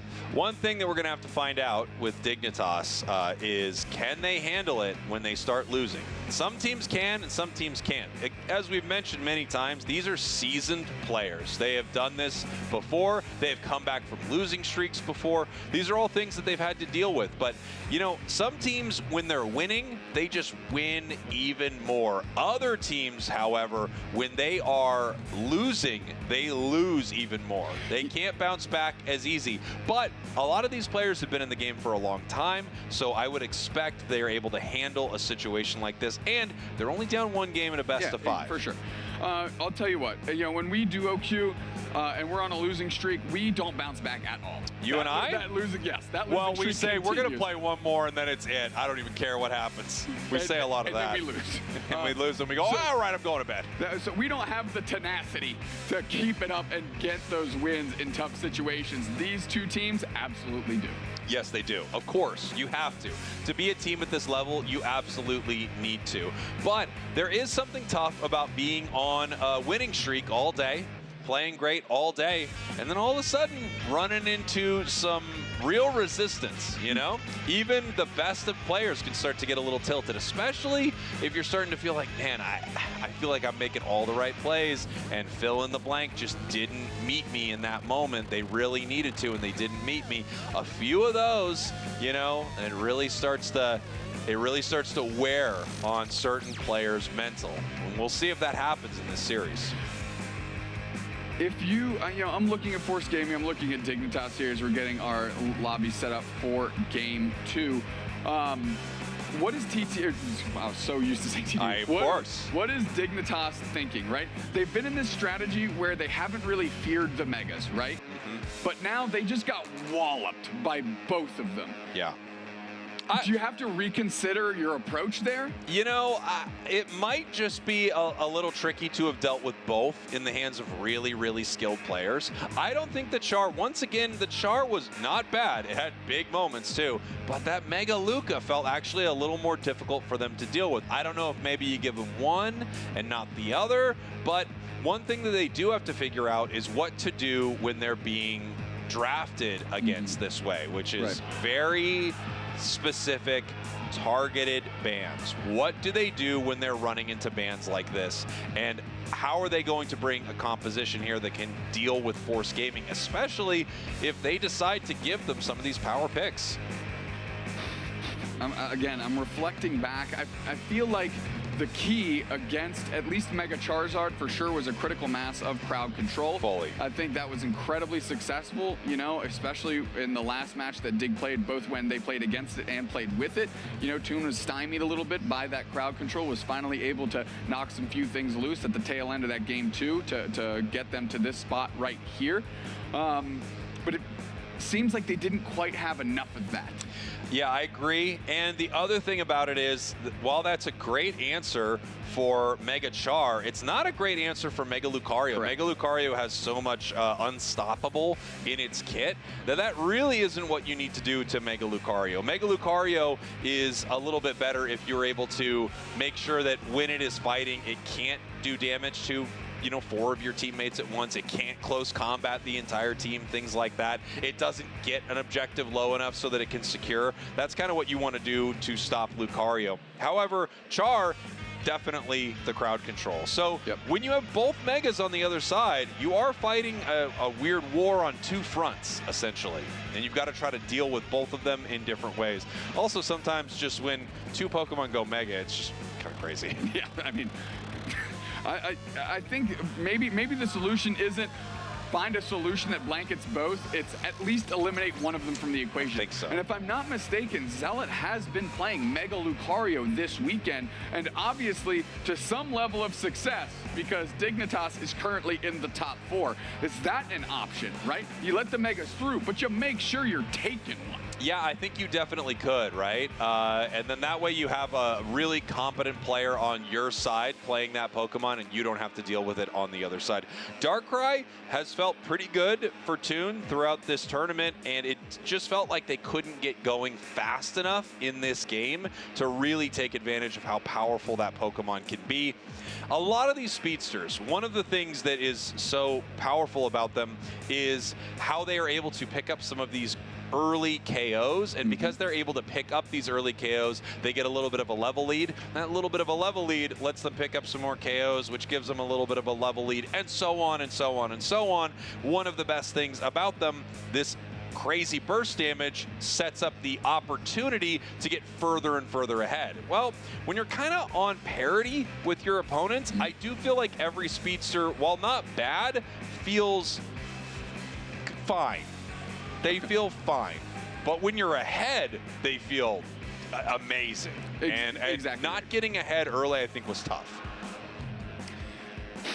I'm just racking my brain right now. Force Gaming, I mean, they're clearly willing to take anything that is being presented to them, right? Yeah. If I'm Dig, I mean, the Hoopa looked amazing. Yeah. I believe it was banned out last game, which is why we didn't see it. Both Lel and Ender play a phenomenal Hoopa. That feels like just a nice piece for Dig. Force Gaming, I'm not going to say I'm at a loss, but it's going to be curious to see how Dignitas adjusts. It's clear that an adjustment needs to be made. Whether it's in execution or in the draft screen, I think it's a little bit of both, personally. Of course. And I'm not saying it's huge changes needed here. Minor adjustments to just bring a little bit more balance to what you're trying to, like you said, how many fronts you actually have to battle on. Bring a little more balance to the Force. I'll see myself. Did I say that? No, I did. Oh, that was terrible. No, it wasn't terrible. You're talking about bringing balance. Dignitas has to figure a way to bring balance to the Force. Force Gaming. Terrible. It's the joke of the year. The year just started. It was anti-good. As we're taking a look, the Brazilian crowd excited to be on the camera. Joke of the year. I don't know what even to say when it was the joke of the year. Listen, but fine. we haven't even gotten the bits per minute stat, so we don't even have like our current bit-related rate within which to compare it to. Yeah, I just feel like when we get to the bit awards at the end of the year and they're doing all the categories, you know, best ongoing bit, can of beans or cup of beans. That's not winning. That's not winning, but it will get nominated. And people go, oh yeah, the bean thing. Boy, they did that, huh? I just think the Force Gaming moment, bring balance to the Force. I do have a feeling that'll be nominated for Joke of the Year, but it is what it is. I obviously don't control the nominations. I'll tell you what. If it is on the nomination list for Joke of the Year, I definitely know you're pulling strings to make that happen. Well, just because I fund the organization doesn't mean that they are biased towards me. The UCS Joke Awards brought to you by the Content Cowboy. Can you imagine? They're like, it's just this. It's this thing. That doesn't seem that off the reservation for the type of stuff we do. It's just this thing that one of our casters really cares about. So we just got to do it as basically a puff piece, so he's not a diva all year. I mean, I objectively think it's less crazy than handing somebody a cup of beans on stage at an international championship. It is pretty wild. The whole cup of beans thing from beginning to end is new territory for us. It is. We're breaking new ground out here. It's important. The work we do. A lot of people, I don't often say this, but what we do is important. You know, like when they start to go, all right, we have to get 10 people, we're going to put them in a spaceship, they're going to recolonize a planet or something like that. Who do we get? They go, well, first off, who did the cup of beans? You remember the cup of beans? Get those two guys, that's 2 spots we need on the spaceship. Then after that, doctor, engineer, things like that. Get the 2 beans guys first, because you don't just... That doesn't just happen, okay? Oh, you mean the talking dog from the Bushes commercials? No. You remember during LAIC when, for really no reason at all, they brought a cup of beans on stage? And then it went on. And on and on. Get them in the spaceship. Send them up to Mars. And then it's a trap, and they're really just jettisoning us into the sun to make sure that we can't do more cup of beans related shenanigans, which, with all due respect, we don't like to just do stuff over and over again, right? We learned our lesson with the stairs. That was an entire year. Yeah, we wore that one out. Look, I mean, if we're being honest, at some point, production would bring us around to new places we were and show us what stairs there were, and we had to be like, okay, all right, you know. I will say though, we've been on this cup of beans thing for a while, and Darren gets in our ear and doesn't say stop or here's an update of what's going on. He goes, "You're going on camera." Yeah, he says you're going on camera. You know, and that's what you and I do. I think in a moment like this, when we have a little downtime, I think there are some people. It might even be 3 tops that are interested in the 2 of us are us. Yeah, there may be 1 viewer at home who goes, well, what do they really think about some of these ongoing bits? And now we're kind of giving it to you, you know? We're telling you we like it at first, and then halfway through the season we're like, world's largest marble again? All right, how do we pay this off? All right, I'm going to throw a lasso. I'm going to wrangle this back in. Production, can we maybe get the bracket on screen? We'll talk about this actual game that Let's people do are that. here That would be great to hear about. Is that possible? Maybe. You are talking a kind of not to production. There it is. You liar. Beautiful. So they've been able to hear us the entire time, is what I just learned. Yeah, they kind of just do this thing where they pretend like they can't hear us. What we are seeing here... Do you want to Tarantino this thing? Start from the end, go backwards? Ooh, that would be fun. Yeah, it starts with CACM just right there in the grand finals. I bet you're wondering how we got here. All the way back to the start of our top 16. CACM Esports ran into Game Over Esports. That one was off main stage, so we didn't get to see it. But we did get to see them run into Mandakaru 2-0, a really impressive victory for them. Mandakaru also off stage got to run into Aegis Flames. This was a team that really set the world on fire at Worlds, set the worlds on fire, I will say. Well done. That could be there for Joke of the Year. And they were able to get 1 game off Mandakaru, but it isn't the exact same squad that we saw at Worlds. Still has the Aegis Flames name, however. They move on. CACM takes them down. Now, as we start to look a little lower, DreamMax having a great game against Moom Esports and having to run into Nemesis from NA, taking them down in a really exciting 2-1 series. They run into CACM. Now, DreamMax took them to the limit, but they were... Take it to the limit. That might be Song of the Year. They were dispatched in this best of 5, and what an insane series. Yes. 3-2 in this best of 5. This is not the last we've seen of DreamMax, by the way. No, it is because not. they are still going to play after this matchup here for our 3-4 match. Because 3rd place in this tournament heads to ACL. I've talked a bit about the top of the bracket. Why don't you do the bottom of the bracket? Of course, where we are right now, Force Gaming is up 1 game versus Dignitas. Let's rewind that back. Force Gaming 2-0 over Spinal on stage. Force Gaming 2-0 over 2Z Esports on stage. Phenomenal game. And they are now, again, as I mentioned, currently up 1. Infamous Gaming 2-0 against Renegade. Dignitas 2-0 against Peru Unite, your current world champions. Infamous Gaming goes down 2-0 to Dig, and now Dig again finds themselves down a game against Force, and I apologize, 2Z Esports 2-0 against Underdogs. Yeah, I mean, this was quite a run for both of these squads, Force and Dig. Not really having too many problems, even though they ran into great teams, they've had an incredible run. Well, now Force Gaming is up 1 game on Dig. We are heading back into our draft here for game number 2. And we took a lot of time talking about some of our bits and classic moments, but we also spent a good amount of time talking about what was going to happen in this draft, because we have a lot of targeted bans that are being thrown at Dignitas, and we are going to see how they want to play it. They are going to ban the Clefable themselves, making Force decide how they want to play this, and it looks like they're going to get rid of the Suicune. I think now's a great opportunity for Dig to lean into the Hoopa, right? You either make Force Gaming first pick it and you get a Mega back the other way and another strong pick, or you get that Hoopa. And it looks like we're eyeing up an option here. We'll see what Dig locks in. Yeah. Slowbro again. I mean, it's what they've been doing.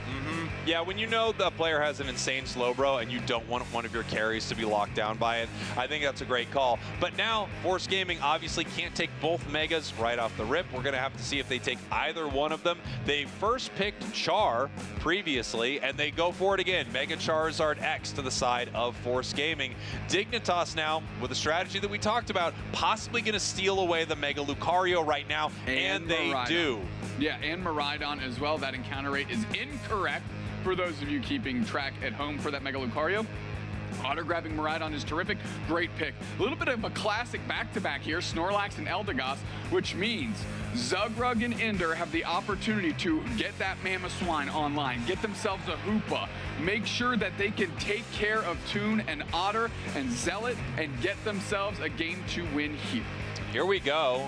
Looks like we are getting the Latias and we are getting the Umbreon here. Force Gaming now with their final 2 picks. We have a lot of damage left to be picked here on the side of Force. Let's see what they go with. They are hovering the Blaziken. This is something I think that Dignitas tried to take away from them last game, but they decided, you know what, maybe the Mega Lucario was even scarier, and they bring a Alolan Raichu. Final pick over to Dignitas. How do they want to round out this squad? We're going to find out in just a moment here. Well, the world is Toon's oyster, and they are currently, for just a split second, hovering Greedent, which had some signs of life earlier in this event itself. Mimikyu being hovered, and I really enjoy this pick. You know, I even thought in game 1, before they grabbed Darkrai, I thought he might be grabbing Mimikyu That's exactly right there. What I said. I was like, this seems like a great opportunity to just throw the blanket over the Mega Charizard and just stuff it down. Yeah, I mean, a few nice things that you get when you make a play like that is not only are you possibly KOing the Mega Charizard if you've already done enough damage to it, right? You also are taking time when it is Mega'd away from it, because it is in its Mega form for a considerable amount of time, and this just limits that. As we can see, Ender now playing the Latias. They are still bringing this Pokemon into the game, but just in a different way. Otter now flexing over to the Miraidon. This has been an extremely popular Pokemon throughout the tournament, 74% encounter rate. Some teams banning it away from their opponents, other teams snapping it up the moment they have the opportunity to play it. And when our stats team finishes out with, you know, cataloging all of our jokes for Joke of the Year and figuring out bits per minute, they do need to handle the 100% on Lucario. Yes, because it's wrong. Because it's wrong. And there's one thing that we're never, and that's wrong. Correct. I definitely haven't been calling Drop Kick Brassy Glide all day long. Yeah. Nobody did that. You didn't do it. I know I didn't. That's why I said I didn't do it. I'm just agreeing with you. I got your back 100%. As we head into game number 2, Force Gaming, your purple team. Dignitas, your orange team. Force Gaming out of Brazil, up 1 game to Dignitas in our best of 5 semifinals. Luke Lel up against Zealot and Ender in this top path. And again, you have to think the advantage in the early game goes to the side of Dig, but Force Gaming is scrapping incredibly well, and what a knockout that would be on Zealot early. They have the eject button to get back, and maybe Zealot feeling a little nervous. That first move just missed right there on the ball toy reposition. Fortunately, they still sealed it. Yeah, still able to get it right there, but you saw the Meteor Mash just go a little bit wide, moving forward, trying to make this fight happen as Falb is already here in the top path, just seeing if they can do some damage. That red buff is really tricky to deal with on Alolan Raichu. If they're a little overextended, they can pick up the KOs, and they are trying to peel back towards this goal zone and still get it, and they do. Good nice secure. Good Really nice secure for Dignitas. That was incredibly relevant here. It prevented some evolutions on the side of Force, and it keeps Dignitas in the driver's seat right now because they were able to put their resources downstairs. And look at this here, Toon just moving forward onto this goal zone right here. Massive KO. Charmeleon goes down the points, head into the goal zone. But the same thing happening up top. They're going to see if they can score, and it's really hard to push them off of this goal zone. And they do manage to get some huge points in. Good little Dragon Pulse there to at least get Dragon Pulse ticks on 3 members of the opposing team. That's invaluable to the late stages of Ender's game plan. Zealot very low on HP. Ender doesn't have anything in the tank to help. Eject button gets that knockout, and that's a very good one for Luke to combust in. Yeah, it was a tough moment right there for Ender. I think he was playing Resident Guard, so depending on the cooldown on it, he could have maybe gotten it a shield at some point, but it looks like it was already gone if that was the case. Nice fight here from Force top, but also great fights from Dignitas bottom. And this Mimikyu from Toon has been an absolute monster today, as they may be heading back down to the bottom path here. Looks like they are. Soto moving in, trying to catch Otter right here. Ends up taking a little bit of a rest and lets Otter. Look, that's great engagement there by Toon. Can't quite close the door, but immediately makes Force Gaming have to scatter back. What a shot. Yeah, great moment right there. And that's what Mimikyu can do, right? Just kind of coming out of nowhere, using an insane amount of distance closing capabilities with that Shadow Sneak. And especially when you're throwing it over this tall grass and over some of these rocky outcroppings, it extends how long you can make it to an enemy. If you can set up a big play from far away, Toon can win a huge fight. Shadow Sneak misses there, and Toon peels away, but it was just the presence of a Shadow Sneak existing in the area made all of Force Gaming go to their side of the map. So good pivot there, as we have Mega Luca and Mimikyu rolling downstairs. Mega Luca going to be getting some of that experience. Here we go. Toon is already at level 9 here at the 7-minute mark, so it's going to be very scary around this fight. Can rip Regice pretty easily, and it looks like Force understands that. They're not going to be able to do anything about it. Nice, clean, secure here for Dignitas. Now they're looking to push because Toon's Unite move is online, and this is a great way to isolate big targets here. They're pushing forward as we have a big charge beam takes care of Fall. Mimikyu traps another one. Angel goes down, and now this goal zone belongs to Dig. Great stuff for Dignitas. However, we do have Regieleki walking into the tier 2 goal zone here for Dignitas. No one from Force deciding to move up with it just yet. Possibly not enough Eos energy in the tank, so they're not able to really take advantage of that. 104 to 117, very close on the scoreboard, but this game looking quite a bit better for Dignitas, especially fight-wise. You look at the experience on their side, they are winning more of these engagements, but a huge factor has just entered this game. Charizard is now level 9, that's Mega Charizard X, and that Unite move is brutal. It is indeed. Toon doesn't quite have their Unite move back, but they're going to be looking to poach Angel the moment they step up. Big block reposition on that, but they're caught in the mean look, and that's a great knockout, right? That one feels almost for free on Soto. Yeah, it feels like a free knockout right there, and now if they decide to defend here without jump pads, they might be able to pick up some really big KOs. Zealot ended up megaing and fighting Charizard in the bottom path, uses its Mega Unite move. We're going to see if there's anything it can do. They're pushing back big time right on Unite move, and now it looks like we have a member, Zugrug's stuck right here, and they may be going down two, deciding whether or not they want to move in. They hit the Shadow Sneak, but no, they don't move in with the first one. The Overheat picks up a KO, and now they're pushing back. Double KO from Angel. Fire Punch goes in, the rage continues. That's a quick knockout by Fall. And now Toon is trying to scrap here, but doesn't have a lot of support. Ender's gonna go down in a heartbeat. Now Toon just dealing with a small shield. Re-engages, gets one. Can they continue? Gets two? No, just one. Yeah, got two there. Actually did get the Charizard, but nice, okay. With multiple members of Force Gaming, they were able to push them back. That really felt like both sides got a lot of KOs, and that is about it. Scoreline is almost the same here, 104 to 130. Everyone's kind of doing good. This is one of those matches where I don't think either side has a distinct advantage. Just great fights from both teams. Ooh. I think, that Mimikyu Unite coming out when it did, to at least get some value on their way out was critical, but well-leveraged Mega Charizard X Unite as well. Yeah, when you get to Mega Charizard and you have that tier 2 goal zone you're fighting on, you just set up some big moments right here. Toon looking for the play, deciding what they want to do, catches a Shadow Sneak, but sometimes you just use this to scare them, right? As you talked about. It's, because you don't know what's about to happen here. Ender getting caught right now from Char, but it doesn't look like they're deciding to go in. No, they do take to the sky. Let's see what they can do from here. Angel's on the backside. Otter is there for the cover. They are ripped apart instantly. Cotton Cloud Crash lands, tops off the team of their HP. Salto is getting ripped apart by Toon. The meteors are crashing to Earth, and the damage is undeniable. As up front, Toon continues. The rage continues. Can they get another one on Soto, who puts up the block to get the shield? But I think that Toon wants another. Shadow Sneak goes in. KO streak of 2 for the Mimikyu. Toon is absolutely cruising through this Force Gaming squad right here, but there are big plays made by Force. Nice eject button there from Zealot. Maybe taking the Mega Lucario was the way to go here. Who would have thought in our semifinals both teams would be letting Megas through and playing them against each other? The way a tournament really does start to form up meta-wise is very exciting. It really is, and it really shows that these teams in coordinated play do have strategies to contend, which is these powerful Pokemon. Falb takes care of Ender, and there goes Zealot. Now Toon has to peel back because he's looking at 4 individuals, and they could put pressure on the Central if they want to. Instead, they just go with the safe Swablu and Altaria. Yeah, I mean, Toon in this situation is just, having to not engage, recognizing that there are too many factors on the side of Force Gaming. But if Dignitas can start something, set up, it's a nice little catch right there. Maridon definitely going down, and Ender making the correct decision, just peeling away from this. That would be essentially the same thing that would have happened to Toon if he engaged right there. They need to start chipping them a little bit so that you can pick up the KO dominoes. And another nice catch right here. It's obviously not going to be a huge factor. Ender will be back, but just caught out in that Groudon pit, and now they have incredible positioning right here. However, Dignitas has a huge buff, Reggie's Steel, and if they can use that in this fight, if they can get a couple of KOs, it's going to be tough for Force to do anything about it.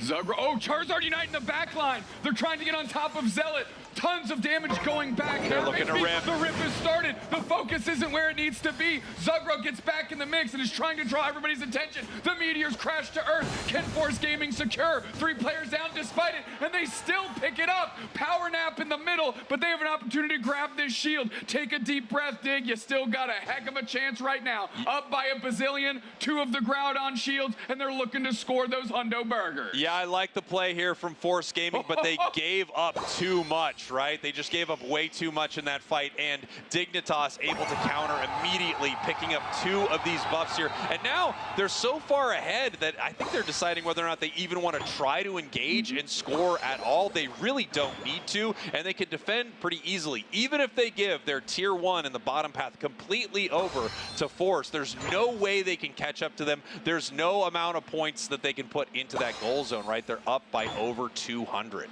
It still looks like they want to mount at least a minimal defense here on this T1.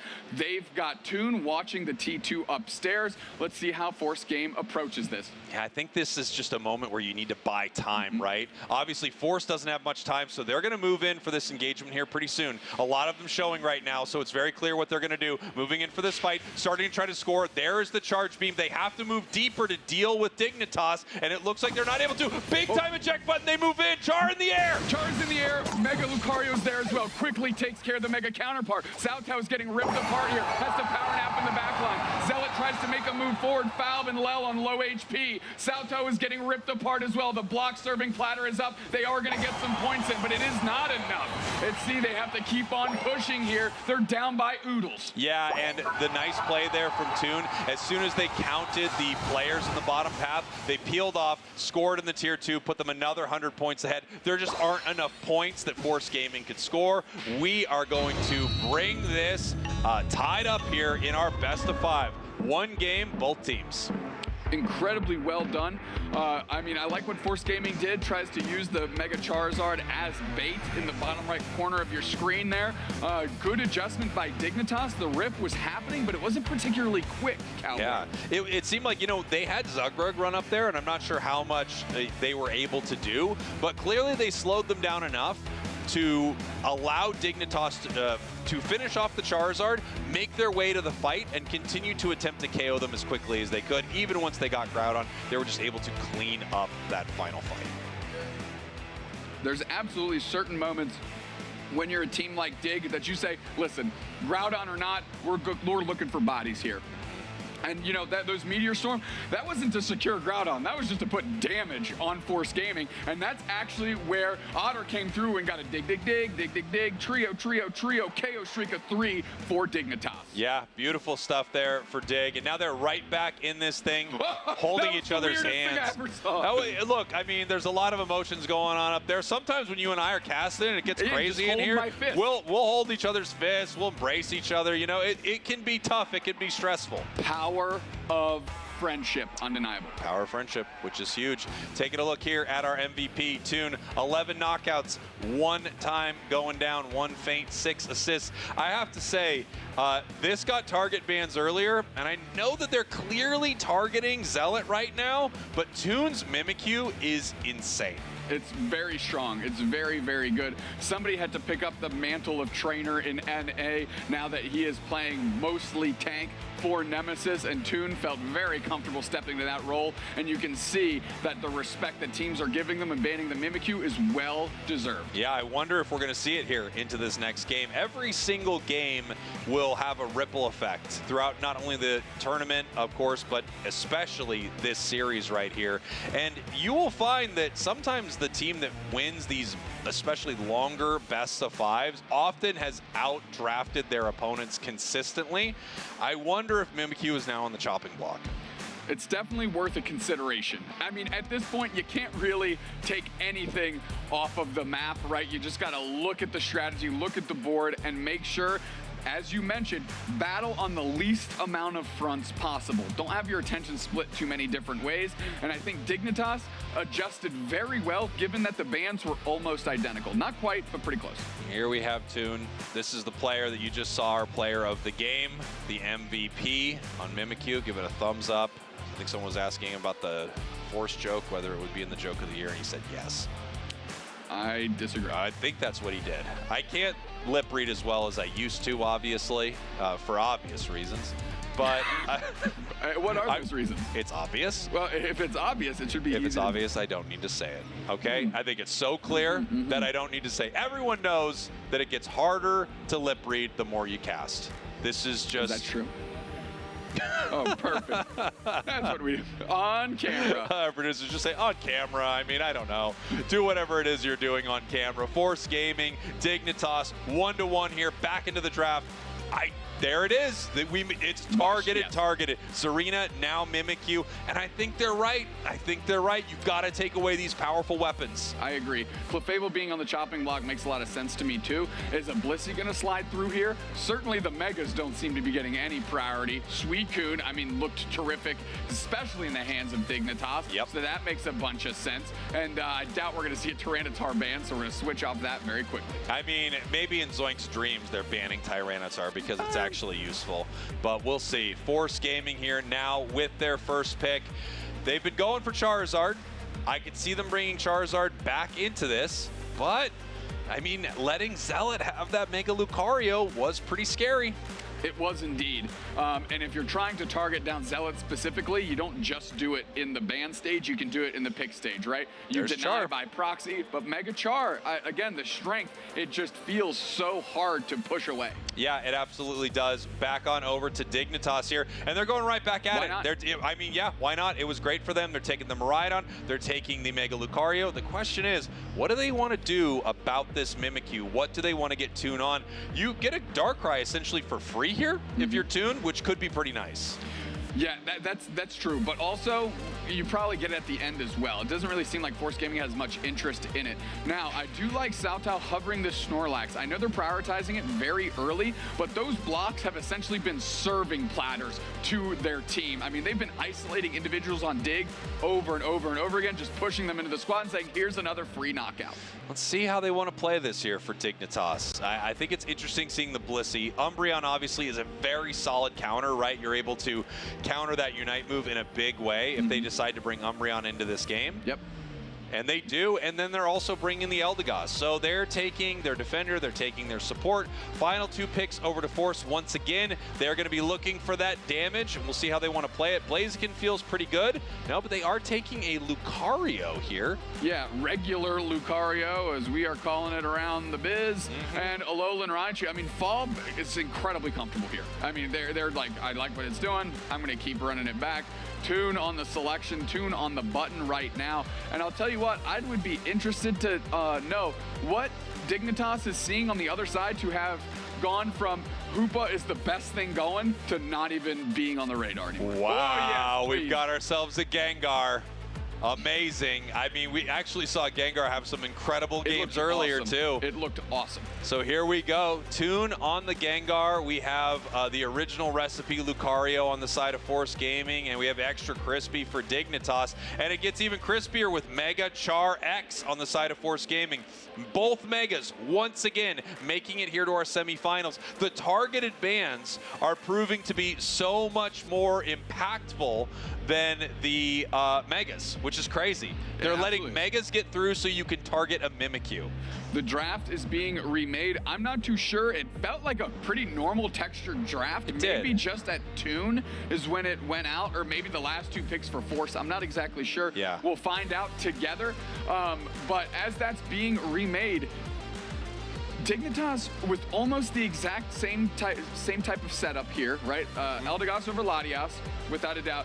But if Gengar is truly the pick from Toon, is that better than dragging someone into the Nightmare Realm with that Darkrai and being able to isolate targets? Well, that really is the question, right? I mean, is this more ideal? And we're going to find out, hopefully. I would love to see that Gengar, but it's also possible they just ran into a game issue. They were in the Speedster section. They weren't able to make it over to Darkrai. We will see what they want to bring into this game. Most of the draft, I have to assume, is going to be 100% identical. I don't know exactly where the issue occurred, but as you mentioned, it looked pretty reasonable from both sides. Yeah, I mean, maybe, like you said, original recipe Lucario. I mean, Fob has played Alolan Raichu every single game so far, and they played a ton of it throughout the weekend, so I don't think that's where maybe something went wrong. Original recipe Lucario, maybe, but then again, it's still not awful, right? I mean, there's tons of players still playing that to success.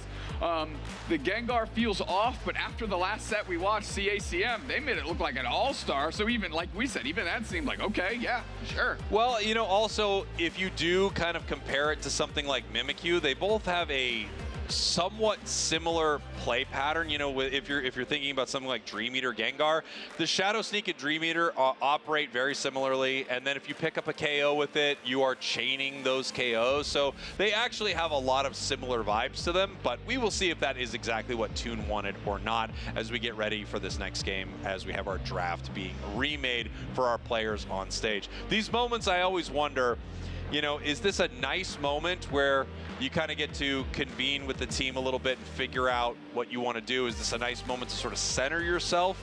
Or is this, you know, when you're playing good, you're being put on ice and you're just kind of coming down from the high of winning that last match more and more and more until you kind of hit a baseline that you wish you didn't return to, basically?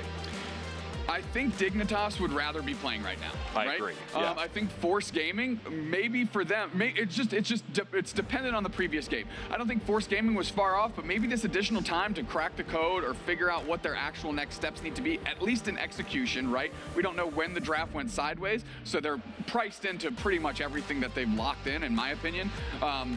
So maybe for them, it's like, okay, well, how do we execute against what we've seen? Because now they've kind of exposed a little bit what they're doing, and part of that, I believe, has to remain the same. So now Force gets to develop this a little bit more and a little bit more. Dig, on the other hand, they're like, well, we just tipped our hand. That's the advantage of drafting in that second spot, is you get more reactionary selections. Well, now, those have been exposed. So Dig would want to be playing right now. I think Force Gaming is happy to have an extra moment or two to chat about what's going on. While we wait for our draft game to be remade here and possibly these teams kind of figure out what they want to do heading into it, we're going to take a look at some of our predictions before this tournament started right here. Highest encounter rate. So which is true. Jake Sprague, which is my caster name, government name Spraggles, it picked Mega Charizard X. Now, can we go back blew to the other past thing? that. Yeah, can we go back to the other thing? I mean, all right, here we are. And we know this is wrong. Yeah, now because you're just making us upset. And we're back to it. All right, go ahead, Kirk. Most banned Pokemon, Mega Charizard. I don't know if that's true or not, but Josh, poor Josh Hebert. Why don't we have our tags and there? They're bouncing around a ban rate here. So everybody was correct. Old Zoink's on a different galaxy. And here we have the top ban rate, Mega Char X. It did get the top ban rate right here. It also has the top encounter rate. I'm not going to let this go. Neither am I. I don't understand how something that isn't 100% is at 100%. Hey, you might actually crush it here. I think I might have gotten this one right. Did he get it? Top win rate. He picked Zacian. What do we have? Show me Zacian. Oh! Big wins for you, my friend. Huge. Listen, sometimes Megamind pulls through for the squad. And honestly, if I was on the stats team, I know what I would be doing, which is correcting the misinformation that we've been broadcasting over and over and over again, knowing full well that Mega Charizard has the highest encounter rate, making every single one of your casters correct. I'll tell you this right now. If they don't correct it, I'm never trusting a heat map again. Bang. Because if you can't get something that wasn't here 100% of the time, down from 100%, how do I even know your heat maps are accurate? I don't.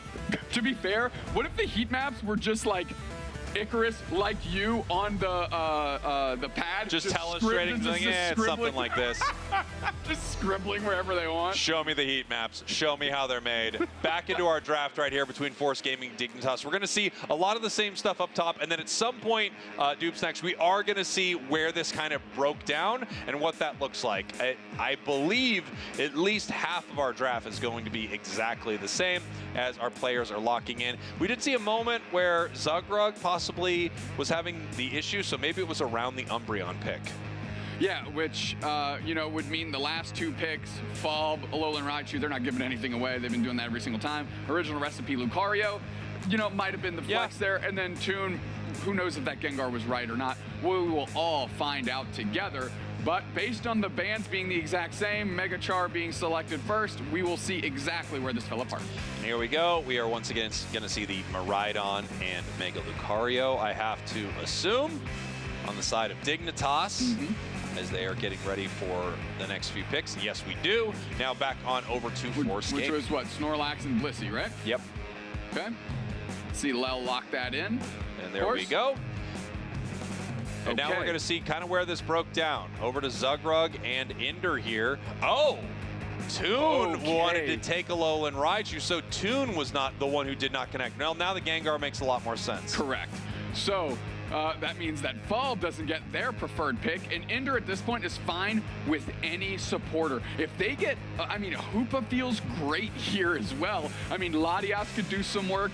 Original Recipe Lucario was accurate, but Falb did pivot to the Empoleon earlier yesterday. Yeah. And it looked very solid. I like it. I think it's looked really, really great. He's the only player playing it, and Ender is going with the Wigglytuff. Man, encounter rate of 1%.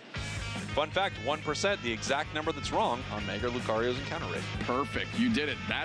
That's the reason that you are doing the math master class. I speak truth to power, and I cast Pokemon Unite, and I refuse to stop doing either one. I refuse to let this 100% slide. It's gonna make me bad. Especially because it's on screen right now, and in this match, we watched it not be true. Yeah, you know, it's fine. It's just an egregious error. It's just, you know, if people at home in the chat are going, you know, this is absurd, this is outrageous, I demand a recount, things like that, I would fully support them. Fully reasonable reaction. If someone in the chat says, I'm never watching Pokemon Unite, I will never watch the Championship Series again because I know it has zero integrity, what am I supposed to say? I can't argue with them. That's me in the chat. Exactly. That's one of my burners in the chat. Spraggles 2.0. Spraggles fan. Spraggles fan 2019. This is not fair. By the way, joke of the year. Here we go. Force Gaming versus Dignitas, all tied up in our semifinals. Force Gaming, your purple team out of Brazil. Dignitas, your orange team out of North America as we head into game number 3, Dupesnax. Kai Lukalel going up top. We've seen this on repeat in these last 2 games, contending with Ender and Zealot. Fine, rounded down. Mega Lucario has a 99% encounter rate. Finally, it is correct. Did they round it down? Hopefully they rounded it down. As we were taking a look here, nice big meteor match both ways, and it looks like that was secured possibly by Lel on the side of Force Gaming. Carrying a lot of AO's energy right now for the early stages, and Blissey honestly has a great secure. Yeah, Blissey has incredible secure. Nice big fight right here. Lel in a little bit of trouble, but they've gotten a ton of this experience. And Zealot goes down. They don't even need the help of Falb. Falb rolls up just to see that all the work's been completed. Let's see what they do at the 9-minute mark. Are they going to scramble to score? Perhaps. Toon, Otter, and Zug trying to get some of that equity back in the bottom path here, as quickly based and upstairs is that Raichu. Yeah, here we go.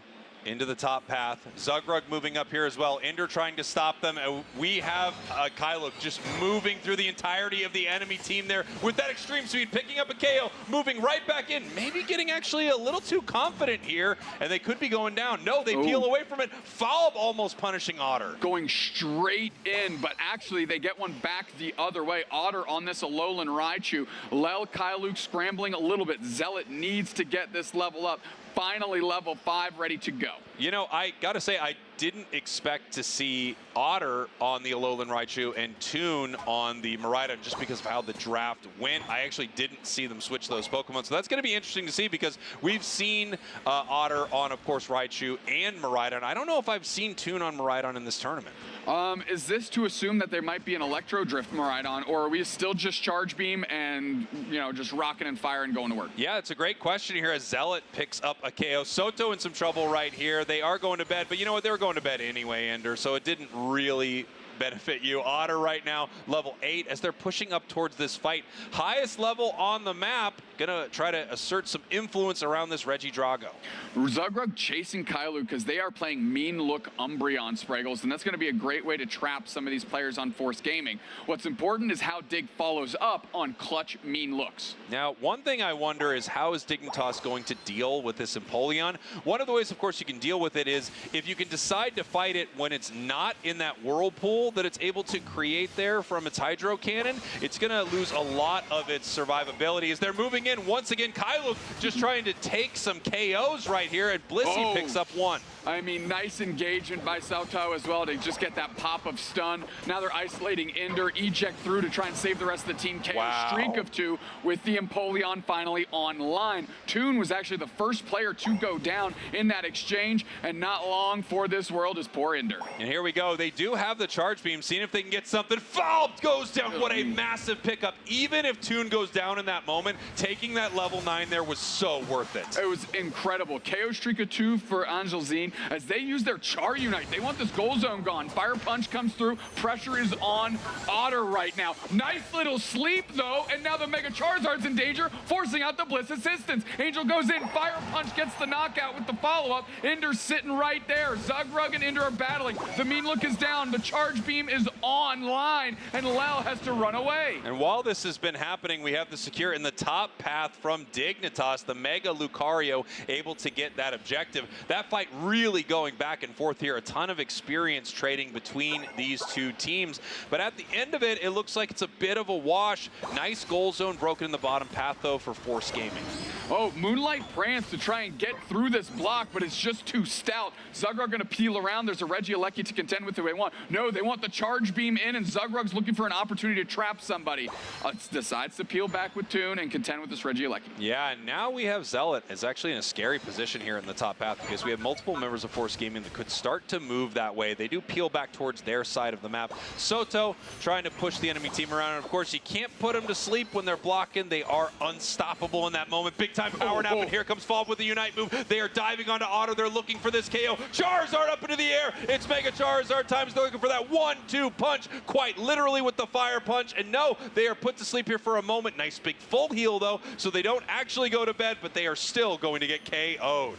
Angel on the razor's edge. They finally go down. Ender is going to keep pushing with the team with an HP bar that is pretty much non-existent. Falb getting some value up top as they're trying to close this goal zone downstairs. And if there's one thing I've noticed, Mega Lucario is out. A good close combat can do a lot of damage here. Soto has the block. They have to peel back. Charge Beam Miraidon laying in tons of damage. Zugrug peels. Straight back in is the action. And now Toon is looking for the next opportunity for a big Charge Beam. Zealot going for a score. 35 drive doesn't quite make it. Otter finally shows up, and we've got a charge beam on Angel. Zealot with the engage gets the knockout, and now 2 players down for Force. They want some more. The Bliss assistance is being carried by Falb, and they are able to take care of that Alolan Raichu. Zealot continues. Kyluk is running away, and Original Recipe Lucario is going to E-speed through the Swablu and Altaria as the close combat is going to try and get Kyluk. Now they're in the trap. A power-up punch and follow-up could do some good work, but no, they decide not to commit. Ooh, what a brawl between these two teams. It feels so evenly matched. Now look at the scoreboard here, 172, 176.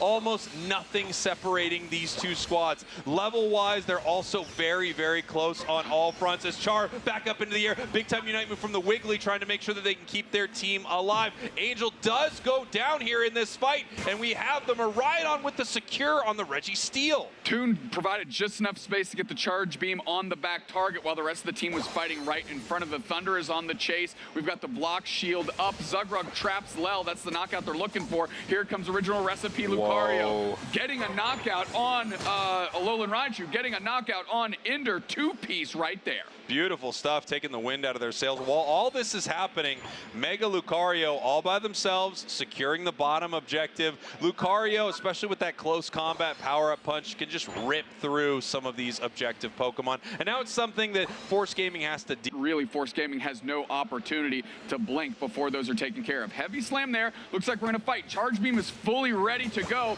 and it has a lot of prime targets there. Burn down to the Swablu and Altaria. We'll see if they engage. Falb is on the backside. We got a Whirlpool down. Yeah, and here we go. About 30 seconds now until we have Groudon hit the map, and these two teams are only separated by 10 points. Force Gaming's had some great fights. Dignitas has had some great fights. I think this is looking better for Dignitas than Game 1, and I think this is looking, I mean, just extremely close. Both of these teams are having huge moments. It's really going to depend on how some of these catches go. Do they decide to take out Falb and try to fight them in the Whirlpool? Can they move around it? Can they shut down this Char? We see them actually moving across the map looking for them, but both of these teams kind of trying to flank each other. Here comes the Snorlax, not able to set up the fight. They do have the mean look, and they decide to put down some damage. Kyluk moving in, and they're in a lot of trouble, Doomsnacks. They're trying to E-speed out, but on the backside, we've got a block and engaged by the Empoleon, splitting Otter out, who's forced to use their Unite move. The Meteor Storm is down, but it's not really hitting anybody. Salto, oh, it clips the Empoleon. That's a big pickup. Power Nap right there into the Zugrug Unite move. Bliss assistance to grab the shield.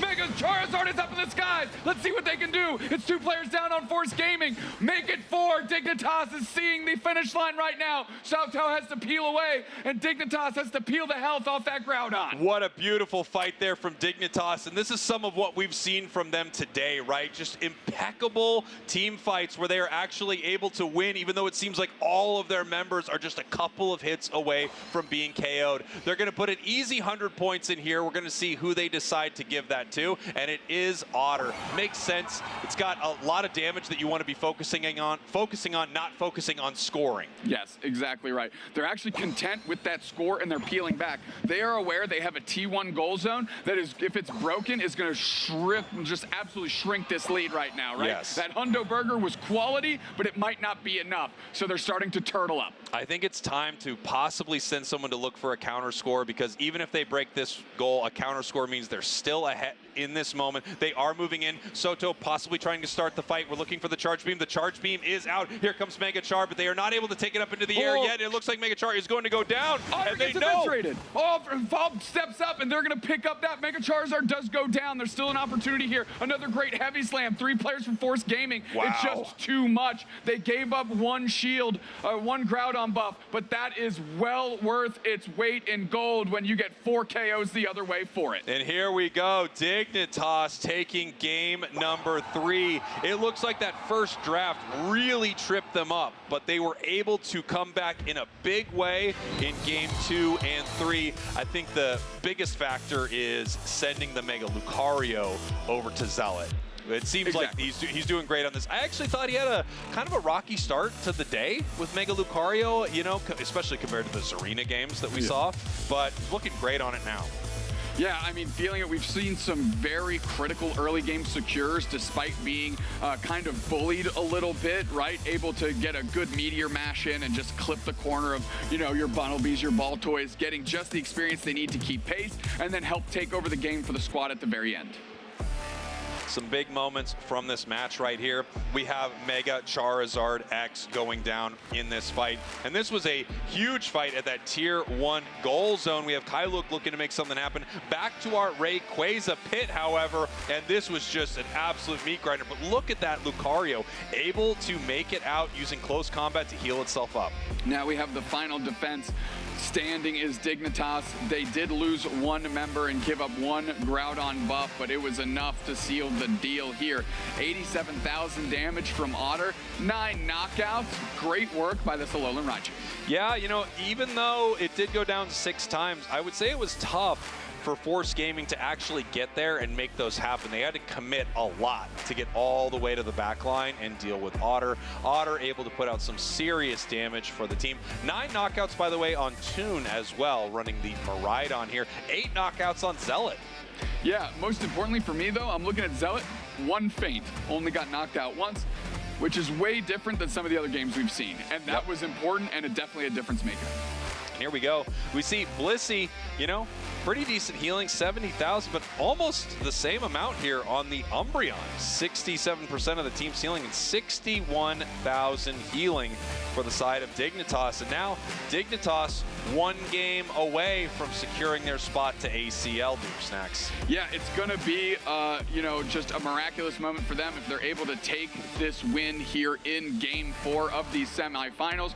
Force Gaming, though, with the power of the fans and the crowd and the region behind them, are looking to even this thing up in an absolute showdown, just like their Brazilian counterparts were able to do earlier, and then change the script by winning that Game 5. We can take a look at the heat map right here that a lot of us know is now fake, unfortunately. We believe it is fake. There are a lot of heat map truthers out there. And I understand where they're coming from, of course, because while these stats are incredible, and I do love all of these new stats, we also have to question them when we know that some of them are clearly manipulated for nefarious means. Without a doubt. I mean, there is nothing positive coming from lying to our wonderful fans that are tuning in here to watch great games of Pokemon Unite. They deserve better. They deserve better, and I'll tell you what, I love more than anything of the fans. Same. They're love terrific. them more than anything. Do you think they like us as much as we love them? I think there's a love-hate, probably a strong contingent that could do with less of us. I think there's a strong, there are a group of people who love the heat map and don't question it at all, even though where did it come from? Just came out of nowhere. Right. They love the heat map, and they're frankly sick and tired of someone trying to fight the system. You know? Yep. I agree. I agree. Otter, great game there on that Alolan Raichu. I think the move of taking it out of Falb's hands and saying, play something else, figure it out. Agreed. And the difference between actually Falb's Alolan Raichu and what Empoleon does feels kind of night and day, but the dynamic of the team that they build around it has to change now, because they went through the draft assuming they were going to get a Alolan Raichu. It goes away, and I can't say that I'm not saying the Empoleon looked terrible. It had definitely some moments to shine, but they're not building their team to have an Empoleon up front. They're kind of building their team to have a little Raichu in the back. Yeah, that is one of the tricky things, right? Empoleon has some really exciting moments, and I like watching Force Gaming play this Pokemon, but you're absolutely right. It's fully a different role. It's attacker and all-rounder, but it also slots into the game completely differently. It is nice to have Hydro Cannon. It's great to have that range, like damage and stun. There are some similarities, but one of them is going to move in and start brawling, and the other one is going to sort of kite around the battlefield looking to deal damage. And we're going to see if they do need to sort of change their draft if they want to bring that Pokemon into this next battle. Right now, their backs against the wall. You know, they were able to take game 1, but Dignitas is coming back here 2 in a row. Yeah, I mean, the lesson learned was clearly don't give them both Megas. Yep. And after that, I think they're doing pretty well. I agree. Yeah, I think after that, they're doing solid. Dignitas had a really rocky game 1, a much more solid game 2 and 3. But without question, both of these squads are I mean, it's neck and neck in all of these fights, in all of these moments. The score was just 10 between these two teams, and every battle was an absolute slugfest with one side barely making it out better than the other. We're taking a look. Dignitas has dialed back in, and so has Force Gaming. Force Gaming down a game now. Yeah. Do they have to reassess what they're doing? Because we haven't seen a lot of variance from Force Gaming specifically, while we've seen a lot of adjustments on the fly by Dignitas. Yeah, we're going to see what they want to do. I mean, I personally really like their strategy of target banning members of Dignitas and target banning certain Pokemon that they just either don't play or don't want to see the other side play, because of course if they play them they could take them for themselves, right? I love their strategy, but they have sort of walked into this draft situation where Dignitas is getting Mega Lucario, Force Gaming is not, and they are having to rely on Mega Charizard, which, you know, when you have a coordinated squad looking to fight Mega Char, it does feel like it's a lot worse than when you have no coordination in your solo, duo, trio queue games. If you let Mega Char through as Force Gaming, right, assuming they're still going to be first pick, does Dig immediately snatch it up? Yeah, it's a good question, right? I think they might. I think they believe in it, but they may believe in Mega Lucario more, and they may have, you know, it's tough. You have to try to prioritize which player needs a Pokemon more, and you may need Mega Lucario on Zealot more than you generally need Mega Charizard.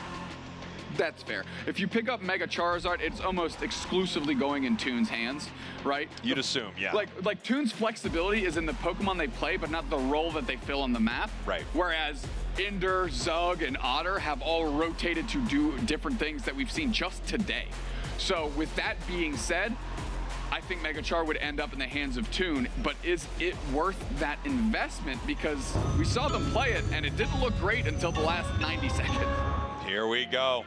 Force Gaming is going to have the first pick here. Dignitas will have the second pick. And since Force lost that last match, Dupstacks, for everyone at home, they may not know this, they are allowed to pick which they want, either first pick and ban or, you know, the second two picks right there. A lot of teams would take first pick. That's very, very common. But there are some teams that know how to kind of draft their opponents into a situation where sort of the 1-2 from the orange side is actually a little stronger. They are going to ban this Charizard, which puts Dignitas in a tough spot. They may have to ban Mega Lucario here. Yeah, exactly right. Dignitas is one of the teams that prefers to be second. They lost that first game and they put themselves in that second position.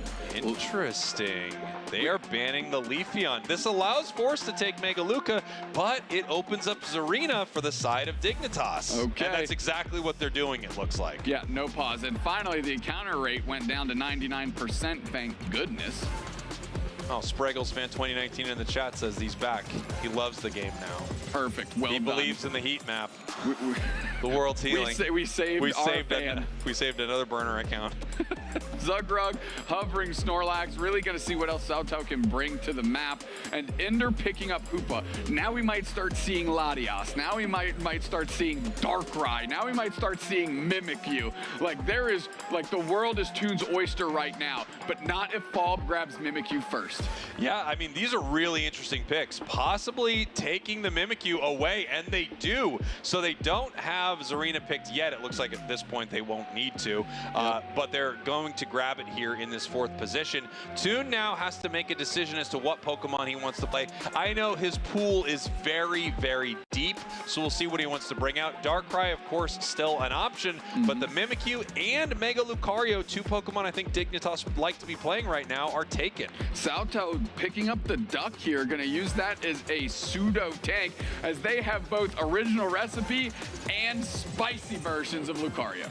Toon now moving through the roster. I like talent. I mean, Hoopa with Latias, Zarina, and even a Alolan Raichu is just vicious. All right, well, we have a Alolan Raichu. I think Otter is going to stick on this Latias here. That's what I'd have to assume. And Toon is now going to take the Alolan Raichu. It's nice that both of these players have a lot of these sort of attackers here in their pool, but no, Toon is on Latias. I cast or cursed it immediately. Wow. We did have somebody open the door, and it was from our stats team, and the sign just said 100% with an underline, and that's just false. Yeah, it's also, I'll say the energy that gave was full on creep. Yeah, that was just creep energy. The door was open, what, 5 inches? Yeah. And just a phone and a head poked in with 100% underlined. Not a fan of that. We're in here trying to do our job. We're juggling multiple bits. And now all of a sudden, I have production coming in here trying to let me know that something that isn't 100% is 100%. They're gaslighting us. Just like I do in my interviews. It's just like you do in your interviews. Full circle, we did it. People like it. Well, people like a little Doob Snacks gaslighting up there on the big stage. They love it. Well, I don't think that's true. Force Gaming, Dignitas, finally, I don't want to say finally with some fresh looks. That's what I was going to say, but that's not what I mean. I'm excited to see how these teams have materialized right now, given the information they have. Force Gaming, your purple team. Dignitas, your orange team. Dig 1 game away from making it to your grand finals, but more importantly, 1 game away from securing that invite to ACL. Force Gaming needs to win 2 in a row here. Inder going on the invade. Hoopa terrific at doing this with that Pirate Hollowware. Falb working through their central area, and here comes Lel for the support. Yeah, Lel coming down here, just going to bully Inder a little bit. Inder right now probably knows they're going down in this moment, but they want to continue to put pressure onto this Mimikyu, try to slow them down, see if they can stop them from getting their 5, and at least annoy them enough. Falb now having to peel back right here. Inder making it out unscathed.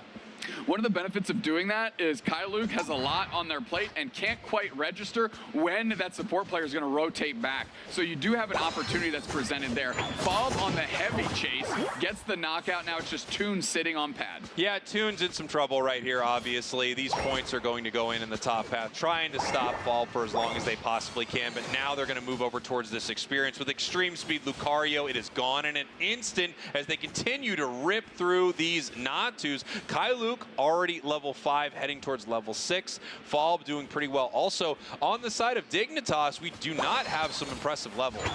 No, they're struggling already, right? I mean, leaving Toon alone with a good rotation by Force Gaming leaves Toon a bit under-leveled from where they would be compared to literally the Eldegoss across from them for just a moment, as Kyluk is really far ahead, almost level 6. Here we go. Angel now, level 5 in the bottom path. They have that power-up punch online for Lucario. Try to put some damage onto Zugrug here, but Otter is level 5. They have stored power. They're looking to fight, but here comes multiple members of Dig. All right, that headache kicks off, stuns Otter into the wall. Inder, good running cover with this Hoopa, and it is going to be the Trick Hoopa. They get a knockout on the Duck, and now we've got the Trick Room sitting on pad. The pressure is there. They're looking for fights. A little bit of a combo here as Zealot needs to drop kick their way in and then right back out. 1 player down, and that's enough for Zealot to bail. Yeah, Zealot is going to have to try to defend this goal zone if they push on it. Zugrug is also here, so I can imagine them leaving.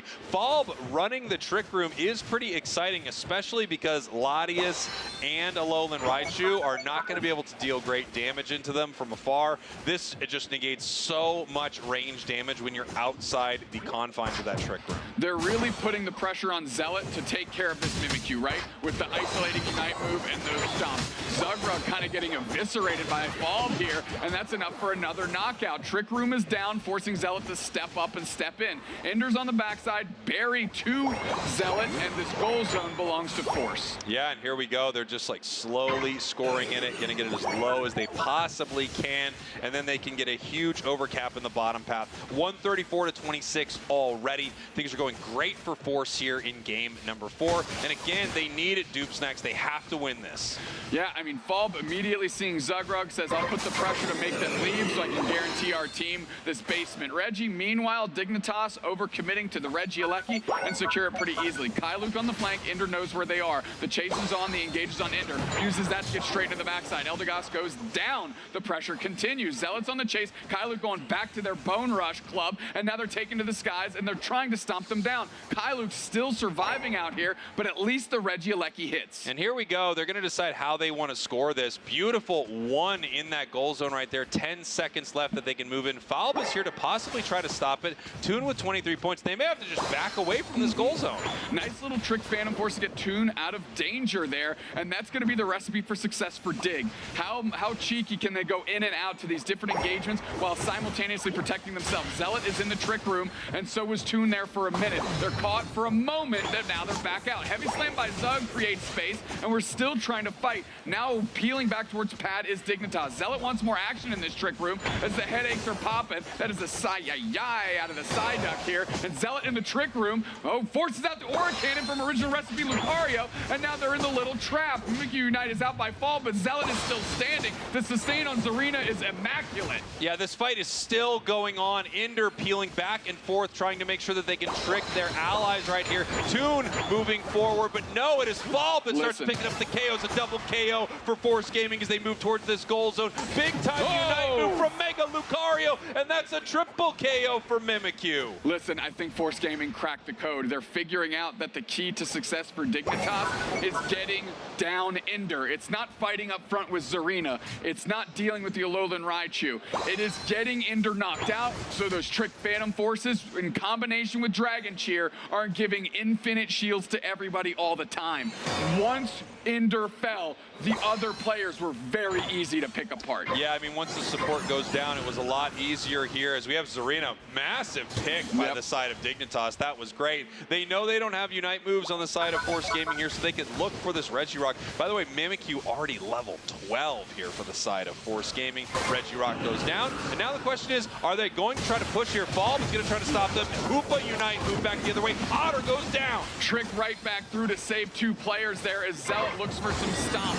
And now they're able to take care of Lucario, but they have to start scrambling away. How are they going to deal with this now? The Alolan Raichu Unite is down. Can they get some knockouts here? They're starting to find a couple. Fall puts somebody under the sheets, but now they find themselves getting woken up in a rough way. The trick room is there, and that is a solo Zarina Unite to guarantee the KO. Yeah, I mean, a big Unite on the highest level Pokemon on the other team. You could absolutely see it here. Kailuk deciding whether or not they want to fight here. Soto also moving in towards this goal zone. Lel here takes to the sky. We have the Unite move from Lucario. We have Mega Lucario also joining the fight. Stomped down is that Lucario. Mega Lucario is here. Their Unite move is out. The close combat isn't enough. They're KO'd. And now they're smothering Soto as well. Lel is split away from their defender, and Lel is in the middle of a meat grinder called Dignitas. And now this tier 1 goal zone is going to be attacked by Dig. Yeah, beautiful fights here from Dig, and what an overcap. Bringing them within 2 points. 238, 236. These games are so unbelievably close between these two squads, and Force is going to need to make it a little better for themselves, because if they're not able to put another point on the board, they are going to be heading to the 3rd, 4th place tiebreaker match, and that will be their last chance at ACL. They need this game. A minute until Groudon, and everything is on the line for Force. Close game indeed. Close game indeed. Zealot goes straight in, but they've got that Trick Phantom Force to save them. Trop kick going in, right back out. Nice little surf there to separate. A stomp, and Zealot Trop kicks away again. Ender Phantom Force is through. Whoa. Big stun right in the middle. Tries to block people back, but Force Gaming just escaping. Right back in is Zealot. Zugrug is there. Trick Room is down. We're putting in some damage here. Power Nap out of Zugrug on the 2-minute 30-second mark. And now we're trying to block into the wall. They've got Soto isolated. There's a Lucario down already. It's not the Mega version, though. And here we go. Regice is being ripped apart by Dignitas. It might start leashing right here. They're going to hope they can get it beforehand, and they do. 2 minutes, 14 seconds on the clock. Groudon is now spawning here in 10 seconds. Force Gaming is respawning and making their way to this fight. We have a Unite move down for the Alolan Raichu and for the Snorlax right here. Zug moves in. Big time block. They're looking for the Psyduck. Psyduck Unite move. Trick Room is right down. We're going to have to battle in it. Tons of damage. Isolated is Lel. Zealot got the wrong target. We're going to have to see how they recover from that. The rings are unbound. We got to get some stuns. We're moving back forward. Otter is split. We just saw the Aura Cannon rip through, and Kailuk gets a knockout here. One player down on each side. Groudon's at half HP. Ender's getting shredded, so is Zealot. Toon on the backside gets hit up and knocked by this Zugrug. And now they're pivoting back. Ender goes down. 2 players on each side. Falb is trying to sustain. The big block shield is too much. Southtow with this side duck puts the surf down. They're trying to buy some time for their team to come back. Kailuk sees Zugrug. Zealot peels to the middle. Toon is on the chase. Cao Cao is trying to get away. The rest of Force Gaming steps up, and Dignitas leaves the Groudon alone. 1 minute, 15 seconds, and still 2 points separate these teams. Force Gaming is up by 2. Groudon no longer being hit. Dignitas looking to possibly start this or at least peel them into this fight. 2 members of Force Gaming coming from the top path. Soto being pushed out. Falba's back in the fight. They're ready to try to take an engagement here. Angel moving around. They have the Mega Lucario Unite move. They're looking for Toon. Toon is at half here. Groudon is not yet at half. They're moving in with the Mega. Alolan Raichu's there with the sword power. Otter is low. Is Otter going to go down? Not quite yet. Groudon's at half. We're going for the full rip here. Sato with the Surf Level in the middle. And it's Valve, taking it down in the face of Dig. They pulled this one from the brink of disaster, and now they're trying to leverage these Groudon buffs. Angel is stopped, crash landing on top is the rest of Dignitas. If they can poach this Groudon shield, they're in good shape. Currently, Dignitas up by 60 points. No, now they're down by a whole bunch, a whole bucket load. 108 points separate these squads with 10 seconds. Wow, amazing fight there from Force Gaming, coming right back in, scoring in the main goal zone, tying this thing up in our best of 5, and we are heading to a game 5. You wouldn't want it any other way. Force Gaming 2, Dignitas 2. One final game between these two titans. Man, why ban Mimikyu when you can just take it? Bulb was humming, brother. That Mimikyu was electric, was finding all the right targets, finding big moments, shutting it down, showing that sure, you can have a Alolan Raichu. I got other tricks in my bag, and Mimikyu seems to be the right one. Yeah, that was great for Force, and I love watching this evolve throughout this series, you know? Force Gaming had the answer early, Dignitas then countering it, and now Force Gaming right back with saying, all right, we kind of get what's going on here. We're not going to ban it away. We're taking the Mimikyu, and look how potent it was in game number 4. Absolutely incredible. It was crazy to think that just moments ago before this match started, you know, collectively, you and I were talking, man, a lot of 2-0s today. Yep. And now we have 2 semifinals that are going to game 5 back-to-back, just showing how robust the skill level of these players are, and that anything can happen here in the UCS. So exciting, and I know this crowd is excited. I can tell you, when that fight wasn't going well, start a Groudon there for Force Gaming, it was silent around us. You could feel it. The air was being sucked out of the room, and then all of a sudden, Force Gaming is coming back here. 10 knockouts, only going down 2 times, 2 assists, player of the game, Falb on the Mimikyu. Now what do you do, Dignitas? I mean, this is just, it's so back and forth with these 2 squads. Do they ban out the Mimikyu so that it can't be picked away from them? Well, I think pick priorities change now, right? I don't think Mega Lucario seems to be like a pretty robust choice for both these teams. It seems really good. I really like the uniqueness of having 2 Lucarios leveraging both movesets because they operate so differently from each other. It's, again, battling on different fronts, asking different questions, forcing you to stress your resources in different ways. And when you can't just eye it down right here and you have to split your attention, both of those opportunities rise for those players, especially of this caliber. And take a look at this. We have the heat map here from the Mimikyu. Recently found out this thing is very accurate. Oh yeah, fake. I forgot it's fake. Heat map right here where you can see where they spent most of their time. Unlike the Shadow Sneak version, you can see they don't get the opportunity to spend as much of their match in the enemy central area here. Trick Room, though, felt like it was quite powerful for Force, especially, you know, trying to deal with Latias and the Raichu. The Raichu is the biggest question mark to me. When Force Gaming had it, they unfortunately lost some games. Dignitas now has it. They're losing some games. Yep. I'm not saying it's not a playmaker or a showstopper, but it hasn't stopped this show yet. I think one thing to also recognize is these matches and these fights are so close. They are. You know? And you could say, you know, a pick here or there, a plan here or there. There are some very small moments that can change the outcome of some of these engagements. And I'm not shocked to see these two teams heading to Game 5 because they have felt the entire time like very on par skill-wise. This is such a great matchup here in our semifinals. Something else to consider right now. Between these two teams, they have gone to game number 5. We know we have the 3rd, 4th place decider after this, which is also a best of 5. Yeah. And you have to think that exhaustion is going to start kicking in. Of course. These are complicated games, both physical, mental stress coming through right here. Are they going to be as sharp? Either team that falls down, because you're going to have to focus back up. You want to win that match, that subsequent match here. It's like a second chance at life as the ACL is considered.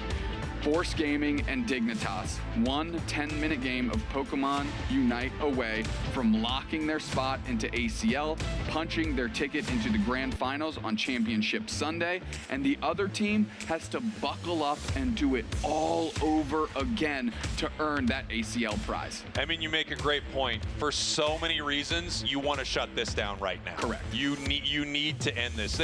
I don't know what their strategy is as they have to head into another series here, but I know neither of these teams want to do that. And now Dignitas, after losing that last game, have decided to move over to first pick. The question is, how are they going to play this draft? Force Gaming is going mega ban back to back, and now we're seeing Dignitas ban the Mimikyu. Final ban from Dig. I'm interested to see what it is. They decided to target ban that Leafeon.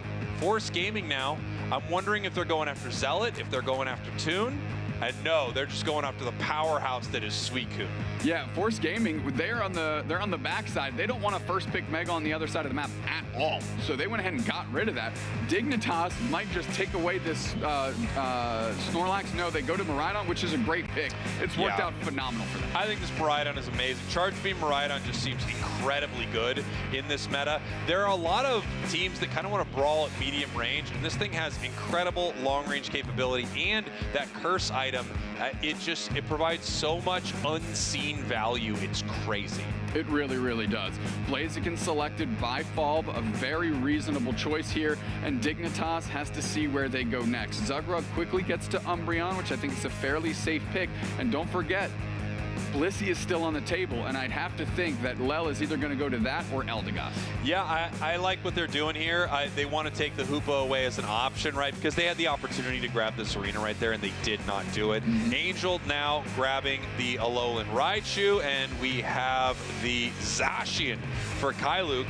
Couple of last picks right here. Real believers in the Latias on the side of Dignitas, and I'm with them. I think this thing is incredible, and no shocker to see Zealot on Serena. I think it's their best Pokemon that they've played the entire tournament. I agree. Lel gets their option of Blissey here. The only real choice would be Eldegoss if they want to go in that direction, and they do.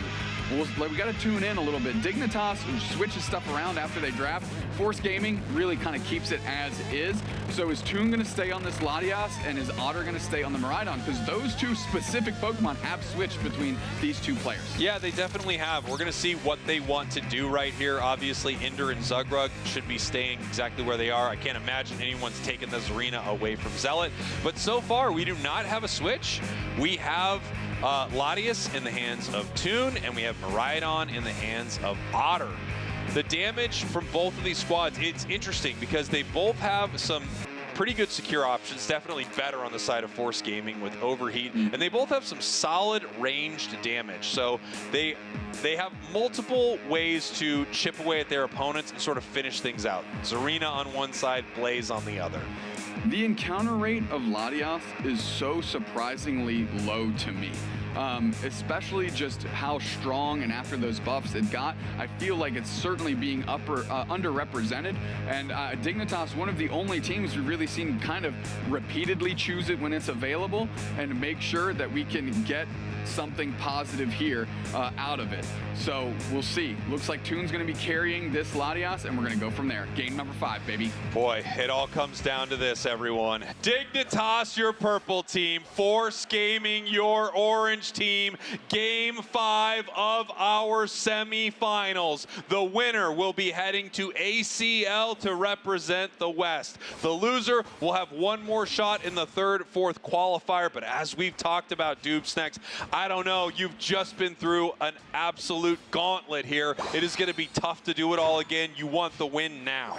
Toon gonna have to work up, get these Latias stacks early, as Hoopa is going to support that Snorlax invade. So Force Gaming throwing a couple new tricks at Dignitas to see how they adjust. Yeah, we're gonna see what they're able to do right here. Inder peeling down. We have Zealot here in this central area, a Pokemon that it's easy to punish. However, they do get a quick evolution, and yes, they do go down. Big plays. Inder's in trouble as well, trying to peel away from this. We have the power nap from Snorlax moving in. No! Nice. They take him down. Rest, I should say. I apologize. Apologize to everyone. Yeah. First time I was wrong. Great, yeah, first time ever. Never again.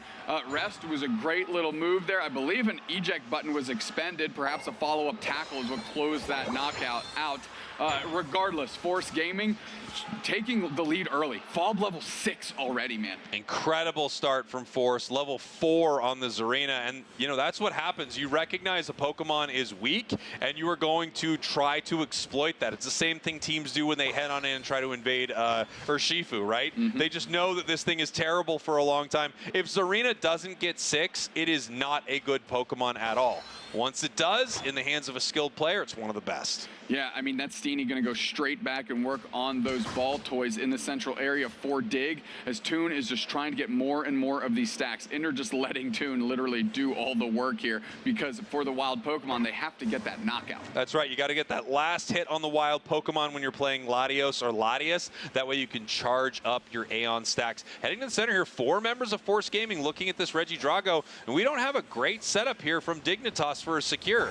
No, I mean, Charge Beam gives a valiant effort here, but it's pretty easy for Fob to make sure they line that up for Force Gaming. Dignitas says, okay, look, we threw what we could safely at it, didn't fall our way, no big deal, we move on. Ender level 5, Kyluke low on HP. This might be a decent catch for Zealot, who is trying to get something going. Level 7, double stomp on Fob. This is an opportunity, overheats the wrong way, and that's a huge knockout for Zealot right now. That is a huge knockout for Zealot. I know that second one feels good as well, but taking care of those 2 characters was gigantic. Look at this here, just trying to get as much of this Eos energy. Unfortunately, Zarina actually picked up some of it when they went up to score right there. They kind of had it all set so they could get a bunch of stacks into that top path. But still, we have the Zarina online for Dignitas, and things are getting much, much better for them after a very rocky start. We have Zugrug just being pushed around by Soto here. Reggie Steele being chipped up. The secure advantage is absolutely on the side of Force Gaming, and there you go, overheat, bang.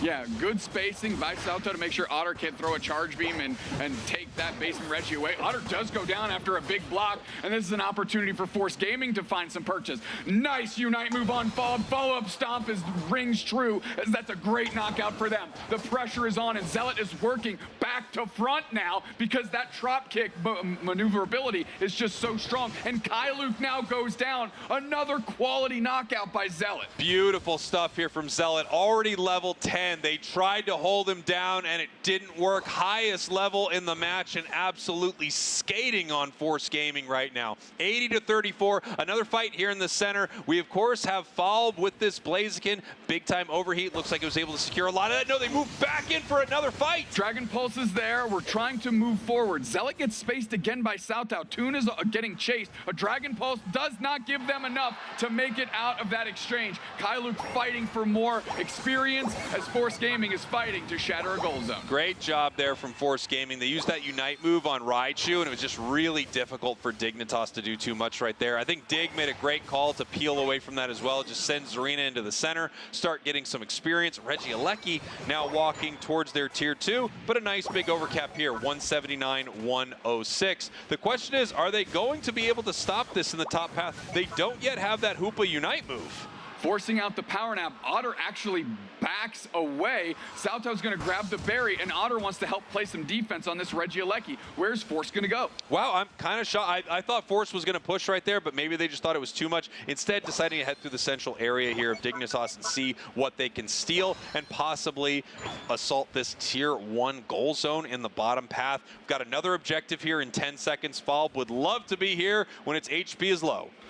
Zealot is just looking for its next target. Heavy Slim by Sauto is enough for Zealot to focus on the basement Reggie. All of a sudden, Zugrug's in the back line. They're putting pressure. Charge Beam on that block, right into the middle. Another great Unite move by Zealot's going to purchase a knockout. Now they're putting the pressure. The Meteor Storm is landing, and they're using that to keep pushing forward. Charge Beam is sitting right on top of the pad, and Falb is low on HP. But finally, this arena goes down. A great move by Force Gaming to retreat. But now the rings are unbound. We're getting some stuns, at least a little bit. And here we go. Dignitas has to peel back right here. They weren't able to get some of the big KOs they were looking for, but they did push them back to that tier 2 goal zone, 179-106. Reggie Steele now possibly in the hands of Dignitas. Force Gaming was obviously in a good position for it earlier, and we have the Zarina on the side of Dignitas just getting as much experience as they can. Already level 12, which is very, very solid, but the higher level, the better, especially for that delete button of a Unite move. Zugrug goes straight in towards it. You can already hear the fans starting to cheer. Heavy Slam by Sauto. Eject button by Otter is out. Kyluk is on the chase. Going right back into it. They're not stopping. Zugrug is trying to sustain this team. Power nap on the pad, and Dignitas has to bail. Zugrug low on HP, still looking to scrap. Toon on the backside, getting these Dragon Pulses in. Finally, Zug picks up a KO. Ender's looking at this team, and the big charge beam is putting in a ton of damage. Zealot wants Lel. They get them. Angel looks like to be the next target. They can't close the gap. Trop kick back towards Falb. Let's take that one instead with the help of Otter. What a fight there. There was a moment from Dignitas that I loved so much. I mean, Otter was in so much trouble, but using the trick Phantom Force and peeling back behind the goal zone to get them out of it. Crazy plays. 219, 119. Even if Force Gaming scores a full pocket at Groudon, they will be behind. We're going to see if they can score early in that tier 1. Regieleki being eyed by both teams here. Zealot going straight in with the Trop kick, and that's great mobility for them. Ender, Trick, Phantom Force coming back through. Regieleki ripped, and it's pretty much given for free. I don't think they're going to let it hit, as everybody on Dignitas is basing. Force Gaming can take care of it. They just let it go in? Yeah, I think they already know they're behind, and they're not even worried about it. Zug is just going to break this goal with a very small break. This is just going to help Dignitas have better positioning around this Groudon pit, and Force Gaming recognized they weren't going to be able to get a huge cap here without them kind of losing something for it. Now we have 10 seconds until Groudon. This fight has not started yet, but Dignitas is getting extremely aggressive before it hits the map. Right in the back line with the Trop kick. They want some targets. The Meteor Storm is landing on all of Force Gaming. Tons of damage. Angel over the wall, and now the charge beams are out. We're looking at Soto. Zugrug and Toon have eyed them down, forcing out the block to get the shield, but all of Force Gaming has been bullied out. We are now rings unbound. Groudon is being worked on. Force Gaming trying to find the huge stuns, knocked out follow-up. Falb is on the verge of getting knocked out. Toon gets it done. Groudon is still low. Angel is there. They have the heavy slam opportunity. Zealot takes care of the trash. And now it's just Dignitas with their future in their hands, and Force Gaming and Brazil's dreams hang in the balance. Force Gaming is now going to have to try to defend here as they move down to this bottom path. They stopped them from scoring, but no, one's still able to get in, and now we have Kyluk having to peel away from this fight and head towards their center goal zone. Dignitas knows they are ahead, 334 to 119, but there is a minute 10 seconds on the clock. If they can get a Groudon buff, they can change their future. Otherwise, they are heading down to our third, fourth place match. They're looking to scrap here. This is a fight Force Gaming has to take, but they're losing members quickly already. Falb is trying to do what they can, but it's not enough. Zealot is level 15, and this arena is truly carrying the crown here in the face of Force Gaming. Dignitas is eyeing up Championship Sunday. Dignitas is eyeing up ACL. Dignitas is eyeing up Force Gaming, and Dignitas is going to win this game. That's right, 638, 658, 119. Dignitas scoring in the home goal zone, and they know that that they have done it. The 30 seconds on the clock are not enough. Force could not stop them in that fight. What an aggressive fight there from Dignitas. They moved in, they took the fight as quickly as they could. They caught Force Gaming when they weren't able to respond to them, and they take the win here in game number 5. Force Gaming is going to have one more shot at ACL, and it's going to come in another best-of-5 series. What a game. What a bounce back setup by Dignitas. I mean, the first 2 minutes of this game belonged to Force Gaming. Dignitas keeping their composure. Yeah. Building on that, right? Getting Zealot online. Getting those 2 knockouts in the top path. Those were critical knockouts. That was the Zacian, that was the Blaziken, both going down. And you can see the audience here. Obviously, this was an incredible battle, but this is the hometown crowd for these Brazilian squads. And I know they're gutted seeing them lose there at Groudon.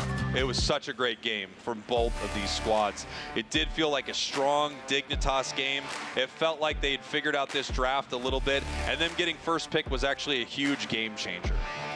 It really was. You have to tip the cap to Dignitas.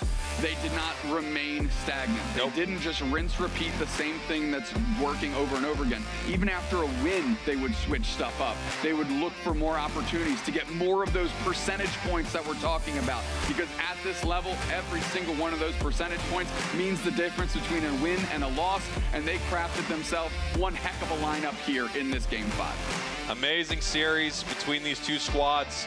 Unfortunately for Brazil, both Brazilian teams knocked down to the third, fourth place qualifier. So they do get a team from Brazil heading to ACL, and they have 2 amazing options, but they do not get 2 squads. As we take a look at our player of the game, Zealot. Zealot's got a few looks that are just incredible, and one of them is this Serena. It's head and shoulders above everything else we've seen out of Zealot. Not that those other things are bad. I think the Mega Lucario is also there as well. I think the Zacian, they'd like to, that used to be one of their best, but it's kind of falling to the wayside to these 2 Pokemon specifically. And as we take a look at the stats here in this game, it is very unsurprising why they were the MVP. And that drop, kick, stomp combo, shades of years past, rearing its ugly head, because it is ugly when you're beating somebody down that bad. Yeah, without question, just like the power of friendship. And there we have it. Dignitas 766 to 119 from Force Gaming.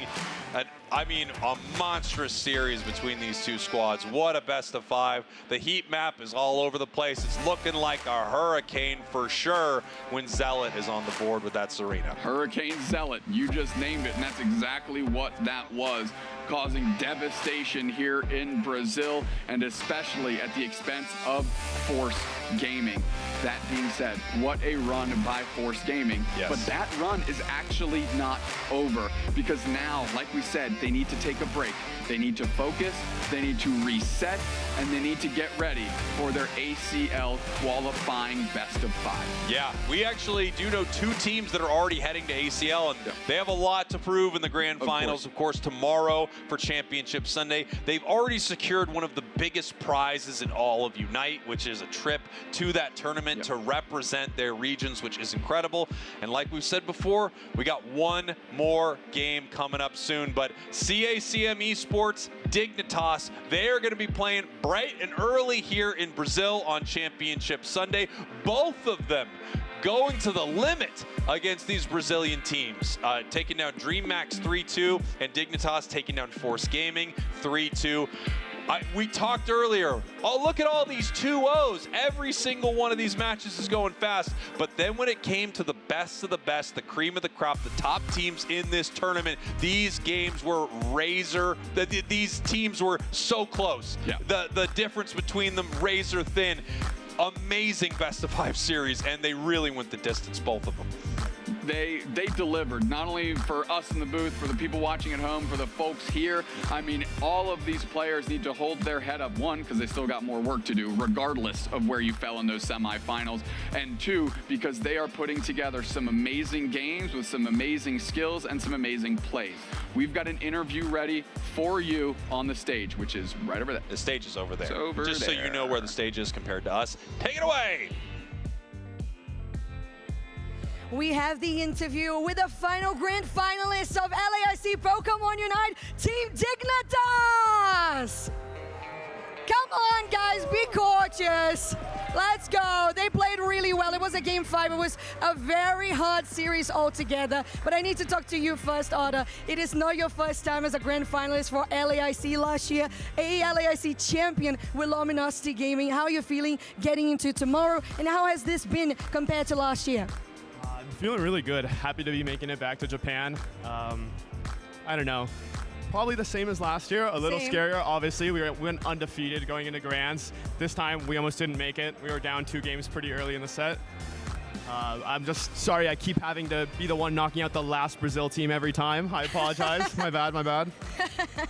No, you guys really did great, really good job, and it was a tough match. It was a game 5 series, and up to the wire, up to the last few moments. Now, in this squad, you guys have been playing TTV, then Dignitas, and we have a squad with Zealot being a new player, and also having 2 teammates that were playing in Europe. So would you like to give it to Toon instead of yourself, Inda? All right, so we had these 2 players that were playing in Europe with Nouns Esports in the last season, coming to a name now and just making a splash. Do you think that it was a big difference for yourself with Team Synergy? How has it been to start the season with an in-person tournament and your new squad? I mean, we did well. I felt like, I don't know, even in EU, like, I just felt like my teammates kept throwing. But it was fine. Yeah, I'm happy. You're happy? That's good. A little bit. It's good to be happy. It's good to be happy because, as you said, not just grand finalists, but checking in that ticket into Yokohama, Japan. I do want to talk about specifically as well now about the change in role. So I'm going to go back to Otto, if you don't mind. So from last year, you playing more as a supporter and now this year as an attacker. Do you feel more confident? I don't know. Support was really broken.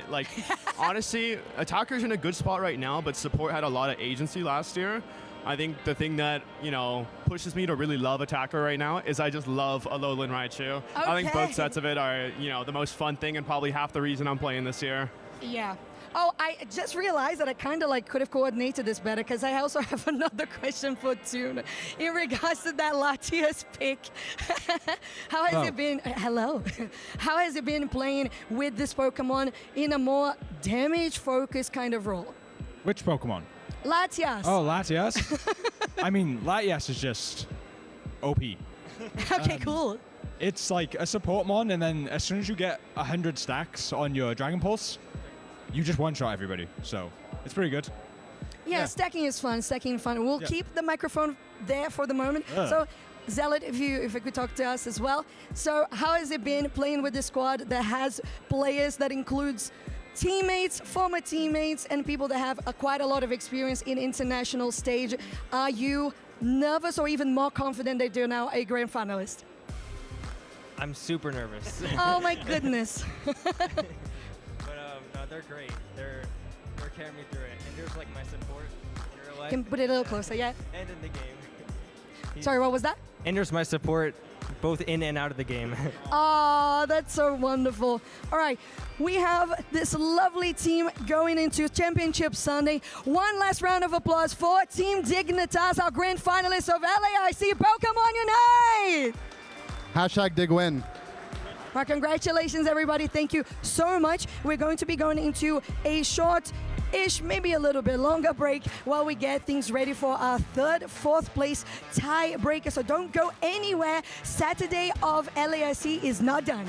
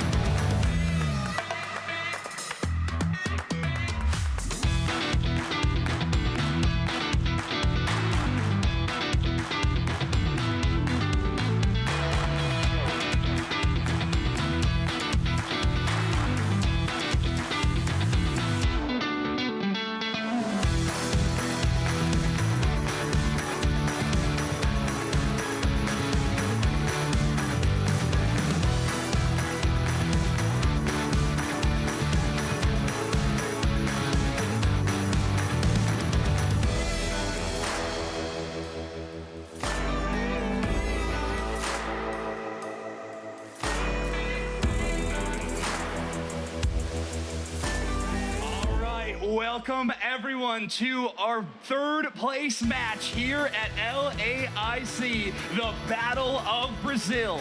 One final spot for the Asia Champions League is up for grabs, and no matter what, it's going to this region, but it's only going to one team. It feels like one of those moments that you're happy that he goes to Brazil either way, but you're also confused. Sorry to cut you off, but it's an important part for every Pokemon Unite caster. It's going to be huge for you. You've done LAC 2 times now. You get to select your mustache. My mustache? No way! Yeah, this is huge. This happens for every Pokemon Unite commentator. It's time for you, so if you may choose your mustache. Thank you. This is such an honor. Thank you so much. Yes, I know. Thank you so much.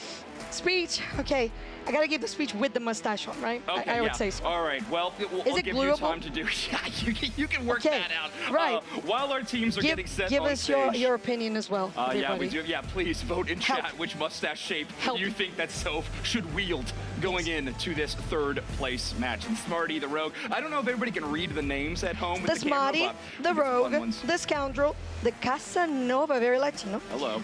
The Body Boy, and the Bandit. All right. Well, chat, look forward to at some point when we come back on camera again for Soph to be having a mustache on at some point during this matchup. It's going to be very fun, but I mean the match itself, this one is going to be amazing. So we are headed into a best of 5, and truly the stakes have never been higher before in a third place match. No. Absolutely not. It's the first time unprecedented that we have such a huge prize for the third place. You always have the prize pool money that goes to third and fourth, but there's no tiebreaker. There's no this match that we're going to have right now, between Brazil, to decide which of the 2 Brazilian teams will go to Asia Champions League finals. We've been talking a lot about in-region rivalries and how those are going to develop going into the regional league format of the Unite Championship Series. And what a way to start off a series like this with a huge prize on the line. We're already starting off draft. DreamHack are not going to be allowing those Mega Evolution Pokemon into this game. Mega Lucario, Mega Charizard are going to be the straightforward bans for number 1 and number 2. Exactly. And we have one of the teams here that has just played, I don't know, 10 minutes ago, 10 tops. minutes ago, Yep, it's pretty soon. So they're either warmed up or they're worn out. Yeah. So we'll see how that's going to affect the team as we have completed the band phase, not the first round of band. There's only one round. Yeah, and I was actually really curious. You got to be up there on stage, obviously talking to some of the players of the winners, but you got to see, the results after that matchup. How are the player vibes on stage? Do you think they're going to be able to bounce back Force Gaming and kind of focus up for this game 5? I feel like the dedication and determination plus passion that Brazil has just really allows them to keep it going. Okay. But at the same time, it did feel like they were shaken, which honestly is generally human. Yeah, and that's where that's where we are. So right now, draft, we know that Suicune is that powerful, but so is that Darkrai. We've seen so much of Blissey as well that really, really helped Force Gaming in the previous games. So in this case, they're forced to get the Clefable as the healing supporter option instead. Yeah.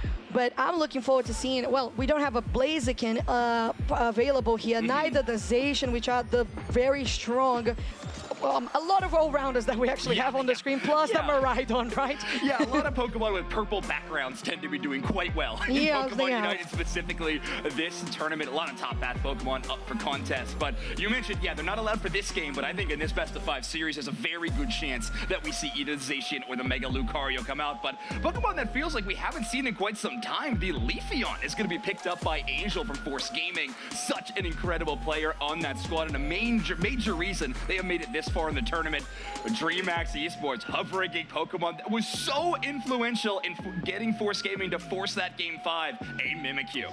Exactly, and it was so well utilized as well with that Trick Room and the Shadow Claw that you have been mentioning all throughout the day, that you wish had more of that encounter rate and pick rate, but it's okay. We have this, to me, the most important match of all. So I feel like the Mimikyu being here is a good feeling for yourself, Zoinks. And I'd like to point out as well the fact that Force Gaming does pick the Alolan Raichu. Of course, it is very strong, but it was one of the Pokemon chosen by the side of Dignitas when they were playing this last series as a very viable and strong option. Yeah. So they're trying to say, okay, we can do it as well, and we can definitely show that we can be the top 3. Yeah, I mean, this is the time to show it. You got a big series in front of you. What a way to start if you could start off 1-0. Follow on this Alolan Raichu, by the way, has been one of my favorite players to pick it up because they do play a very unique moveset, using that stored power to enhance their auto attacks, but actually pairing it with the Thunderbolt as the other move, normally used to kind of explode those Electro Balls for early mind damage. Instead, just having an auto attack option and a last hit secure option. Yeah, it's really good when we see those versatile Pokemon coming to Theosky Ruins, as this is your last series of Day 2 of Pokémon Unite on Latin America International Championships 2026. It is a pleasure to be doing this with you, Zoinks. Oh, yeah, I feel exactly the same. So, you know, don't cry because it's almost over. Cheer because we are headed into game number 1 between Force Gaming and DreamHack. Let's see who gets that trip to Japan. Brazil's gonna be repping it. Yes, Brazil are repping it regardless, and we're very happy. I am very happy and biased to see that, but it's going to be only either one of these teams. Here on, go on.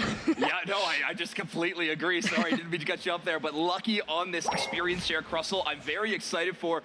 It feels like the last match that you and I were casting together, Lucky's Snorlax was a Pokemon I just could not stop talking about. But now we are going to be switching to a different defender, but a defender that has been absolutely crushing it in today's tournament. Day 2 has felt like a Crustle day for sure. But here we go, 3 players of both teams rotating towards that top side, but Kadazera getting the secure on that mid objective, and as well as the Natus on the bottom side.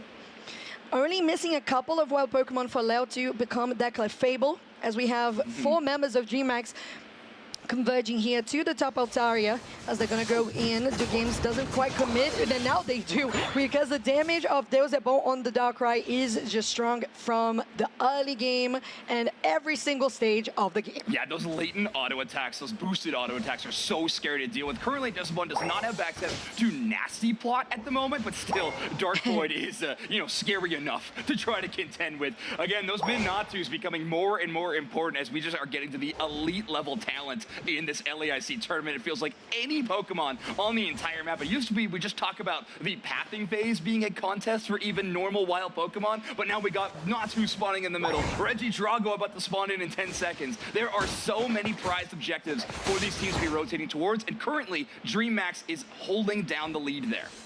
Force Gaming, though, with 3 members versus 2 here on the top side. Kadzera has to go for the berry. Kashala using that eject button to get away, and a couple of scores coming through for Force Gaming. Now the help from Deus Ex on DreamHack. Also there, Duke Games has to flash over the wall, and now they are trying to get at least one, and they do with that eject button back onto the pad, and they're going to be healthy enough. Now the numbers advantage for the side of DreamHack is huge, and they take 2. And yet another move choice for Mimikyu being shown here. Kadazera actually going with the Play Rough Mimikyu, so that quick little dash attaches to an enemy Pokemon and actually is invincible during that attack animation. It's usually used as an option into Leafeon to avoid those big bursts of damage. You can immediately just jump on top of the Leafeon when they try to return and jump on top of you. And it's interesting as well, because every time I see Play Rough, I think it's Play With Me, and every time I see Play With Me, I think it's Play Rough. They are very similar, but we know that these players do not confuse that. It's just your cursor on your screen. That's all right. Yeah, they press the right buttons. We say the wrong things. It happens. We all have our job. Yeah, we do. You know, I'm not there. I'm just right here. I'm on the back. I'm on the backstage, and that's where we belong. Force Gaming is going to get stuck here on the Rock Tomb by Lucky. Still pushing out, and they're going to take down 2 members already. DreamHack feeling very comfortable here, but Falber using that Unite move as well on this Alolan Raichu. Might be able to claim all 3 of them over the wall. Oh, and the reset is just in time. All right, very smart play from Lucky, understanding that Blissey might be able to buy a little bit of time. Exactly. And is able to hide in that tall grass and just recall. Well, not knowing exactly where they are, and when all you have is your auto attacks to work with, there's nothing you could just throw in that area. You need to have vision on an enemy Pokemon for your auto attacks to be able to hit them. Regidrago still roaming around the central area. Duke Games doesn't hit that side shock, so it doesn't actually activate it. It's Lel instead that's closer to the objective that does drag some aggro out of that. Ooh, it doesn't really connect on that rock team from Lucky, but still pushing out Force Gaming out of the central area. Yeah, Soto maybe in a dangerous spot. They do have Lel beside them, but that is a lot of stuns onto this Pokemon. Put to sleep, a lot of Darkrai damage, but Soto still walking away. Leafefield trying to back them up. Blitz assistance into the back line.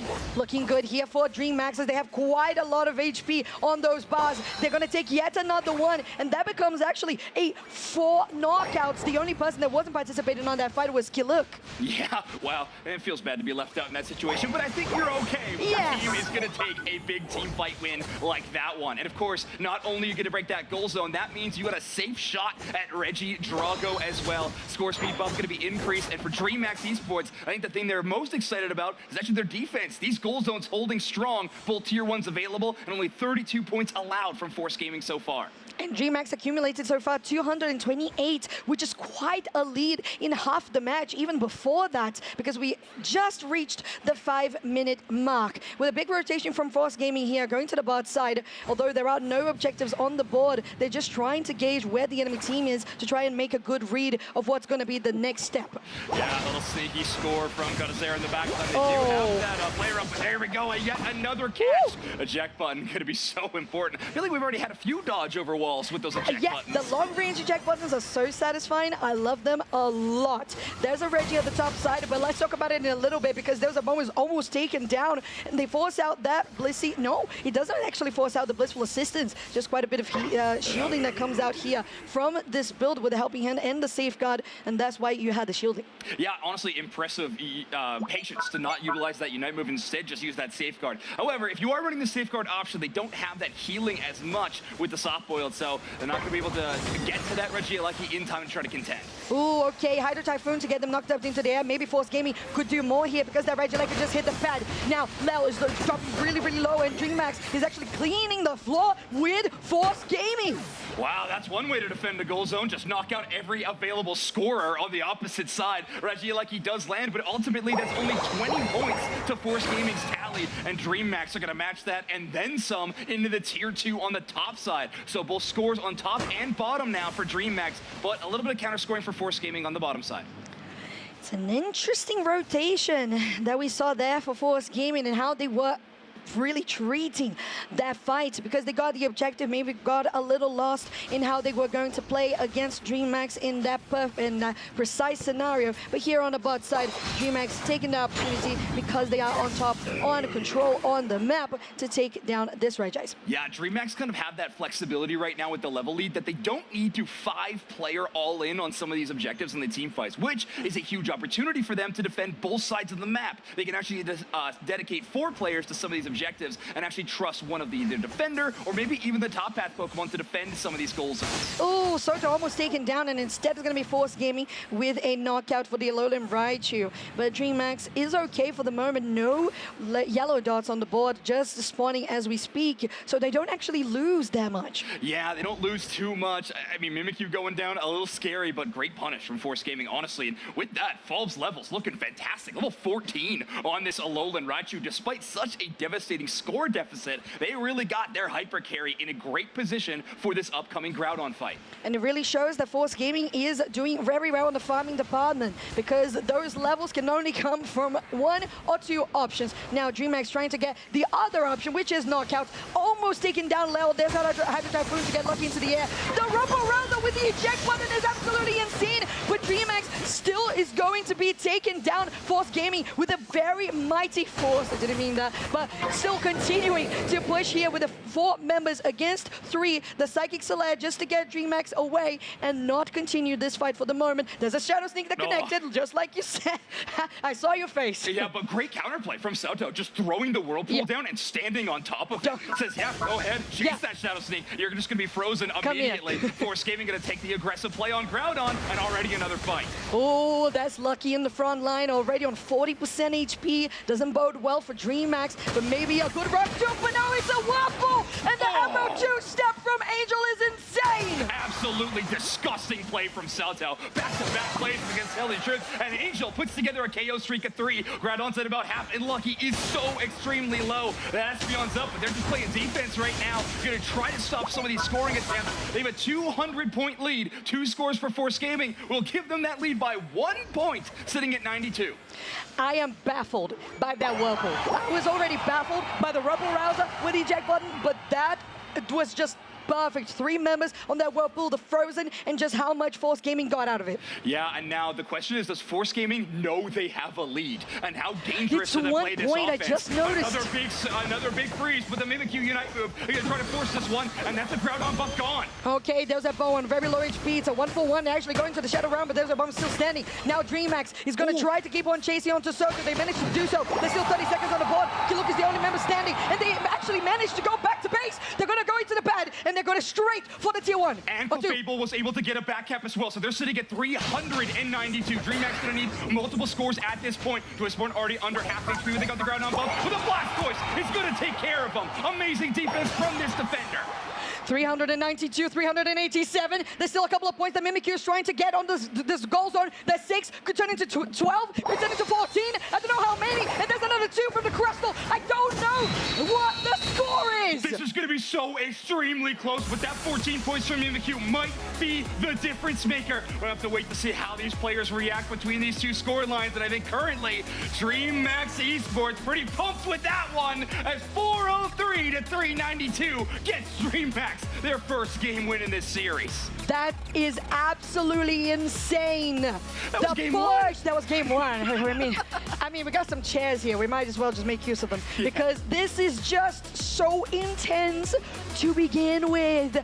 And I cannot believe that Mimikyu going to the top side, getting even more AOS energy, going for the 40, getting even more 6, 7, and that 2 as well that came from the Crystal. It just adds up so much. Unbelievable work. I mean, Mimikyu picking up just a couple of points and that mad dash. A Alolan Raichu Unite move onto that goal zone, hoping those passive ticks of damage would happen in time to block. But the goal speed increase is just too much to deal with. Mimikyu able to put it down, and what a counterpunch. This was one of the most difficult parts of the match, in my opinion, is Force Gaming not knowing they had the lead. It was only a 1-point lead, but in that situation, they felt like they had to still be aggressive, still be on the enemy side of the map, try to push for scores, and DreamHack able to counterpunch in such a brilliant way. Mimikyu with the MVP, this time with the Play Rough and Shadow Sneak build.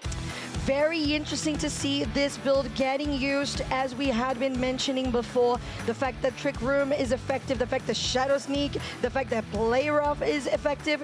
8, 3, and 0 is your KFA. I'm gonna try to stick so many of these acronyms into Unite. It's gonna be just built into your brain. Hey, that's fine. I'll take it, because Zera is going to be the one leading the charge for that on this Mimikyu. What a crazy scoreline, truly. I mean, Groudon being knocked out for one team, and of course, DreamHack, the defending team against those buffs, able to steal, and not only that, get the counter scores to barely pull ahead. Look how close that is to the end timer. Mimikyu scoring with maybe 3 seconds left in total on that one, and that is just, I mean, it's true cinema, and we're having it in game 1 again. Look at that scoring graph. That's what you want to see. Look at this graph is where we are right now. And honestly, I feel like this is, wow. We're going to karaoke after this. We're just practicing. Absolutely, yes. That's what we're doing. And yeah, I have a thick mustache. I just did up the, it's not fake, it is real. It is very real. Of course, yes, it is. You know, what you've earned is casting multiple international championships now, so. Yeah, exactly. You know, you just grow a mustache when you do enough esports. Exactly right. All right, folks, we are going to be getting ready for game number 2. I mean, I'm already out of breath. Again, this game 1 being that intense is brilliant. And this is the one she chose, folks. Yes, it's the Casanova. Like, of course. If you picked it, good job. Yeah, was it really an option? I mean, it screamed to you. And It did. It fits wonderfully. Thank you so much. Fantastic work. Yours as well. Oh, It's thank a very you good so mustache. much. Yeah, we'll see how long it lasts. But all right, we are headed. I'm just gonna like rip and get a bruise. I might take another look at those options as well. We'll see what happens. But Maybe you use one as eyebrow. Oh yeah. Like a unibrow. I hope you guys are enjoying this third place match. We're going to use a lot of props. That's difficult to remove, I gotta say, like the actual plaster behind it. Anyways, right, game 2 is going to be on the way pretty soon. Force Gaming versus DreamHack. I like that. I like those call to action from Fall. You Oh, can yeah. see on the player count down 0-1. He's but on. Still He's making locked sure in. the team knows we got some energy. All We right? do. We may have lost that best of 5. We may have lost this game number 1. But I think you would be the most foolish person in the venue if you were counting out Force Gaming. Exactly, and it was so close. It was insanely close at the point that they almost flipped it. But DreamHack, dedication, saying we know we need every single AOS energy that we can get. I mean, just being able to take advantage of the confusion of those final moments. Who knows where the score is at? Just really, really important moments. And, well, that's what great teams rise to. Finding the perfect way to execute when who knows what's going to happen.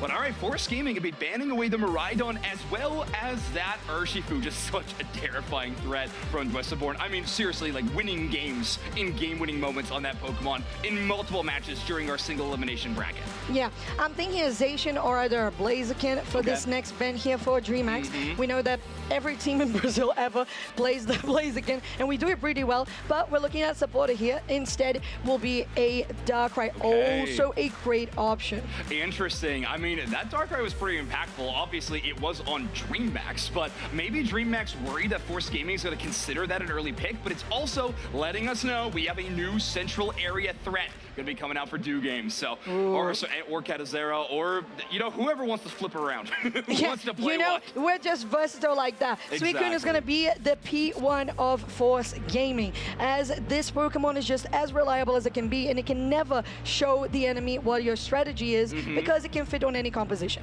But guess what that relieves? Old reliable Catazero on the Blaziken. 75 encounter rate for a reason. Such a powerful Pokemon. And again, it feels like kind of the banner holder of this Brazil region.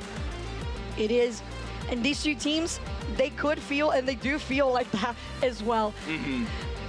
And this is the opportunity for one of them to get to Asia Champions League. That Zacian we mentioned is going to be the next pick alongside Decla Fable. That was indeed hovered, but not going to be, well, actually, will be the pick in this case. Yeah, I'm curious, with Miraidon out of this draft thanks to the banning phase of Force Gaming, what kind of Pokemon DreamHack wants to play in that attacker role? Often that's the Pokemon that will use that anti-heal option of the Cursed Incense, and with Miraidon kind of being the best user of that Pokemon, it's an interesting choice. They're not going to make it yet, though. Lucky's going to lock down that Crustle, which looked fantastic. And I was going to say, one of those options is a Alolan Raichu, but Force Gaming going to pick that one up as well, and Falb's turn on the Mimikyu.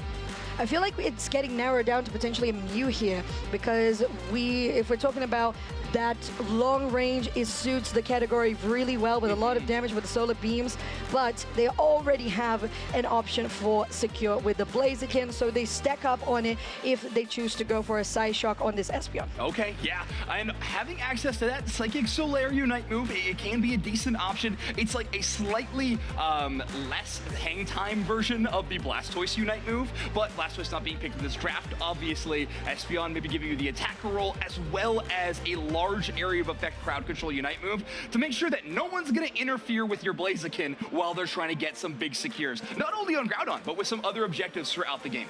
Exactly. And now the only person that is running that Cursed Incense you mentioned is the Eldegoss on the side of DreamHack. While on the side of Force Gaming, you have Angel with the item on the Alolan Raichu, which is very common. Yeah, especially for auto attackers, right? If anybody doesn't know, Cursed Incense actually doing more anti-heal if it's from an auto attack, and then abilities doing a little bit less there. So you can see why Eldegoss is there, but all right, folks, we are going to be headed into game number 2 in this Battle of Brazil third place match. only one of these teams will qualify for the Asia Champions League in-person final. And of course, it's going to be happening here on the Thea Sky Ruins Ground-On Edition. Ooh, maybe a little teaser of what's to come with that rain. But here we go. Sheesh. Let's get into game number 2. It is Force Gaming on your purple side, DreamHack on your orange, as we get underway with a series that started off very heated up and very close up into the final minute. Of course, yeah, the action is non-stop with these two teams. They want to take some early fights, and already we see Katazera and Cluck having a fantastic little battle of melee on the top side. Axela is able to make it back to that goal zone, but not without maybe considering some things. They definitely consider, but Gossifla still very weak compared to what you can get with the Elder Goss. Now, there's a bonus there as well, and with the numbers advantage, especially with the Leafeon on your side, Force Gaming has to be very careful. Yeah, and they know they have the timing advantage. Only taking the red buff means that their clear is going to be way faster than Falb, since they never even went to the bottom side of their central area. It allows them to play really aggressive on the opposite side of the path, take the enemy wild Pokemon on the opposite side of the path, and know that the Mimikyu won't be a threat quite yet. Exactly, and they can just stay here on the top side. A couple of experience is still missing on the both supporters as they go in here, and it's a double level up on either side of the team, but it's one takedown for this push on 4 people on the side of DreamHack. Yeah, and DreamHack's the only one to make that 4-player push. I think a lot of this tournament, we have been seeing the attackers kind of matching each other on that top pass slide, but I think with DreamHack's early game advantage, even though they just had a torch check until moments ago, they knew they were probably going to be winning a lot of this fight, but now it's Angel's turn to roam towards the top side and try to give some ranged backup for the squad. Exactly, and because you have that cursed instance as well, as soon as the Elder Goss is online, we know that Kaishala will be denied a certain amount of that healing. And although they do secure at least one knockout there, Force Gaming on the top side, they don't overcommit. Yeah, I mean, it's a good call. However, they might actually get benefit from that as they try to push to the enemy side. But oh, that Blaziken buffed healing absolutely popping off, getting that blaze damage onto the opposing side, burning their enemies, and then just getting a little bit of HP regain as they do the damage to the opposite team. Oh, Lel, gotta be careful there. You know, you have Moonlight, but still it's a 2v1, and it's a speedster against a supporter. They know that the station is right there, so they should be all right. But as you mentioned there, the Blaziken just basically 1v1ing, but still doing really well there. Force Gaming to at least take that one into a 1-on-1 fashion. Now, Lucky caught up in that Whirlpool. There's the trick room that comes from Fab, so differently from what we had in the last game. They're still going to continue pushing here, but Soto has to be careful. Yeah, reducing that Espeon Psyshock damage will be really nice for Falb to play around. Any kind of range damage from the outside of Trick Room gets reduced by just a ton. So being able to be a little more defensive on the Mimikyu, but also chase down some of these targets. One of my favorite things about Trick Room is the multiple dashes you get, just activating Razor Claw every time. Yeah, and you're activating it right now, taking that Leafeon down. Kaishala is going to get chased by Kiluki, and it's confirmed by Dization indeed. Now, you're going in already, Fab, with that Unite move, using the Play With Me to get a double KO on that Blaziken.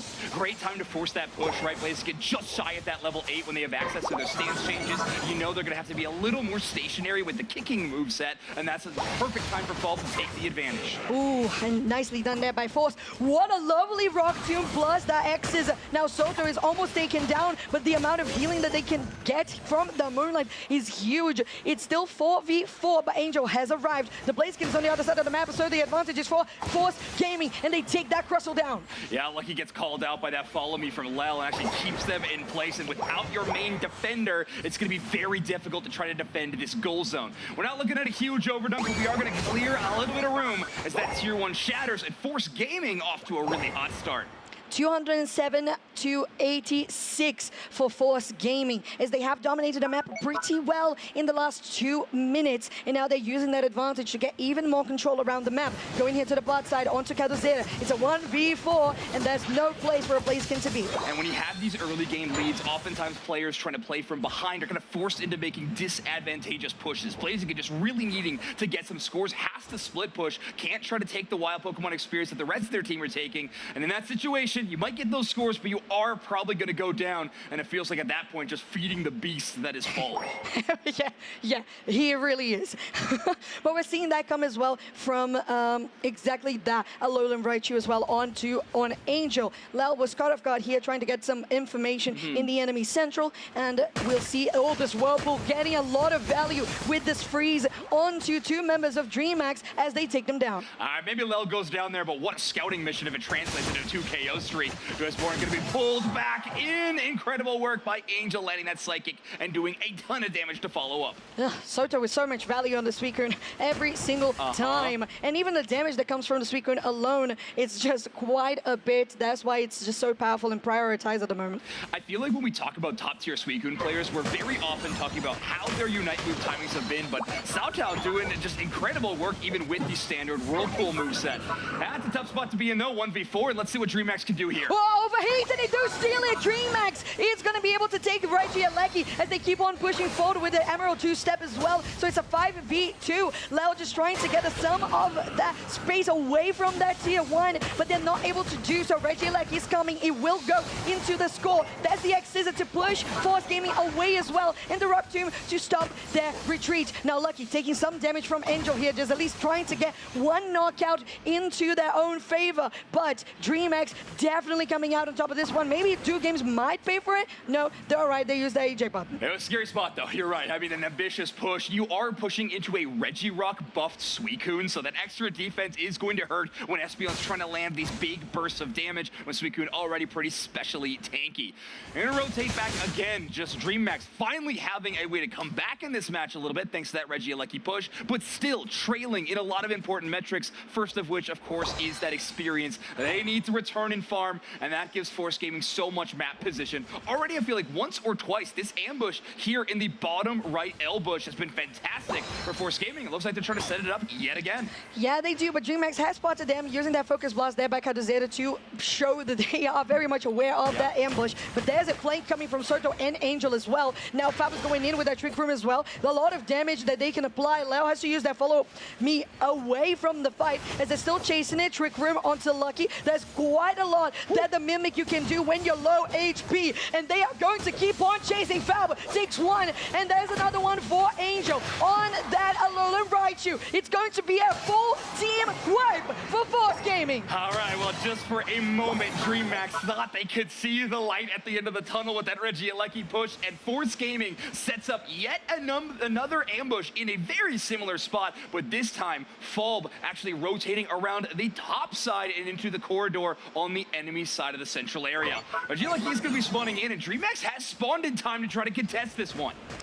There's a lot of pressure here that could be applied by DreamHack, but that Whirlpool really helped with Rubber Rouser, stunning 2 members here as well. The Emerald 2-step, he's going to get stopped in his tracks by that Whirlpool, and the amount of damage that the Suicune is doing is just absolutely great for the side of Force Gaming, although DreamHack does still confirm that Regieleki, the chase is still going. Cotton Cloud Crash from Kaishala, healing quite a bit on the side of DreamHack as Force Gaming is still trying to find at least one knockout. They do onto the Blaziken, chasing out on Deusebo as well. Kaishala does survive, but it's not going to be the same fate for the Blaziken. Perfect trap by Cao Cao, by the way, putting the Whirlpool on one side and actually electing to use the Ice Beam on the other, making sure you just had no escape pincer maneuver. Fantastic work. Force Gaming going to have the points advantage as well as positioning around this Groudon. DreamHack with only 3 players on the outside looking in, not where they want to be right now. Absolutely not, and Soto has that Whirlpool just to get them away. It's gripped. It's Groudon off the board on the hands of Force Gaming as they can keep going for more overdunks.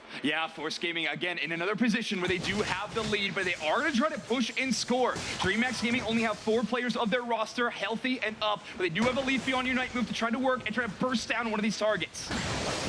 All right, with 1 member down already for DreamHack and Fab going into the back line. This is Force Gaming's to take. 420 to 174 as they keep on pushing. Yet another player goes down on the side of DreamHack, and there's more goals to be scored from Force Gaming. They managed to get all of them in. Take it as dunk. Yeah, Force Gaming, I mean, maybe a scary situation sometimes when you already have the lead, you're pushing towards that home goal zone, but in this situation, 750 points, we might go for one more final fight. Trick Room from the Mimikyu is just adding stats to Force Gaming's tally, and we are going to be going to a tied situation in this best of 5. 1-1 is the record. 848 to 174, just insurmountable at this point for DreamHack. And we gotta give props to Force Gaming for nailing ambushes. Yeah, oh seriously, so many perfect planned setups, so much so that DreamHack started knowing exactly where they were. You called it a focus blast into a tall grass where they just knew where they would be. Same with the pollen puff from the Eldegoss, always trying to call these plays out, but it simply didn't matter. Force Game's early game advantage meant that they could push through even if the enemy had a read on them. And with, like I said, a 1-1 situation when everything is on the line. There's still 2 matches to be played at least on this best of 5. We're going to game 4, absolutely, to go to game 5 as we had just seen with Force Gaming and Dignitas. And this is so pivotal for Force Gaming at this moment, losing a really tough best of 5 into a first game loss. Finally, you understand, okay, we can win. We know we are capable of doing so. Of course, these teams know it, but it's nice to have a little bit of confirmation on the scoreboard. So Force Gaming finally having a bit of momentum. DreamHack's having some nice moments in that match, but I gotta be honest, that felt like Force Gaming kind of start to finish. It was. It really was. I totally agree, Zoinks, and all of it personally came from that early game control that they were able to ascertain straight into that central area control. Angel with 120,000 damage dealt, your 6-digit number is your player of the game. Yeah, 12 knocks as well, going with this stored power psychic build. It's so incredibly strong. And when you're just hitting so many of these targets, again with that cursed incense damage, you get into these big bursts of special attack. It is very, very difficult to deal with. I mean, evidenced by Angel having such a phenomenal matchup here. Amazing damage for the Alolan Raichu, of course. Mimikyu doing 75,000 damage. How about Force Lails with 63,000 damage in the healing department as well? Yup, it's just that good. Both when we don't have the Blissey, you gotta, or the Hooper, you gotta have Clefable, you gotta have your Eldergosses. Now, having a look at this graph here, it shows how we mentioned DreamHack a little bit behind on these rotations, leaving them around 100 points in regards to Force Gaming being in the lead. That just gets increased when you get to the 8-minute mark, that final stretch, and then as soon as you manage to take that buff, you just go for the scores, and it's just quite a bit that they scored, 864. And looking at that graph, that stat distribution graph we have for Alolan Raichu, you absolutely love to see that damage taken part of the graph just minimized completely. Not in the realm of danger. Whenever they are, they take only 20,000 damage, or just shy of that margin. And for an Alolan Raichu, that's totally fine. They're going to be handling it, averaging about 1470 experience per minute. That's around middle of the pack for this Pokemon. But again, when you're getting all these knockouts onto enemy Pokemon, you're not as worried about making sure to clear your own wild Pokemon. Yeah, with a stat as well of 1.2 KOs a minute, which is fairly impressive as well. So we know just how much this Pokemon is powerful, but on the hands of a player like Angel, it just really makes a difference. Although we have been seeing flashy plays, really good, reliable plays from Blaziken's all around, this time it was not the case. And this Raichu just really looking good. Yeah, it's a fantastic pick. I would not be surprised to see it more in this draft as we get into games 3, into game 4. I mean, it's been a powerful pick for this tournament metagame, but it feels like both of these teams really relying on that huge damage from the Alolan Raichu in a lot of major situations. So I can see more of that Pokemon, but maybe the Miraidon starts to fall out of the banning phase for some of these Pokemon, for some of these teams. I don't know, though. I don't know if I would exactly give that suggestion because of how important that Pokemon has been on day 2. It really has.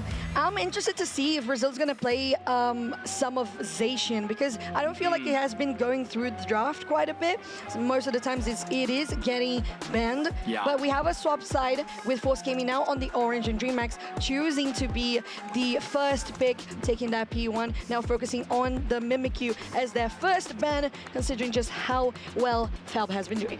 Yeah, I'm really curious on a lot of those top pack Pokemon. Maybe we see some flexible in the bans, like maybe Blaziken receive is another one in this situation, but Pokemon like Buzzwole has not been seeing the light of day for quite some time, especially in this set, so we might have that to be considered, or even standard Lucario or Mega Lucario, however the latter being banned quite often. DreamHack Esports are going to be banning away Fob's Mimikyu, though. They both got a chance on the Mimikyu, 100% win rate in this third place match, by the way. Yes. But it will be banned in this next stage. Yeah, that's why you win in the prediction department, right, Zoinks, with the 100% Mimikyu? Full of rage, I believe I said Yes, on yes, camera. you did, you but did. That is okay. Yeah, can we start the metric for win rate just at the start of this match? Yeah, Because we can do that. If that's the case, I'm laughing all the way to the bank. I I feel like that's as real as my mustache right now. Now, Force Gaming finishing that bend phase with that Suicune. Very good Pokemon on the hands of Force Gaming themselves, but also for DreamHack. It's going to be the first pick, the Darkrai, that we know just so well in all stages of the game, while Force Gaming will choose that Blaziken and the Zacian, which I mentioned. Yeah, that's interesting. Force Gaming actually electing to ban the Suicune. I don't know if we've ever seen Lucky rotate onto that Pokemon throughout the tournament, but maybe just deciding, you know what, we don't want to risk them first picking it in these situations. We are going to make sure it is banned away. That Darkrai is going to show its face again. Obviously, such a terrifying Pokemon in terms of encounter rate in our events at an 83%. And Umbreon Eldegoss, that is going to be a lot of chances at HP recovery for DreamHack to work with in this game. Definitely is, and if you think about it, it's a very good choice to consider the Snorlax. Well, actually, if they 1, 2, 3, 4. So the Snorlax was actually picked after the Umbreon. So we got to think about the amount of shielding that's going to be denied by that Moonlight Bronze. That is usually what you can rely on quite a bit with that Buddy Barrier as well on the Snorlax. But they're going to have to play around it. They're still very confident by choosing that Blissey that they are going to be very well sustained. Yeah. While DreamHack now chooses 2 evolutions, the Espeon and the Leafeon. All right, that might help out your early game. But yeah, great point about that Umbreon interaction with 2 Pokemon that rely on shields quite a bit in that Blissey and Snorlax. I think when you're looking at counterplay, it's just going to be Salto and Lel needing to communicate a lot about who is using their Unite move and when. The worst case scenario is you overlap them and Umbreon just has the absolute best day they've ever had in their life. You do not want to give Lucky that opportunity. You want to make sure you're using those in some kind of tandem fashion. Kadazera on this Leafeon, again, a Pokemon that has been interesting in the stat department for this LAIC tournament, but I mean, historically, it's hard to deny the impact of this Pokemon. Leafeon, a world champion for sure. When Peru was able to pull it off, and Angel on this Alolan Raichu. Again, let's see if they can put on a light show like they did in game number 2. Yeah, we'll see, because as we have on our screen, it's a 1-1 best of 5 score at the moment. Force Gaming taking the last victory and looking pretty convincing at that, but DreamHack didn't look out of the equation whatsoever either. As we get into this game 3, I just love these shots of the Skyrunes. They are beautiful. Our game is really nice, isn't it? Yeah, it makes me nostalgic for a game I could play right now. I don't know why. I really do love the Skyrunes. We know these players do. Let's get into it. Game number 3 in this Battle of Brazil third place match. DreamHack now going to be your purple team. Force Gaming on the orange team. All right, looking to have a potential invade there from Snorlax on the side of Force Gaming, just trying to stall and annoy a little bit on the Darkrai. Do they steal it? They actually do. Oh, wow. Already 6 points in pocket and a blue buff to work with. Salto actually going to be trying to take both the blue and red buffs away. Does not have the best way to burn down this Pokemon, but again, tackle secure is so difficult to out-secure at this moment. That's why we see Coxala actually trying to go in for the support. Salto looking for this one, and they take it. That's crazy. Going for a quick nap here, but they are probably going to go down trying to escape. But there's still quite a lot of damage they were able to apply with Kaduzera coming here. It's at least another assist for the side of DreamHack as they get their buffs back. Yeah, you see Fob on this Blaziken actually looking to say maybe they could head to the enemy central area as well. But Salto going down, I think, just moments before that would have been a good timing for that double flank. But Fob is going to be moving into the bottom path, dunking in 17 points, very close to that Blaziken evolution. But DreamHack, they're elsewhere. They're pushing heavy into this top side. Do not want to allow Force Gaming to get this Zacian too out of control in terms of levels.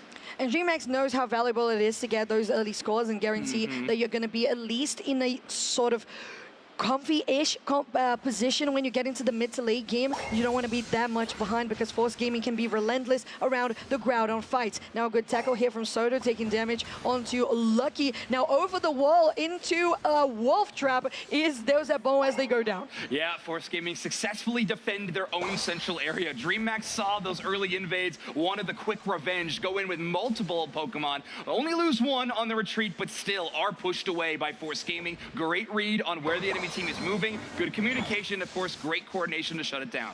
And Force Gaming has the possibility to just go for Regidrago as we speak, and yet exactly they do. Caught in a mean look here, Soto takes quite a lot of damage from that side shock as they go in, popping out passives there on the evolutions. Angel slowed down by that boosted auto on the Espeon, but still going to survive. Now Leo chasing out this Leafeon, just trying to get some stacks. Might have been a little too greedy, Leo. All right, Kadazera is able to defend the enemy goal zone, I guess, in that situation. Able to get a couple of scores and steal both berries. However, the Zacian showing back up as a scary spot to be. Never mind. Leafeon Unite move available at level 8, and it's going to be well taken care of as they knock out the Zacian. And Emerald 2-step is just so good, especially at this point. I would say it's a big power spike, right? Because it's as soon as you get it, especially when your enemies are behind, it just feels like extra damage. Now, with a 3v3 rotation here to the bot side, as the Reggies are spawning, we know that both of these teams could have a good shot at taking it. And I love when players have the early game advantage, have early access to Unite moves, and they use it as quick as possible. Oh, yeah. Because they have a chance to farm up yet another one before a Pokemon like Alolan Raichu or even the Zacian actually have access to their Unite move, and they can match yet again. So basically having a +1 advantage. Looking here for this Regirock fight is a 4v3, but still caught in a mean look here on that Snorlax. There's the health, but it's still going to be DreamHack who takes this one with that side shock. Now, Alolan Raichu ult is on the board. It's 4v3 as the numbers on those health bars are going down for Force Gaming, and it feels like DreamHack is feeling really confident about this. Not just the objective, they might as well just take Angel as well and make this a 4 takedown as they chase it onto the Berry Darkrai. No, not going to take that Alolan Raichu. Yeah, not quite in time. Always scary to see that Darkrai in a situation like that, but going to be able to just avoid it. The luck is going to come down to the bottom side as that play rough Unite move to try to take one. You know, mostly using for unstoppable, but they're still trapped in that mean look. Force Gaming getting a KO streak of 2 here. So much damage that was dealt to Force Gaming right now. They're very low in HP. If there was a connection there with the side beam, there could have been so much more connection of DPS onto those Pokemon on the side of Force Gaming. Yeah, Dude Games has been excellent on this Espeon overall, though, in this match. I think playing around the enemy Blaziken extremely well. Of course, that overheat is a ton of damage, but it is rather predictable damage. We're seeing Espeon kind of kite out towards the sides of some of these team fights, making sure they're still within the team fight, but as far out of danger as possible. Love to see that from these attackers. And, you know, Kadazera trying to take that attacking role as well in this Leafeon, always pestering the enemy side. Lel still at level 8, has access to their Unite move, looking to find someone to utilize it on. They definitely are, as the light's going out, and I guess Darkrai just ulted us because we are going to the top side for a fight for the Reggie and Lucky. They're straight onto there's a bomb, but they're not able to survive as the 4 players, or actually 5 of Force Gaming, they are in a good position to keep on going. That's a Bliss Assistance, just trying to get them in a good position to survive this one. Angel Zone is the counter, and the Counter Zeta will take them down, but they're straight into Force Gaming as well, who have taken the Reggie and Lucky themselves straight for Kai Charlotte too, as now Duke Games is trying to decide, do I go to help? Do I defend the Reggie? Like Karshala goes down as Force Gaming continues a push. All right, they're going to remove that Eldegoss and try to push down towards that tier 2 in time. Over the Umbreon is going to rally and try to defend that goal zone. They can see it in our picture-in-picture. Is able to slow them down at their minimum. So currently, DreamHack Gaming defend the top goal zone successfully, and now it's time to try to stop the bottom. Indeed, because Zeta is low on health. Eldegoss trying to do their best to get their health back up, but Lucky too. That front line is a little bit in jeopardy. Now Felb is on the back line themselves. They're going to get taken down by the side of DreamHack as they're still pushing. Now Unstoppable. Soto with that block, but is still separated from the team. Leo gets taken down, and it's 2 knockouts for DreamHack. It's just got to be so frustrating for Force Gaming. It feels like you get this advantage, and then any kind of capitalization after it is just out of reach. It's so difficult for Force Gaming to get these objectives and then turn it into anything else. DreamHack, on the other hand, feeling very confident about what they got going on as they have been able to take multiple objectives, increase this scoreline up to 174, and just dominate this early to mid game. But there you go. There's a Reggie Drago steal for Sauto and the Snorlax. And also, this is the perfect moment to use that last bit of Eos energy, or actually your effort gauge, or your Eos gauge, or ult gauge. I forgot everything. Basically, that was a good time to use your Ignite moves. That's what I was going to say. Exactly. Because it's a 30-minute mark, and you still have enough time to go back into the final stretch with your ult available. Yeah, just so you know, I finally got it. Yeah, just so you know, I agreed with everything you said, from the start to the finish. Oh, I love you. Thank you. No problem. Regieleki about to spawn in yet again. Can this be the one that Force Gaming force out? And it looks like not going to be happening. Instead, just trying to play this one safe. You got 45 seconds until that Groudon spawns in. Now's going to be their time to farm up a little bit more in the level department. Ololan Raichu at 13, missing their Unite move, but they got plenty of time to try to get that one back. Looks like Angel actually going to be on defense department, making sure that Regieleki push is not accompanied by multiple members of DreamHack Esports. There's a bomb right now trying to stack as much of those buffs as possible as we see Force Gaming getting a very good position in this push. Just the entrance. Nobody's going to fall for that overheat, though. Very nicely done by DreamHack. Lucky on 50% HP. That's your defender for DreamHack, so that could be very dangerous. All right, here comes Groudon. Sauto, the first one to start this thing off. Looking good for Force Gaming. A lot of good numbers on those health bars. There's a Midnight Prance as well that goes in. They're going low on health now, Force Gaming, as the damage comes through from DreamHack. But as soon as you reach the Groudon wall, it becomes a Force Gaming just Coliseum, and they take it. Yeah, they're feeling fantastic in that Coliseum they built up. They obviously have to get a few scores in, but there's a full team wipe on the other side. DreamHack goes down, and Force Gaming feeling that they're continuing this momentum after that Game 2 win. 473 is the current record, 194 for DreamHack. Force Gaming, after taking that Groudon, having built a very good lead of around 300 points, which is, to be honest, still surmountable. Yeah, amazing work from Force Gaming. They actually played this hyper-aggressive endgame. Soto in the enemy central area tall grass, trying to set up for these really cool ambush plays. And again, that feels like such an amazing part of Force Gaming's strategy. Hide out in the tall grass and just jump on top of DreamHack all at once. We'll see if DreamHack can have a response here. There's another overheat on that tall grass you mentioned as well. Damage on the board. Lucky could get taken down here immediately with that Raichu Unite move, but they get obliterated, and that is just the power of this Pokemon. Just electricity connecting them over their heads, and it's a full ace for Force Gaming as they have 40 seconds from sealing this win. Yeah, why not? A little 4 KO streak for Ololan Raichu to end this thing. We have 30 seconds left on the clock, and at this point, Force Gaming just try to help out their overall stats for the match, as we are going to be going into game number 4, and Force Gaming are going to be the ones leading. Not only that, they have put themselves in match point position in our third place match. Just so close, they can taste it to that trip all the way to Japan. Yeah, they're already tasting the sushi, the ramen, they're tasting everything that's good that you can eat in that lovely country. And man, does it feel good to know that you're a Force Gaming fan on match point, does it? Because I am sure it does for everybody that's rooting for this team. But also, we know how much DreamHack was really trying in this game. Yeah, again, they had some moments at Force Gaming having, going into that final fight with a deficit. DreamHack Esports really just controlling a lot of this match, but Force Gaming taking their advantages where they can get it. Fall with a Blissey to back them up around that Groudon is just so scary. Even just pressing the stance change is a scary amount of damage. So Blaziken, like you mentioned, creating that Coliseum in that Groudon pit. And, well, yeah, Force Gaming, the headliners in that final fight. And honestly, well, here we go. It's the MVP, most valuable player. 9 knockouts, 5 feints, 5 assists. Very brawly player on 89,000 damage. Yeah, going down a few times. I mean, telling the story again of that early game that DreamHack was able to dominate. Fall going down quite a few times. Uniquely, always bringing this Blaziken into the central area.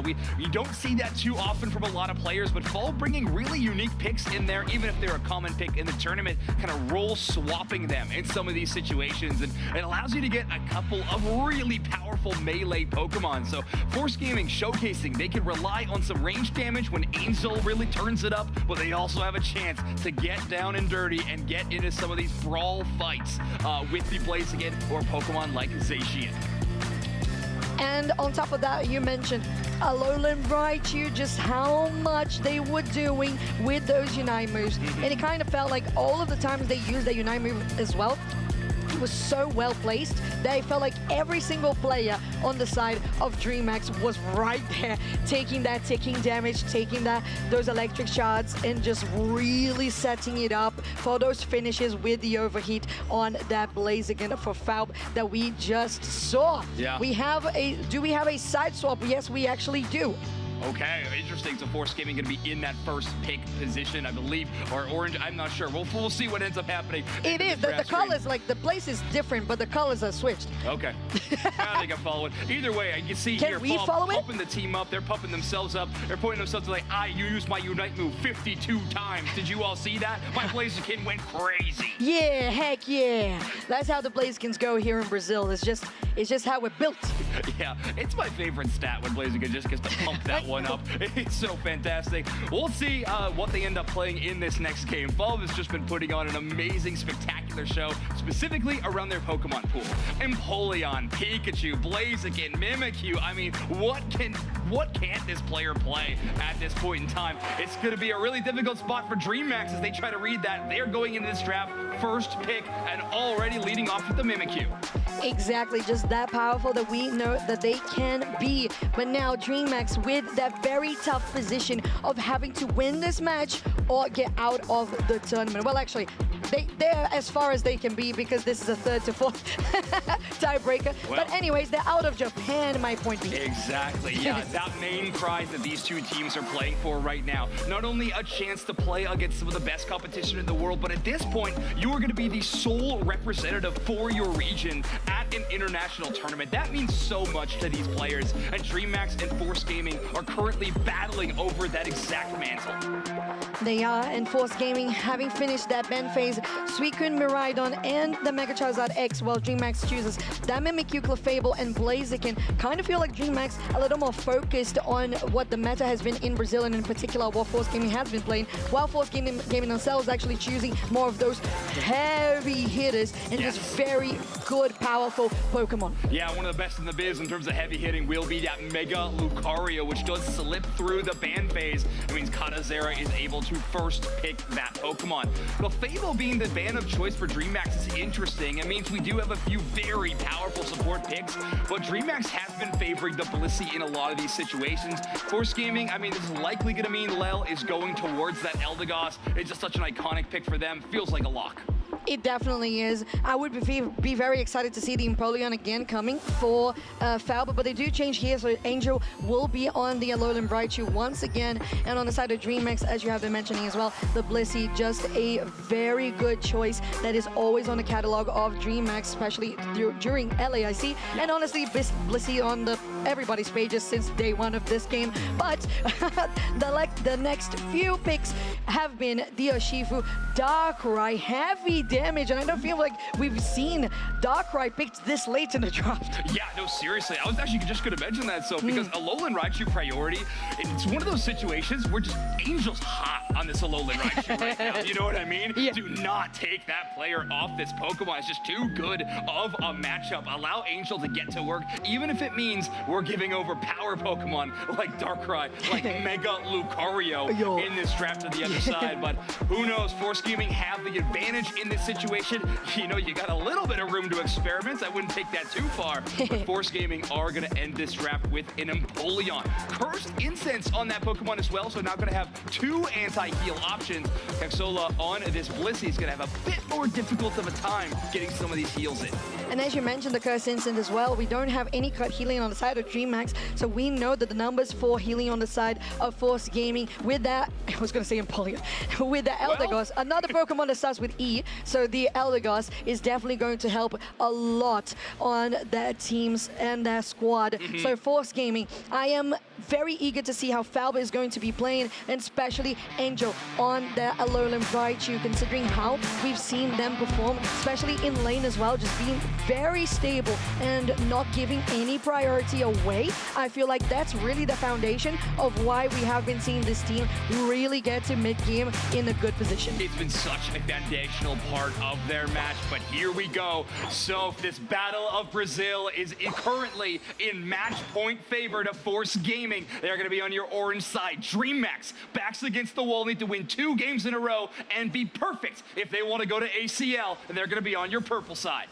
Well, the definition of perfect might just be Mega Lucario and Mega Charizard X. One not in this game, the other is, and it's just right there on Kaduzeda's hands on this top side of the map. Both of them very good here in the top half, but Kiluk will definitely take the upper hand, being a Zacian in this path.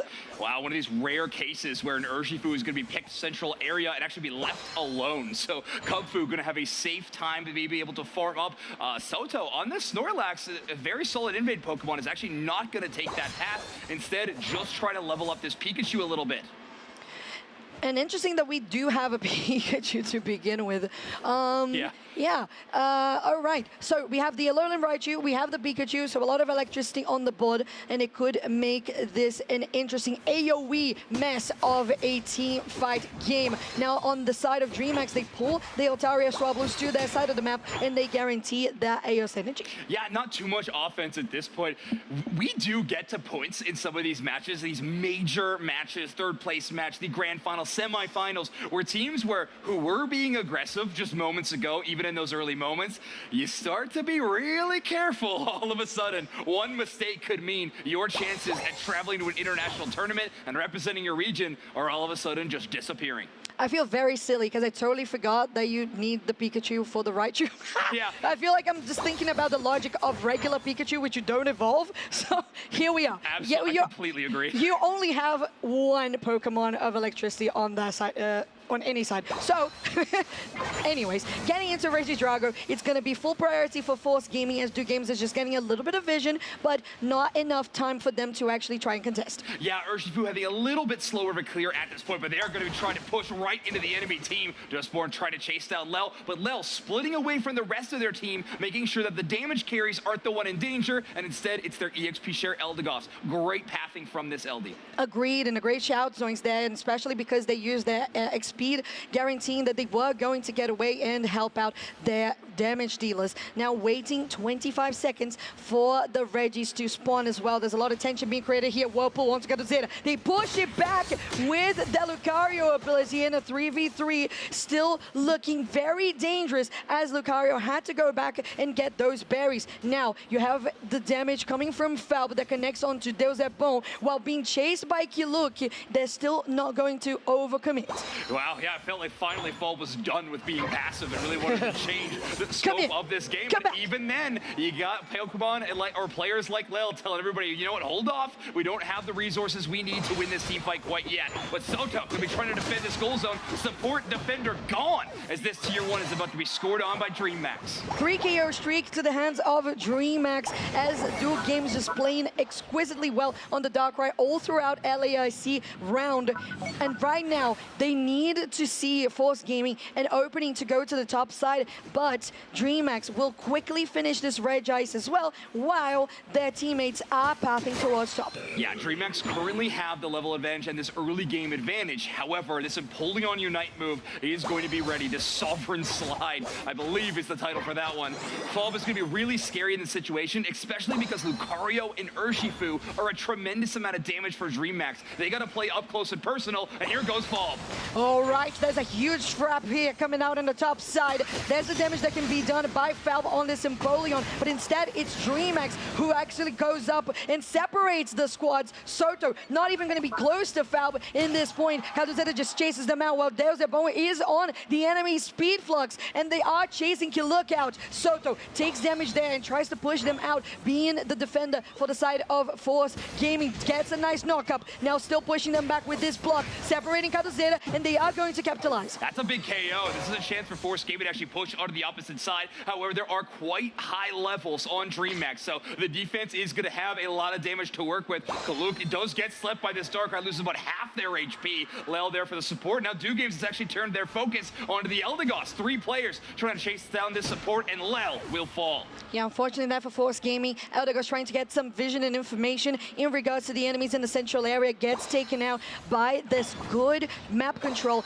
that DreamHack and awareness that DreamHack has had in this game so far. 131-5 as Soto pops out that block, but it's not going to stop them from getting knocked out. Is it though? There's the power nap, quite a lot of shielding. There's the Cotton Claw Crash as well to help out Force Gaming even more, but DreamHack is on very low HP. There's another player from Force Gaming that joins the fray, and that is going to be Force Gaming taking one of them down, or actually 2, while DreamHack takes 1. Now Force Gaming goes for the push. Yeah, Fob loses that 1v1 in the Nightmare Dimension. They will eventually go down. Joyceborn is going to be trying to defend his goal zone. Now Lex really actually trying to chase into the backline, trying to chase that Zacian. Great work by Cao Cao, knocking out that enemy Pokemon before they can even finish the Unite move from Urshifu.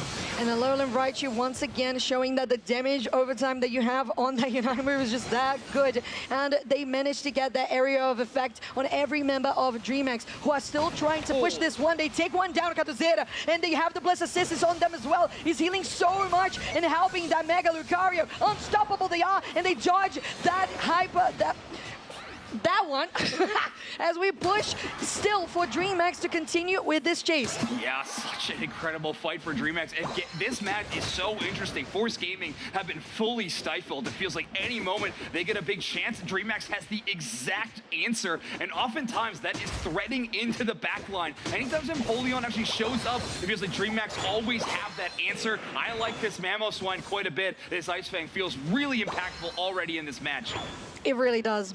It so does, and I really like Mamoswine as a pick in general, with just how much value you can get out of his basic abilities. Not even necessarily the Mammoth Smash, but going here to the top side, it's a 4v3 at the moment in favor of DreamHack as they take the supporter out. Fab will get stunned in place for a little bit, but they're still chasing. There's the help that comes from the rest of Force Gaming. Getting isolated though, there's a bow goes onto Angel, and they're able to take them down. And yet another that they can keep on chasing. Takes another down, still looking to take that Snorlax 2 onto the berry, and they go on a retreat. And another case of an advantage that Force Gaming is able to pull off. Fob gets into the backline, finds a KO, but then immediately after is just shut down. What a wonderful showing by DreamHack Esports to hold on to this lead. They're holding Force Gaming to just 5 points at the moment. Yeah, 194 is how much DreamHack has accumulated so far, and Force Gaming is just trying to gather as much XP as possible on their side of the map with 25 seconds for Groudon to spawn. Yeah, Regieleki will be allowed to land into that tier 2 because Groudon is just knocking on the door for this game. Force Gaming going to be a little bit later, and DreamHack have early positioning. Cao Cao calls it out though. Great heavy slam into that tall grass to force out DreamHack. And a good shield as well there, the block, just to make sure that anybody would get just knocked onto the wall. Speaking of, Cotton Cloud Crash just to try and separate the rest of DreamHack as they have been isolated actually, but Force Gaming with Fob just having to go on a retreat. Now Lucky, that defender, very low on HP, does the bow as well. That's the damage dealer there, and you gotta be very careful if you're DreamHack. Force Gaming just basically forced everything out of DreamHack, and they have isolated every single player, only 2 remaining, and they're gonna take that flip. Force Gaming not only take the breakdown, but also take the Groudon. They only have 5 points. They're gonna need a lot of these scores, but they got a great way to do it. Only 1 member up for DreamHack is gonna be that Lucario, and right now they're desperately trying to recall back towards the other side, or maybe look to try to score. No, they do recall back to base. Force Gaming holding on to this lead. This is match point right now. DreamHack needs to find a way to not only get some KOs, but get to the other side of the map and score. 214 is your score for DreamHack, 357 for Force Gaming. As now, the purple team needs to get at least 150 more points together on the board. That is at least 100 burger and a half. And so you gotta really push for this top side. There is an Eldegoss, and actually 2 back caps going there on the side side of Force Gaming. So there's going to be 200 extra points. We'll see how much DreamHack's going to be able to score here. There's still 90 on this goal, and they take 326. Now is the score for DreamHack's 557 for Force Gaming. That final raid boss of a level 15 Empoleon with the Groudon buff empowering its damage. They only got 40 seconds to try to find a way to beat that. And DreamHack Esports are going to start with a Lucario Mega Evolving. Force Gaming is on this match point as this fight starts. Everything is on the line. They go for it and they immediately obliterate DreamHack. Force Gaming is just about to punch that ticket to Japan. The Asia Champions League spot, the third and final available one, will be taken by Force Gaming, taking the third place in LAIC 2026, as well as representing Brazil at yet another international tournament. Asia Champions League cannot wait to see this Brazilian powerhouse. Force Gaming managing to get third place for the first timers, getting a prize for the top 3 for Pokémon UNITE here at LAIC. And this team makes it. They make it happen. And it was not even close in the end. Yeah, what a landslide there around the Groudon fight. This Empoleon pocket pick from Bulb was so fantastic to get that shutdown. Love to see that one. Amazing work from this squad as they celebrate. Maybe you don't have a spot in that Championship Sunday Grand Finals, but you do, in fact, have a spot at the Asia Champions League in-person event. Looking so good, Force Gaming in this match in particular. And I feel like there's just something spicy about that Empoleon pick. I wonder if we're gonna hear some more about this one for Falb. Because as you mentioned, this player just doing so much on so many different Pokemon. Yeah. And this final push here that DreamHack really had hopes for. Force Gaming just really shattered it. Yeah, incredible resiliency from Force Gaming in this series to not only bounce back after losing a best of 5, go down 1-0 in this series, but then go on to gentleman's sweep this one. And Lel gonna be our MVP on the Eldegoss. 4 knockouts, 5 feints, a score of 167, and of course, putting out 26,000 points of recovery. But most importantly, the comeback at the end of this game, crowning Force Gaming as your 3rd place. It's so impactful that we see such quality coming out of LAIC on Unite Championship Series, but it's also just immaculate vibes all around in this arena because we know that everybody was going to be happy regardless. Of course, you're a very specific fan of either of these teams, I do understand, but Brazilian crowd is just very happy to see that Brazil was going to be in Asia Champions League's final regardless. And if you like this matchup, the in-region rivalry is going to be amazing for these regional leagues. I cannot wait to see this match happen again and again. So I'm loving the mustache that you got on right now. It is pretty fantastic. Should I get a tiny comb? Oh, yeah, I think, yeah, we're going to have to break it down after you get a mustache. It's a whole new world. Yeah. Do you use like pomade or something? I'm the wrong person to ask. We do have 2 other commentators who are truly incredible at some of this, who are actually chilling in the room with us here for our grand final. They're pretty great. They're like stacking the aura in the room. Exactly. Yeah, I would say so. I would say so, yeah. Yeah. So, I believe that right now, am I the superior mustache though? Oh, okay. Well, I mean, it's certainly not me. I'm not pushing for that crown, but I would be willing to relinquish that title. Okay. I'll ask the boys then. I'll see what the boys want to. Yeah, let's go. He's just giving me permission. I'm giving you yes. Yes. Am I the sovereign mustache? You are the best mustache. How is this working at all? I mean, it looks pretty great. Hold on. Here we go. You have the best mustache. All right. You heard it here, folks. You heard it here. All right. Well, I believe so. I think they want you on stage to go doing that interview with your Brazil champion. So we're going to hand the headset over to Spraggles, get him on this coverage, and let's get you on stage. Okay. All right, sounds good. Godspeed to Soap and Spraggles after watching that series. How are you feeling? Oh man, how many games they had to play back-to-back is just incredible. Marathon. What is it? Yeah, an absolute marathon. It's one of those moments where you recognize a lot of teams could falter, but they didn't. Just so impressive. Yeah, I mean, what a squad. We were talking a lot about it's that in-region rivalry. Of course, no matter what, a Brazil team is going to represent Asia Champions League, but you gotta say, fighting to crown for your own region, being able to champion Brazil on an international stage. The players on that team have been able to do it quite a few times, but I know they're so excited to do it in Japan. Yeah, no question. I don't know. I mean, there were so many good squads that could be in this spot, but it feels very fitting that Brazil takes that third spot to ACL. Absolutely. And I think this is the squad to do it, given how they played this weekend. Yeah, and multiple comeback victories in just that best-of-5 set, by the way. It was extremely close every single game, coming down to the wire. We had Groudon taken by one team. Of course, comebacks happening the other direction.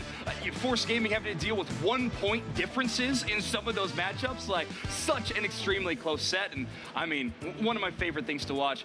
You got a favorite player from Force Gaming that you really love to see play in this best-of-3? I mean, Foul was pretty exciting. I mean, it's so nice to see someone playing Empoleon. I like people who are playing some of the different picks, obviously. Totally. But there are so many great players on this squad, and we've been watching them for years at this point, like evolve throughout this scene, throughout this region, which I think is really cool. I love getting to watch it in the crowd because obviously they're very hyped for Brazil. Yeah. There is someone out there who's just screaming, Brazil! for both teams. Well, hey, I mean, when you're right, you're right. No, he's nailing 100% every single time. And people are looking around going, yeah, that's, yeah, you can't argue with the man. Perfect, yeah. I hope no one is trying to, because 100% hit rate on those cheers. That's huge. I mean, tell me more about how that experience is in the crowd, watching a Brazil versus Brazil matchup. Was the crowd an even split? Is there a favor for either of those teams? I think the vibe with a full Brazil crowd is all of it's good, all the energy is good, but you clearly have a few favorites for these teams, right? You clearly are rooting for one team more than another. I just heard from our director that the guy screaming Brazil has changed jerseys 3 times today. Oh, wow, okay, well. So, and every time the team lost, 100%. apparently, that's what I'm hearing. Every time this person puts on a jersey, unfortunately, the team loses. Oh, no, I was about to talk about, well, they're still 100% correct, but in fact, 100% incorrect. But that's all right. We are going to get a chance to hear from a third-place winner here at LAIC. So let's throw it to the stage where Soph ran all the way over there. Stage is that way. The stage is that way. Take it away. And we have a third place winner of LAIC 2026, Force Gaming! Congratulations, everyone. I hope you enjoy the mustache, homage. We have it going. I have your glasses as well, the shades.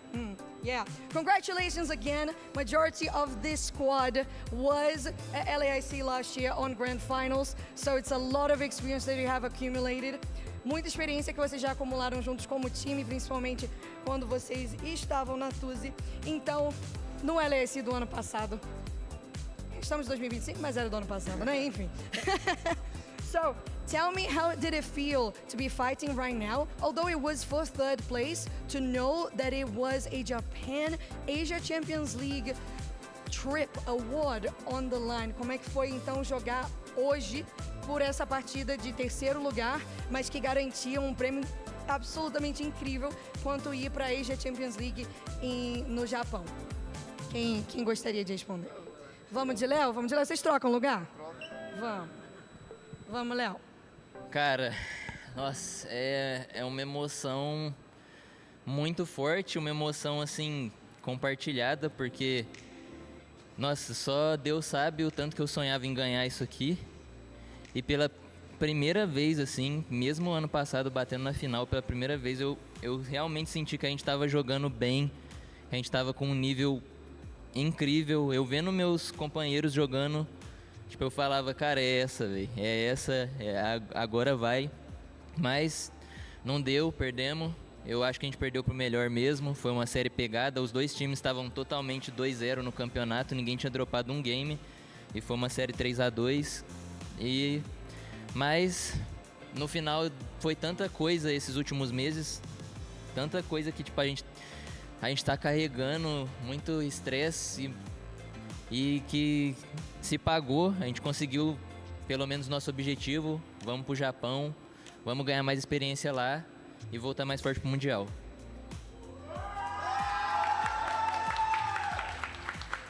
So Léo discusses a little bit about the journey that it has been since the last LAIC, the fact that they felt super confident going into 2025 in the grand finals, but they also recognize how strong Luminosity was, and although they were a bit disappointed, they knew that they had a long journey to go back into that final form, and they're just getting started. They're so happy and so excited to have been able to make the 3rd place and go to Japan.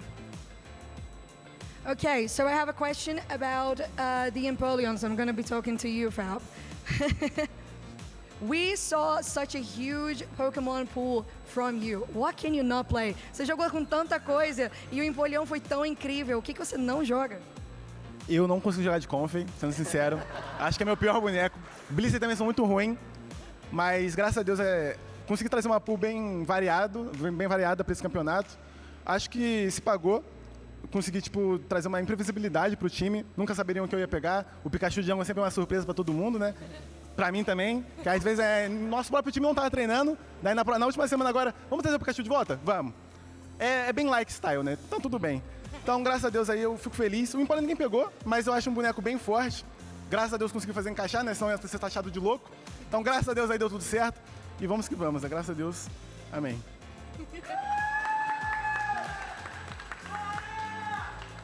So Fab mentioned that he doesn't play Blissey. Blissey comfy.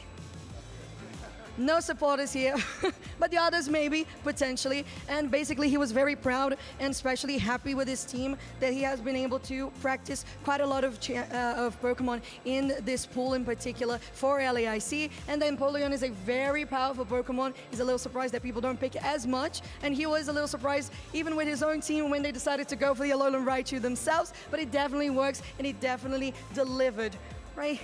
Thank you all so much for all the hard work. Muito obrigada e parabéns novamente à Force Gaming. Últimas palavras, alguém gostaria de deixar uma mensagem? Would you like to? Lovely, come here. Give us a message to the fans, to the family, to everybody here at home. Me dá o que você quer dizer do seu coração. Eu queria agradecer a minha família que está vendo de casa, que torceu por mim, meus amigos. Vocês estão todos no meu coração, essa plateia é maravilhosa e nos vemos no Japão.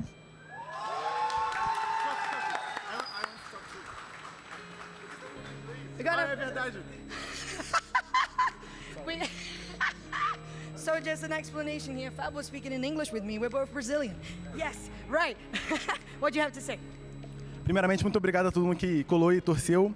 Queria dizer principalmente que a honra e a glória a Deus. E eu estou muito grato com esse campeonato, porque como o Léo falou, era muito difícil. E graças a Deus a gente chegou aqui e entregou uma boa performance. E é isso, vamos focar e vir mais forte para o Mundial. Muito obrigado a todos, principalmente a minha mãe também. E é isso, aquele abraço. Well, he sends his shout-outs to the people, them both send his shout-outs to the people at home, to the audience here, all the fans that have been just accompanying this journey on LAIC, and especially that they'll see you in Japan. Congratulations, boys, once again, thank you so much. This is Force Gaming. Now back to you for the casters. What an amazing weekend so far, and it's not done yet, Zoinks. However, we do know our 3 qualified teams to ACL representing the West. It's going to be an exciting tournament in March. This one is not done until tomorrow morning. Yeah, we got one more match, of course. One more best of 5 on Championship Sunday between CACM Esports and Dignitas.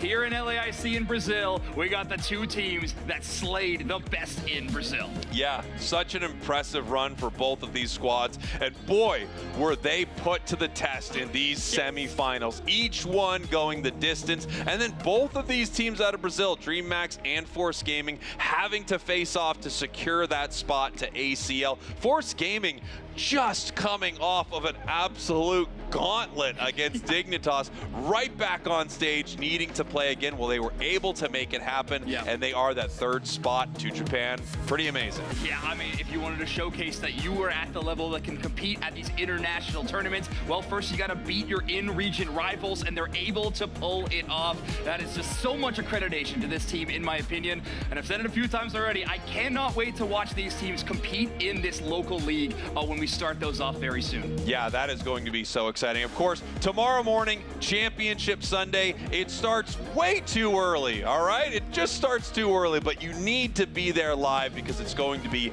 amazing. I cannot wait to see who becomes our LAIC champion.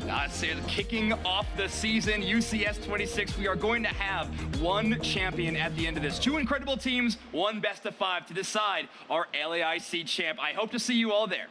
Oh, and all of these things as well. Absolutely. Follow our social channels on Twitter, on YouTube, on Instagram, hashtag Pokemon LAIC, and catch all the action on Pokemon.com/broadcast. And of course, the Unite broadcast is on the main channel tomorrow. So we won't be here. We'll be here, but not here. Yeah. I hope that wasn't confusing. Yeah, I had it. Make sure to check us out on twitch.tv/Pokemon. It's going to be an amazing grand final. I sure hope we see all 5 games again, but we'll see you tomorrow for Championship Sunday. Goodbye. Bye. Get in, we're going somewhere, and we're bringing all our friends. Adventure is in the air, and the journey now begins. Got the radio